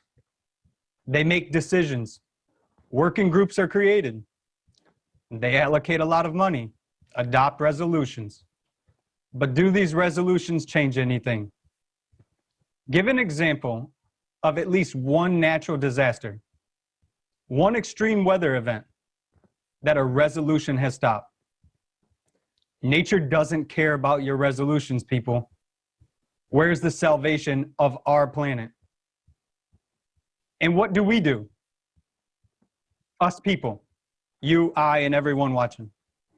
We continue to litter more, dump more, consume more, and destroy our environment. But only internal factors. This is the order in our house. It depends on us. But there are also external factors, and we pretend that they do not happen. As if the cyclical nature of global cataclysms does not exist. As if these are all fairy tales. But these are not fairy tales. You've seen it today. This is the harsh reality of our days, and everything is just starting to gain momentum. And we are not at all ready, even for what is already happening right now, all around us. And this is just the beginning. Literally the beginning, guys. After all, while we were and told fairy tales, watching TV, we were losing the most precious thing of all time. And continue, and we were losing the most precious thing of all. Time. I had to say that again because that's how important it is. And we continue to ruthlessly destroy the planet. And now we can all see where this has led. What a stupid world we have created, where people themselves lie to themselves and lie to everyone instead of facing the truth and jointly solving a common problem. Here's a question, guys. Maybe it's time to grow up. Change the consumer format of this society and put not money, but human life first. And no one here is saying people are bad. Not at all. At the UN, they are just people like you and I. They want to survive. And they all also have families, just like ours. However, the situation is such that elementary greed forces them to act in this way. But there are no bad people. There's a poor system we've inherited and we continue to actionalize, and that's the consumer system, in which a person finds himself forced to follow its laws. Otherwise, this system, it'll spit it out and replace it with another person. This is an artificial world, and yes, we inherited it. Like a broken house, leaking. But why can't we make a roof? Do we not have hands? Shall we blame someone who did this? Let's make our house normal, healthy for every single person. And let's build this creative society. We can still do it today and tomorrow. But whether we will have the day after tomorrow is a really big question. We are hostages of the consumer model we have invented ourselves. But this model has led to ruin. Therefore, the only way out is the creative society and the 8 foundations, in which human life must be protected as if one's own. Thank you all for allowing me to speak. And my apologies to the gentleman who couldn't come out and speak due to the consumer format of our society. And my love with you all. Thank you. Thank you so much, Jason. It's been really a great answer. I think for the previous question that we brought up, that our viewers were asking, what about United Nations? Well, right now I think it's been answered. What exactly the reason why politicians and United Nations and also mass media, that's another question. Why mass media is not showing information about the conference, about our today's conference, even though it's a really high scale? Well, not because it's not important. Everybody realizes how much important and unique it is. And in fact, if it was backed up by any politicians or anything, it would be everywhere. If anyone else could do anything like this, it would be on the media, but not this one. Why? Because topics we bring up here, they are not comfortable. They are really tough. They go against the agenda of many consumeristic organizations which are working just for the profit. And in this conference, we put life, human life, on the first place, not the profit, not someone's private small interest. And of course, we're not gonna see them talking about it until we gain the momentum big enough, then it's gonna be hard to keep it unnoticed. But we have to do it. We don't have to wait for any celebrities, United Nations, politicians to come and do it for us. Let's take personal responsibility. So thank you so much, Jason. Thank you so much, Olga. Thank you all the participants and all the viewers for your activity, your comments. It's really important. And now let me pass the floor to Robert Mikita.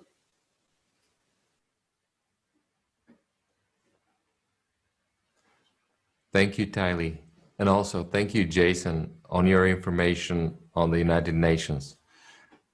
Our following speaker, I believe, will also touch on this topic. I'd like to present to you Narsingen Hambirayan, Senior Law Academic at University of Mauritius. The floor is yours.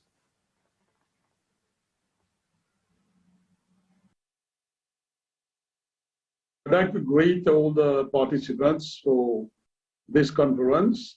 I think it is a very good initiative.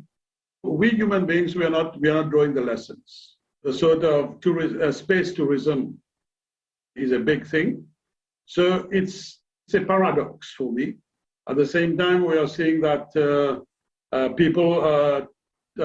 rich people, in spite of people suffering during the pandemic in developing countries, and even in the US, so many people have died. In Europe, so many people are dying. Unfortunately, we are not drawing any lesson. And this is very symbolical, where people right in the peak of a pandemic, in the peak of economic crisis, some people, the well-off, very well-off people, or going in space for tourism, still again abusing nature, causing a lot of pollution. The World Trade Organization. I've been attending these meetings as a negotiator for my country and also as a trainer for the WTO. It's very sad that there has been almost a sort of total collapse of the multilateral system at the level of the WTO. We've seen a collapse of the UNESCO. We've seen a collapse, almost a collapse of the WHO. In spite of the fact that the WHO has promised vaccines to developing countries, nobody is respecting their undertaking at the level of WHO. So it's very unfortunate. How do we expect a sort of world governance if the major players don't want to play the game? Unfortunately, very often the major players, they themselves, they are not complying with principles of international law, with treaties, with conventions, with protocols attached to the conventions. So that's very unfortunate. Thank you, Mr. Hambirajan. Yes, I'm certainly impressed, surprised, or whatever by these UN practices that we have heard about in previous speeches. But why should we be surprised? Many times we have witnessed how UN draws the wrong conclusions from scientists' data, legally defending itself by showing the reports on the basis of which billions were written off, and the carbon dioxide that explains the cataclysm is this false data. These are the scientists who are advising those who are making the UN decisions.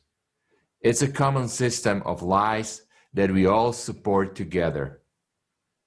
So can we stop doing this? Maybe it's time to put an end to this stupidity and foolishness. After all, we will all die if we don't stop lying and pretending that everything is normal. After all, the globe is one, the planet is one. It's shared. One animal that we all ride together. The point is to deceive each other. And we have been doing this for centuries. I would like to welcome our next speaker, Lord Monckton. Lord Monckton was acting as one of the advisors in the cabinet of the Prime Minister Margaret Thatcher. Lord Monckton, the floor is yours.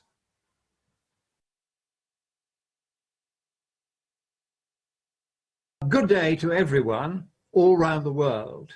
My name is Christopher Monckton, Viscount Monckton of Brenchley, and I've been asked to give you a brief outline of the reasons why you don't need to worry about rapid, dangerous, man-made global warming. The global warming scare is based on predictions of large amounts of global warming caused by our emissions of greenhouse gases. These predictions are exclusively made by giant computer models which try to simulate the behavior of the climate over the next 100 or even 200 years.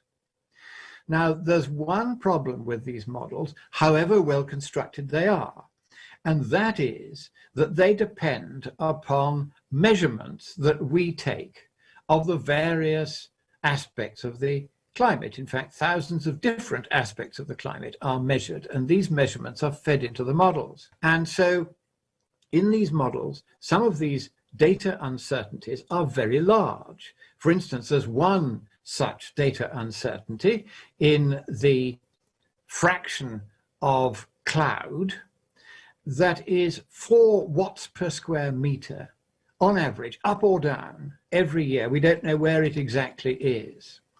And that one measurement uncertainty is 100 times larger than the average annual effect of all our emissions and all our activities on the climate.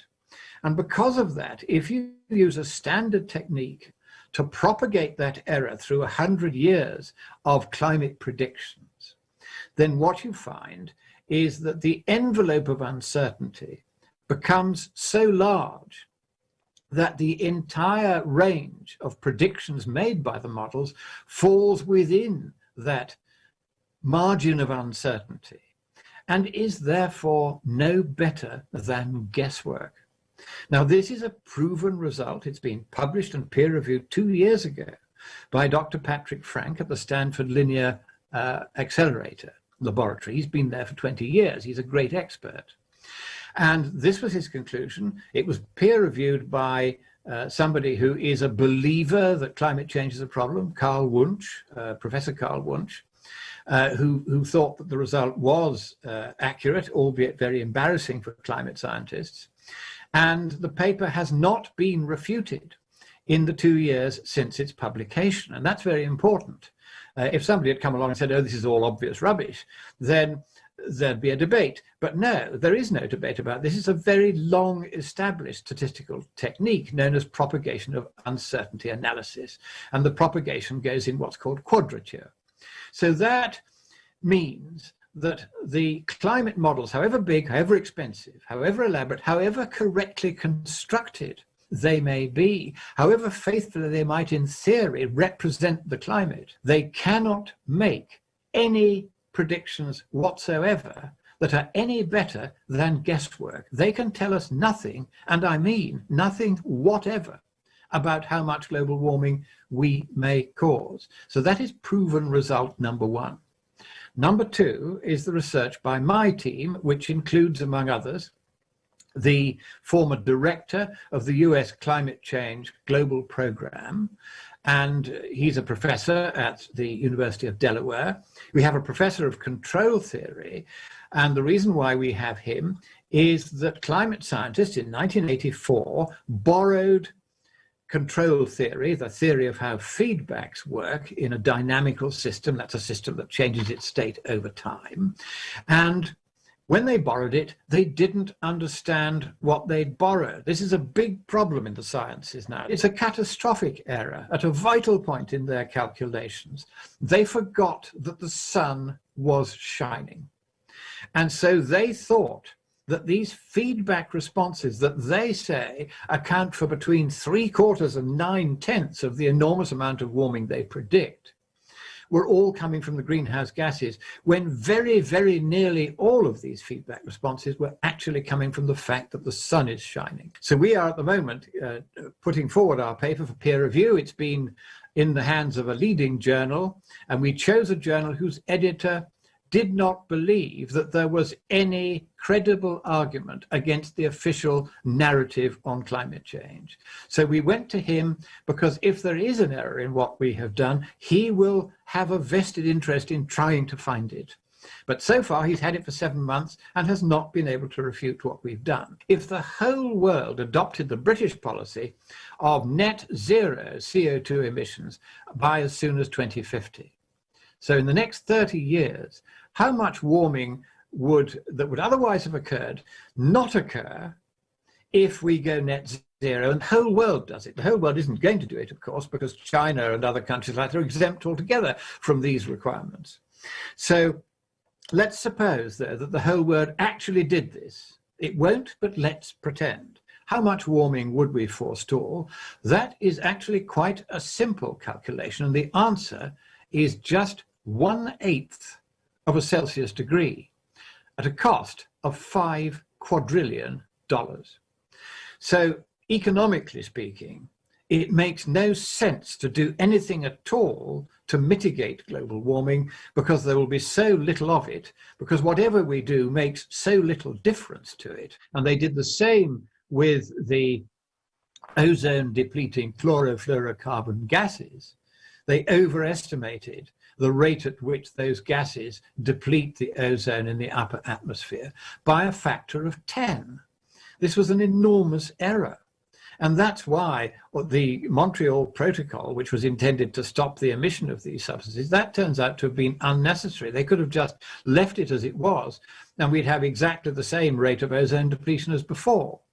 So it is important that we realize that the real environmental crisis now is a political one in which political factions have captured the environmental movement. They knew that the way to do that was to exploit our perfectly proper feelings for the environment by exaggerating some of the problems and then persuading us that we should effectively shut down large swathes of our economies. And as a result of that, we're now paying 6 times as much for our electricity as we were before. So there needs to be a proportionality when you're dealing with these environmental problems. We must isolate the genuine problems from the bogus ones and then work out what is the true scale of the genuine problems. If we approach these problems with the genuine spirit, not of seeking to profiteer, not of seeking to advance our own reputations, but of love for those who are our fellow men and therefore are worthy of that love, then and only then will civilization continue to advance as happily worldwide. So this principle of love is or ought to be right at the center whenever we are trying to address what seem to be the intractable and sometimes catastrophic problems that we appear to face. The moment we do this in a spirit of cooperation and of affection and of mutual respect and love, then and only then, these problems begin to fade away. They become more manageable. They become more solvable. Instead of having to have hideously complex, legally defined structures that require how we behave towards each other, you can depend much more upon the willingness of people to cooperate with one another once that principle of love has been properly instilled in the way they think. That's why movements such as ALLATRA are so valuable, because you reflect this. Thank you, Lord Monkton, for sharing your opinion and shedding light on how the idea of anthropogenic global warming is being exploited to make money. And some of those who have realized that the CO2 story is a lie have begun to believe that climate change is a lie too. But in fact, it is not. Climate change is indeed happening, but not because of CO2. And if we are lied to about the causes, it does not imply that the climate is not changing. On the contrary, it is changing catastrophically and for reasons beyond our control, such as changes inside the core of the planet and cosmic processes. But unfortunately, this information is not being shared with people. So it is really tragic that people do not know the truth and thus do not understand the real causes. Thank you.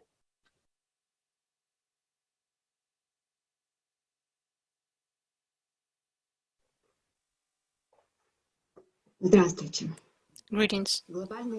Global climate change is the main crisis of our time because at the current level of development of civilization, a human is unable to control and manage climate processes. It's too presumptuous to say the opposite. It is suicidal. Climate change is already affecting the health, economy, and migration of people all over the world. Millions of people are dying. In Italy, where I live, the climate has changed dramatically.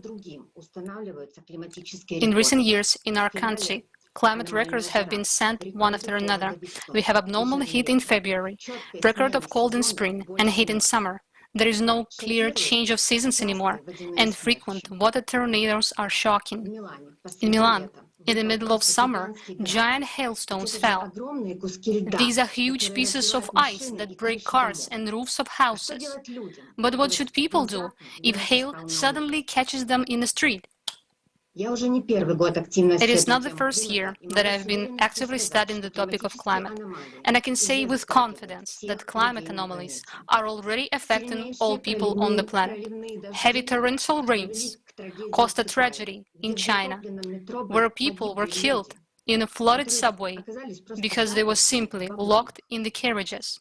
Historic heat of 49.6 degrees Celsius hit Canada and provoked wildfires, destroying everything in its way, including settlements. Sudden temperature differences in the United States, when during the day a 30-degree heat turns into a frost and destroys the crops. In France, in the middle of summer, people were forced to take shovels, driving out snow-removing equipment and remove hail piles 60 centimeters in height. In Indonesia, more than 1,400 natural disasters occurred in the first half of 2021 alone. I would like to appeal to everyone who is watching this conference. Do you really think that nothing is happening with the climate? Or do you think that it won't affect you? I will continue. Tornadoes appear in the groups, even where there were no signs of them before. The area of forest fires is growing rapidly, and it's impossible to extinguish them. Seismic activity is increasing.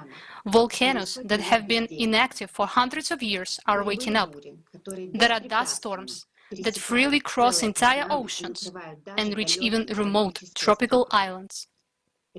Storms that are record-breaking by the number and strength make densely populated coasts uninhabitable. Improbable volumes of water pour out of the sky in a matter of hours. Endless floods, landslides, and mudslides, they wipe out entire settlements from the face of the earth. Mega tsunami hit hundreds of thousands of people. It is possible to list such events for a really long time, because sudden large-scale natural disasters occur on the planet on a daily basis, and there are fewer and fewer safe places.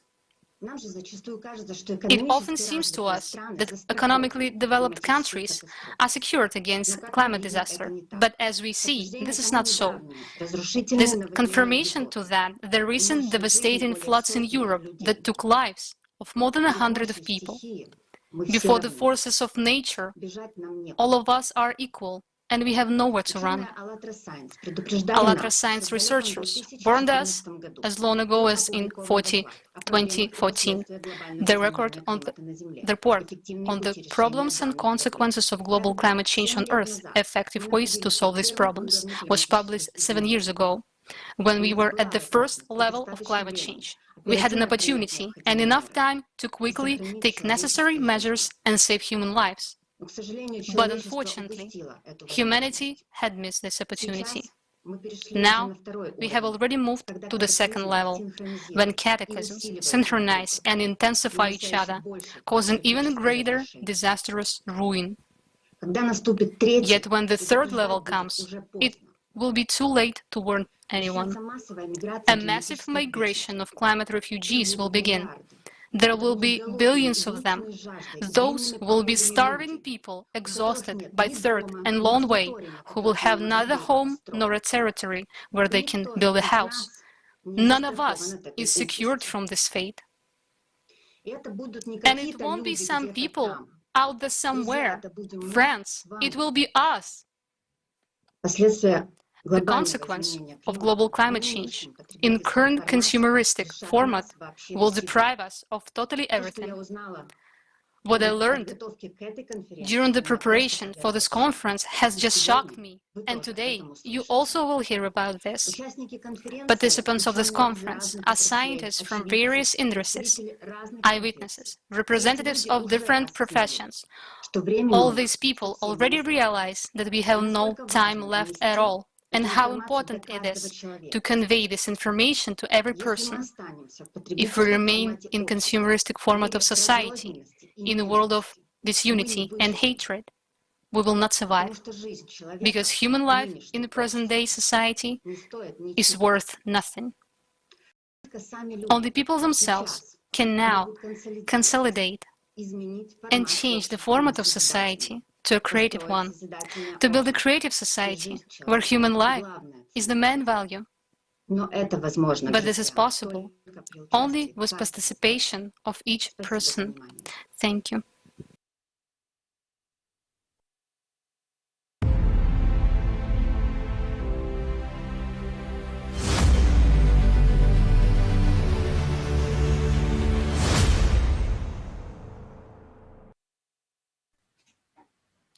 Thank you, Alla.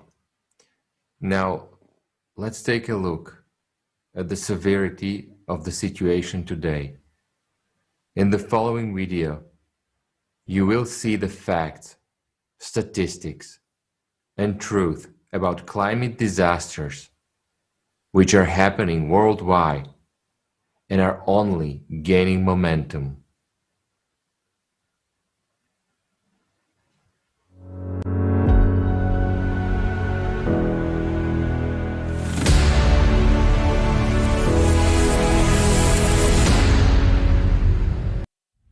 Summer of 2021. Fires, floods, hurricanes, and abnormal heat waves. What is happening to the planet? You are used to hearing that global warming on the planet is due to human activity. The truth is, the problem is much more global than that, and it is rapidly gaining momentum, and there is nothing we can do to control it. The reasons for what is happening are within the planet, which has entered a period of global cataclysms.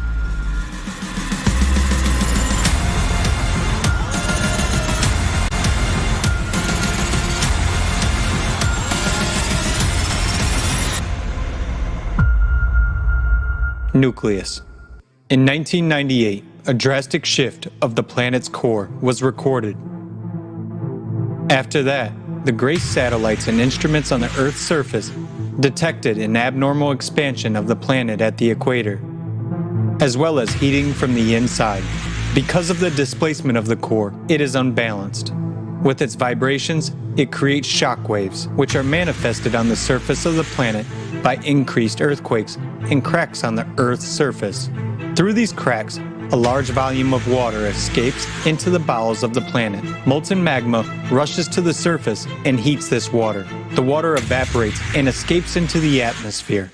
These enormous masses of water fall down in the form of sudden torrential rains. As the planet expanded, new continental rifts began to form. The number of volcanic eruptions increased. Significant tsunamis, including catastrophic ones, tornadoes, tropical storms, and hurricanes became more frequent. Floods and wildfires have become part of the daily news. Since 2015, the situation has become even worse. And today, the deformation of the planet continues to escalate enormously.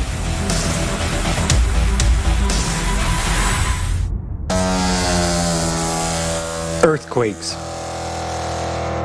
Earthquakes with magnitudes greater than 8.5 have increased dramatically over the past 20 years. Since 2003, synchronization of seismic noise began, which means that the Earth is preparing for a mega earthquake. According to scientists, it will occur in the Japanese archipelago and will have a magnitude of more than 10. Which is 32 times stronger than the 2011 Tohoku earthquake of magnitude 9. Entire countries could disappear from the face of the earth at any moment. Volcanoes. Since the beginning of the 20th century, the number of powerful volcanic eruptions has doubled as a result of growing internal energy of the planet. There has also been a steady increase in the strength of eruptions and the amount of ash and lava that has been released. Today, about 600 million people live near active volcanoes, capable of destroying entire cities at any moment. And every day, the probability of these events is only increasing. Glaciers. Greenland and Antarctic glaciers are losing 3 times more mass than 30 years ago. We are told that global warming is the cause. We are not told that the glaciers are melting from the bottom up because of the intense release of heat from the Earth's interior. For example, Antarctica is only melting on the west side, where there is a huge magma chamber. Greenland's glaciers are shrinking for a similar reason. Obviously, man has no influence on what is happening. World ocean. In 2019, the temperature of the world's oceans rose 0.075 degrees Celsius above average. This may not seem much, but in fact, the numbers are catastrophic. The energy for such heating is equivalent to the explosion of 3.5 billion atomic bombs dropped on Hiroshima. And this energy came from the very bowels of the Earth. Melting of the sea ice and expansion of the warming water has caused the sea level to rise by almost 15 centimeters in the last 30 years. And this is just the beginning. There has also been an increase in the number and power of storms, as well as a significant acceleration of currents. Hurricanes, tornadoes. The year of 2020 broke all records for the frequency of hurricanes and tropical cyclones on the planet for all time. Because of increasing humidity and rising temperatures, the intensity and number of tornadoes has increased. They have become more frequent, where they used to be rare. Since the 1950s, the number of tornadoes in Europe has increased tenfold and continues to grow.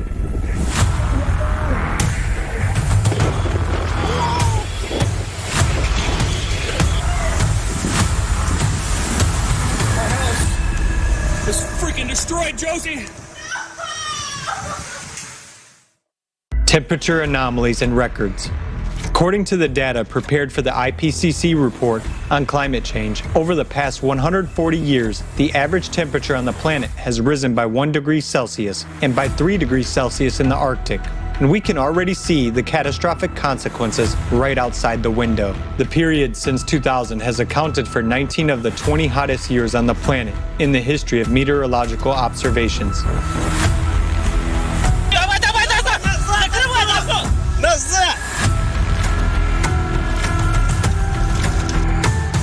Despite global warming, cold records are growing. For example, in February 2021, in Texas, USA, there were more than 2,500 record low temperatures. And this has never happened before in the history of observation. Since 2000, more than 5 million people have died from extreme temperatures, with 4.5 million dying from the cold.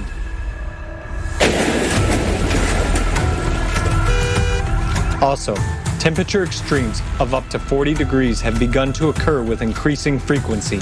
Even machinery, not to mention humans, cannot withstand such surges in a short period of time.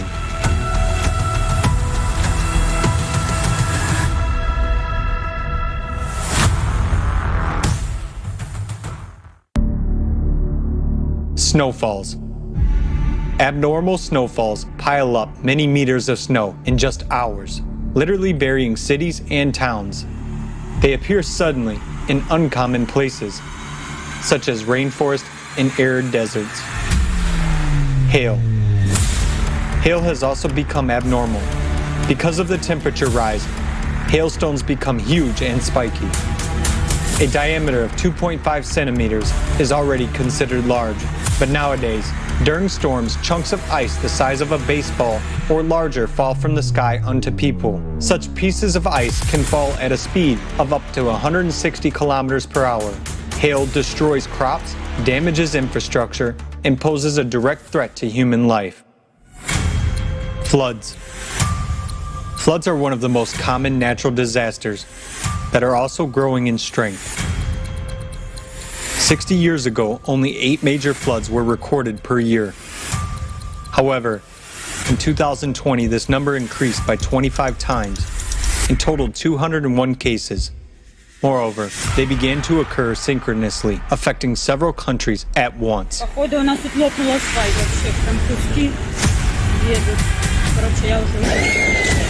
According to the National Oceanic and Atmospheric Administration, NOAA, the number of floods in the U.S. has increased by approximately 100% over the past 30 years. Between 1998 and 2017, floods affected more than 2 billion people worldwide. There's so many people dead. Lightnings. Due to the escaping of gases from the planet's interior and the rise in temperature, thunderstorms are now becoming an increasingly common cause of many wildfires. Under these conditions, lightning becomes an igniting spark. Lightnings have become more frequent beyond the Arctic Circle and even approached the North Pole. Over the last 10 years, the number of lightnings occurring above 65 degrees of northern latitude increased sevenfold. Recently, there has been an increase in rare dry thunderstorms, as well as deadly thunderstorm supercells, landslides, and mudslides. The frequency and severity of landslides and mudslides increases rapidly each year. Massive amounts of water erode the rock, resulting in millions of cubic meters of soil and rock rushing down the slopes, sweeping away everything in their way and causing the deaths of people. Today, the number of casualties caused by them continues to grow. In Japan alone, the number of these disasters has increased by almost 50% in the last 10 years. And more areas are beginning to be affected by this phenomenon. Sinkholes. The amount and scale of newly formed sinkholes is shocking. In Turkey alone, over 600 sinkholes formed in the Konya Plain in 2001. In late May, farmers in Mexico witnessed a field that collapsed and formed a huge hole the size of a multi-story building. Meanwhile, in Croatia, more than 100 new sinkholes were discovered, and they continued to appear all over the world. Cracks and faults. The Earth is deforming greatly, getting covered with cracks and faults. Earlier, they corresponded to the places of tectonic stress, but now they appear in the most atypical places. Drying of rivers and depletion of groundwaters. Abnormal expanding of the planet along the equator leads to drying out of water bodies, lowering of groundwater levels, formation of sinkholes and reservoirs, and, as a result, reduction of freshwater reserves. For example, over the past 20 years, more than half of the rivers in China have completely dried up. WHO reports that water scarcity already affects 40% of the world's population. Drought and desertification are becoming increasingly frequent causes of hunger, poverty, dangerous infections, mass migration, and armed conflicts. Between 1998 and 2017, this extremely dangerous development, which already affects 1/3 of the Earth's surface, affected 1.5 billion people. Fires. Fires have reached a new level. Fires occur in areas of the Earth's crust where hydrogen, methane, and other combustible gases are released from the subsurface. Because of this, fires cannot be extinguished. They are expanding their geography. Even the Arctic is already on fire, where, according to the World Meteorological Organization, WMO, 2019 saw the largest and most destructive fires in the Northern Hemisphere over the past 10,000 years. Magnetic field. The rate of the North Magnetic Pole drift has increased sixfold. According to scientists, this is also a result of the most powerful energy emission from the planet's core. Over the last 200 years, the magnetic field has lost about 9% of the force and continues to weaken at an accelerated rate. Between Africa and South America, there has formed a gap in the magnetic field with an area of about 8 million square kilometers, and it is continually growing. Weakening of the magnetic field threatens not only to cause malfunctions in many technical devices, but it will also deprive us of our protection from the deadly cosmic radiation. Ozone holes and cosmic rays. The ozone protective filter of our planet is becoming thinner and thinner, despite the fact that 30 years ago, under the Montreal Protocol, nearly all CFCs allegedly destroying the ozone layer were withdrawn from production. For instance, in the ozone anomaly in the Northern Hemisphere, the ozone deficit in 2011 was 35%, but by 2020, it was already over 50%. In Antarctica, it is 70%. The reasons for its destruction are hydrogen degassing from the Earth's bowels along the faults and an increase in cosmic radiation. The disappearance of the planet's protective components, such as the magnetic field and the ozone layer, could lead to a complete disappearance of the atmosphere and of all life on the planet, similar to what happened on Mars. Synchronization. Before 2020, disasters occurred sporadically. Now there is a synchronization of cataclysms. This means that they occur simultaneously. Natural disasters resonate and become more severe, leading to greater destruction and spreading over larger territories.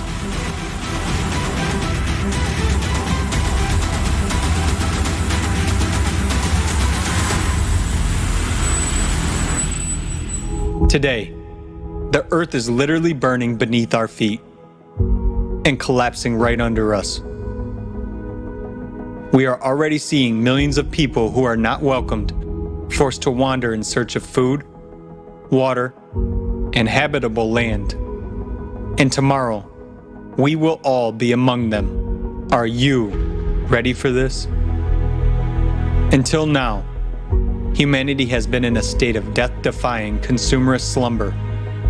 This is the only way to explain that while seeing the agony of our planet with our own eyes, we don't want to admit that this could be the end of our civilization. However, we still have a chance. One last chance.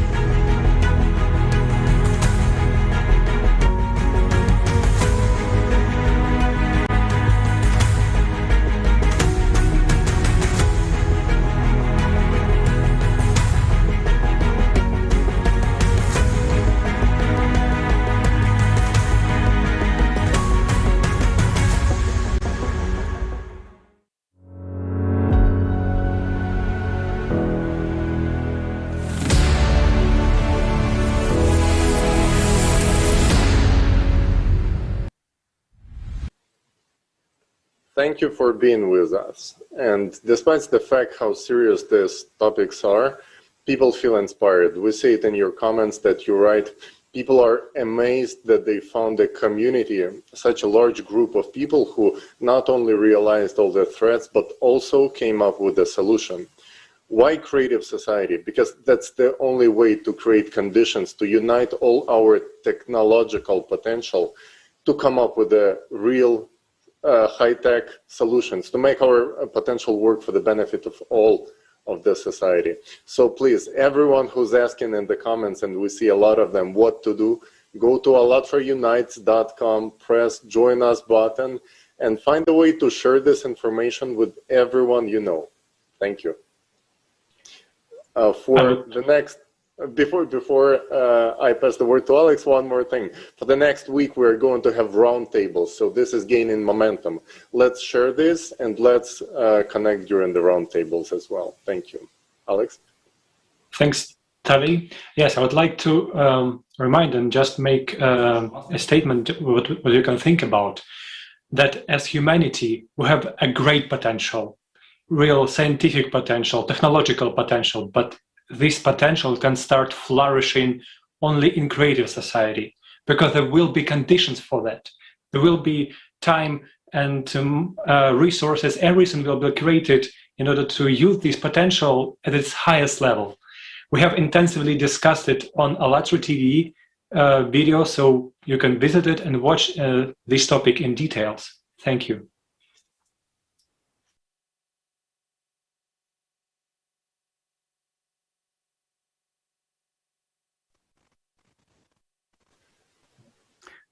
To, co jsme právě viděli, jsou reálná fakta. Tak jak je tedy možné, že vědecká obec nekřičí na poplach? What we have already seen are real facts. And is it possible that the scientific community is not raising an alarm about it?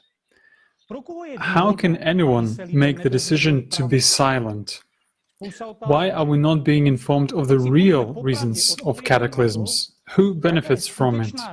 Who benefits from people not knowing the truth? Yes, there are a lot of questions. So let's answer honestly what the reality is that is hidden from people. According to research by scientists, since 1998, our planet has been expanding along the equator, but not along the poles. Do you know something about this? Despite the melting of glaciers, the entire planet is losing fresh water. Where does it disappear to? The Earth is bursting at the seams. Huge cracks appear across the planet through which this water disappears. We can compare it to an inhalation. when the body becomes larger, followed by exhalation. And what will happen when the water returns? A gigantic flood, from which you cannot escape even in a bunker. Another fact that is hidden from us is the fires. Now, we are not talking about fires caused by high temperatures or human factors. We are talking about fires along the faults, which are very numerous and cannot be extinguished. They burn constantly in the same places. For example, California is all burning along the San Andreas fault system. In Australia, New South Wales and Victoria, fires are getting worse every year. Why? Because degassing occurs, that is, the release of gases from the bowels of the earth, hydrogen, methane, radon, etc. Degassing destroys the ozone layer.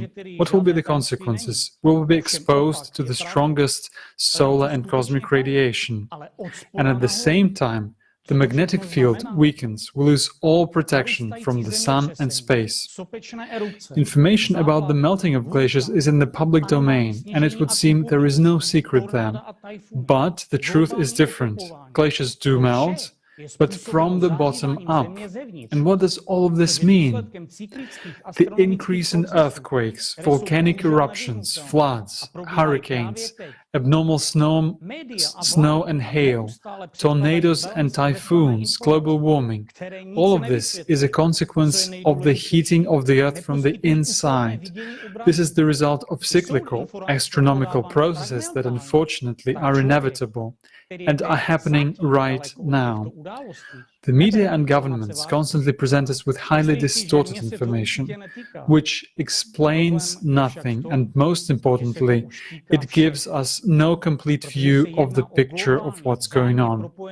When information is given in fragments, when the person who is now far from these events takes no information seriously, he thinks, well, it certainly doesn't concern me, but the problem is that this already concerns everyone. Because this is a global, interconnected process. We are deliberately told that everything is still not so bad, that nature will come down, that volcanoes have always been erupting, that floods are not so terrible, that earthquakes are not so strong and, of course, not so frequent, and so on.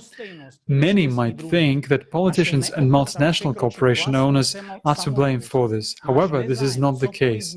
This is our common responsibility, my friends. Our indifference to the misfortunes of other people, our unwillingness to go beyond our own complacency, our disinterest in changing anything. This is due to the pandemic of fear that dominates us, the consumer format of relations. We stopped appreciating life, not only the life of other people, but also our own. After us come deluge. Oddly enough, this saying is not far from the truth. We, all of humanity, no longer have time to deceive each other, so we will speak directly. Climate change is on the rise. It is rapid. What are our chances of surviving these planetary cataclysms in the current consumer format? No chances. There are 3 stages in the development of planetary cataclysms. Unfortunately, we have already passed the first stage and are now at the second. In it, the cataclysms began to synchronize, and all graphs show an accelerated increase in the destruction of our planet. What will happen next? The situation will worsen sharply. Further, with the climate, it will only get worse, and this will happen very soon. This is somewhere in 100 years and not even in 5. Can you count? Count it. It will be a meat grinder. Everything will be destroyed. And now we, in our egoism and blind belief, we believe that someone will come and do something for us. We do not even want to admit that it concerns us. We don't even give a damn about our children. And what will happen to them? Every day the moment is getting closer and closer when the line comes, after which people will have no power to change anything. Then we will all understand that we had time to change everything, but it will be too late. Now we can still do something, and when the third stage comes, it will make no difference whether we unite or not. Everything will come to an end. Therefore, we need to unite and act together, now, while we still have this time and opportunity to change the situation. We need to survive the cataclysms together. Why do you think so many speakers in front of me today have repeatedly spoken about the importance of building a creative society? Because it is really the only way for all of humanity to survive, and it's everyone's business. Yes, thank you very much. Absolutely. And this is the day of facts. Facts will prove and will show us that we have to act, we have no other choice. And now we will hear about the anomalies of lightning and hurricanes from Professor Colin Price. Professor Price is the head of Potter School of Environmental Studies at Tel Aviv University. Dear Professor Price, can you please share with us about the increase of lightning and hurricanes in the world?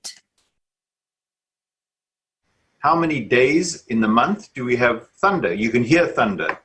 So it can be either from 0 up to 30 or 31 days. And so this has been measured around the world for maybe 100, 150 years. And with this data, there are many places where we are seeing an increase in the number of days when we have thunderstorms. So it could be one thunderstorm or 20 thunderstorms, it's still one day. So it's not a very good parameter, but there is evidence that thunderstorms have been increasing over the last, say, century. Not everywhere, but globally. Well, when I said it's driven by the sun, basically the solar heating of the surface, which you can think of as putting a pot of water on the stove and you're turning up the heat and you start to get the bubbles boiling up. So in the atmosphere, we have air, pockets of air which heat up like thermals, and they'll rise up. And as they rise up, the water vapor there will condense as the air gets cooler and form clouds, and if it's strong enough, thunderstorms. So the sun is the trigger. And so we have some link, indirect link of triggering lightning. And there have been some statistical studies showing that some solar parameters may be linked to the amount of lightning, especially in higher latitudes, like in the United Kingdom. There's been 1 or 2 studies. But these are all statistical studies, and we don't know the physical mechanism of how they're actually related. So the solar activity is basically the heating of the sun, which causes convection and rising motions in the atmosphere. Everything else is secondary or very minor, but it still may have some connection, the cosmic rays and particles. And we don't really see any link with the solar cycle. The regular lightning is definitely, we're seeing changes in the patterns, especially the further we go north. So for example, in the Arctic Circle, in northern Canada, in the tundra, we're seeing lightning now, which we didn't see 10 years ago in the summer months. And so getting fairly close even to the North Pole, we're seeing lightning. So things are moving northwards, which is a sign that the climate is changing and warming. Again, we need the heat of the sun in the summer to produce the rising air and produce the thunderstorms. And we're even seeing fires for the first time, for example, in Greenland, in the summer, when things are melting, that fires start there. So we're seeing a shift of the tropical storms to more intense, stronger winds, more damaging storms. And the same with thunderstorms. We may not be seeing a change in the number of the storms, but the intensity of the thunderstorms is also increasing because there's more energy in the system. And you know, there's conservation of energy. You can't get rid of energy. So energy goes from solar heat energy, to electrical energy eventually in the lightning. So it just gets converted from the heat into eventually into the lightning. And so we have more lightning in the thunderstorms. But these waves mean that on the other side of the wave, like in Alaska, the temperatures can be very warm in the winter. So they kind of balance each other out. But the overall predictions for the future is that weather will become more extreme on the both sides. So you'll have more dry weather in some areas, more heat waves, but you'll also have more flooding in other areas and maybe even some more intense winter storms in other regions. And things will just going to become more extreme. Thank you very much, Professor Price. And yes, we see that the increase of lightning and hurricanes is a serious problem, and we understand that it's just the beginning of the problem. And let's continue to know more about the facts, and I give the floor to Kevin Hester, researcher, environmental and climate crisis activist, co-host at Nature Beds Last. Kevin is currently living on Rekino Island, New Zealand, where he is currently monitoring the unraveling of the biosphere and developing of a proposal to create a marine reserve in New Zealand. Please, Kevin, the floor is yours. Greetings, everyone. I'm very glad to be here on this conference. Global crisis, this already affects everyone. End quote. That's a perfect description of your conference. My name is Kevin Hester. I'm an abrupt climate change researcher from Aotearoa, New Zealand. My background is in engineering and ocean sailing. The situation in the Arctic is catastrophic. The statistics and the amount of melt that's going on is unprecedented. And one of the problems that we have with what we are seeing in the Arctic now is inertia in the climate system. There's a 10 to 30 year lag between when emissions go into the atmosphere and when the full effect of those emissions manifests. So the chaos that we're watching now was baked in last century. This is a very, very dire predicament we find ourselves. One of the problems that we have is we have unleashed a multitude of what the client's community calls tipping points or feedback loops. I'll give you a couple of examples. The loss of the Arctic sea ice means you lose reflectivity. So what happens is when the ice was there, the incoming solar radiation would bounce off the ice and go back into space, only leaving a minor fraction of the warming behind. But with the lack of sea ice, all of that light is absorbed into the oceans and the warmth is contained. That's one feedback. As we broil the planet, for every 1 degree C we heat the atmosphere, we get 7% more water vapor in the atmosphere. And water vapor is an enormous greenhouse gas. It's actually the most prolific greenhouse gas in the atmosphere. So at the rate that we've warmed the world now, we've increased the loading of water vapor by over 10%. That's a massive feedback. Okay, another important feedback that I'd like to talk about is methane. As the permafrost melts, and until recently, 24% of the Northern Hemisphere was covered in permafrost. People don't get how big this Arctic region is. And methane is something to upwards of 100 times more powerful a greenhouse gas than carbon. So you can see why that becomes an issue. And then I think probably the feedback loop that we're most concerned about, the Arctic researchers that I know, is the potential for destabilizing the methane clash rates, which are stores of methane that are held in a chemical cage at the bottom of the ocean. And that methane is kept stable by a combination of pressure, by the water pressure above it, and temperature. And as a result of warming the planet, the water is getting warmer, so that takes us closer to a tipping point with the clash rates. The problem with methane is that the difference between methane and carbon is the warming from methane is almost instantaneous. Whatever methane gets released, within weeks, that warming will be felt in the atmosphere. So what I expect to happen when we get these increasing levels of methane is that it'll get hotter, faster, and the main danger that poses is for crops. You know, Ukraine is one of the bread baskets of the planet, and it's warming up. And this is the same thing that's happening in the United States and Canada.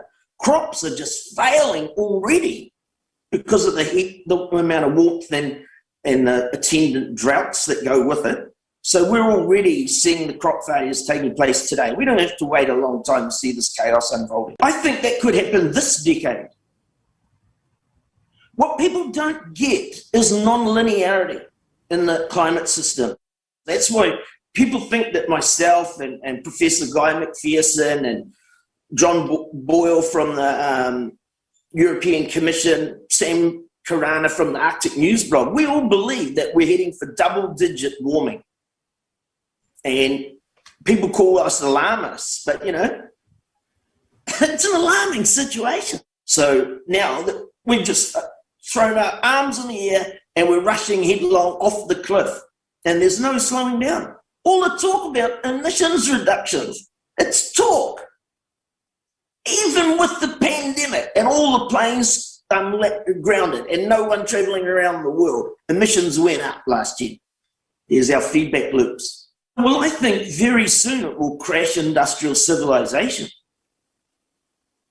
You know, with industrial civilization and the dominant economic system on the planet of capitalism, is it's all about credit and it's all about borrowing from the future. We've been borrowing from our children's future all my life.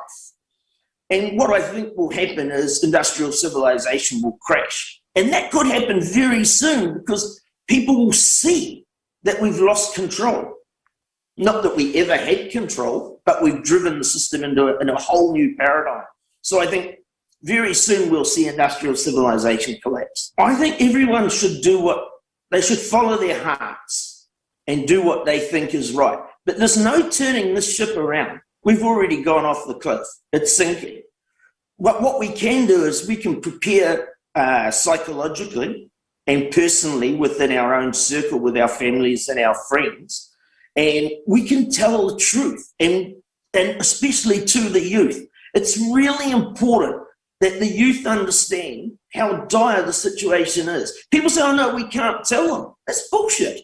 If you want to lie to the youth, lie to the youth. But I'm not going to do that on my watch. I'll go to my grave telling the truth of what I believe is happening. And, you know, I'll reiterate, I don't for a second want to be right. I would love it if you guys could call me in 12 months and say, Hester, come on the show again. We want to rubbish you about all the things that didn't happen. I would love that. I'd love that more than anything. So I think we're going through this extraordinary learning curve now about how all the models have undershot.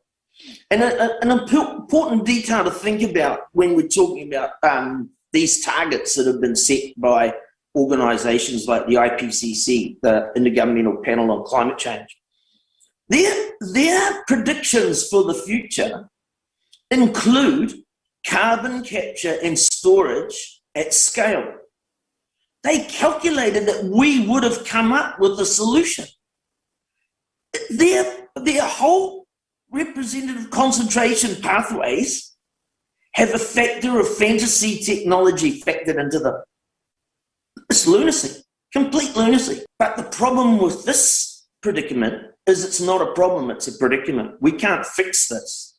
We can mitigate, we can take our foot off the accelerator, we can do the right thing, but we can't fix it. And it's important for people to understand that, or else they'll frustrate themselves to death trying to fix the unfixable. I'm very happy to be a part of this project, and thank you for including me. Good luck with what you're up to. I admire you enormously for doing what you're doing. I hope everyone who's watching right now heard this. The researchers are saying that our ship is sinking. And dear Mr. Hester, we would like to thank you for what you do and for sharing this information. We are moving towards the point of no return at a very, very fast pace. And we agree that this situation is alarming. And those people who today are being called climate alarmists are the true scientists and researchers who are really trying to save this planet. And creative society is our only chance. And you are correct that in the consumerist society, it is impossible to save our planet and to survive. And dear viewers, as you're watching this conference, we would love to hear your feedback. So please send us your feedback, your video feedback, and your understandings to our email address, which is info@allatraunites.org. www.hullum.com. We would love to hear your feedbacks, your understandings, what it is that you think about the conference and the topics brought up here today, because they are vital to all the people. And also, we would like to remind our viewers that on December 4th, 2021, another global international conference will take place called Global Crisis, The Time for Truth. And now all of us remember the tragedy that happened in Japan in 2011. It was an earthquake of the magnitude 9 called Tohoku. And it is great honor for me to introduce Professor Libushin. This is the scientist who predicted this earthquake 3 years before its occurrence, and he actually published several warnings, but his warnings were left without any needed attention. So now Dr. Libushin is predicting an earthquake of magnitude 10 in Japan at the Japanese archipelago near the capital of Tokyo along the Nankai Trench. Now we will watch a video with the respected scientist who is a doctor of physics and mathematics, professor, head of the Laboratory of Physics of Oscillations of Test Masses of Schmidt Institute of Physics of the Earth.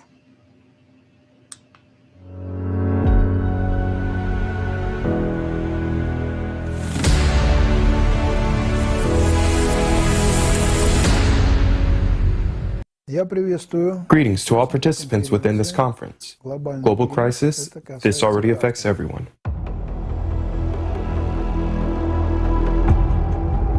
If we take the largest earthquakes in the so-called instrumental era, that is, when seismic events started being recorded with instruments like seismographs, it started in the early 20th century. So it's been 120 years since then. What is interesting here? There hadn't been any earthquakes stronger than an 8.5 magnitude from 1965 to 2004. At the end of 2004, on December 26, a well-known earthquake occurred, referred to as the Sumatra disaster.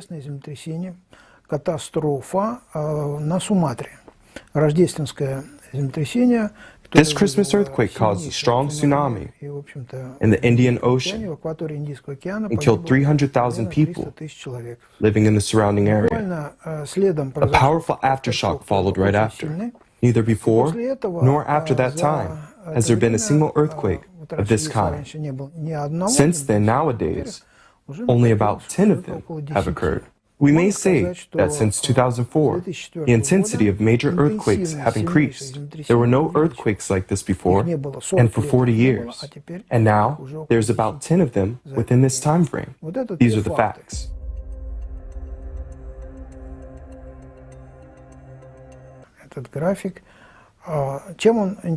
What is so interesting about this graph? What's interesting is that until the middle of 2003, we observed a slight drop in seismic noise readings around the globe.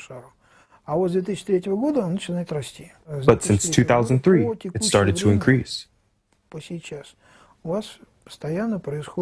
2003 to the present time, there has been a steady increase in synchronicity correlation and synchronization of global seismic noise.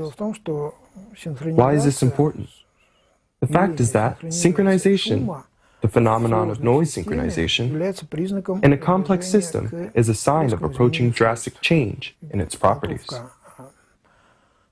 The approaching earthquakes can be determined by synchronization of seismic oscillations in the area where the earthquakes are expected. But it's not just synchronization, it's also the noise itself. Before an earthquake, it becomes simpler, let's say more noise-like, so to say, uniform. But what's interesting here is that the same thing was discovered in the early 90s when studying the heart rhythm of sick and healthy people. В 90-х при исследовании ритма сердца больных The preliminary stages of an earthquake, just like the preliminary stages of a heart attack in people, entails simplification of the structure of random fluctuations.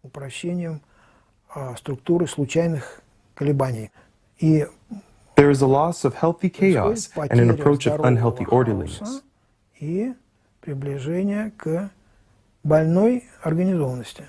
This is what I got when processing the data from Japan.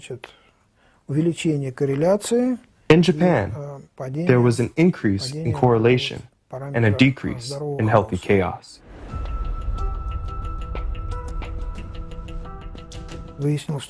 First, we discovered that 2003 was characterized by a certain surge of that response. The Earth, while rotating, just kind of flinched a bit. So the idea immediately came that this is an anomaly of an irregular rotation of the Earth, and it was provoked, or was a trigger for triggering an impact that provoked not only the increase of seismic activity, but also the increase of correlation. So what I'm saying is that the Earth, the irregularity of the Earth's rotation, the seismic noise, and these seismic events are all connected. And the breaking point is when it all started in 2003.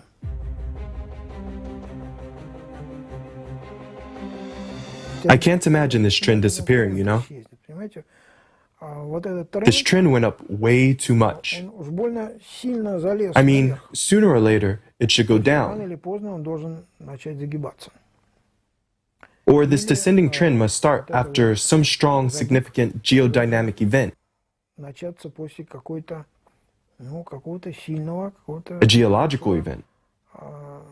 You could say it would be a supervolcano explosion, like that of Yellowstone, for example, or it could be a very strong earthquake. The Tohoku earthquake, just like an earthquake off the coast of Hokkaido, in 2003 was a foreshock of an even more powerful earthquake. What could be more powerful than that 9.1 magnitude? What could be bigger? Based on trends of increasing seismic danger in Japan, everything points to the fact that it's going to be south of Tokyo in the Nankai Trough, with a magnitude of 10. Since there was already a magnitude of 8 and a magnitude of 9, so the next earthquake most likely will be a magnitude of 10. They were all foreshocks, which means each previous one increased the magnitude of the next one. If there is a magnitude of 10, it is possible that all these trends indicate that this will actually end with the great catastrophe in Japan.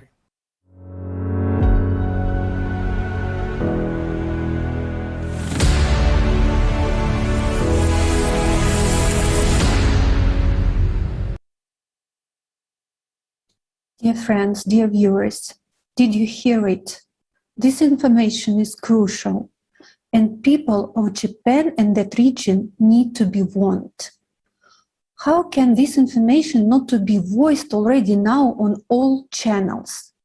The lives of 130 million people are threatened. That's very important now to start to talk about it. And thank you so much for your comments and questions you're asking below this video. And to answer your question, in order not to forget about this conference in 2-3 days, in order not to forget about this crucial information, please, let's start speak right now. Share this conference on your social media networks. Talk to people. Don't share only tomorrow and the day after tomorrow. Share every day, every second day, every third day, so that we reach as many people as possible, because we are talking about people's lives. And all about the world today, people are facing global cataclysms. And we are talking from the point of knowledge and research, as every day the volunteers of ALLATRA TV conduct a large-scale monitoring of climate events. and bring information to people. Now, let's watch a first-hand video of eyewitnesses to these horrific events.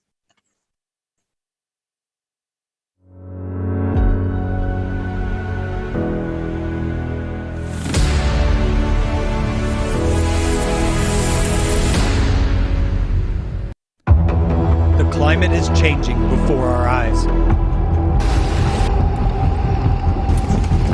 People are losing their lives.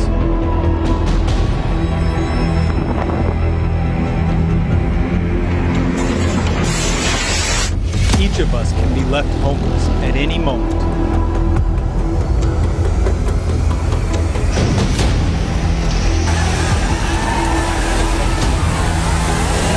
Are you ready to hear the truth from eyewitnesses of the events?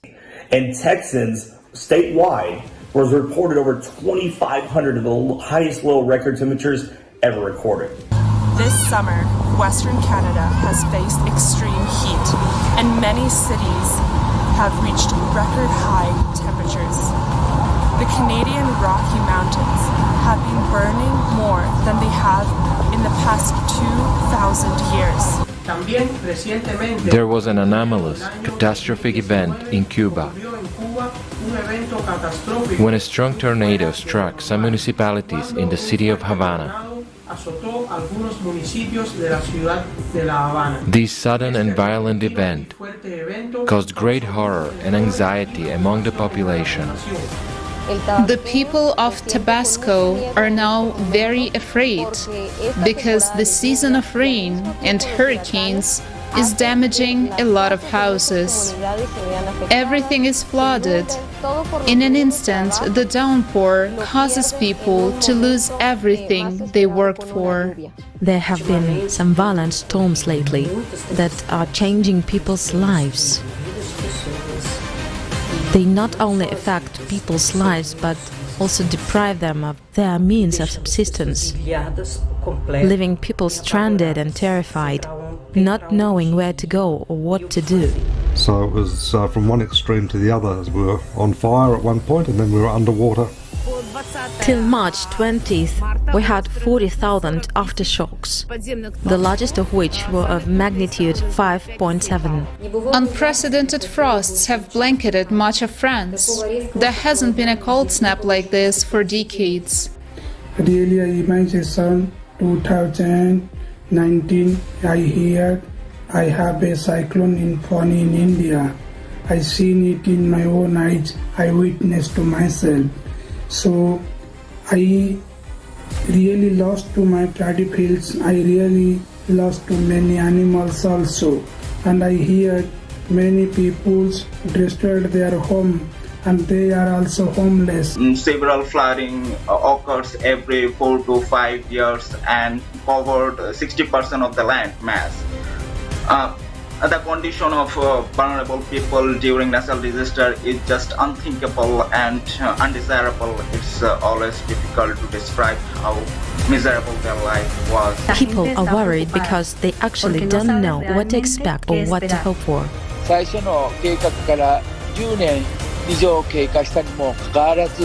Decades have passed since the original flood control plan was developed, but it has never been implemented. People are still in danger.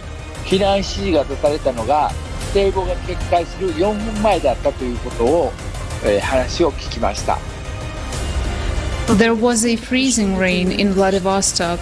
Trees and cars were covered with an ice crust. Many people were left without electricity, without water, without heating. We were cleaning it all by hand. And one man said, "I'll help you with the first bridge, then I'll go get the tools I have at home. I'll take my tools and we'll help finish the job."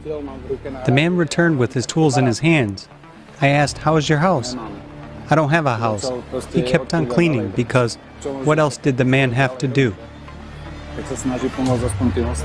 Part of the country is flooded. What is happening in Belgium now is a huge tragedy for its residents. In some areas, the river level has risen by 2.5 meters. Houses are flooded. Cars are floating along the streets that have turned into rivers. People climb onto the roofs waiting for rescuers, but the water is coming up and no one knows what to expect next. Deadly volcanic eruptions have been experienced in other parts of the continent, and the latest ravaged parts of the Democratic Republic of Congo, which caused severe damages and casualties, and also forced thousands of people into evacuation and also into terrible living conditions. At times it's really extreme. There's flooding, so sometimes people are affected, like people end up drowning, but mostly people have to move with their families. They lose property. Trees and so many agricultural products destroyed. This is the first time we've seen such instances happening in this country. So when I witnessed the disaster of the climate, about the migration of the farmers from the riverside to the around the town, and lead their life on the roadside because of the climate change disaster or the overflooding of the river affected their area, their agriculture, their home. Local media do not report on some events which is happening in China right now. So a logical question arises, why are people not given the true information about what is happening with the climate right now? Now we have to start to solve this problem intensely, because soon it may be too late. I also witnessed the storm that hit us in Saarland about a week ago. Apart from flooded basements and fallen trees, we were not as badly affected as people in neighboring regions who face severe flooding, landslides, and mud, lava-like flows that buried entire houses and much more. People are still without water, without electricity, without means of communication, without food. They are still trapped on rooftops and cannot cross some roads because the roads are no longer there. We were predicted that climate change would be tangible in 50 or 100 years, but now we know that it is very close and very real, even here in Germany. Doch jetzt wissen wir, dass sehr nah ist und sehr real, auch hier in Deutschland. Hello, I'm David from Germany. Just recently, we had severe flooding. People were shocked and not ready for this. Suddenly, we saw how just a few hours of heavy rains caused flooding that washed away cars and houses. This was really shocking to all of us. We were in a state of shock as something that seemed to be very distant was right here at our door. If we take a look a few years back, we must note that extreme weather events occur due to climate change. We had a severe drought in Germany during the last 3 years, and now suddenly there is such a flood. There is no doubt that the climate is changing, and because of this, the frequency of these extreme events is increasing. Even such an industrialized country as Germany was not, in my opinion, properly prepared and proved to be quite vulnerable and susceptible to such events. People were not warned and were not evacuated in advance. Obviously, the disaster management service did not work. If we take a look at the climate situation in the world, we see that new record-breaking droughts, flooding, and forest fires occur everywhere. Human life is in danger more often, and now it has affected Germany. Many people lost their lives, and more than 1,000 people are still missing. We, people, feel that we need to do something. Only by uniting, we have at least some chance to cope with such situations, which are becoming more frequent.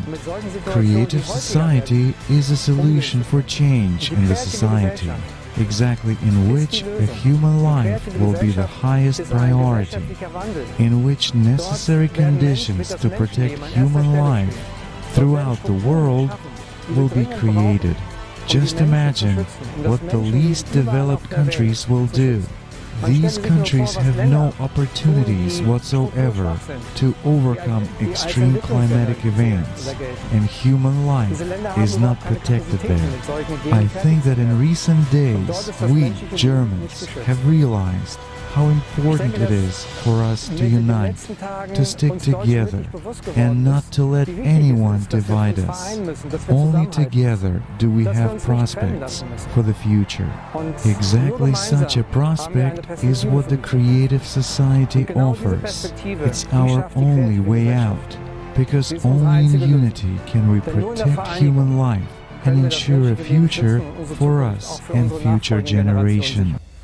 Breaking news on ALLATRA TV is an international project which is created by volunteers from all over the world with the purpose of informing about large-scale, anomalous, and uncommon natural disasters. This is daily comprehensive analysis and monitoring of information about the state of the planet. People break silence in order to convey the truth about the climate crisis and the way out of it.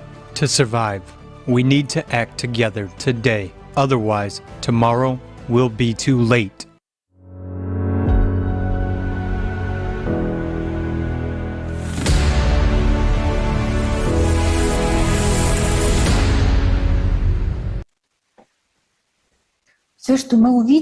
Everything that we have now seen is a shock, and the fact that we people mostly remain indifferent is an extreme form of madness. Therefore, I'm grateful for the opportunity to participate in the conference. Global crisis, this already affects everyone. Today, on the 24th of July, 2021, we have gathered together not in order to divide territory or build fences of a skyscraper height to separate from each other, but to understand that the situation is critical. And this situation affects every person. Today, some of us watch news channels showing human misfortune and helplessness, where nature is raging. They believe that it doesn't concern them, and they continue thinking this way.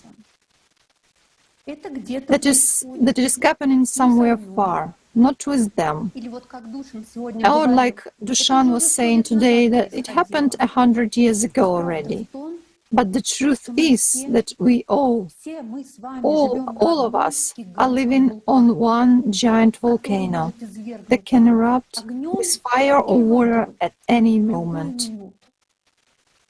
Yet, when all of us will be falling into the abyss together, it will be too late to change anything. We should make changes now. In any situation, there is a point of no return. We are already very close to it. Facts that are presented today have shown that everything is growing exponentially. Today, we still have an opportunity to save ourselves. But the truth is that this requires unification of the entire humanity's potential. Aspiration and desire of every person is necessary. But what do we see now? Thousands of invitations going back to Robert's speech. We can say that there was a great number of invitations to this conference. They were sent to famous people, to leaders of opinion, those whom many people listened to, but they remained unanswered, although our letters were read. And these leaders are not with us today. Some of them, again, as we mentioned, they asked us about the amount of money they will get and named numbers with 6 zeros after a number for their participation in this conference.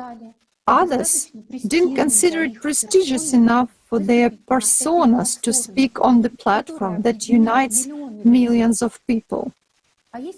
And there are even those who openly stand in the way, because their main goal is to fulfill themselves as a mega alpha. This is actually the essence of consumer society, which we've been talking about so much today. As long as this is happening, as long as there are those who are too lazy, who are unwilling, who simply don't care, as long as there are those who cannot put together objective facts and don't want to see the truth,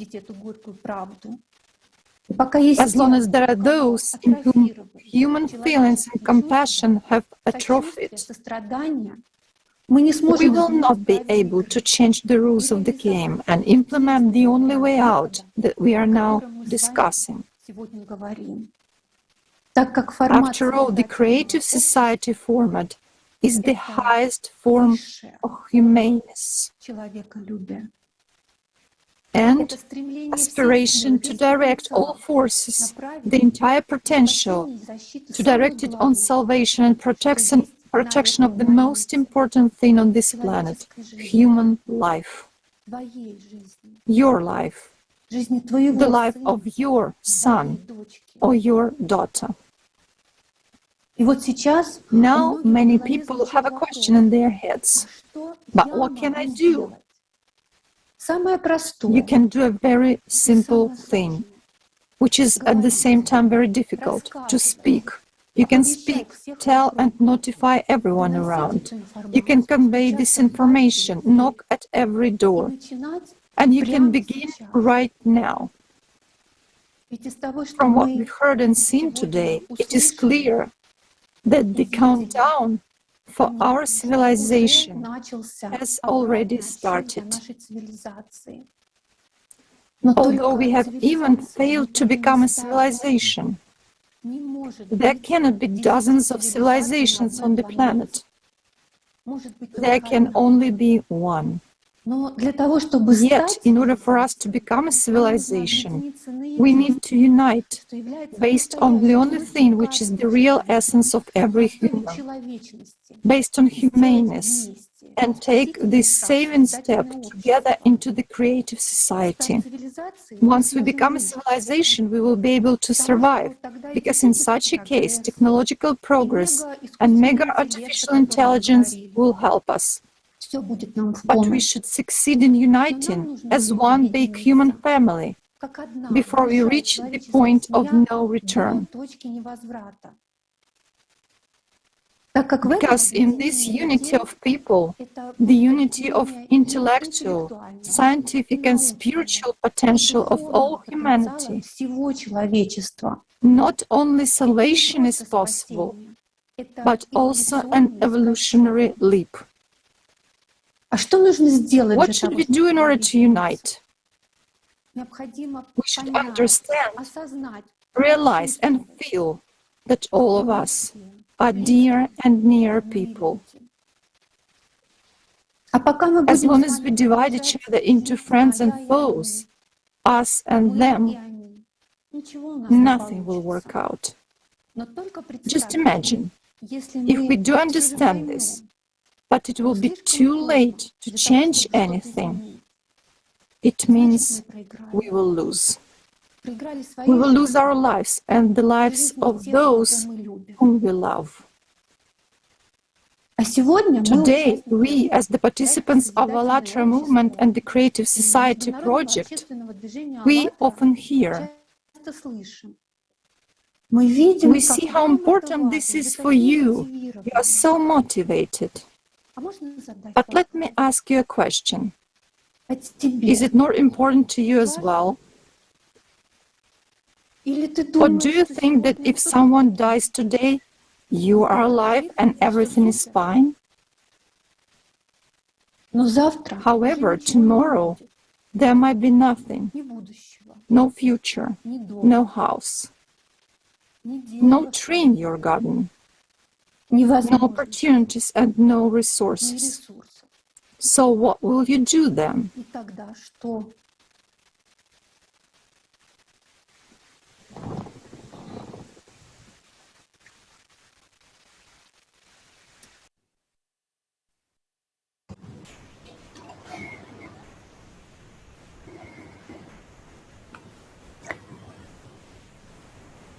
Спасибо большое, Алина.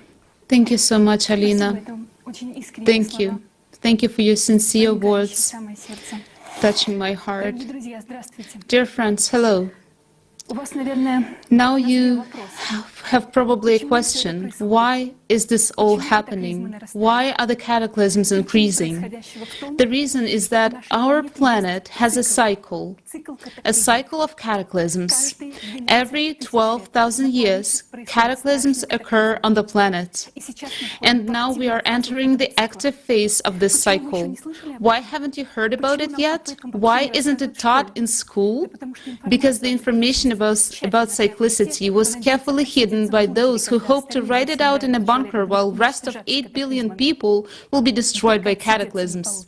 But it will not work to hide out. And thank God, there are honest people among scientists. Look at the screen. Here you can see those scientists who came to the understanding of the cyclical nature of cataclysms happening approximately every 12,000 years. All of them, independently of each other, came to the understanding.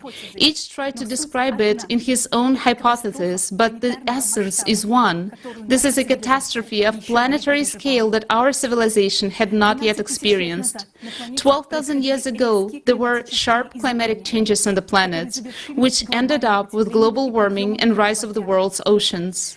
In geology, there is evidence of catastrophes not only of the last cycle, but also of the 24 and 36,000 years ago.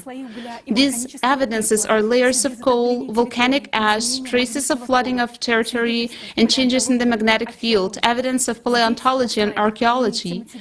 Right here on the slides, you see the information of Professor Douglas.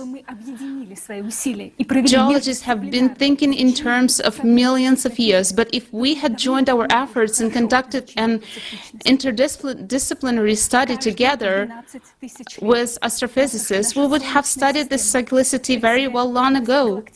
Every 12,000 years, our solar system crosses the region of intergalactic interactions in the Orion Arms at the near and far interaction points, which means that there are a large cycle of 24,000 years, the near point of interaction, and small one, 12,000 years. Every 24,000 years, more catastrophic destruction occurs.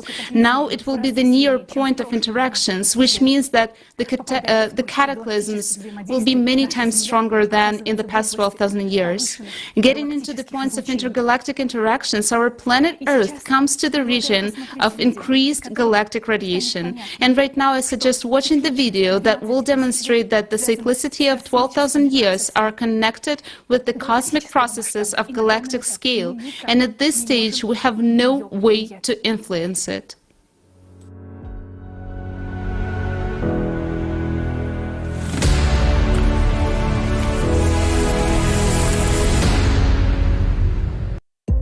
Cyclicality of climate disasters. 12,000 years ago, there was an era of dramatic climate change. Rapid sea level rising, earthquakes, floods, volcanic eruptions, and lava rains from the black sky. According to geologist John Embry, a climate revolution occurred around 11,000 BC, accompanied by accelerated sedimentation and a sudden rise of Atlantic water level. Overall, the objective evidence strongly suggests that a great cataclysm occurred in the 11th millennium BC. It had such profound implications that it became a particular watershed between two very different eras in the history of our planet. Further evidence of the cataclysm was the fact that animals died out most intensely between 11,000 and 9,000 BC, when violent and inexplicable climatic fluctuations occurred. Despite the explicit taboo in science, many scientists today speak that everything on the planet happens in certain cycles, including global climatic events. A logical question arises. What kind of cycles result in global cataclysms? The report by Smotrin on Geostrategy 21 website reads, "The current stage of the planet's and civilization's existence is characterized by the fact that at the turning of the second and third millennia, the Earth passes through almost simultaneous ending of several rounds of individual evolutionary spirals of the galactic solenoid at once. They include its cyclic revolutions of about 2,000 years, 12,000 years, and 370,000 years. Vladimir Vasilyevich Bubanyunkov studied the cycles of the Earth's evolution: astrophysical, geological, biological, and historical. They all turned out to be subject to the great cycle of the change of epochs, lasting 11,911 years. This number is a multiple of the periods of revolution around the Sun of all its planets, with precision down to 100th of a terrestrial year. Alexander Mikhailovich Botern. I maintain that the planets also revolve around their center of mass, in the direction perpendicular to the plane of its orbit. As a result of such rotation, the planet Earth occasionally flips over in space by 360 angular degrees, thus triggering a cyclicity of global events. The global catastrophe with a periodicity of 12,166 years. The entire appearance of the Earth in natural conditions periodically change, which directly affects the historical development of humankind. Igor Petrovich Kopolov and Vitaly Vasilyevich Lushiev. The small 13,000-year galactic half-cycles are also related to global climate changes and other catastrophic events, but they proceed without the magnetic field polarity reversal. The boundary of these cycles is distinctly defined by the rise of the ocean level and global climate changes. These events have received the name of the World Flood. Concerning the fact that the World Flood had occurred, modern science has no doubts about that.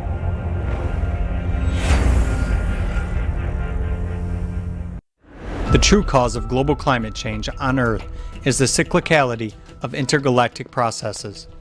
The galaxy is a single electromagnetic system interacting with all objects in it, including the solar system. Any small changes in the galaxy is reflected in the Sun, and as a consequence affects all processes, not only on Earth, but also on other planets of the solar system. The Earth is not the only planet in the solar system undergoing climate change. The increasing amount of Pluto's black spots, polar shifts on Uranus, changes in Neptune's light intensity, and melting of ice caps on Mars make it clear that changes are underway throughout the entire solar system. The fact that other planets and moons in the solar system are also warming, and apparently there is no anthropogenic emission of greenhouse gases there as such, proves that CO2 is not the main driver of our planet's warming. Mars, Triton, Pluto, and Jupiter all show signs of global warming. Thus, there are many factors influencing the Sun and the solar system. These factors need to be taken into account as they affect climate change. As stated in the report of scientists from ALLATRA Science on the program and consequences of global climate changes on Earth, effective ways to solve these problems. The mistake was that many scientists in the past did not consider the impact of the increasing acceleration of the universe cosmic factors and astronomical processes on the global climate system of the planet. The scientific paper by academician Nikolai Petrov, Solving the Problem of Earth's Climate Change from the Position of Laws of Life Preservation in Space, says, during one period of orbiting around the center of the galaxy, the solar system makes more than 8,000 zodiacal turns along the spiral trajectory. Due to this, the polarity of the external magnetic field is rhythmically changing with respect to the moving solar system. This means that the information magnetic field of the galaxy adjusts the energy condition of the solar system in general, and the rhythmic climate change on the Earth in particular. Global climate change on Earth is mainly a derivative of astronomical processes and their cyclicity. This cyclicity is inevitable. The geological history of our planet shows that the Earth has experienced such phases of global climate change many times before. Today, we see how climatic disasters on the Earth are intensifying day by day, and each inhabitant of the planet will come to face them one way or another. As we already know, these events will only keep increasing because it is the next 12,000 cycle that we are facing. Thanks to the knowledge from ALLATRA presented in the scientists' report on the problems and consequences of global climate change on Earth, effective ways to solve these problems, we understand that it is not only the Sun that causes climate change, but it is the cyclical processes in space which are continually occurring and as a consequence affect the planets in the form of climate disasters, and we, as humanity, have just entered the active phase of this cycle. To date, scientific and technological progress does not allow us to influence global processes in space and on Earth. As a result, we cannot oppose these changes. So, the only chance to survive is to unite and get ready for the coming catastrophes that keep increasing with every passing day.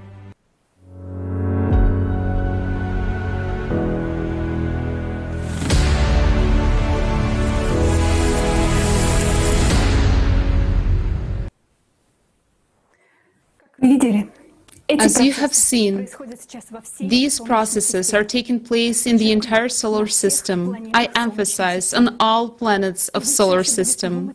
Will you still continue to believe that it is our anthropogenic carbon dioxide and methane have reached other planets?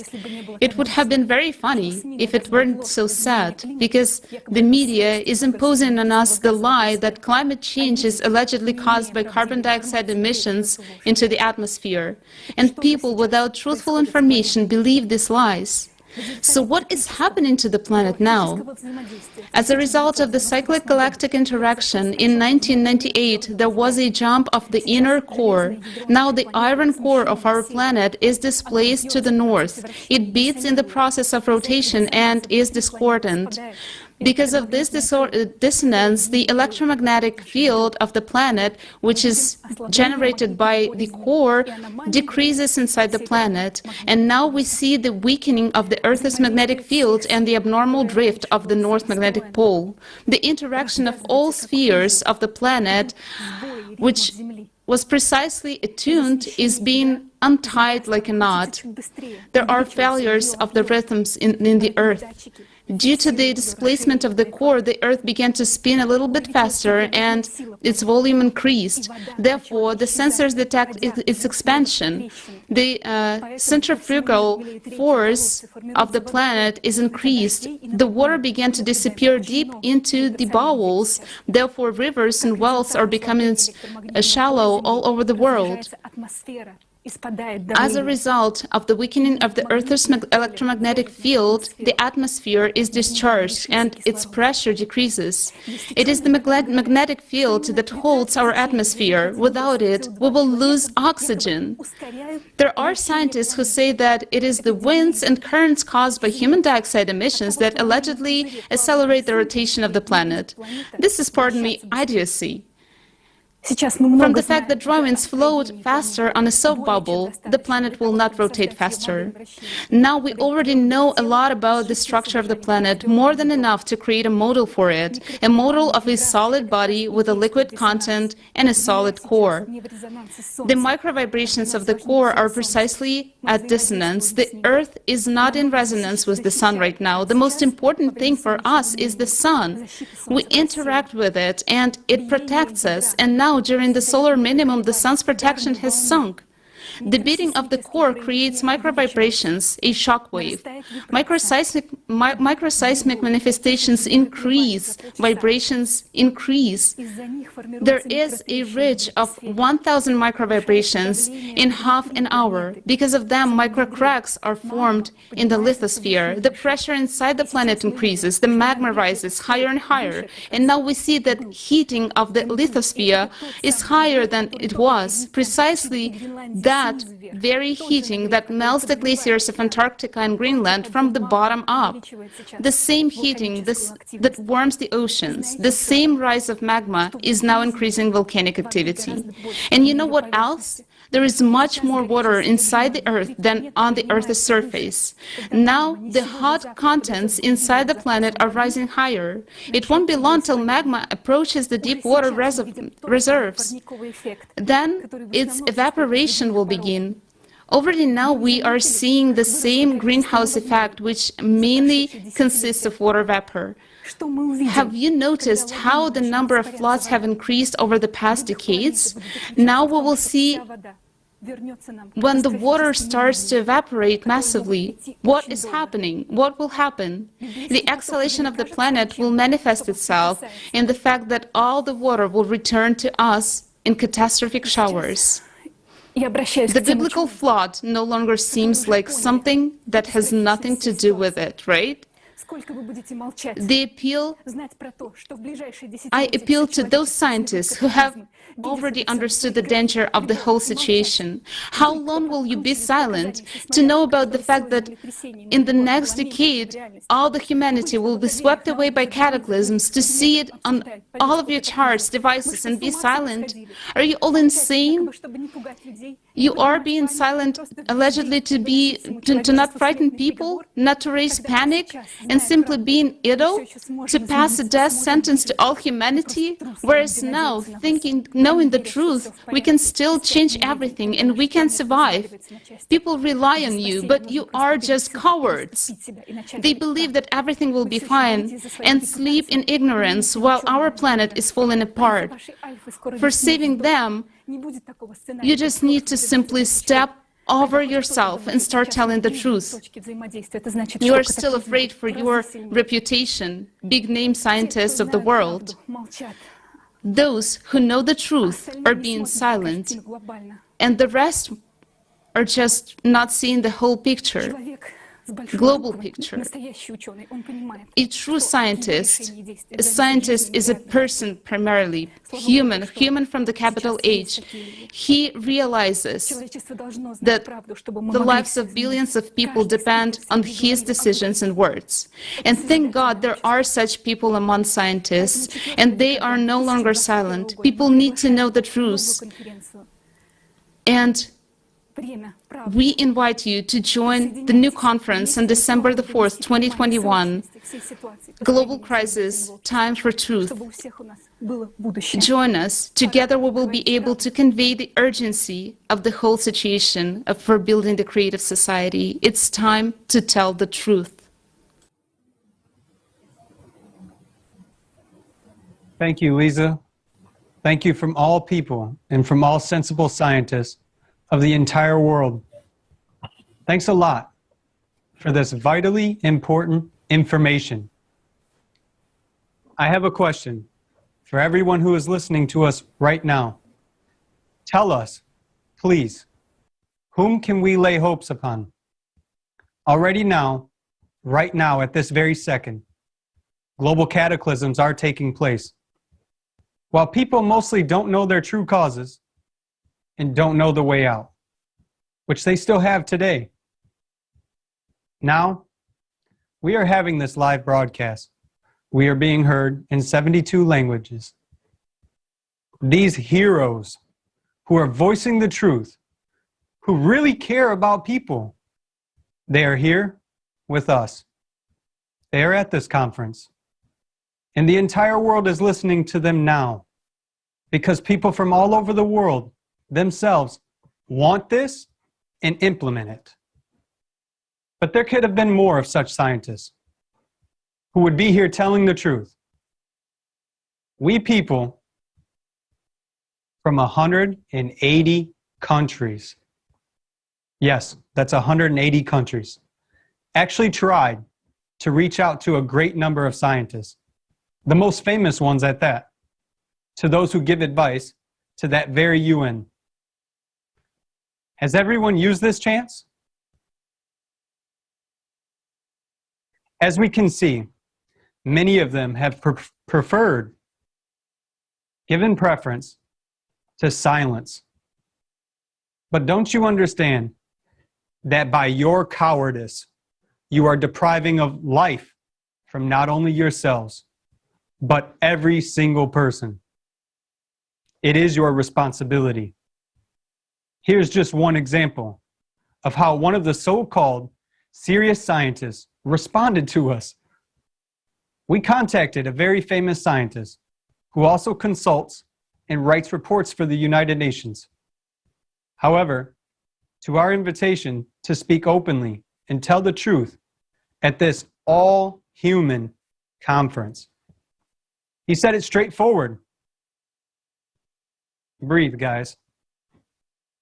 That they pay him for talking about carbon dioxide, CO2, and he cannot talk about other things. Although he does know the truth. And he said it straight during the telephone conversation. I have a question for such scientists. Has CO2 seriously ruined your brain? Is this even funny?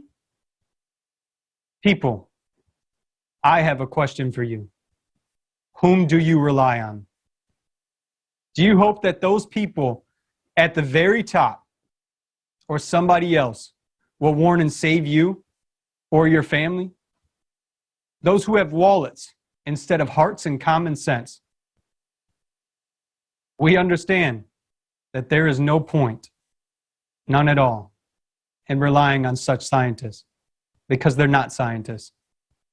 Therefore, all honest people have gathered here in order to convey this truth to others, so that even such mercenary individuals would have a chance to voice the truth and purify their conscience that will visit them at night. Just think, you who believe that this doesn't concern you, because of your silence and inaction, you and all of us will die. Friends, in YouTube, comments, emails, and our other platforms, you ask a question. Here's the answer for all of us. It's plain for all to see. Here is what causes our death: indifference, soullessness, laziness, cowardice. When a person knows the truth and takes decisions to be silent, he deprives others of a chance. After all, he leaves this truth only for himself and pretends that he doesn't know it. But what is next? Next, we see climate refugees who are being undressed and raped. We see people who were not warned. Precisely in order to unite all together and jointly speak this truth, we invite all sensible people to the next conference. If you want to tell the truth, here is your one and only opportunity. And here is the ALLATRA platform, a platform for all people, all 7.9 billion people. Here, honest people speak about the real situation, and every single one of them do their very best to reach out to everyone. But in order to reach out to everyone, our endeavors here are insufficient because every single one of you is needed. Yes, we need everyone. No jokes. We need you. Let us now do something before it is simply too late. Today, we can still build the creative society. Today, we have time. Tomorrow, we may no longer have it. Thank you again, Lisa, and thank you to all the scientists that stepped forward, all the diplomats, all those who hold important positions, all the technical support, and every single person that truly strives to build this world. Thank you.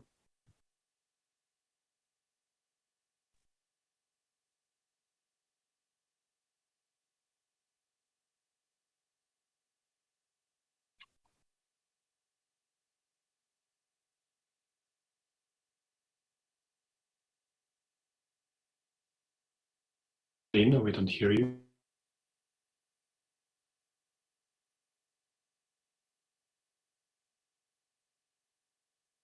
And Alina, we cannot hear you right now.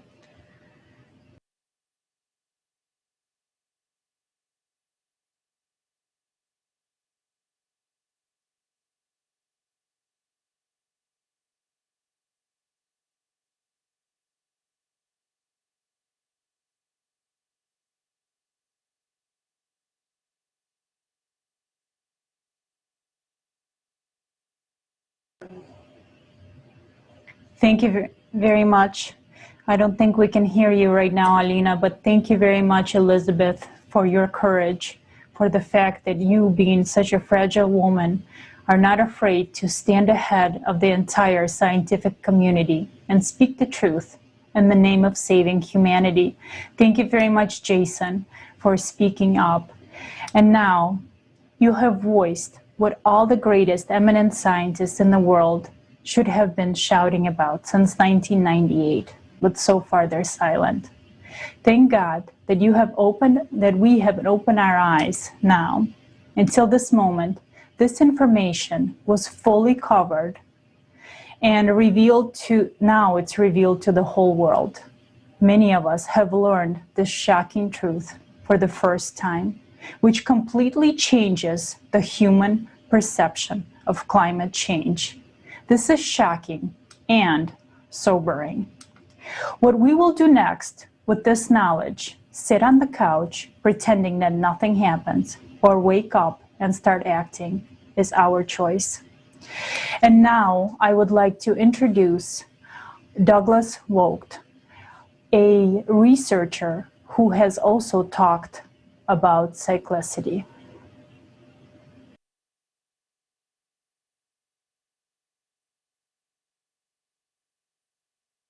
Hello, my name is Douglas Vogt, chairman of the Daiho Foundation, a nonprofit science foundation here in the United States.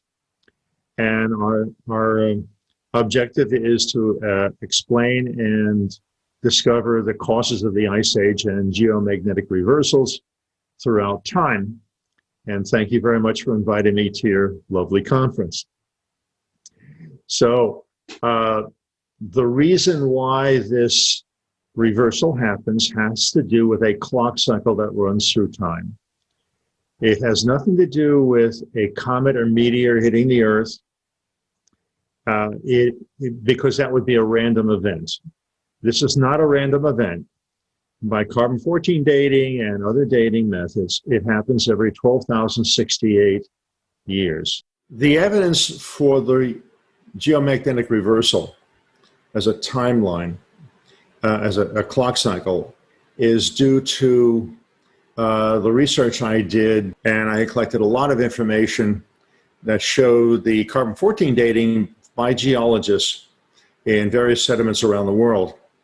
And those tables, I included some of them in my Series 4, Part 4A, and you'll see some of the database tables.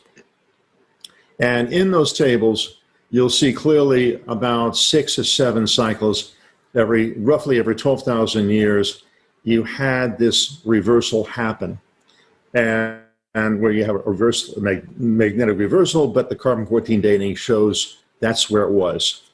And that's one way I found it repeatedly. And in fact, I had so many, I had to cut down how many would be in the book. Otherwise, I'd have literally hundreds just for carbon-14 dating. The other dating method was organic material like logs found in glacial till. And they also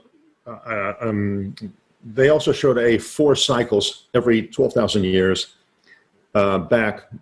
And it's the material that's found in the glacial till, proving the Ice Age did happen.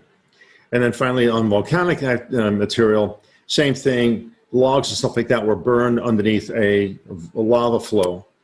And they also carbon-14 dated in cycles of every roughly 12,000 years. For this polar reversal and cataclysm happening, it is a clock cycle, it is independent. It's this dipole that creates our reality has this clock cycle, and this is what happens during it.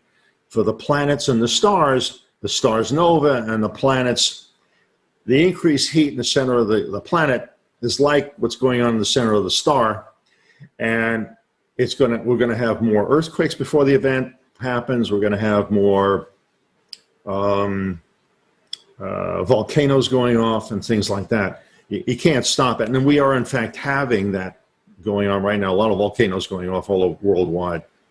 So it's a mechanism. What government is currently trying to tell everybody or brainwash everyone to think that CO2 emissions caused by mankind is causing global warming. You have to have a very low IQ to think that. The only heat source for the surface of the Earth is the sun. We, as little ants on this thing, We do not cause anything like that. There was an Air Force report or government report back in the 70s, and University of Washington had it. And they did a study exactly of that. And they found that the sun was the main reason. It was not CO2 at all. So the federal government did the study a long time ago. They knew the truth. And so that's it. It's a lie. I was lucky to figure out the drop dead date, the date this thing's going to happen. The North Pole should, a magnetic North Pole, or the new pole, which will soon be the South Pole, will be roughly around Nova Zembla, north of Russia. And I think that's also roughly the longitude that's going to be high noon when that sun novas. It's going to get worse. The climate's going to get worse. There's going to be more rain, more storms, because the sun's output is going to cause more evaporation in the oceans. And you in Europe are going to get dumped on, as well as us too. And there'll be more volcanoes, more earthquakes, et cetera, et cetera. So you'll know something bad is about to happen. The UV, by the way, the UV exposure also is going to be going up. It's been going up here in Florida. The sun is, in fact, expanding and producing more energy. That's the truth. How does it start? Well, it starts like what's going on right now, the decaying Earth's magnetic field and the movement of the field. Those are the signs you could set your atomic clock to this cycle when it happens, literally. What actually happens at the day of the reversal? Okay. It's a collection of disasters almost all at once. At the time this thing happens, you'll have the oceans. You in Europe, if you're in England or in France, immediately the ocean would be towards you real fast. I don't know if it's going to be 300 or 400 miles an hour, but you're going to have the Atlantic Ocean come and visit you. So first you get the ocean coming towards you.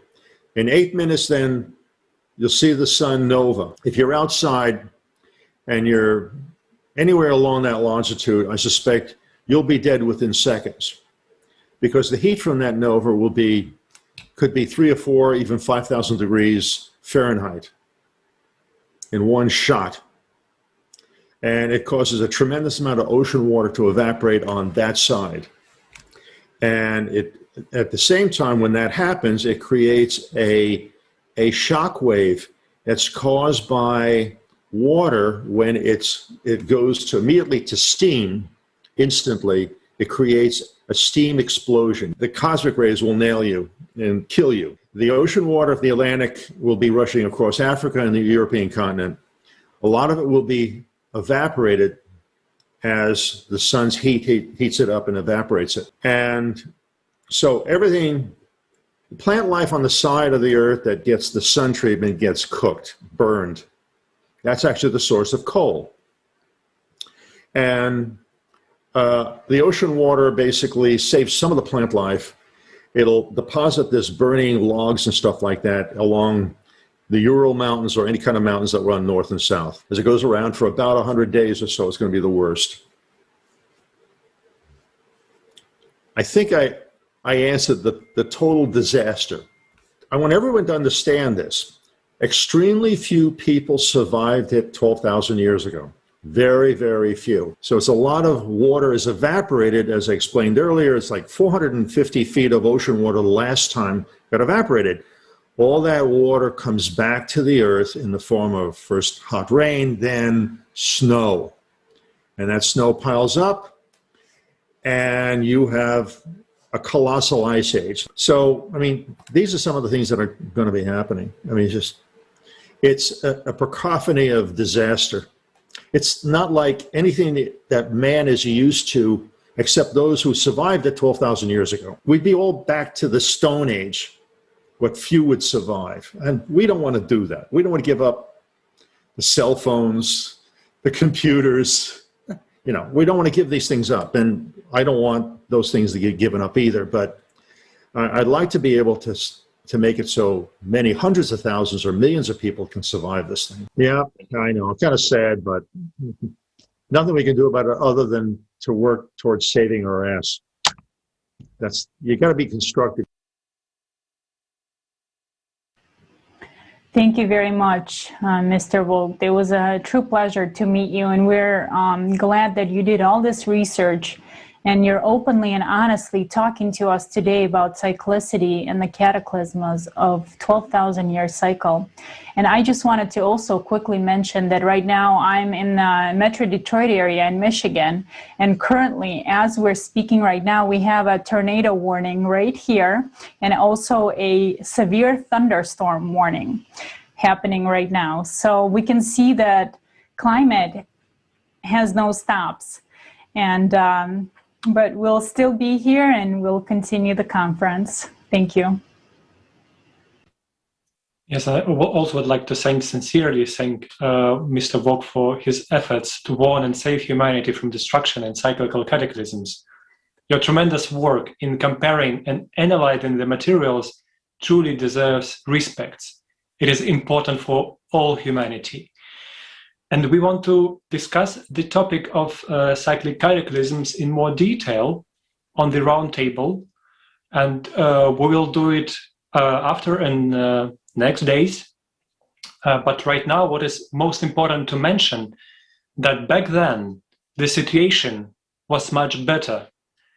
During the last cycle, we have the people did not destroy planet to such an extent.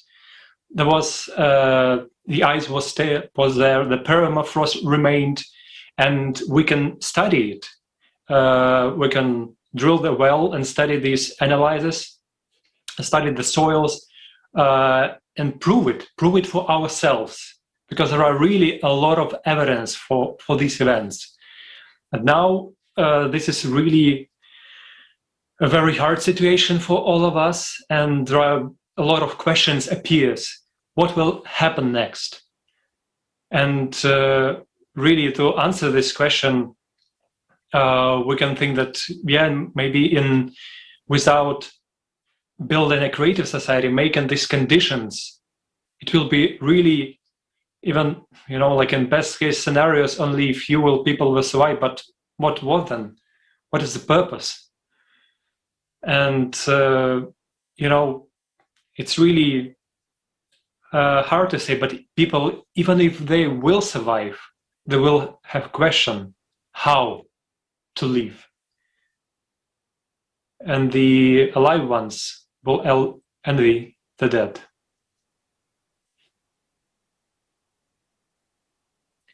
Thank you, and I pass the word to Dusan.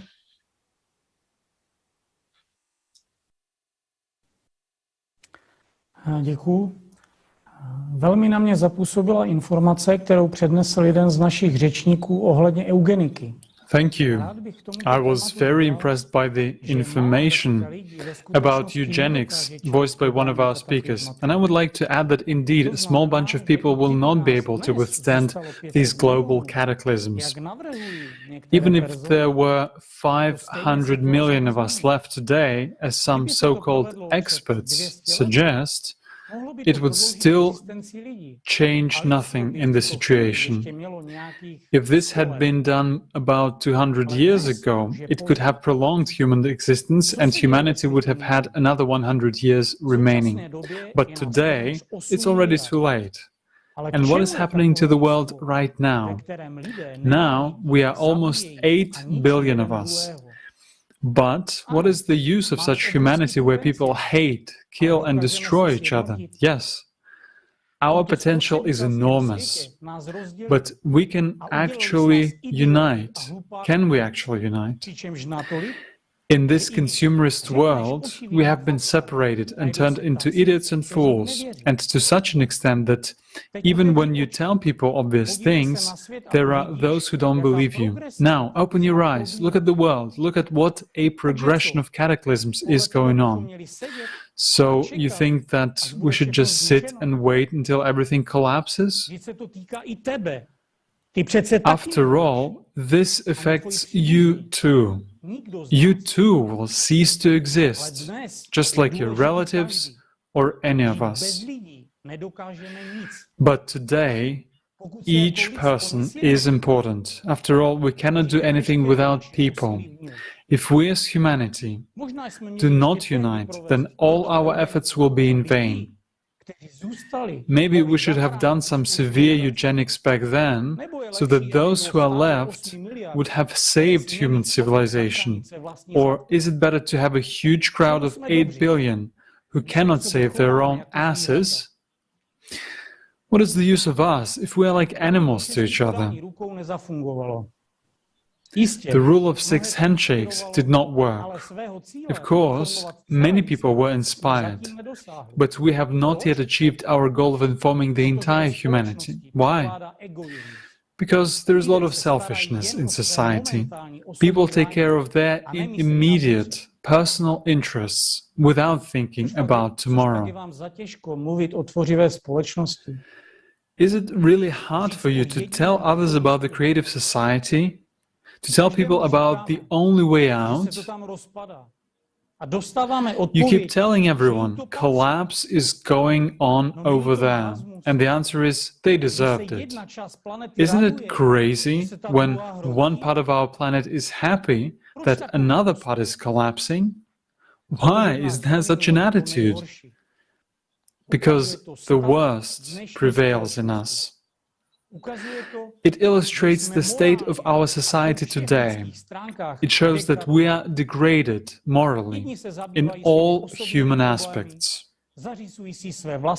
Some are preoccupied with their personal problems, improving their own lives, while others are dominated by the lowest moral standards. Still others are totally insane in general, and this is our modern society. We have been brainwashed to forget how to think, love, or respect each other. We are sick consumption machines. We are slaves of the consumerist format. All we want is a new gadget or clothes. What are our dreams about? What dreams do people have today? There was a poll. How do you envision the future?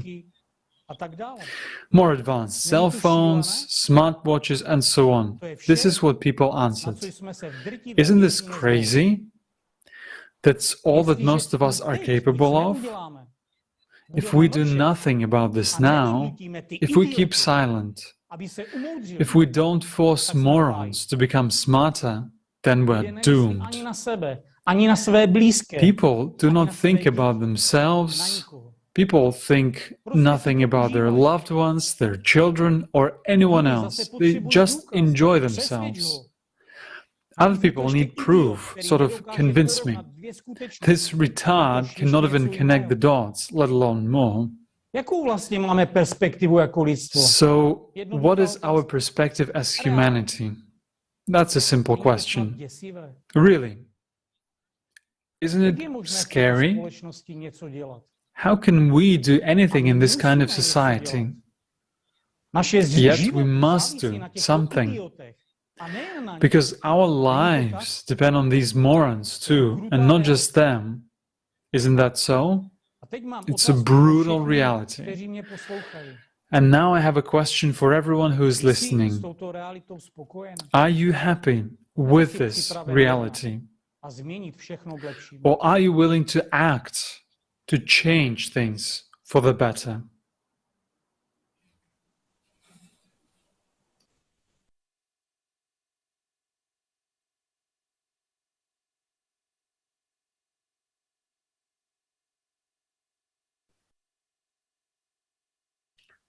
Yushin, thank you so much for this information. It's so important to understand now that neither population reduction nor any other means will help us to survive, except the building of a creative society. We have no time to lose. And indeed, the question you asked at the end of your speech, should be answered by every single person. Friends, let's stop for a second and think, and then answer that question. Are you satisfied with the reality, or are you ready to act in order to change things for better?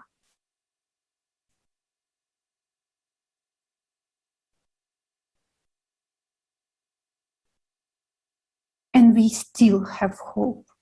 Because today's conference was initiated and implemented by volunteers from 180 countries of the world.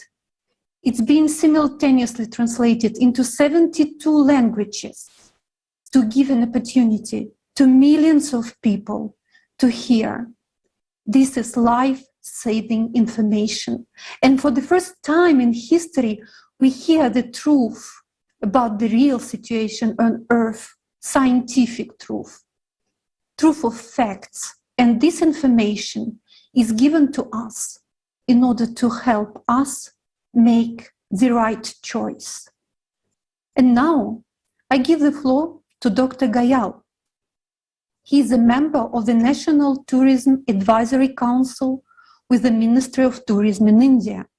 Also, he is a founder and chairman of STRS Travel Group. Mr. Gayal, the floor is yours.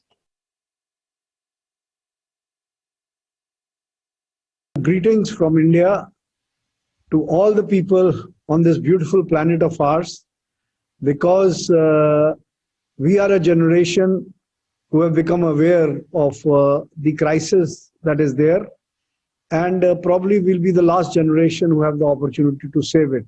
That is the reason why I am participating, and I'm grateful for giving me the honor of participating in this international event. I think what all of you are doing and what the movement you're doing of saving the planet is a very, very great initiative. And on behalf of the Indian people, the Indian tourism and aviation industry, and I would like to assure you my fullest cooperation in making this movement a grand success. Friends, it is now or never. Either we will all die and we will this planet will be finished unless we wake up. Global warming is going on. We are seeing our glaciers melting. We see floods taking place. There are flash floods recently in the Himalayan mountains. Also in the state of Uttarakhand there was another flash flood. So these things need to be prevented. We need to have a linking of our rivers because there are areas where there is drought. You see, we are trying to find life on the Mars and on the moon, but we are not taking care of the life that is there in Africa and in various slums in India and also in various countries of South and Southeast Asia. So I think that movement should go all over the planet. And I think if this is done, then we hope that your movement, which initiative you people have taken, will become an international revolution, because it is not just for our survival.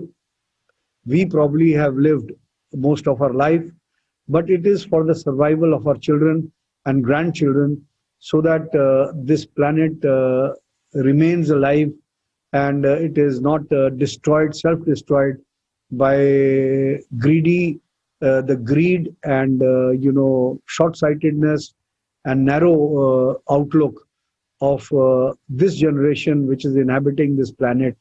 And I hope that this planet will remain full of life, not just human life, plant life, animal life, and will not end up rotating like a ball of fire aimlessly around the sun. I hope that we'll be able to succeed, because it is now or never, and we hope that we all shall overcome. God bless us, and God bless our movement, and I hope that we can and we will be able to save this beautiful planet of ours. Time is short, so we need to all wake up, and I appeal to all the people who are attending this conference that please take a pledge today that we have to do it now, and let us not leave it for tomorrow what can be done today, because the hour of decision has arrived and it can no longer be ignored, because to ignore it will be a complete disaster of mankind, complete destruction of the planet. So let us save it and let us not destroy it. So this is my appeal to all the viewers of this conference and historical conference. And I hope that this conference will be the turning of the tide. On behalf of the Indian tourism industry and the people of India, I can assure you that we will leave no stone unturned in order to make this movement a grand success. Thank you. God bless you. God bless all of us. Jai Hind and Jai Bharat. Thank you.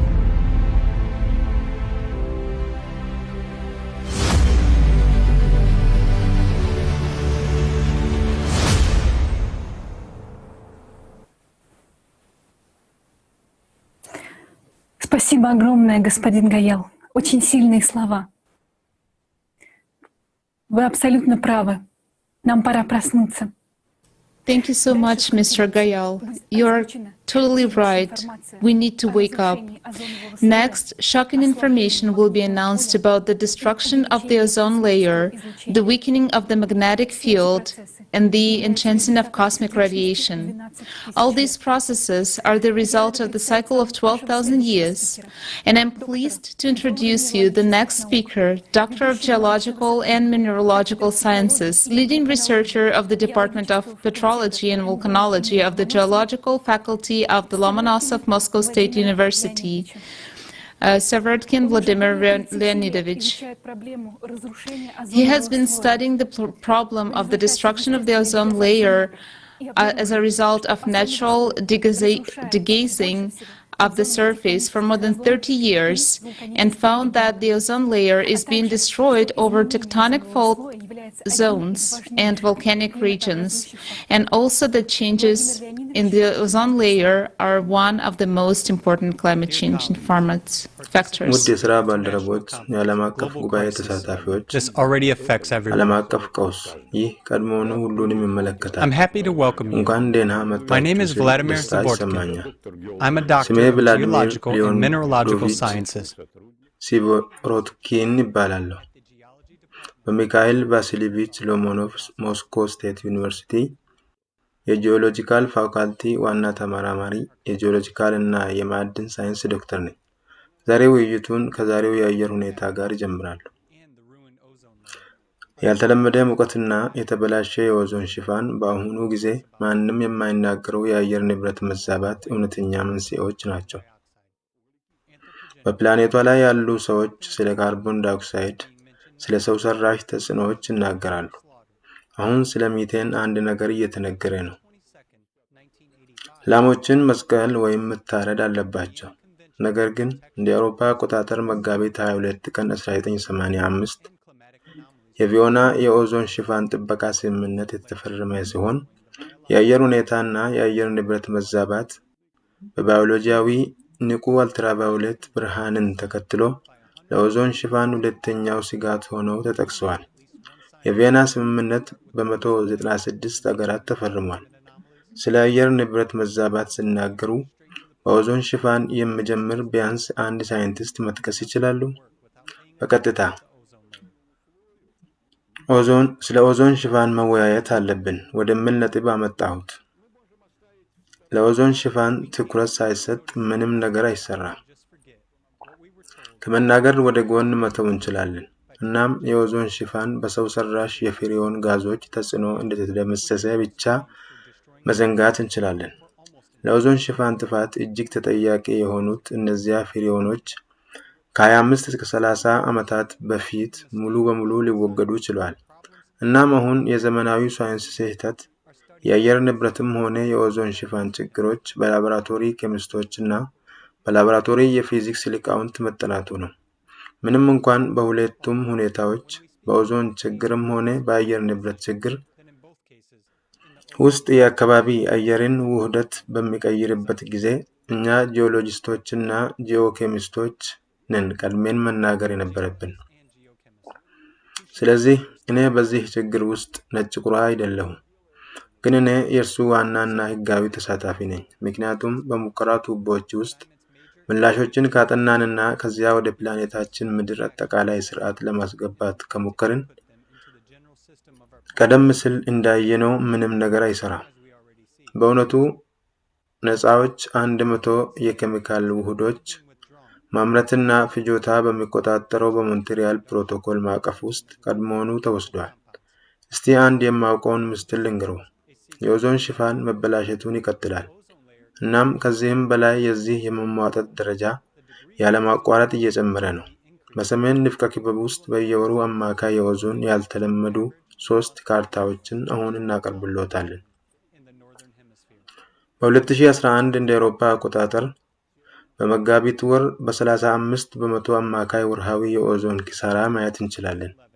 ከ4 ዓመታት በኋላ ከጥር እስከ የካቲት 2016 አሁን በካርታው ላይ እንደሚመለከቱት የ40 በመቶ ኪሳራ አለ። የሚጮህባቸው ቁጥሮች እብዶች ናቸው። አማካይ ወርሃዊ ኪሳራ ነው እና ያለፈው ዓመት 2020 በመጋቢት ወር ኪሳራ 50 በመቶ ነበር።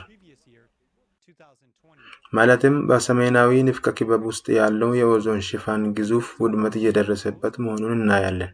ግን ይህን ማንም ሰው ቦታ እየሰጠው አይደለም። በተጨማሪም ይህ የጥፋት ደረጃ ከጥርና ምናልባትም እስከ ግንቦት ድረስ ሊቆይ ይችላል፣ በ2020 ውስጥ እንደነበረው። እናም እኛ እናውቃለን። እናም በእውነቱ በዚህ ምክንያት የሞንትሪያል ፕሮቶኮል በራሳችን ላይ ያለው እያንዳንዱ የኦዞን ብክነት መቶኛ ወይም ከመጀመሪያው እስከ 10 በመቶ የፎቶጀኒክ በሽታዎች እና ሌሎች ሁሉም በሽታዎች መጨመር ነው። ምክንያቱም የአልትራቫዮሌት ጨረር ከሚያስከትላቸው ውጤቶች መካከል አንዱ የበሽታ የመከላከል አቅምን በእጅጉ የሚቀንስ ስለሆነ ዛሬ ይህንን ማስታወስ አለብን። ግን ደግሞ ከሃይድሮጂን ጋር ተያይዞ የሚመጣ ስጋትም አለ። ግን ከፀሐይ ወይም የፀሐይ ጨረር ወይም ይልቁንም የፕሮቶን ቅንጣቶች እና ጋላክቲክ ጨረሮች ጅረቶችም ሃይድሮጂን ናቸው። ከሚመጣልን ሃይድሮጂን ጋር አደጋው አስጊ ነው። የምድራችን መግናጢሳዊ መስክ እየደወለ የመሆኑ ሁኔታ እየጨመረ አሁን እየተዳከመ ነው። እናም ከዚያ ለነዚህ በጣም የጋላክሲ ጨረሮች የፕሮቶኖች ጥሩ የማይታለፍ መከላከያ መሆኑን ያቆማሉ። በሁሉም ሀገሮች የተፈረመው የቪየና ስምምነት እንደሚነግረን የኦዞን ሽፋን መሟጠጥ ችግርን ወደ ማጥናት እንመለስ። የኦዞን ሽፋን መጥፋት ምክንያት ከምድር እምብርት ሃይድሮጂን መለቀቅ ነው። ሃይድሮጂን ኦዞንን የሚያጠፋ ጋዝ ነው። እናም በሚለቀቅበት ቦታ የኦዞን ሽፋን ይደመሰሳል። ከትንበያ ውጭ ምንም ማድረግ አንችልም። የኦዞን መሟጠጥ በጣም ተጋላጭ አካባቢዎች የት እንዳሉ እናውቃለን እና በመልቀቂያው ምት ላይ ተጽዕኖ የሚያሳድሩትን ምክንያቶች ካጠናን እና ልቀቱ ምት ከሆነ ከምድር በሚመጡ የሃይድሮጂን ጫፎች ውስጥ የአጽናፈ ሰማይን ምት እናነባለን። የኛ ዋና አካል እንዴት እንደተስተካከለ ገና ግልጽ አይደለም። ሃይድሮጂን እዚያ በሚወጣው ህጎች መሰረት ልክ ሃይድሮጂን ከምድር ውስጥ ከምድር ፍንጣቂዎች ይለቀቃልና ይቃጠላል። ሃይድሮጂን እና ሚቴን ብዙውን ጊዜ አብሮ ይሄዳሉ። አየህ፣ የኦዞን ሽፋን ስለመደምሰስ ምክንያት የሆነው ይህ ውሸት ስለ ሰው ሰራሽ ጋዞች ወሳኝ ሚና በሁለተኛው የካርቦን ዳይኦክሳይድ ላይ ተተክሏል። ይህንን ችግር ተቋቁሜያለሁ። የግሪን ሃውስ ውጤት ባላቸው የጋዞች ስብስብ ውስጥ በፕላኔታችን ላይ ባለው የግሪን ሃውስ ውጤት ውስጥ ዋናው ሚና በውሃትነት ይጫወታል። በግምት 80 በመቶ ነው። 10 በመቶ አነስተኛ የጋዝ አካላት ምንድነው? እነዚህ ተመሳሳይ ጋዞች ፍሬውን ኦዞን፣ ሚቴን እና ካርቦን ዳይኦክሳይድ ነው። ሁሉም አሁን የምናገሩት 10 በመቶ። ነገር ግን ከነዚህ 10 በመቶዎች ውስጥ የአንትሮፖጀኒክ ሚና ራሱ 10 በመቶ ነው።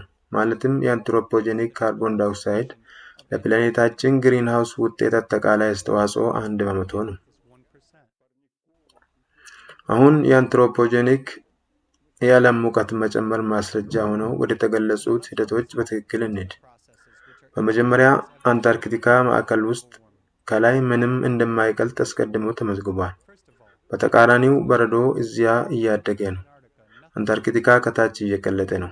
በተመሳሳይ ተቀጣጣይ ሃይድሮጂን ጋዝ ልቀቶች የተጠናከረ የሙቀት ፍሰት አለ።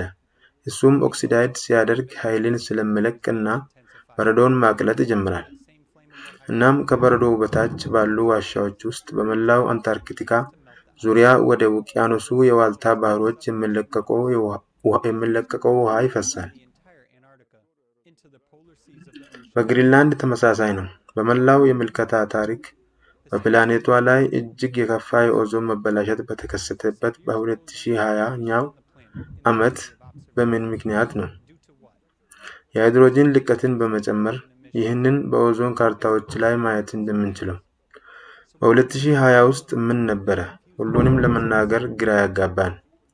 ወፎች በሺዎች የሚቆጠሩ ከሰማይ እየወረዱ በመንጋዎች እየሞቱ፣ አሳዎች በወንዝና በባህር ውስጥ እየሞቱ፣ አሳ ነባሪዎች እየታፈኑ ወደ ባህር ዳርቻ እየተወረወሩ። ለምን? ለእያንዳንዱ ሁኔታ አንድ አይነት ጽንሰ ሀሳብ ያመጣሉ። በአንድ ወቅት ወፎች ርችቶችን ፈርተው ነበር፣ በሌላኛው ደግሞ እርሾ ቤሬዎችን እንደቆረጡ ይገምታል ይላሉ፣ ወዘተ እና የመሳሰሉት። ሆኖም ይህ የጅምላ ክስተት በአጠቃላይ ሁኔታ መታሰብ አለበት። ጋዞችን በመቀነስ ባህሮች እና ውቅያኖሶች ወደ አየር መወርወር ኤሮቢካ ባዮታን ይገድላል። ማለትም በባህርና በውቅያኖሶች ውስጥ የሚኖሩትንና በምድር ላይ የሚበሩና ኦክሲጂንን በሚተነፍሱ ወፎች ላይ። የሃይድሮጂን፣ ሚቴን እና ሌሎች ጋዝ ልቀቶች በህይወት ያሉ ፍጥረቶችን በጅምላ ለሞት ይዳርጋል። አሁን እስቲ አጭር ማጠቃለያ እናድርግ። የጂኦሎጂ ባለሙያው አመለካከት እኔ የጠቀስኩት በጣም ኃይለኛ የጂኦሎጂ ሂደት ከምድር እምብርት የሃይድሮጂን ልቀት ነው። ይህም ከምድር ውስጥ ከእሳተ ገሞራ ፍንዳታና ከባዮታ ሞት ጋር ይዛመዳል፣ እየተባባሰ ነው። ይህንን በኦዞን ካርታዎች ውስጥ መዝግበናል። ይህም የኦዞን ንጣፍ ደረጃ በደረጃ መጥፋት ላይ እንዳለ ያሳያል። ስለዚህ አሁን ያለንባቸውን ሁሉንም አይነት ወረርሽኝን ጨምሮ ከኦዞን መሟጠጥ ጋር የተዛመደ አጠቃላይ የተፈጥሮ አደጋ ዱካ አለን። ሰዎች ለአልትራቫዮሌት ጨረሮች በከፍተኛ ደረጃ የተጋለጡ ናቸው። ይህም በከፍተኛ ደረጃ በሽታ የመከላከል አቅምን ይቀንሳል። ስለዚህ ጉዳይ ማንም አይናገርም። እንደገና ደግሞአለሁ፣ የመሬት መንቀጥቀጥ ከሃይድሮጂን ልቀት ጋር የተቆራኘ ነው። የእሳተ ገሞራ ፍንዳታዎች የምድር ሙቀት መበስበስ ናቸው። የጎርፍ መጥለቅለቅን ጨምሮ ከኦዞን ሽፋን ጥፋት ጋር የተያያዙ ሁሉም የአየር ንብረት መዛባት እዚህ አሉ፣ ምንም እንኳን እንግዳ ቢመስልም። አሁን ጎርፍ በመላ አገሪቱ ውስጥ ነው። የሥራ ባልደረቦች፣ በእንደዚህ አይነት አስቸጋሪ ዘመን ውስጥ መኖር የኛ ዕጣ ነው። ውድ የሥራ ባልደረቦቼ፣ ንግግሬን እንዳጠናቅቅ ወደ አደጋዎች የሚዳርጉ የተፈጥሮ ሂደቶችን በማጥናት ያገኘሁትን ተሞክሮ ብዙ የሀገር ውስጥ ተመራማሪዎቻችን በተለይም በከባቢ አየርና በአየር ንብረት ጥናት መስክ በሁለተኛ ምክንያቶች ፍላጎት የላቸውም የሚል አሳዛኝ መደምደሚያ ላይ እንዲደርስ አድርጎኛል ማለት እፈልጋለሁ። የኔ ተሞክሮ ይኸውልዎት። ለመከራከር በቃ ዝግጁ ነኝ። ልክ እንደ ዓለም ሁሉ ማለትም በኦዞን ሽፋን ላይ ምን እንደሚከሰት ማንም ቦታ አልሰጠውም። በቪየና ስምምነት እንደተጠቀሰው የኦዞን ሽፋን በአየር ሁኔታና በአየር ንብረት ላይ የሚያሳድረው ተጽዕኖ አስደሳች አይደለም። ማለትም በእኛ የአየር ንብረት ጥናት ሳይንስ ውስጥ ስለ የአየር ንብረት ሂደት ስንወያይ የፕላኔቶች ውሸት የበላይነት አለው። እናም የዚህ ዓለም አቀፍ የአላትራ እንቅስቃሴ ተሳታፊዎች ሁለንተናዊ እውነትን ማሳካት ግባቸው ካደረጉ እንደዚህ አይነቱን ድል አገኛለሁ። ለጠቅላላው ስልጣኔያችን እድገት ይህ በጣም ኃይለኛና ከባድ ኢንቨስትመንት ይሆናል ብዬ አስባለሁ። ምክንያቱም ስልጣኔ እየተገደለ ነው እና አሁን በአጠቃላይ አንድ አይነት ስልጣኔያዊ ጸረ አብዮት የጥፋት ኃይሎች ሊደራጁ ነው፣ አንዱን ለማስወገድ እና ሌላውን ለመጫን፣ ግን አልተዘጋጁም። ስለዚህ ባልደረቦች፣ ለእውነት ከመላው ዓለም ከመላው ፕላኔት ጋር እጅ ለእጅ ተያይዘን እንዋጋ እና ከዚያ በዚህ እውነት ላይ በመመስረት ዛሬ እኔ እውነቱን እንደተናገርኩ ሁላችንም በምንተማመንበት ጊዜ እርስዎ የሚያምኗቸው ነገሮችን ተናግረዋል። ብዙ ያብራራሉ። ጥሩ። ሌላ ሰው ያብራራል፣ ግን ዋናው ነገር እውነቱን መናገር ነው። ጥሩ ነገር የሚከፈል ወይም በሱ የሆነ ነገር የሚያስገኝ የራስ ወዳድ ውሸት አይደለም።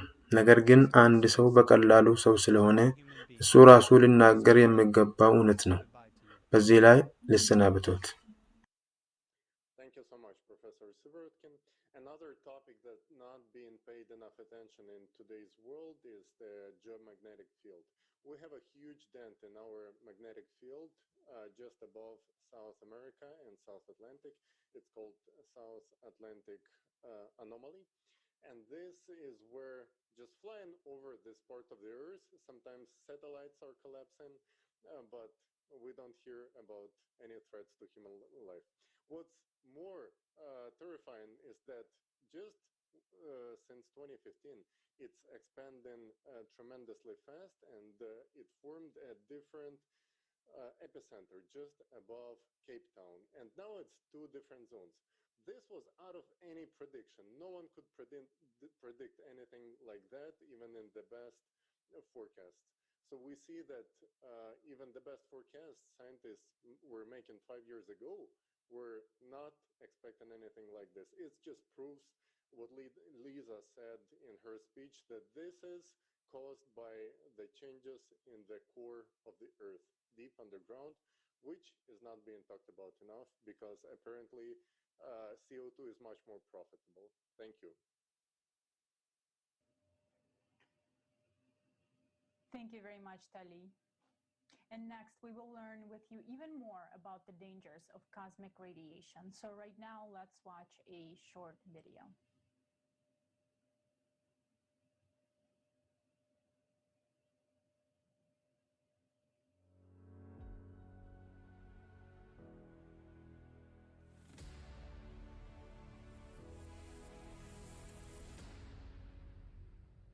Shocking news of 2021 that you will not find in the headlines of world mass media.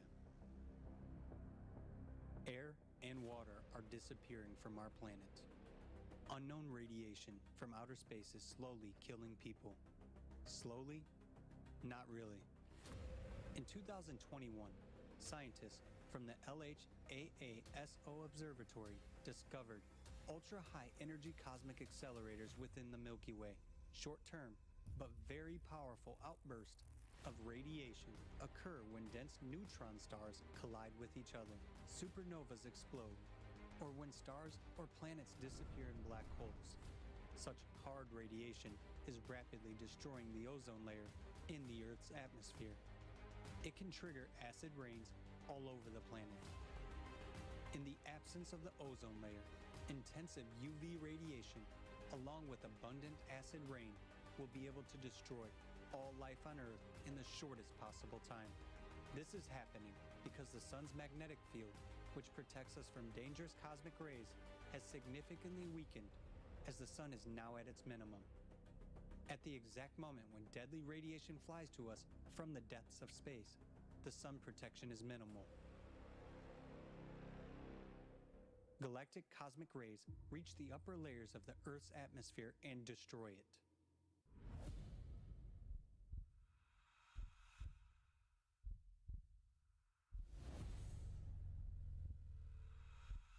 This is accompanied by increased volcanic activity, earthquakes, and extreme weather events. But worst of all, we're at risk of losing oxygen and water. After all, it is the atmosphere that keeps the conditions for life on Earth.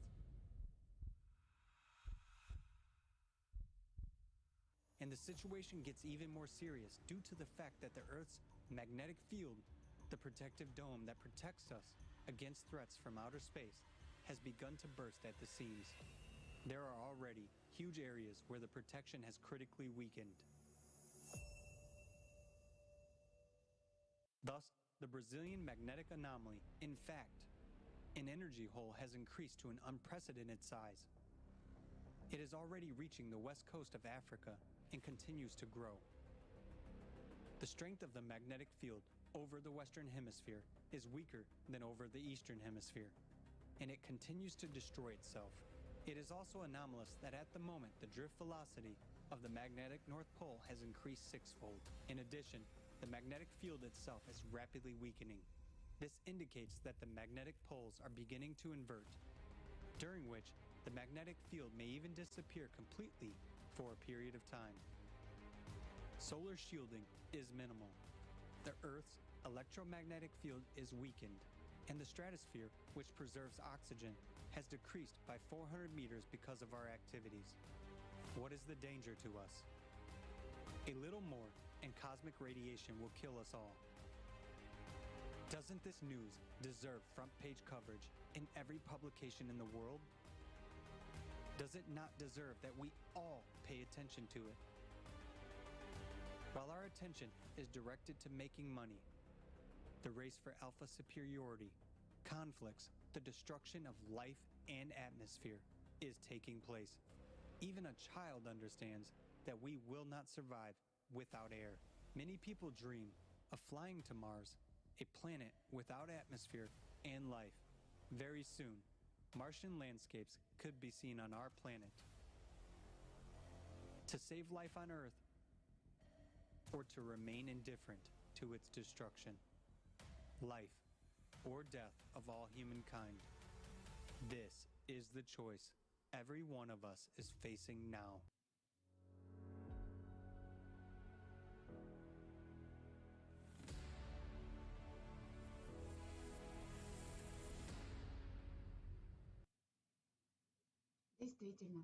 Indeed, all inhabitants of the earth are in mortal danger. And you know that soon all vegetation, oxygen, and water can disappear from the surface of the earth. Direct gamma rays are headed straight towards our planet right now. And this is connected to the solar minimum dip that renders us absolutely helpless against the deadly radiation. This is related to the position of our planet in outer space. At the moment, the solar system and the Earth are moving throughout the Orion arm of the Milky Way galaxy. And this destructive force are influencing the Earth, which leads to the destruction. Inside the Earth, eventually, there is an energy which heats up volcanoes, oceans, and awakens, causing earthquakes. This radiation destroys the heart of the Earth, the Earth core. Besides this destructive effect, it also affects the atmosphere. Atmosphere is the only defense, and the volume of the atmosphere lately decreasing, and it means that the air decreases as well. It means that cosmic galactic radiation, in essence, destroyed our Earth from the inside, as well as it affects our outer shell, the atmosphere. And the result of this impact you see outside your window. And that is exactly what takes place right now when all protective mechanisms of Earth are weakened. We are influenced by this deadly rays, and the consequences of this rays are almost irreversible. We can talk for long about what might happen, and many people believe that they can save themselves in shelter underground, but the situation as follows: that air and water can disappear from the surface of the planet. So how people will be able to survive? People, think about it. What are we doing with our planet? The air is disappearing, and we continue to fight for territories, power, and influence. The impact of galactic cosmic rays, this is a serious global problem. We need such technologies of completely different level. The time is precious. Let's use it for searching solutions, developing technologies. I choose creative society and the conditions in which we can implement it. And what do you choose? Thank you, Anastasia. This is a very acute question, and every person needs to answer for himself. Now let's watch a fragment from a video with participation of Igor Mikhailovich Danilov, which will help with the answer to this question.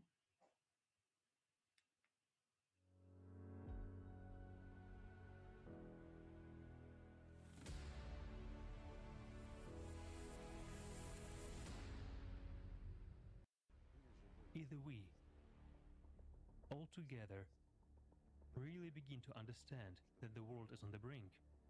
Nowadays, everyone is already talking about this. We are not talking about economics, geopolitics, wars, and so forth. We are talking about our planet, which we, as humanity, have eaten, destroyed, poisoned, and basically killed. But we can still do something. So, either we take it on and do something, but all together, or let each of us mind our own business. There is no other alternative.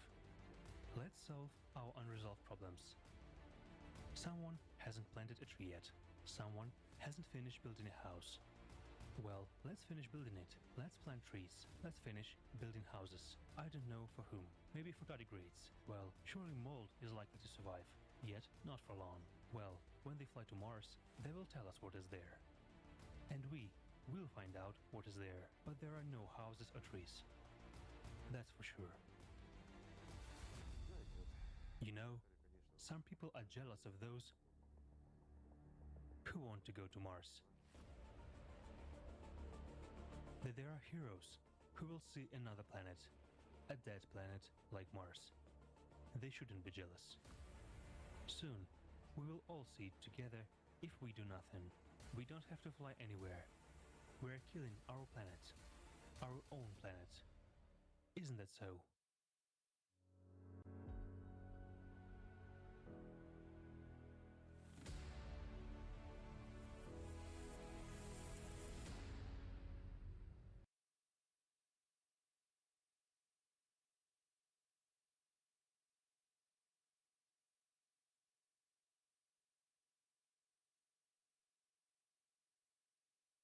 We see how serious is the situation today. And if we don't change the format of of society to creative society, we have no chance to survive. And dear viewers, I'm very happy to introduce and to give a floor to our next great speaker of honor. It's Mr. Satyajit Patkal, who is a well-known Indian television and film director, specializing also in TV shows focused on social projects. And Mr. Patkal, he is working together with Mr. Amir Khan, and the work you are doing with the whole team of the Pani Foundation is really admirable, because you are bringing people together and helping them deal with the consequences of the drought. And this is a local example of people overcoming challenges together. So it's our honor. The floor is yours. Hello, I'm Satyajit. I live in Mumbai, India.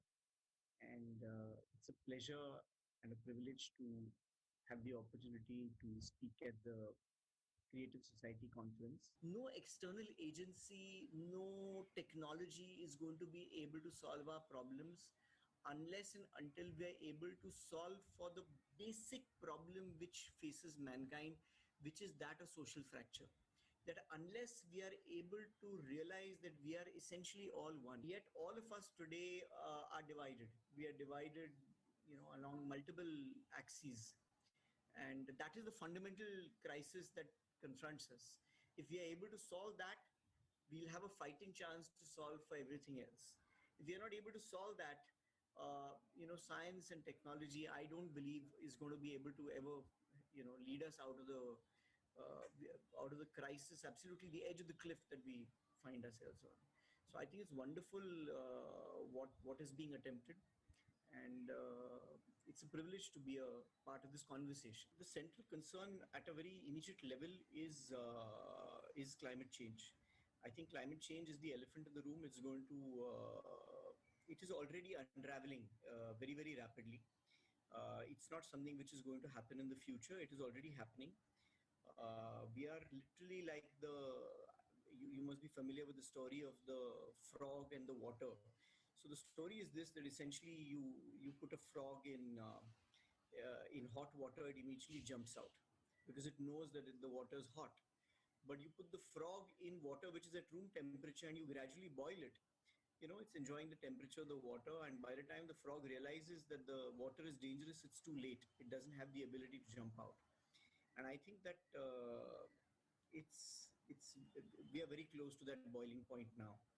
And it would take all the ingenuity of man to pull us away from the brink of the abyss, because that is where we find ourselves today. So no matter whom we might consider powerful, the greatest military superpowers of the world, also at some level, ironic as it may seem, perceive themselves to be helpless. And that's true, because here is therefore a crisis in which unless all of mankind comes together and has agreement at least on this, we are really not going to be able to extricate ourselves from this crisis. But as human beings, our wiring has not taken place commensurate with that.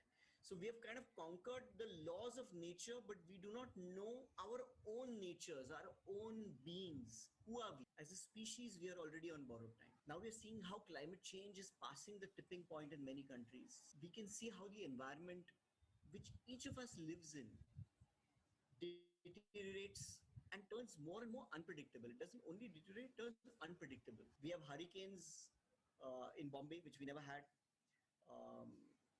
So at multiple levels, I think every person everywhere in the world can feel that we are living in a period of uncertainty, which is unprecedented. All national solutions are failing. And they will fail whether this happens as far as health is concerned, whether global warming is concerned, whether it's as far as the economy is concerned. And whether or not people are able to articulate it, I personally am deeply convinced that the entire survival of our species depends on us coming together, on us finding a way based on dialogue, on kindness, on love, on overcoming fear, of embracing differences. We are either able to do that and survive, or we will certainly perish as a species. And no doubt, this is not something which is at all unpredictable. You don't need to be a rocket scientist to predict that. I mean, obviously the role of media is heightened because media has the ability to reach many more people in one go. This level of urgency can only be acquired if it becomes the dominant emotion of civil society. We have not been able to give it that level of urgency, that level of awareness in the public consciousness. Certainly, one part of it is the role of the media, but it is obviously the power of every section of society. It is what parents need to do. It is what schools and colleges need to do. It is what politicians in power need to do. It is what every single one of us needs to be doing. This is my first interaction with creative society, and I'm absolutely I love the idea of people across all kinds of so-called divides coming together in order to open up a conversation about the common problems that face us as humanity or as part of nature or existence, whichever way we choose to look at it. So I think it's a extremely important initiative.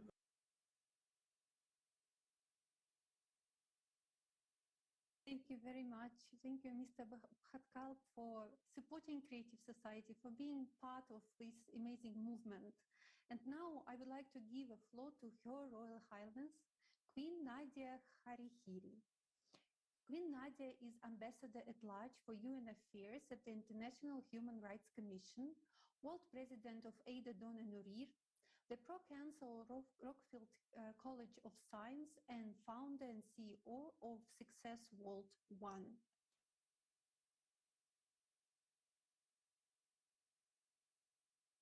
Greetings, everybody. Aloha, salam alaikum, namaste to everybody. I am Queen Nadia. I wanted to participate to Creative Society because, first of all, they are very dear to me. The team is a wonderful team. All over the world, they are making a great job, and their goal is to bring all people together and to be united and to treat the causes of humanity and to build a sustainable change for everybody. And because it is also one of my fights, I found in Creative Society a family to join. All together, we are strong. You know, when I look at this world, I can see that there's only crisis everywhere. We have problem of poverty, problem of violence of human rights, non-respect of human rights, problem of this COVID, problem of aggressivity. We have created a consciousness based on ego. And because we have created that, we have completely changed our environment with our attitude, with our corruption, with our violence, with our judgment, with our aggressivity. We have just destroyed this world. Regarding the climate change, if we are not bringing love to this planet, if we are not bringing solidarity and unity together, the scientists can do nothing. Because if we continue like that, it will be the extinction of humanity. We are destroying one another. We are killing one another because we have not understood exactly what is our real identity. I want to thank everybody in Creative Society for the great work they are doing. So to bringing everybody together, bringing peace, sharing love, and fighting for justice. This is what our world needs. What I love in Creative Society is that everybody is answering present because everybody wants the change. Everybody wants love and peace in this world. And Creative Society is making it possible because we understood that without this unity, nothing is possible.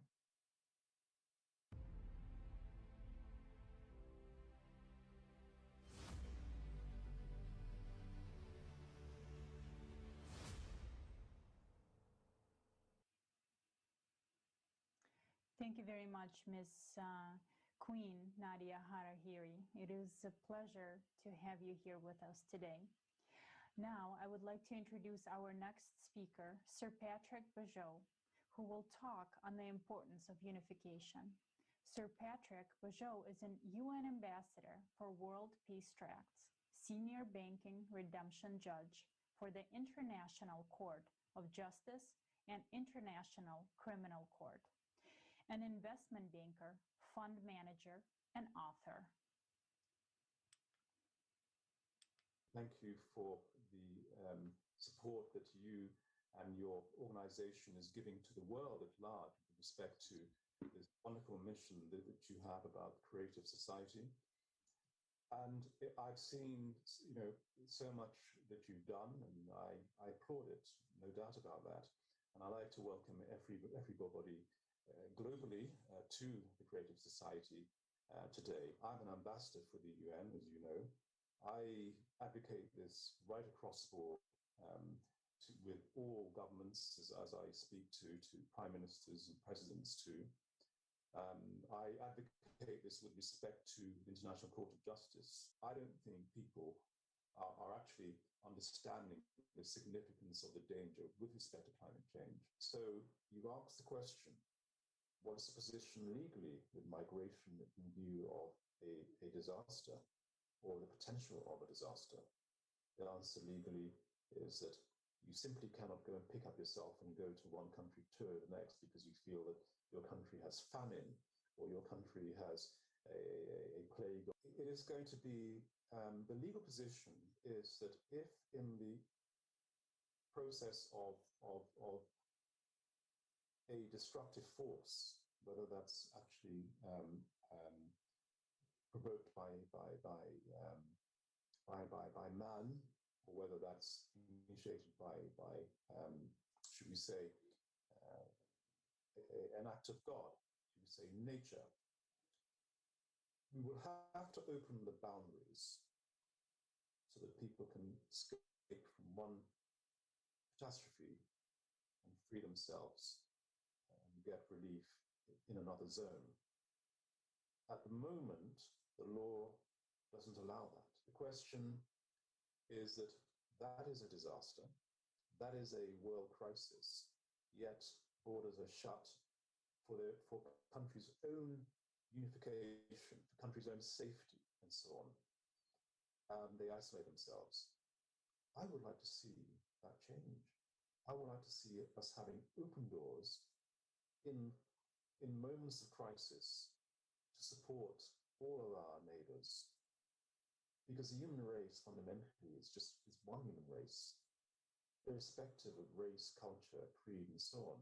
And we're there to support each other, especially during a moment of crisis. And humanity would simply just be a distant memory.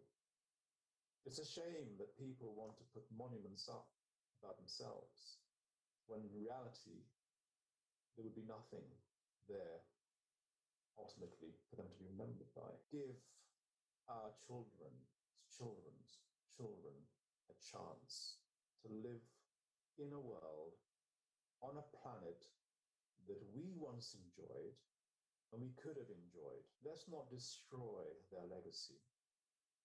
Do something about it now. Now is the time, not tomorrow. Right now is the time to do something. It has enormous destructive qualities. If people are not paying attention to climate change, I don't know how many more times I've got to say this to scientists, to the United Nations, to governments, to wake up. Wake up quickly before it's just too late. And, they can't turn around and say they haven't been told. They can't say they haven't been warned. Some things I've said are quite profound. And I want your creative society to continue on with its remarkable movement, remarkable mission statement, and keep growing so that ultimately, by virtue of by significance of number, we will change the world. I appeal to everybody to do something about that. Become part of the creative society. Join their mission statement. Listen to what they are saying. It has an adverse effect if you don't. These people are doing this. They're not being paid for doing this. They're doing this because they care about the world. They want to see a change. They spend and dedicate their whole time for this cause. So governments, judges like myself, will take heed from a legal point of view. And my position as a UN ambassador, people will listen to that position. They would listen to the fact that even people with my position can make a difference with my colleagues too, in the UN, as it is also with my fellow judges. I appeal to governments. I appeal to leaders. I appeal to you, humankind to take the stand now before it's just too late. Why are you not understanding this? Why are you not getting to understand the significance of this? It is absolutely detrimental to the humankind if we do not take heed and follow the direction of the creative society. Thank you.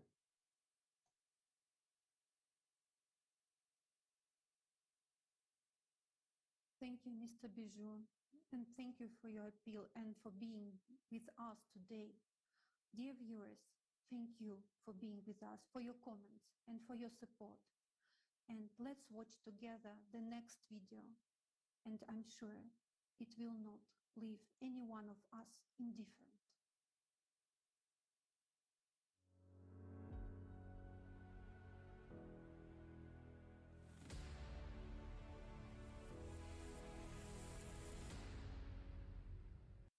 Have you ever thought that there might be circumstances when you will suddenly have to leave your home, your apartment, or your town? Leave forever. And the reason for this would be neither traveling nor vacation or a planned moving, but the necessity to survive.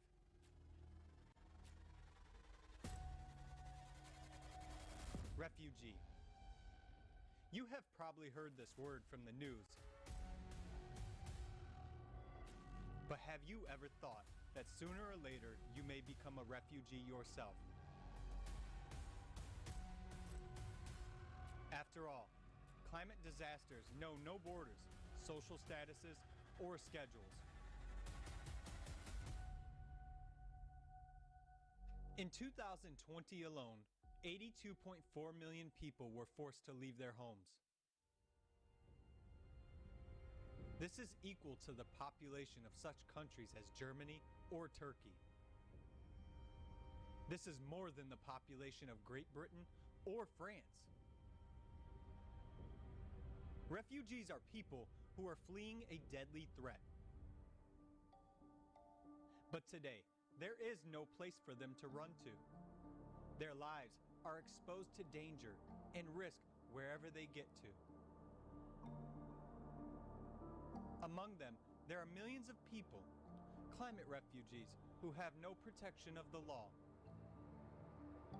Neither the Refugee Convention nor the international law oblige countries to accept climate refugees.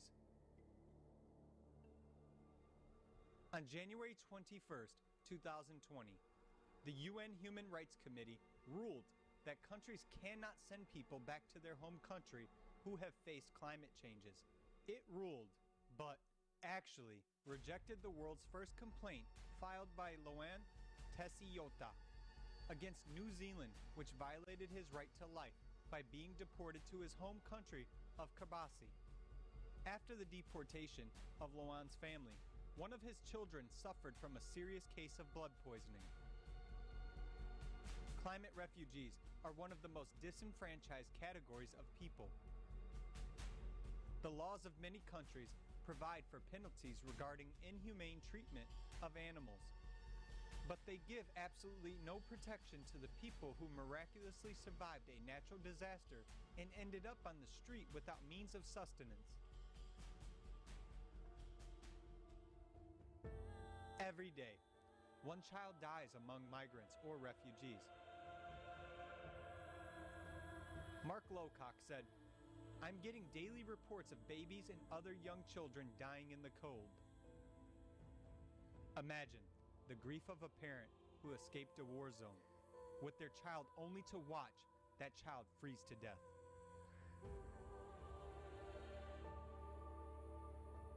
We build shelters for homeless animals, but we refuse to help people in need.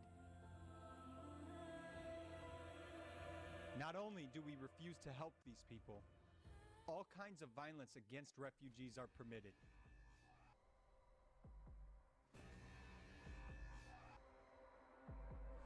Many countries began a containment policy, trying to prevent refugees from entering their territories at all cost. According to the UN, thousands of people were pushed back by the border control authorities in Europe using violent measures. The pandemic worsened the situation for refugees. According to official information, tightening of border crossings did not let hundreds of thousands of people leave zones of armed conflicts, economic crisis, and environmental disasters. Meanwhile, the number of business trips abroad remained practically at the same level. Since 2015, border violence has become more sophisticated. Moreover, since 2020, the number of tortures has increased compared to the previous year. A special report prepared by Border Violence Monitoring Network on tortures in 2020, analysis data from 286 testimonies of violent pushbacks, prolonged beating for up to 6 hours at a time, police dogs being released and encouraged to attack, forced undressing, the burning and destruction of clothes, and forcing people on the move to cross borders in a complete state of undress. Groups of up to 80 men, women, and children were forced to undress completely and placed inside the detention room. Severe beating and throwing victims into water, resulting in their disappearance. Here are just a couple of quotes from the victims. They even fired shots close to our ears for the purpose of intimidating us. They didn't ask us anything, just started the beating.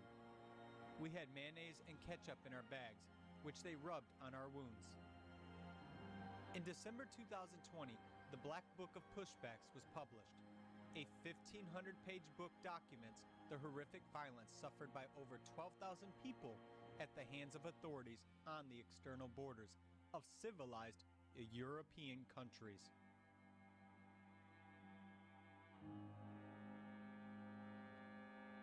Oxfam International published a similar report in 2018. Police detained children as young as 12 in cells without water or food and removed SIM cards from their mobile phones, changing their birth date on statements, illegitimately pushing them back across the border, cutting the soles off their shoes so they wouldn't try to come back. There is clear evidence of an increased sexual and gender-based violence against women and girls, both during and after disasters. Multiple cases of sexual abuse of children have been documented. Elderly people are also at increased risk of violence, exploitation, and abuse. In our society, a person loses their property, their place of residence, loses the right to protection and life.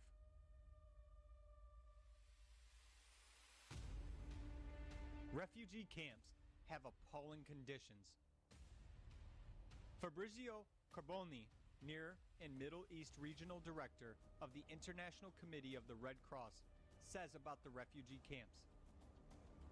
Tents plagued by rats, water sources contaminated by feces, and inhabitants suffering from tuberculosis, scabies, and post-traumatic stress. Hundreds of children, mostly boys, some as young as 12, are detained in adult prisons, places they simply do not belong. These are the realities of our consumer society we live in. Considering the trend of escalating climate disasters, are you sure disasters won't come to your home tomorrow? Are you prepared to be in those people's shoes? Or shall we change things together? Nobody values human life in a consumer society. But in the creative society, human life is of the highest value.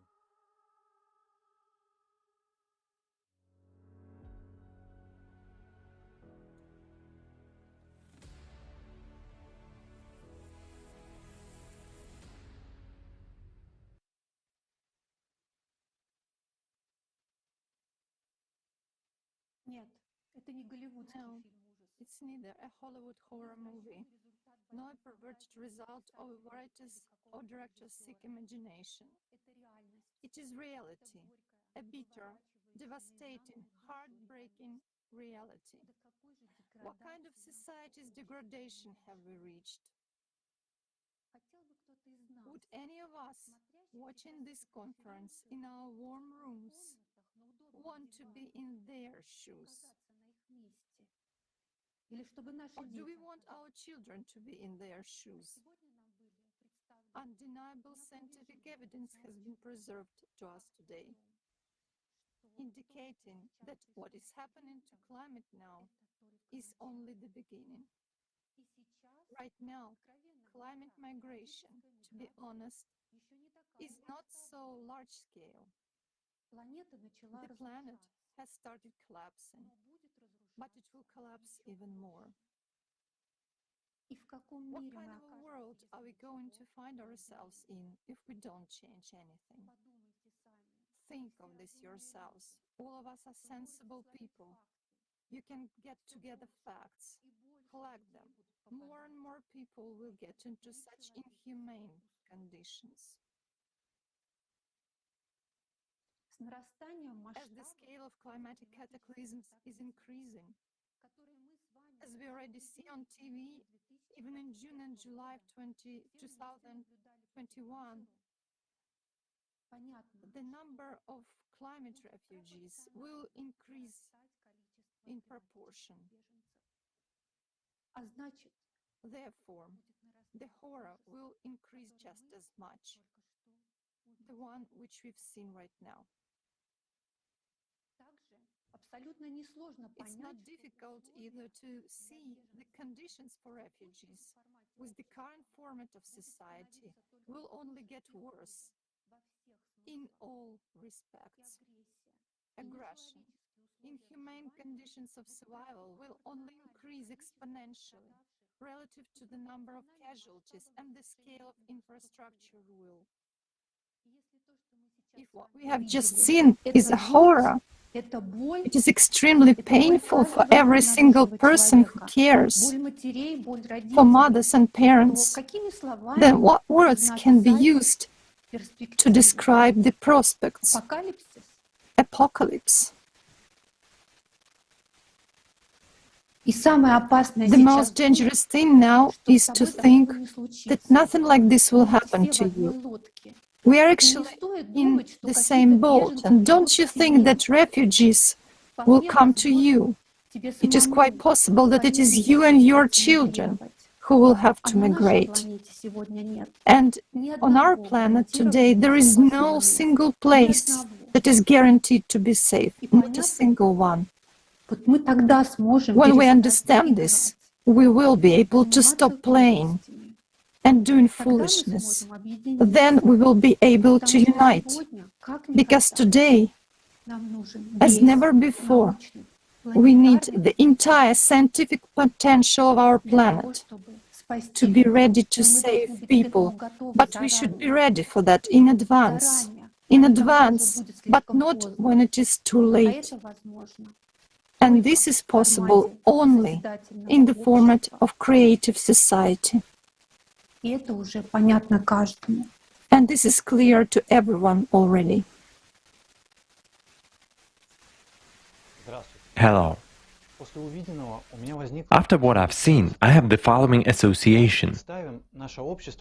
If we think of our society as a single organism and compare it to the human body, it is like cutting off our left hand in the hope that there will be more room for the right one.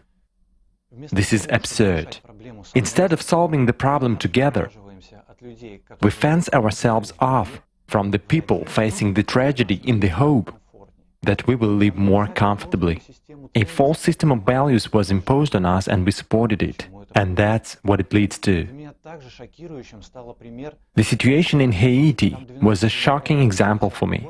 On January 12, 2010, there was a massive earthquake there. The most terrible thing is that a lot of people died not because of the disaster itself, but because of the struggle for the piece of bread and a sip of water. I visited this country 3 years after the cataclysm, working on a sea vessel that delivered rice there. I will always remember this picture of hungry people trying to get under the cover of night for this rice, while armed guards were driving them away. We brought in rice, while neighboring ships brought tanks to contain population. It was impossible to leave the port because you would simply be kidnapped. At the entrance to the port itself, a huge number of people were crowding, hoping to get a job for food. And this was already 3 years after the cataclysm. There are cases when people killed each other for rice. Looking at them then, I could not even imagine that all of us would be like that soon. At least they were provided with rice, but no one will provide it to us. Having lost everything, in the lack of food and water, we will also be like that, and we will cut our organs from the stomach and eat each other. Are there any doubts? Look at the examples in modern history. There is an opinion that the trouble will unite us all. But the truth is that extreme conditions strengthen in a person what dominates him every day. Take a look around and pay attention to how we behave today. What prevails in us every day? The issue of climate refugees is not new, but there is still no legal regulation on the issue. Even today, there are no complete statistics on the exact number of people who require immediate help, despite the fact that there are statements about the need to accept climate refugees. In fact, they and their families are being deported back to their home country with unsuitable living conditions due to climate change. Who should raise these questions? Shouldn't we, the people ourselves? If we agree with the way other people are treated, then we agree to be treated in exactly the same way. Our biggest crisis today is a crisis of humanity, and our lives are at stake. Therefore, we should make every effort. You and I are responsible for the format that we currently support. It is worth noting that when people speak of refugees, they always mean someone and somewhere far away. But today, speaking about refugees, given what is happening with the climate, I'm talking about you and me. Yes, you've heard everything correctly. Have you ever lost your home? Have you lost all your familiar life? Lost the comfort of your surroundings and your usual rituals like family dinners, internet surfing, hot showers and costly baths? So imagine that having lost all these, you and your loved ones will be forced to go in search of a safe place to sleep, food and water. And you will find yourself among strangers. It is good if they understand you, but if they don't, here is the question worth asking. What will happen to us if the current examples of refugees' life are shocking? What will happen to us in a society where a person is just a figure in a report? So, before it's too late, we should look each other in the eyes, understand that we have nothing to divide, and shake hands. Yes, these are difficult times, but we are able, discarding prejudices, to unite in a common goal and build a creative society, to strengthen the foundations of real values, to put everything back in the right place, and prepare to jointly face these times with dignity and safety. Only in this case, nothing will threaten you, regardless of the conditions in which each of us will find ourselves due to global climate change. Thank you.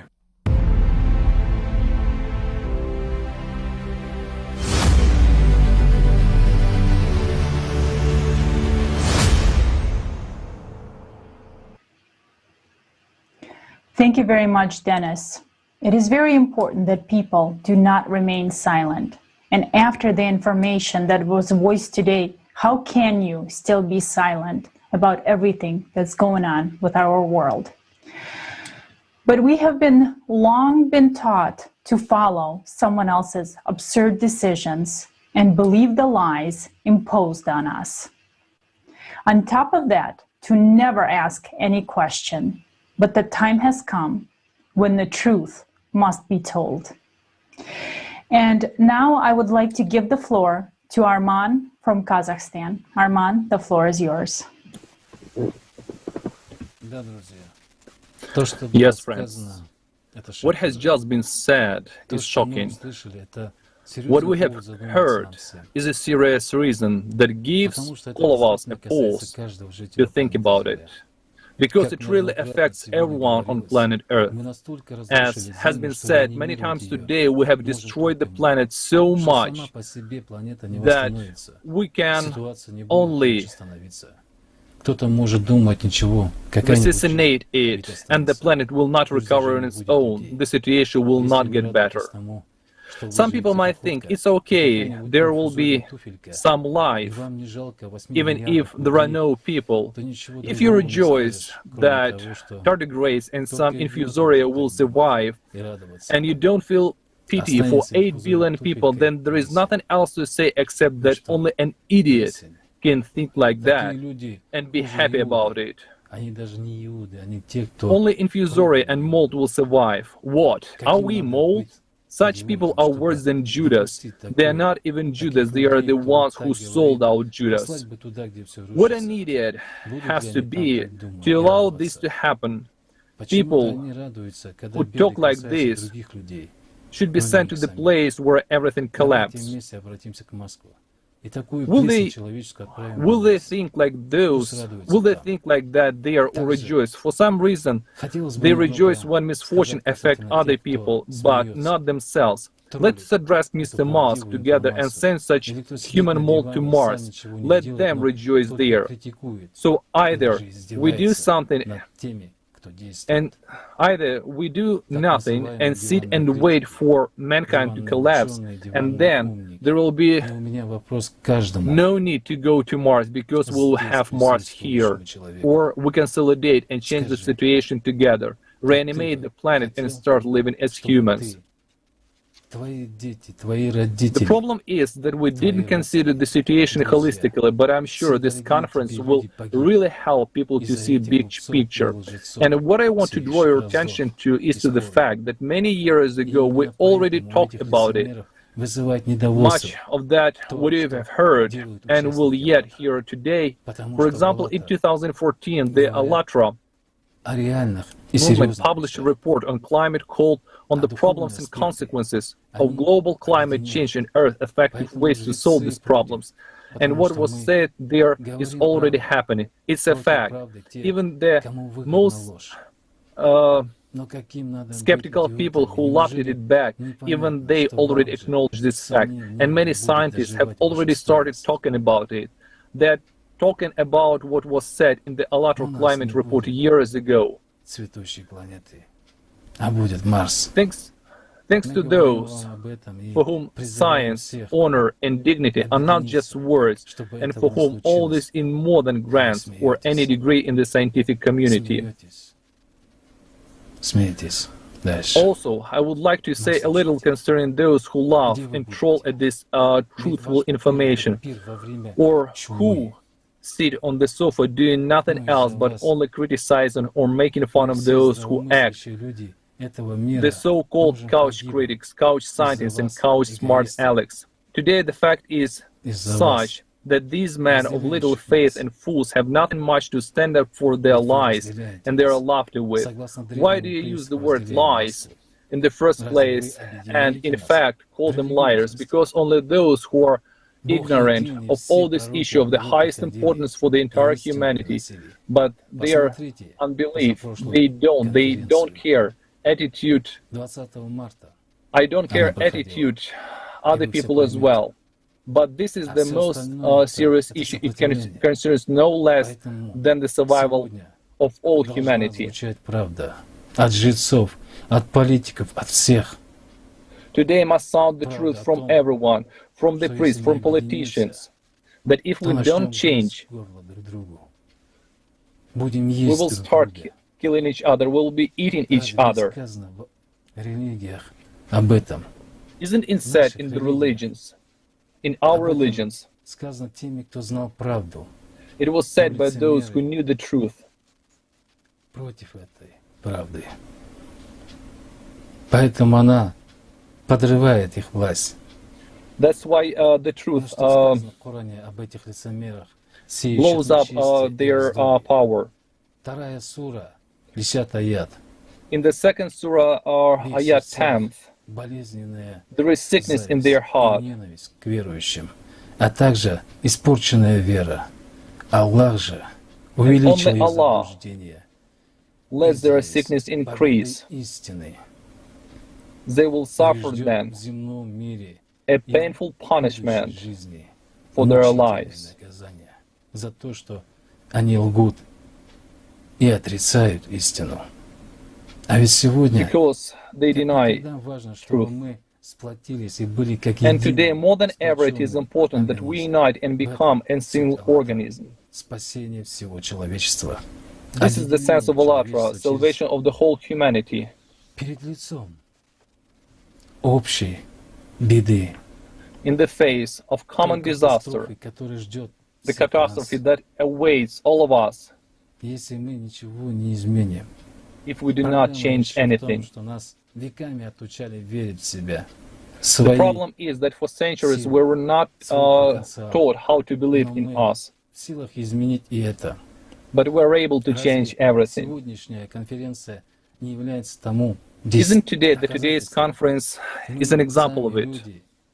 As we, people ourselves, organize this conference, которые не могут организовать даже крупнейшие such a государства, conference that cannot be organized by anyone else in the world, многомиллиардными бюджетами, even if they have a budget over billions of dollars. But we, together with our own efforts, понимаем важность organized it происходящего. because we understand the truth and we understand what is happening now. We understand the importance of our unity Построение созидательного общества. and the importance of building the creative society. And also we understand, Люди услышали эту информацию. Все and we люди, also understand the importance for чтобы people даже to те, hear кто this truth. сегодня обманут So дезорганизованной, even those who are информационной ложью, disorganized, чтобы даже эти люди осознали и so поняли that even тот those факт, что people understood каждый из the них fact после этой конференции that идет even на работу after и this продолжает conference разрушать мир, will, так словно if ничего не even изменилось. after this conference ничего people will хорошего continue из этого to точно не будет. destroy, then in the end it will Но not если lead каждый us, завтра, it will not идя bring на us to работу, anything positive. поделится этой информацией со своими коллегами, But if расскажет everyone об will этом share this своим information with родственникам, his друзьям, colleagues, with his то он уже friends, with his становится members of the частью family, процесса изменения мира к then лучшему. we all become part of this process of changing. Потому что есть только один вариант решения нашей общей проблемы. Because выживания. there is only one way to resolve our problem, То весь технический прогресс начинает служить is всем to людям. change the format of our society, and then all technological advantages start serving the society. В своих узкокорыстных интересах и смотрят на нас как на рабов.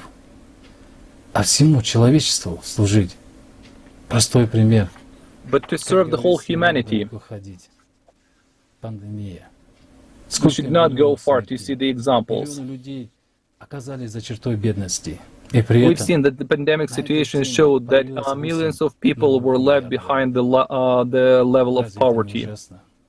Isn't this scary? это не постыдно.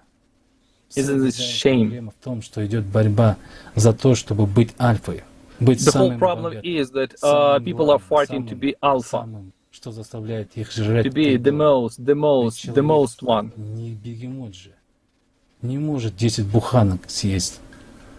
But the human is not a hypo. He cannot eat 10 loaves of bread. Say some so that grandchildren can use them. Охотки, внуки или плесень. Что But будет what с kind of внуками, если grandchildren? всё будет Grandchildren идти в том are же русле? tardigrades or Или же grandchildren по факту mold. деньги эти им не нужны.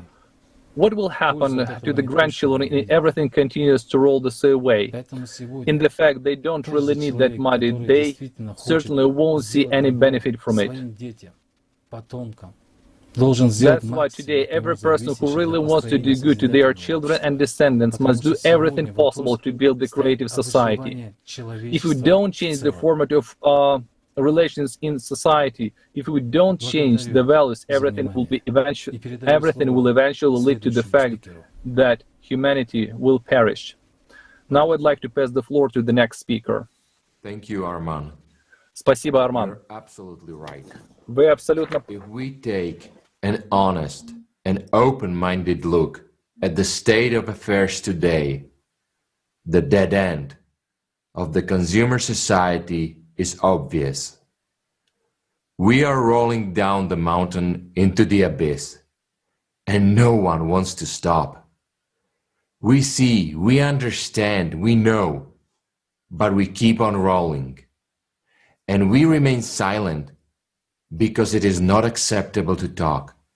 Not acceptable to who? Look at what is already happening. Calculate the progression of destruction that is building up. Everyone refers to the fact that the authorities don't do anything and don't want to do anything. But who are the authorities? They're ordinary people. We elect them. So we are responsible. What can they do? Even if the rulers of all nations got together, they would do nothing.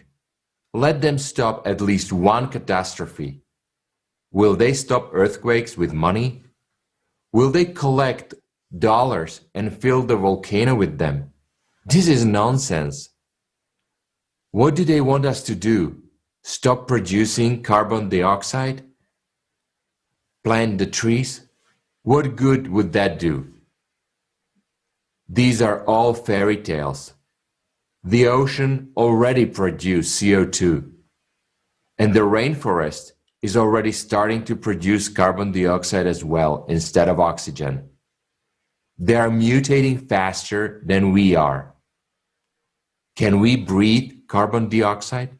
We can't. Can we live with radiation? No, we cannot. How we will survive? We have reached the point of absurdity. We focus on the fact that we need money to survive. We forget that we cannot survive without fresh air, without clean water. We destroy and consume the planet's resources without thinking about what we will leave to our children. We leave them a legacy of homes and money. Will they drink money instead of clean water? Where will those houses and homes be tomorrow if planet is destroyed? The Indians of North America have a saying, if you notice that you're riding a dead horse, it is important to change it. We are now riding a dead horse. It rolls down the hill by inertia. The dead horse we are all sitting on. In a desire to squeeze the maximum out of it for personal, short-term gain, we can lose our last chance. The trouble is, we all know this, but we keep doing it and don't want to change anything.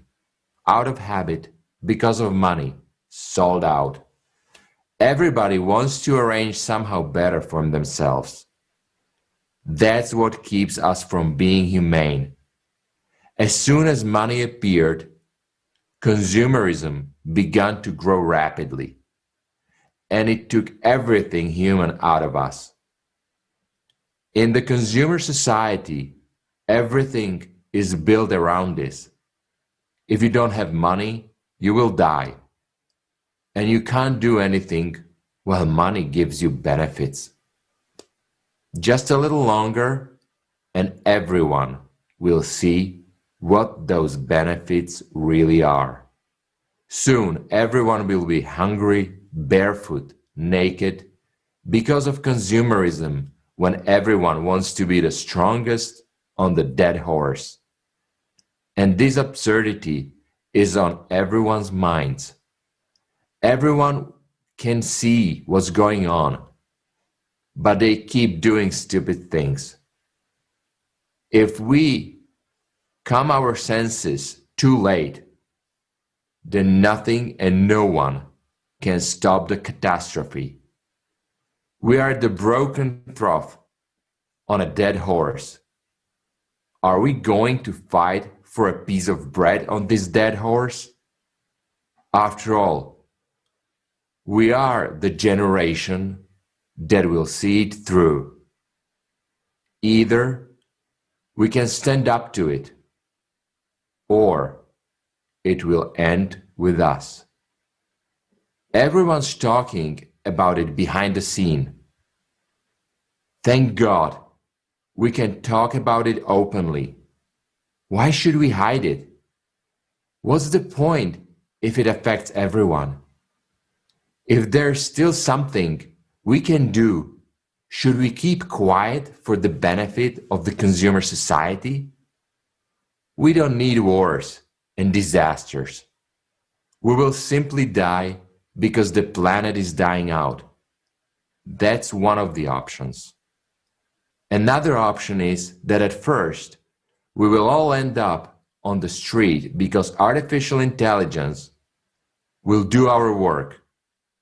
A beautiful world will be lived only by the few who will be allowed by ALLATRA, those who are less than 1%, and the rest of us will wish they were dead.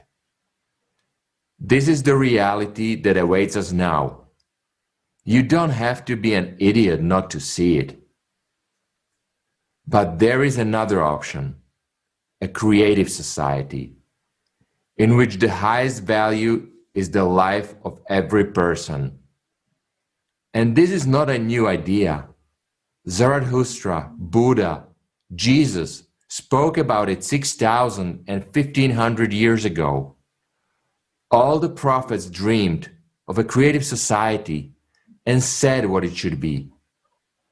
There is no alternative to the creative society.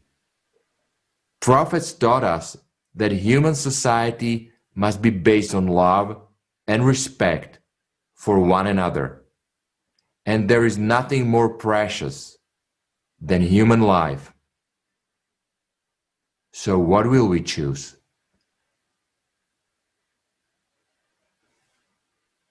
Thank you. And I would like to pass the word to Irina.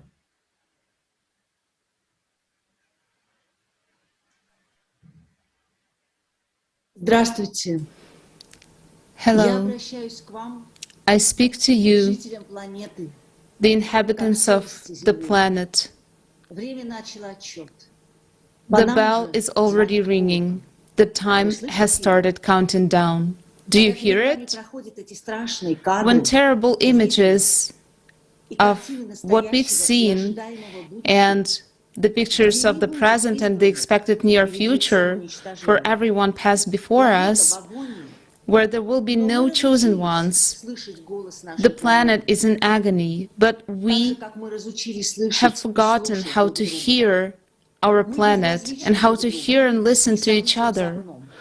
We are indifferent to each other, but have we been always so indifferent? Or the existing system made us like this? For a long time, we were taught to be slaves, but we are beginning to, we start to wake up, to understand if what we expect will happen, who will survive? No one. The elite will be wiped out of the face of the planet by the global catastrophes. And we have one way of salvation, in unification.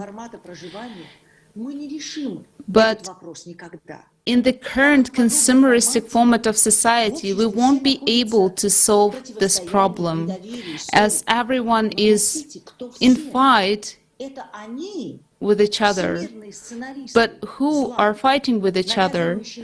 They, the world writers of evil, imposing fatal posts on us, those who dictate to us how to live, those who hide the truth from us, divide our earthly goods, our income. They can't be satisfied with what they have, and they will never be satisfied in the consumer format of society, where money is first and the best value. Only this truth will help us to see the reality as it really is. This is the end of the human race, the end of another failed civilization, the end of planet Earth. Isn't even this sobering up? Wake up, because all our quarrels, insults, misunderstandings are just nothing compared to what is coming.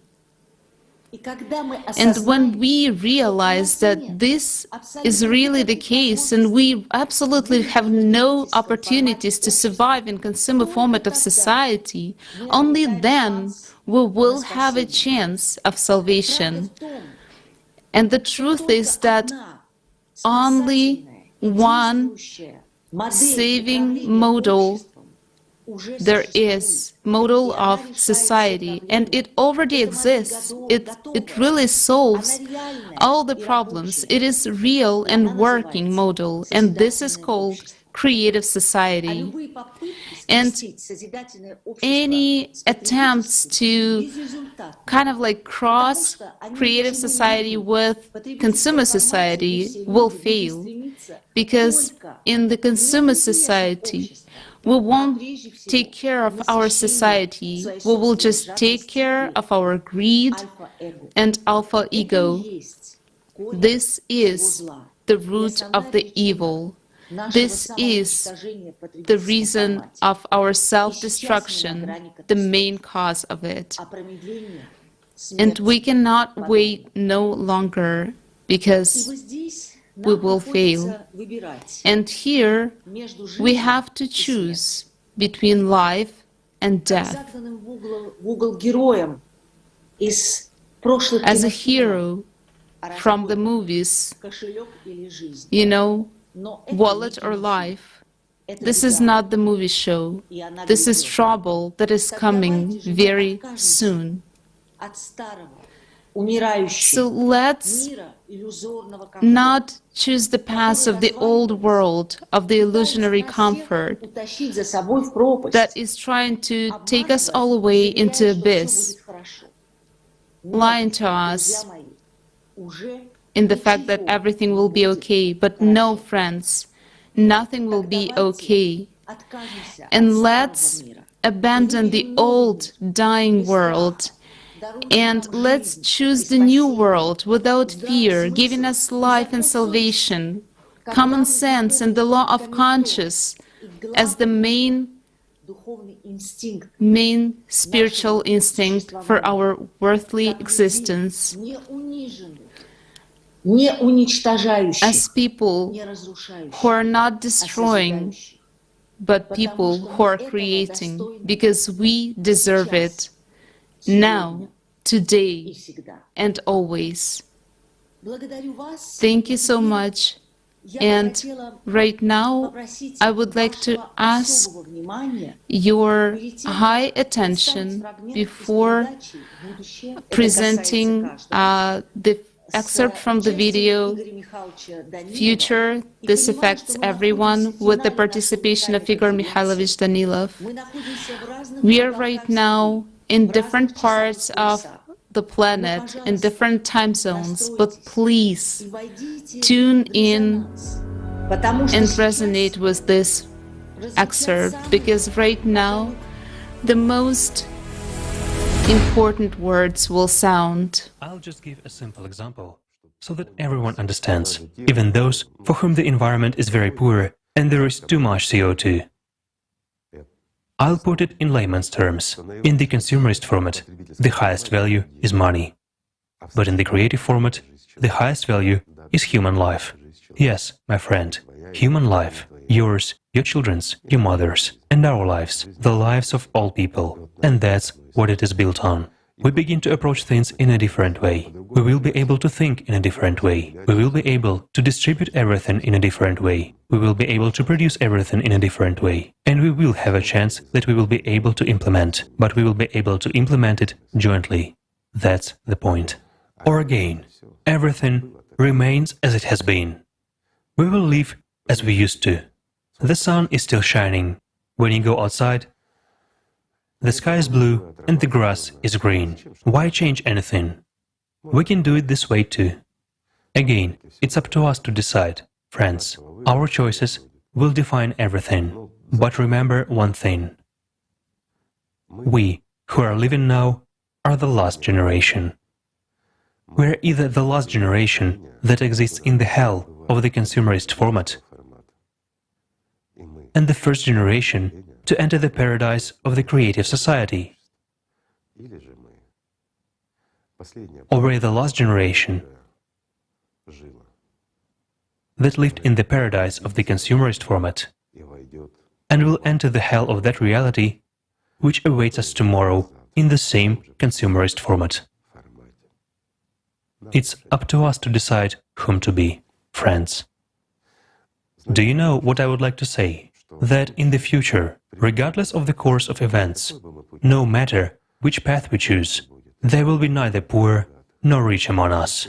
All of us will be equal, but in one case, there will be a wonderful world, while in the other case, all of us will be equalized by the fate that we will determine. Exactly we, ourselves, through our indifference and inaction, and all of us will be equal. It's up to us to choose and to decide which path to follow. The choice is up to us, but the choice is up to everyone. If we don't convey this and do not awaken the entire humanity, we will not solve anything. We won't be able to do it on our own. In order for us to be able, let's say, to sail away along our river in our boat from that waterfall, we should all row together. This is important.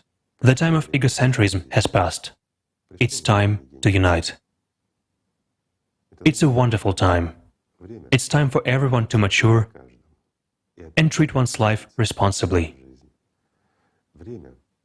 It's time to choose who you are, a human or an animal. If you are a human, you are a part of our entire civilization, the entire humanity. If you are an animal, then without you, we will become animals too. And the choice is up to everyone, whom to be and whether we will live or not. You know, like in the classic, to be or not to be. And everyone makes this choice now, every one of us. Or doesn't make it. But the outcome will be according to our choice, according to the choice of each of us.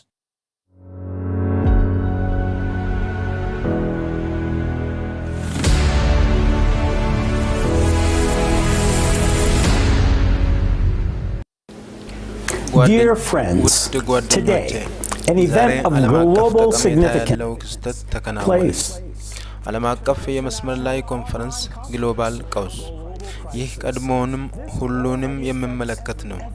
ይህ በዘመናችን ያሉትን ብዙ አሳሳቢ ችግሮች ጎላ አድርጎ ያሳየ ቀደም ሲል እየተከሰቱ ያሉ የአደጋዎችና የችግሮች መንስኤና ውጤት ግንኙነቶችና በቅርብ ጊዜ ውስጥ ሁላችንም መግጠማቸው የማይቀር ነው። ዓለም ጠርዝ ላይ ናት። የቅድመ አያቶቻችን አሳቢነት የጎደለው ተጠቃሚነት የወደፊታችንን አጠፋ። ከመጠን በላይ በመውሰዳችን በተግባር ፕላኔታችንን ገድለናል። እኛ ሰዎች በፕላኔታችን አካል ውስጥ እንዳለ የካንሰር እብጠት እኛ ብቸኛ ቤታችንን ፕላኔታችንን ምድርን በፍጥነት ማጥፋታችንን እንቀጥላለን።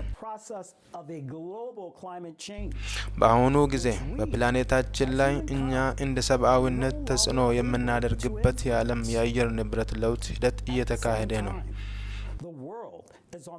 በተመሳሳይ ጊዜ ዓለም በቴክኖሎጂ አብዮት አፋፍ ላይ ትገኛለች። ለስልጣኔ ልማት የቴክኖሎጂ እድገት የሚጠበቀው አስፈላጊ ዝላይ ይመስላል። ለአንድ ሰው ማለቂያ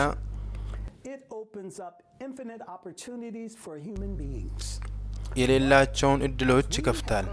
ግን ዛሬ እንደሰማነው የሸማቾች የግንኙነት ቅርጸት በህብረተሰቡ ውስጥ ተጠብቆ ከኖረ ተመሳሳይ የከፍተኛ እውቀቶች ችሎታ እድገት ወደ ሰው ልጅ ዓለም አቀፍ ጥፋት ይቀየራል። ሰው ሰራሽ ብልህነት ሁሉንም ነገርና ሁሉንም ይተካል። የሚያስከትለው መዘዝ ሁሉንም ይነካል። የማይቀር የሚሆነው የሥራ ማጣት፣ አስፈላጊ የሆኑትን እንኳን መሰረታዊ ፍላጎቶችን የማሟላት አቅም ማጣት፣ የነገን ዋስትና ማጣት፣ ለእያንዳንዳችን የመኖር እድል ማጣት ይሆናል። መትረፍ እንደ አውሬዎች ነው። እርስ በርሳችን በጠቅላላ አለመተማመን የሚያስፈራ የማይታወቅ የሸማች ቅርጸት የሚጠብቀን ነው። ይህ ምን እንደሚያመጣ በተሻለ ለመረዳት የዛሬውን እውነታ በትኩረት በአይኖች መመልከቱ በቂ ነው። ቀድሞውኑ ዛሬ በዓለም አቀፍ ቀውስ ወቅት የሥራ አጥነት ጉዳይ በጣም አጣዳፊ ነው። በህብረተሰቡ ውስጥ ቀውሶች መኖሩ ሁልጊዜ በማህበራዊ አለመረጋጋት ከጊዜ ወደ ጊዜ እየጨመረ በሚመጣ ትርምስ፣ በማህበራዊ አለመረጋጋት በግርግር የታጀበ ነው።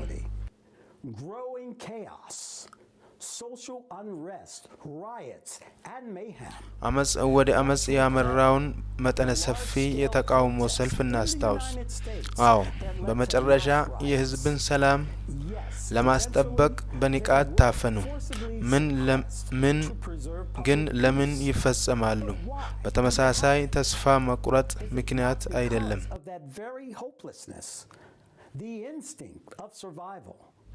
በህይወት የመትረፍ ተፈጥሯዊነት፣ የዘር ልዩነት፣ በኑሮ ደረጃ አለመርካት ሰዎች ለመሰማት እንዲወጡ ያስገድዳቸዋል። መሰማት ለመትረፍ ሲባል አስቸጋሪ የህልውና ሁኔታዎች በሰዎች ላይ ተጨባጭ ግንዛቤ እንዳይኖር የአስተሳሰብ ሂደቶች እስከ ራሳቸውን እንዲያድጉ ለማድረግ አስተዋጽኦ ያደርጋሉ። በዚህ ምክንያት መጀመሪያ ላይ ሰላማዊ የሰዎች ሰልፍ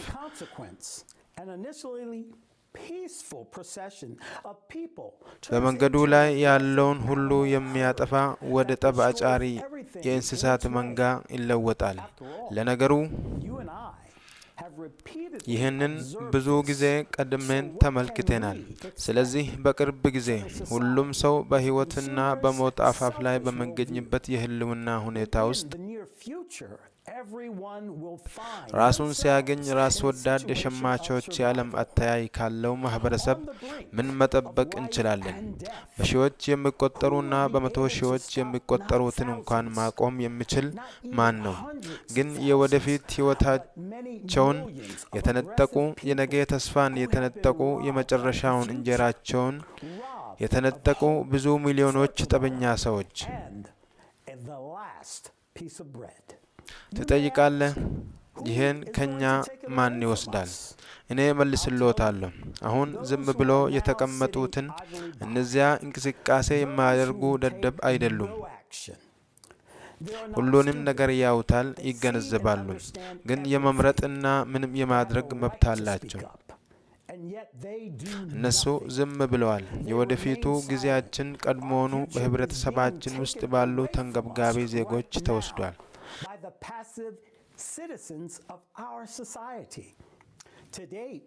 ከዛሬ ግድየለሽነት የከፋ ጉዳት የለም።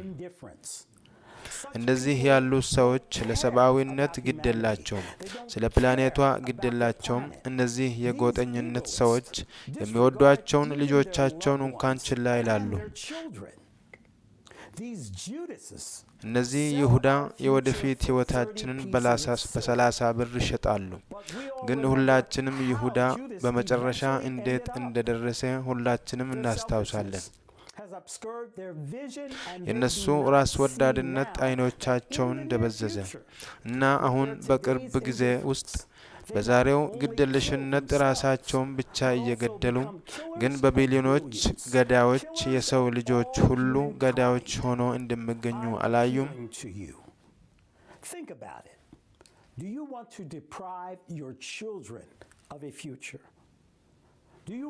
አቤት እልሃለሁ፣ አስብበት። የራስዎን ልጆች የወደፊት ሕይወት ማሳጣት ይፈልጋሉ? ለምትወዳቸውና ለምትወዳቸው ሰዎች ሞት ይመኛሉ?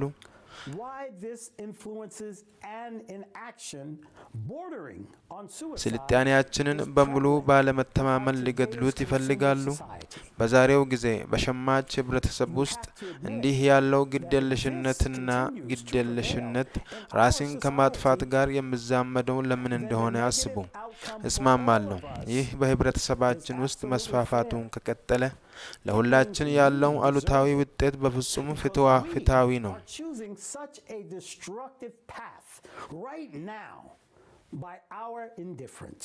ይህ ማለት እኛ ፈልገነው ነው ማለት ነው። ምክንያቱም ግዴለሽነታችን አሁን እንዲህ አይነቱን አስከፊ መንገድ እየመረጥን ስለሆነ። Every sensible person should ask himself this question. እኛ ይህንን የክስተት እድገት ለራሳችን እንፈልጋለን ወይስ የሰላምና የፈጠራ ችሎታ ያለው ማህበረሰብ መገንባት እንፈልጋለን? Our children, and first of all, ourselves. እያንዳንዱ ጤናማ አእምሮ ያለው ሰው ይህንን ጥያቄ ራሱን መጠየቅ አለበት። የምንወዳቸው ለልጆቻችንና በመጀመሪያ ለራሳችን የወደፊት ጊዜ የምንፈልግ ከሆነ አሁን እየሆነ ያለውንና የሚሆነውን መቃወም የምንችለው አብረን ብቻ ነው። ስለዚህ ይህ እኛን አይመለከተንም በማለት በማስመሰል የራሳችን ራስ ወዳድነት የሸማቾች አስተሳሰብ to take personal responsibility for their choices. ባሪያዎች ሆነን እንደ ፈሪዎች መደበቃችንን እንቀጥላለን እላለሁ። አይሆንም። የውሸቶችና ባዶ ተስፋዎች ጊዜ አብቅቷል። የእውነት ፀሐይ ወጣች። ሁሉም ለመረጡት የግል ኃላፊነት የሚወስድበት ጊዜ አሁን ነው። እውነተኛ ጀግኖች፣ የተከበሩ የህሊናና የክብር ሰዎች የምንሆንበት ጊዜ አሁን ነው። እኛ ሰዎች ነን። አብረን ብዙ ማድረግ እንችላለን። And created at this very moment with our own choices. It is in our own አስቸጋሪ ጊዜዎች ከፊታችን ይጠብቁናል። ግን እኛ የክስተቶችን ውጤት ራሳችን እንደፈጠርንና አሁን በራሳችን ምርጫ እንደምናመነጭ ማስታወስ አለብን። መጪዎቹን እድሎች ማሸነፍ ብቻ ሳይሆን እውነተኛ ስልጣኔን ለመገንባት የሰላም ስልጣኔና ለመጪው ትውልድ ብልጽግና መልካም ኃይልም በእኛ ኃይል ውስጥ ነው። and on our fortitude. However, we are human beings first and foremost. ሁሉም በእኛ ምርጫ ላይ የተመረኮዘ ነው። በጭንቅላታችን ውስጥ ባሉ ዋና ዋና ጉዳዮች በእኛ ጽናት ላይ ማን እንደሆንን እኛ በመጀመሪያ ሰዎች ነን። እናም በግማሽ መንገድ እርስ በርሳችን መገናኘትና አሁን በፈጠራ ግንኙነት ውስጥ አንድ መሆን እንችላለን። ያኔ እንቆማለን፣ እንተርፋለን፣ እንደገና እንወለዳለን። ያለ መስዋዕትነትና ኪሳራ የተሻለ ህብረተሰብን በሰላማዊ መንገድ መፍጠር እንችላለን። መፍጠር እንጂ ማጥፋት አንችልም። Of society says a lot to those who are able to look ahead. ነገር ግን አሁን ባለው የህብረተሰብ ሁኔታ ላይ ተጨባጭ እይታ ወደፊት እንዴት ማየት እንደሚችሉ ለሚያውቁ ብዙ ይናገራል። በህብረተሰባችን ውስጥ የበላይ የሆነው ምንድነው? በጭንቅላታችን ውስጥ የበላይ የሆነው ግጭቶች፣ ጦርነቶች፣ የስልጣንና የገንዘብ ፍላጎት ቀድሞውኑ በዓለም ውስጥ ማህበራዊ፣ ፖለቲካዊ፣ ወታደራዊ፣ ኢኮኖሚያዊ፣ የዘር ልዩነት፣ ሃይማኖታዊና ሌሎች ግጭቶች መባባስ አለ። ይህ የስነሰብ ጥናት ብቻ ሳይሆን ይህ በሰው ውስጥ ያለው የሰው ልጅ ሁሉ ጥፋት ነው። It is clear to intelligent people that considering the development of a new technological era ለአዳዲስ የቴክኖሎጂ ዘመን እድገት ከቀደሙት ተግዳሮቶች ጋር ሊወዳደር የማይችል አዳዲስ ስትራቴጂካዊ አደጋዎችና ለሰው ልጆች ሁሉ ስጋት እንደሚከሰቱ ለብልህ ሰዎች ግልጽ ነው እና የሸማቹን ቅርጸት በመጠበቅ እነሱን ለማሸነፍ በቀላሉ የማይቻል ይሆናል። በዚህ ምክንያት የሰው ልጅ ራሱን ያጠፋል። ለዚያም ነው ዛሬ የጦርነቶችና ግጭቶች ችግር ከባድ መሆኑን ሁላችንም በዓለም አቀፍ ደረጃ ስለ እውነተኛ መንስኤዎቻቸው እንደገና ማጤን የሚፈልግ መሆኑን አጽንኦት መስጠቱ አስፈላጊ የሆነው።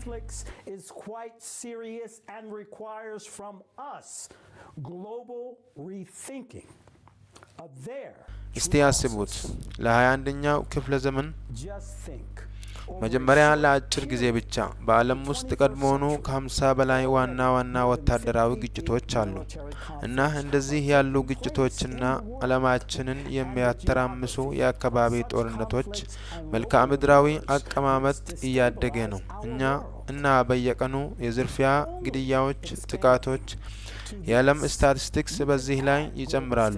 በተጨማሪም ሽብርተኝነትን መፍራት፣ የሥራ ማጣትና ማህበራዊ ደረጃ፣ የዘር መድሎና የዘር ጥቃት እስቲ ያስበው።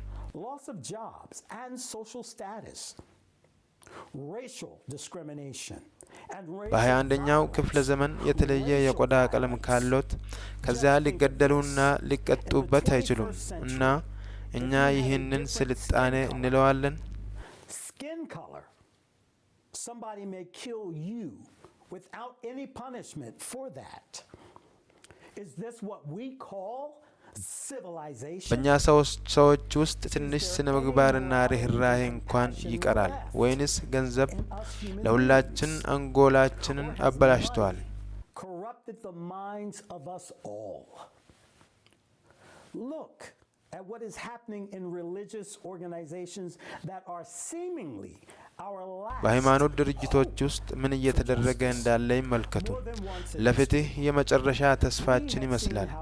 ደግሞም የአንድ ሰው ብቻ ስግብግብነትና ኩራት የአንድ የተወሰነ የሃይማኖት ድርጅት ተወካይ በህብረተሰቡ ውስጥ ሰላምን እንደሚያጠፋና ወደ መላው ብሔሮች ደም አፋሳሽ የትጥቅ ግጭቶች እንዴት እንደሚያደርግ በታሪክ ከአንድ ጊዜ በላይ አይተናል። And domination does not cease in religious organizations either. እንደ አለመታደል ሆኖ የኃይልና የበላይነት ትግል በሃይማኖት ድርጅቶች ውስጥ አይቆምም።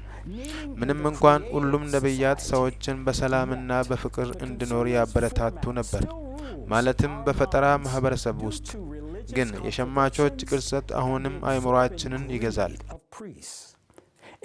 በሃይማኖታዊ ቅራኔዎችና በካህናት ከፍተኛ ስግብግብነት የተነሳ እጅግ ብዙ ሰዎች ቀድሞውኑ ሞቷል። እናም እስከ ዛሬ ሰዎች መሞታቸውን ቀጥሏል። አሁን በምን አይነት ግጭቶች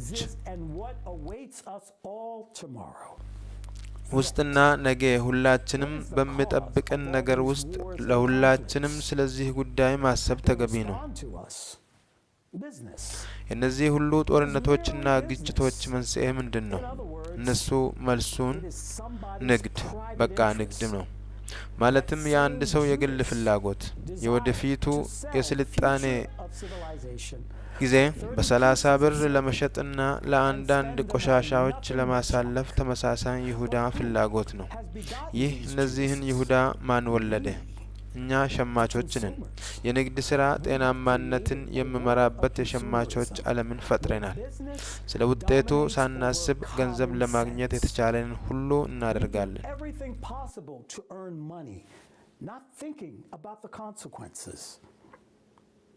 We ourselves create conditions that destroy humanists in people. በሰዎች ላይ የሰውን ልጅ የሚገድል ሁኔታዎችን እንፈጥራለን። እኛ ሸማቾች ዓለምን በሀብታምና በድሃ ተከፋፍለናል። እኛ ሸማቾች በአንዳንድ ውስጥ ስግብግብነትንና ትዕቢትንና ስግብግብነትን ማለቂያ የሌለውን የትርፍ ማሳደድ እናነቃቃለን። በሌሎች ውስጥ ደግሞ ምቀኝነት፣ ጥላቻ፣ የህልውና ትግል፣ የአስተሳሰብ ጠባብነትና ይህ ሁሉ በመጨረሻው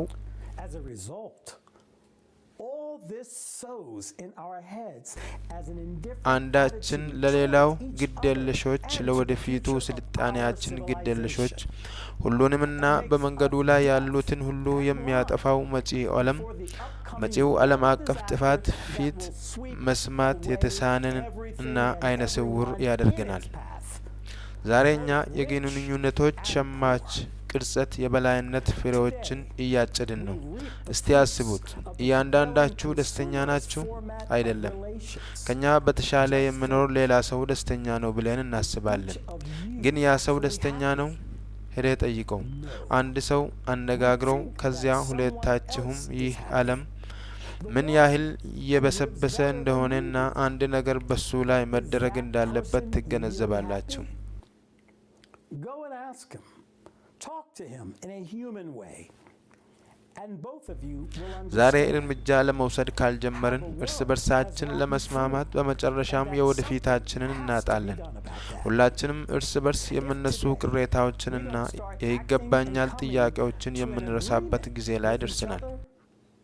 We will lose our future. ሁላችንም አይናችንን ከፍተን በዓለማችን ውስጥ እየሆነ ያለውን በጋራ ቤታችን ውስጥ ምን እየተከናወነ እንዳለ በጥልቀት ለመመልከት ጊዜው አሁን ነው። አሁን ሁሉንም በአንድ ላይ ካልተስማማንና የህብረተሰቡን ቅርስ ከሸማች ወደ ገንቢ ለመቀየር ከወሰንን አሁን ለዚህ ምንም ካላደረግን ነገ ቢያንስ በህዝብ ቁጥር ቢያንስ 95 በመቶ ቅናሽ እናደርጋለን። Together now. ምንም ያህል የዱርና ጸረ ሰብአዊ ቢመስልም እናም ይህ ማለት ሁላችንም አጽንኦት እሰጣለሁ። ሁላችንም ቤተሰቦቻችን፣ ልጆቻችን፣ የልጅ ልጆቻችን፣ ዘመዶቻችን፣ ጓደኞቻችን፣ አካባቢያችን ሁላችንም ነገ እንሄዳለን ማለት ነው።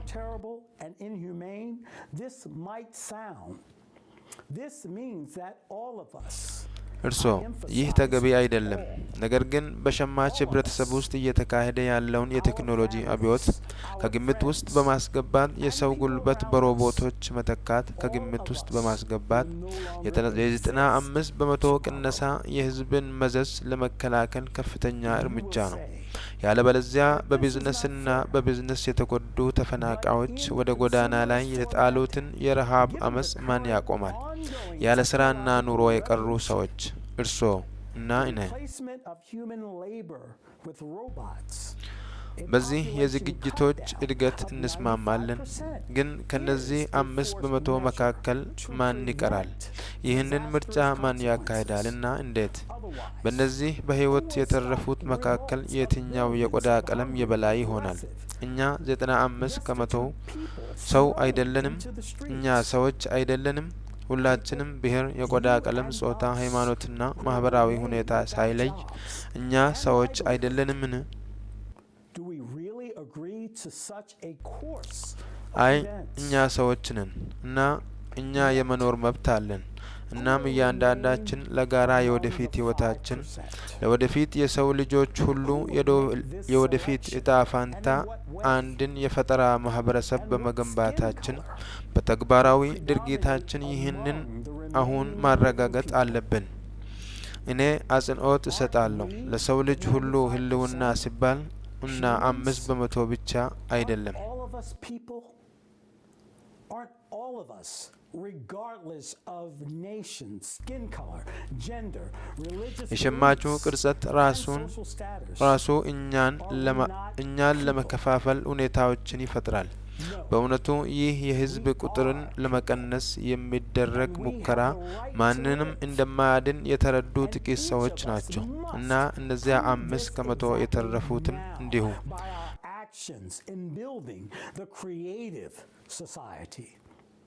For the sake of our shared future, for the sake of the future of the whole society, I emphasize ምክንያቱም እኛ ለመጥፋታችን ዋነኛው ምክንያት የህብረተሰቡን የሸማቾች ሞዴል ማየት ይሆናል። በዚህ ምክንያት በህይወት የተረፉ ሰዎች የተለመዱ የስልጣኔ አይነቶችን ካጡ በኋላ በርሜል ውስጥ እንደ አይጥ እርስ በርሳቸው ይበላላሉ። የኋላኛው ደግሞ በአየር ንብረት ይደመሰሳል። ለነገሩ የስልጣኔ ጎራዴ ሰው እንጂ ገንዘብ አይደለም። ይህ የኛ የጋራ ኃይል ነው። ይህ የተዋህደው አቅማችን ነው። ይህም በማንኛውም ሮቦት ወይም በጣም ኃይለኛ በሆነ ሰው ሰራሽ የማሰብ ችሎታም አይተካም። lost the common egregore of civilization, the survivors will simply devour each other like rats in a barrel. ግን የኛ የጋራ ሰብአዊ መገለጫ ሁላችንም የሚገለጠው በሁላችን አንድነትና አንድነት ብቻ ነው። በህብረተሰቡ ውስጥ ጦርነቶችና ሁከቶች ቢኖሩም አስጊው የዓለም ጥፋት ከመከሰቱ በፊት ተፈጥሮ በ8 ቢሊዮን መጠን እኛን ወለደችን። ድንገተኛ አይደለም። ይህ የሰው ልጅ የስልጣኔ ልዩነት የዝግመተ ለውጥ ግኝት ለማምጣት እንዲሁም በቅርቡ የሚመጣውን ዓለም አቀፍ አደጋን ለመቋቋም የሚያስችል ምስጋና ነው። It is no accident that right before the impending global cataclysm, nature gave birth to 8 billion. እውነተኞች አሁን ተፈጥሮን አናውቅም፣ ምድርን አናውቅም፣ ቦታ አናውቅም። ድርጊታቸውን የት እና ምን እንደሚከሰት መተንበይ አንችልም። ድንገተኛ አደጋ ምን ይሆናል? ሳይንስ ያለው ሁሉ ከእውነታው ጋር ሲጋጭ እንደ ካርዶች ቤት በሚፈርሱ መላምቶች ላይ በመመርኮዝ እድል መናገር ነው። ደግሞም በተፈጥሮ ውስጥ የሆነ ነገር ከተከሰተ ትልቅ መንስኤዎቹና መዘዝ አለው። ግን በዓለም አቀፍ ቀውሶችና በተፈጥሮ አደጋዎች ዘመን ማንም ብቻውን አይተርፍም። የሰን ሰዎች እንደሚገነዘቡት የሰው ልጅ ለሁሉም በአስቸጋሪ ጊዜያት በህዝቦች ቅነሳ ወይም ራስን ማጥፋት ሳይጠቀምበት በተመሳሳይ ጊዜም የስልጣኔን ቴክኒካዊና ምሁራዊ ግኝቶች ጠብቆ ማቆየትና መጨመሩ ብቸኛ መንገድ የፈጠራ ማህበረሰብን መገንባት ነው። In the era of global crisis and natural disasters, የተሻለ የወደፊት ጊዜ መፍጠር የሚቻለው አብዛኛው የፕላኔታችን ህዝብ የፈጠራ ማህበረሰብን በመገንባት ብቻ በመላው ዓለም ብቻ ነው። ሸማቾች ቅርጸት ባርነት ዘመን ተጠናቀቀ። እያንዳንዱ ሰው ህሊናዊ ምርጫ ጊዜው እየመጣ ነው። ይህ የኛ ሁለንተናዊ የሰው ልጅ የፈጠራ መስተጋብር አዲስ ዘመን ጅምር ነው። ይህ እርስ በርሳችን የምንተዋወቅበት ጅምር ነው።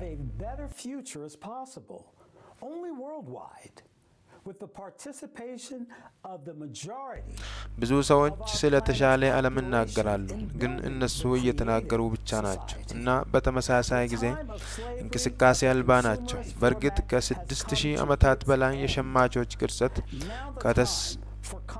ከተስፋዎቻቸው በላይ ማንም አልሄደም። ለሰዎች አስደናቂ ዓለም አልገነባም፣ ግን በተመረጡት የሰዎች ህይወት ወጪ ብቻ ደህንነታቸውን አሻሽሏል። እናም ሁላችንም ይህንን ማስታወስ አለብን እና ዛሬ ከኛ በስተቀር ማንም ይህንን አያደርግም። ዛሬ ከኛ በቀር ማንም በውሸት እየተሰመጠ ዓለምን አያድንም። After all, over the 6,000 years of consumerist format, እስማማለሁ። ባዶ ተስፋዎችን ከመስጠት የበለጠ ቀላል ነገር የለም። no one has built a wonderful world for people, but only improved one's own well-being. እውነቱን ለመናገርና ለዓለም ሁሉ ብቻ ሳይሆን ለራስዎም ለመናገር የበለጠ ከባድ ነው። የራስ ወዳድነትህን መርገጥና አንድ ማድረግ የበለጠ ከባድ ነው። No one but us will save the world drowning in its lies. You will agree. ኃላፊነት መውሰድና ለጋራ የወደፊት ህይወታችን ጥቅም እርምጃ መውሰድ መጀመር የበለጠ ከባድ ነው። ከእንቅልፋችን መነሳትና አሁንም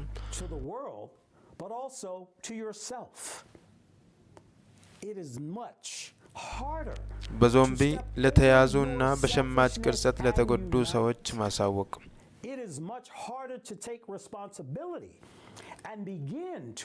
ለሁላችንም የምንተርፍበት ብቸኛው መንገድ ይህ ነው። ይህንን ማድረግ የሚችሉት እውነተኛ ጀግኖች ብቻ ናቸው። እስማማለሁ።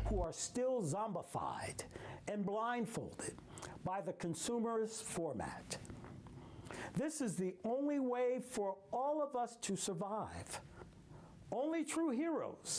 ከሁሉም በላይ በሸማች ቅርጻችን ሁሉም ሰው ማለት ይቻላል በፍርሃት በራስ ወዳድነት ራሱን ብቻ በመጠበቅ ውስጥ ይኖራል። ሰዎች የችግሩንና የውጤቱን ግንኙነት አይከተሉም።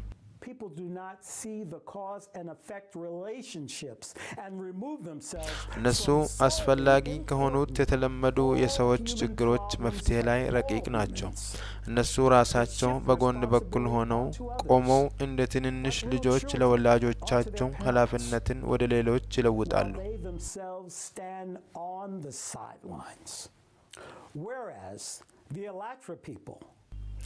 እናም የአላትራ ሰዎች አዋቂዎች፣ ኃላፊነት የሚሰማቸው ሰዎች ናቸው። እኛ ከተለያዩ የዓለም ሀገሮች የተውጣጡ የበጎ ፈቃደኞች የአላትራ ዓለም አቀፍ ህዝባዊ ንቅናቄ አባላት ለመትረፍ አንድ ነን። ይህንን እያደረግን ያለነው ለሰው ልጅ ብለን ነው።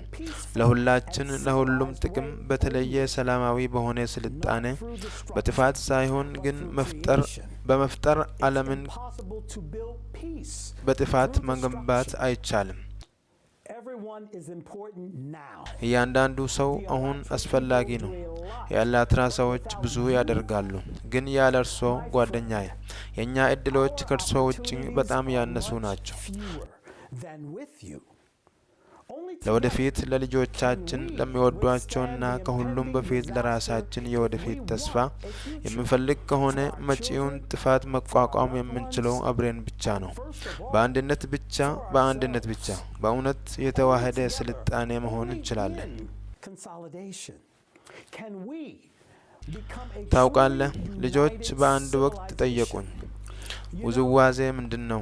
እና እኔ አሰብኩ፣ በሸማች ህብረተሰብ ውስጥ ውዝግብ ምንድን ነው? ለነገሩ በሰው ልጅ ታሪክ ውስጥ ፊት የሚለው ቃል ለብዙ ውጊያዎች፣ ለተለያዩ ጦርነቶች፣ ክስተቶች ይተገበራል። ምን ያህል ደም ፈሷል? የስንት ሰዎች ህይወት አለፈ? እና ሁሉም ለምንድን ነው? ታሪክ ስለ የተለያዩ ምሳሌዎች ይናገራል።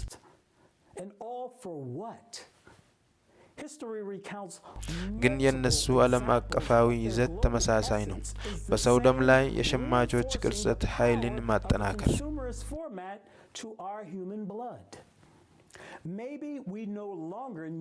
ምናልባት እንደዚህ ያሉ ድሎችና በእንደነዚህ አይነት ዋጋ የበለጠ ያስፈለጉን ይሆናል። ምናልባት በሰው ደም ውስጥ የተጻፈውን ያለፈውን ታሪክ አንድ ግጥም ማጥራት ይበቃ ይሆናል። ምናልባት ለአመፅ፣ ረሃብና ሰብአዊ ግድያ ማንኛውንም ቅድመ ሁኔታ በማስወገድ የመሰረታዊ ባህሪያትን መገደብና በሰው ልጆች ውስጥ ያለውን የሰው ልጅ ሁሉ ማደስ የተሻለ ሊሆን ይችላል። መደበኛውን ጤናማ አስተሳሰብን አንድ የማድረግና በጋራ የመገንባትን ድንቅ ስራ ማከናወን እንችላለን።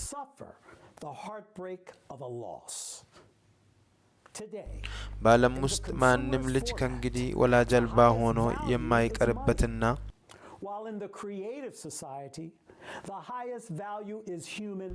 እናቶች በጠፋው ሐዘን በጭራሽ የማይጎዱበት ዛሬ በሸማች ቅርሰት ውስጥ ከፍተኛው እሴት ገንዘብ ነው እና በፈጠራ ማህበረሰብ ውስጥ የሰው ህይወት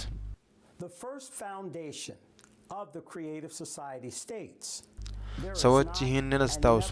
በጣም ዋጋ ያለው ነገር የእርሶና የእኔን ጨምሮ የእያንዳንዱ ሰው ህይወት የሰዎች ህይወት ነው። የመጀመሪያው የፈጠራ ማህበረሰብ መሰረት እንዲህ ይነበባል። ከሰው ህይወት የበለጠ ዋጋ ያለውና ሊኖር የሚችል ምንም ነገር የለም። አንድ ሰው ዋጋ ያለው ከሆነ ሁሉም ሰዎች ጠቃሚ ናቸው። እውነተኛ ምልክቶቻችንንና እሴቶቻችንን ለመመለስ ጊዜው አሁን ነው።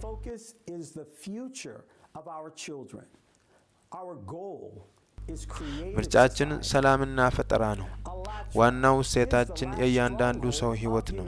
የኛ ድጋፍ ሰብአዊነት ነው። መመሪያዎቻችን የወደፊቱ የልጆቻችን ናቸው። ግባችን የፈጠራ ማህበረሰብ ነው። አላትራ የመጨረሻው የሰው ልጅ ምሽግ ነው። ይህ የአላትራ ትርጉም ነው። ሁላችንም እንድንተርፍ ነጥብ ይህ ነው። አላትራ የተፈጠረው ለዚህ ነው። ለማንም አይደለም፣ ለአንድ ነገር አይደለም፣ ግን ለመላው የሰው ዘር። ይህ የፈጠራ ማህበረሰብ ማህበር ትርጉም ነው። ለጠቅላላው ስልጣኔ ብቸኛው የመዳን መንገድ ይህ ነው።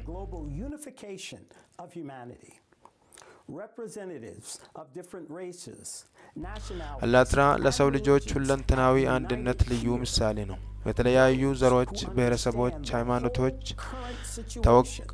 ተወካዮች እዚህ አንድ ሆነዋል። አጠቃላይ ወቅታዊ ሁኔታን የተገነዘቡ ዓለምንና የሚመጣውን አደጋ በትኩረት በመመልከትና ምንም ይሁን ምን የፈጠራ ማህበረሰቡን በመገንባት ንቁ ተሳትፎ ያደርጋሉ። እውነተኛ ሰዎች፣ በእውነት እውነተኛ ጀግኖች እዚህ ተሰብስበዋል። እውነትን ለሰዎች ለማስተላለፍ ይተጋሉ። እነሱ ከሌሎቹ በተለየ ሁኔታ የወደፊቱን ይመለከታሉ እና አሁን ሰውን ለማዳን ሁሉንም ነገር እያደረጉ ነው። To save humanity. The people of ALLATRA selflessly act for the benefit of others. የአላትራ አባላት የግል ፍላጎቶቻቸው ምንም ይሁን ምን ለሌሎች ጥቅም ሲሉ ከራስ ወዳድነት ነፃ የሆነ እርምጃ ይወስዳሉ። እነሱ የራሳቸውን ጊዜ፣ የራሳቸውን ገንዘብ እኔ አጽንኦት እሰጣለሁ። የራሳቸውንና የሕዝብን ገንዘብ አያባክኑም። ምንም አይነት ምርጫ ወይም እርዳታ አይለምኑም፣ በዚያም አያገኙም። እነሱ በአደጋዎች በሰው ሐዘን ላይ ገንዘብ ለመፈለግ አይፈልጉም፣ ግን ጊዜያቸውንና ገንዘባቸውን በእውነቱ ሰዎችን ለማዳን ስልጣኔያችንን ለማዳን ያጠፋሉ። እና እኔ ስለናንተ ስለ የፈጠራ ማህበር ግንባታ ተሳታፊዎች ከመላው ዓለም የመጡ በጎ ፈቃደኞች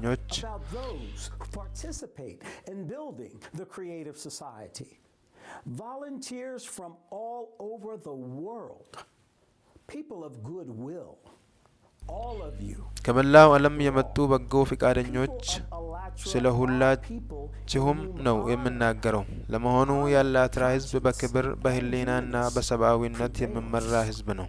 እነዚህ ሁሉ የሸማቾች ቅርጸት ዞምቢዎች ለመሆን ፈቃደኛ ያልሆኑ የእንስሳት መሆን አቁሞ ሰው ሆኑ። The people of ALLATRA are progressive humanity. They are the best of the best who have joined focus to save our world.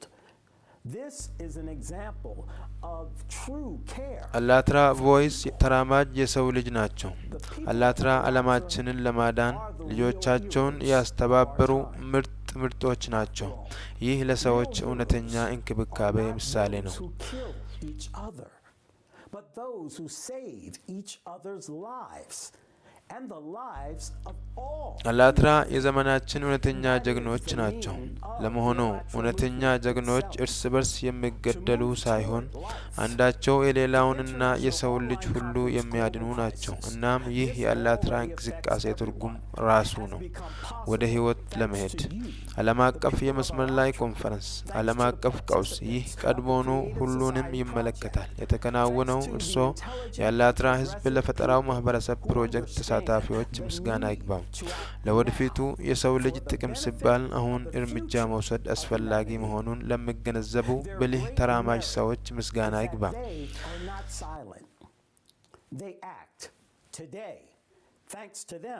የነሱ ትልቅ ጥቅም ዝም ብሎ አይደለም፣ እነሱ እየሰሩ ነው። ዛሬ ለነሱ ምስጋና ይግባው። ወዳጆች፣ እውነትን የዛሬውን እውነትና የነገን አይቀሬነት ተምሯል። I thank everyone who listens and understands. I thank everyone who through their own እንዲሁም ወደፊት ለሚራመዱ ወደፊት ለሚመለከቱ ሰዎች ሁሉ ጥልቅ ምስጋናዬን ለመግለጽ እፈልጋለሁ። ለሚሰሙና ለሚረዱ ሁሉ አመሰግናለሁ። በራሳቸው ጥረት አቅምና who spend their energy, money and time አቅም የሰው ልጆችን ለማዳን ለሚሞክሩ ሁሉ አመስጋኝ መሆን፣ ጥቂቶችን ብቻ ሳይሆን ሁሉንም የሰው ልጆች ለማዳን ለሚሞክሩ ሁሉ ምስጋና ይገባል። ማን ነው የማይተኛው? ለሰው ሁሉ ነገ እንድነጋና ሁላችንም ነገ እንድኖረን የራሱን ኃይል ገንዘብና ጊዜ የሚያጠፋ ፀሐይ ስትወጣ ለሁሉም የሚበራ የእውነት ፀሐይ ማየት እንድንችል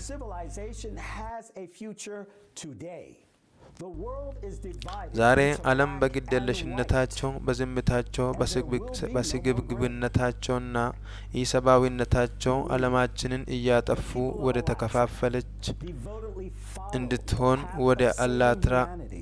ወደ ተከፋፈለች ሲሆን ወደ አላትራ የጋራ ቤታችንን የሚያድኑና ስልጣኔያችን መጪው ጊዜ እንድኖር ለማድረግ በችሎታቸው ሁሉንም ነገር ያደርጋሉ።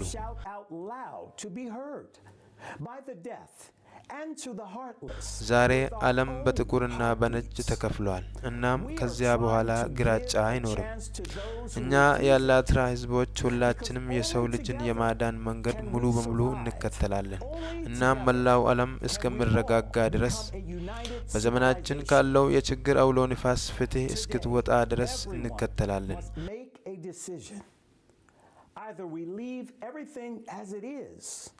መስማት ለተሳናቸው ለመጮህና ከልብ ምታችን ጋር ልብ ለሌላቸው ለመድረስ እንሞክራለን።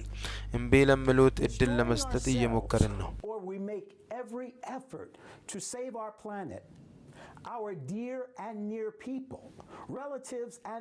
ምክንያቱም አብረን ብቻ መትረፍ እንችላለን። አብረን ብቻ አንድ ስልጣኔ ልንሆን እንችላለን። ዛሬ ሁሉም ሰው ውሳኔ ማድረግ አለበት ወይ? ሁሉንም ነገር አንድ ሆነን እንተውና ምን ሊሆን ይችላል? እናም በግድየለሽነታችን ሰብአዊነትን የተባለውን ባቡር እናዘናጋለን፣ ራሳችንን እናጠፋለን፣ ወይንም ፕላኔታችንን ለማዳን የተቻለን ሁሉ እናደርጋለን። ዘመዶች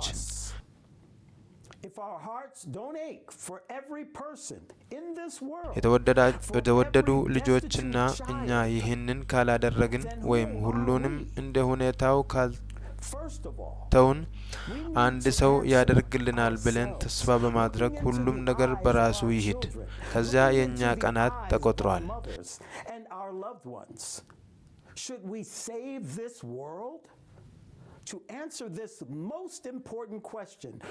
ይህንን ምርጫ ማንም አያደርግልንም፣ ከኛ በስተቀር ማንም የለም።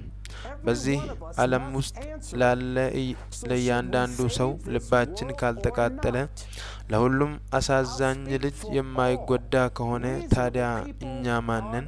በመጀመሪያ የልጆቻችንን አይን በመመልከት እናቶቻችንን የምንወዳቸውን ሰዎች እያየን ለራሳችን መልስ መስጠት አለብን። ይህንን ዓለም ማዳን አለብን።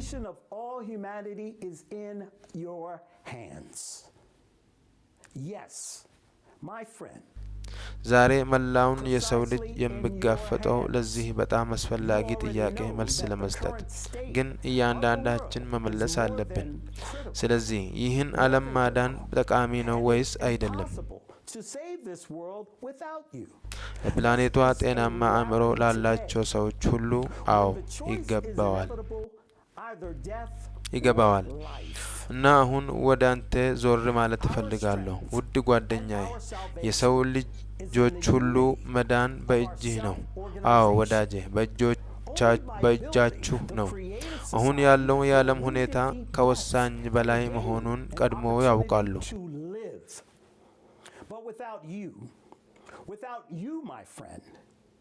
እና ያለ እርሶ ይህንን ዓለም ለማዳን የማይቻል ነው።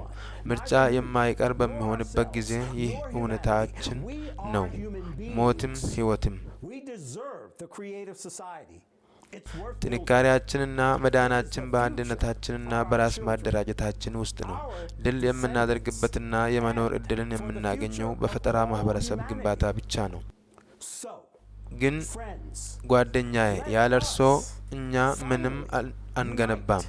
ማንንም አናድንም። እርሶም ሆነን ራሳችንን ሆነን ሰብአዊነትን እኛ ሰዎች ነን። ለፈጠራ ማህበረሰብ ብቁዎች ነን። ለወደፊቱ ለልጆቻችን፣ ለዘሮቻችን፣ ለወደፊቱ የሰው ልጆች ሁሉ መገንባቱ ጠቃሚ ነው። ስለዚህ በመጨረሻ ወዳጆች አንድ ሆነን የፍትህ ድል ዘመን፣ የህይወት የድል ዘመን እንዲመጣ እንፈቅዳለን።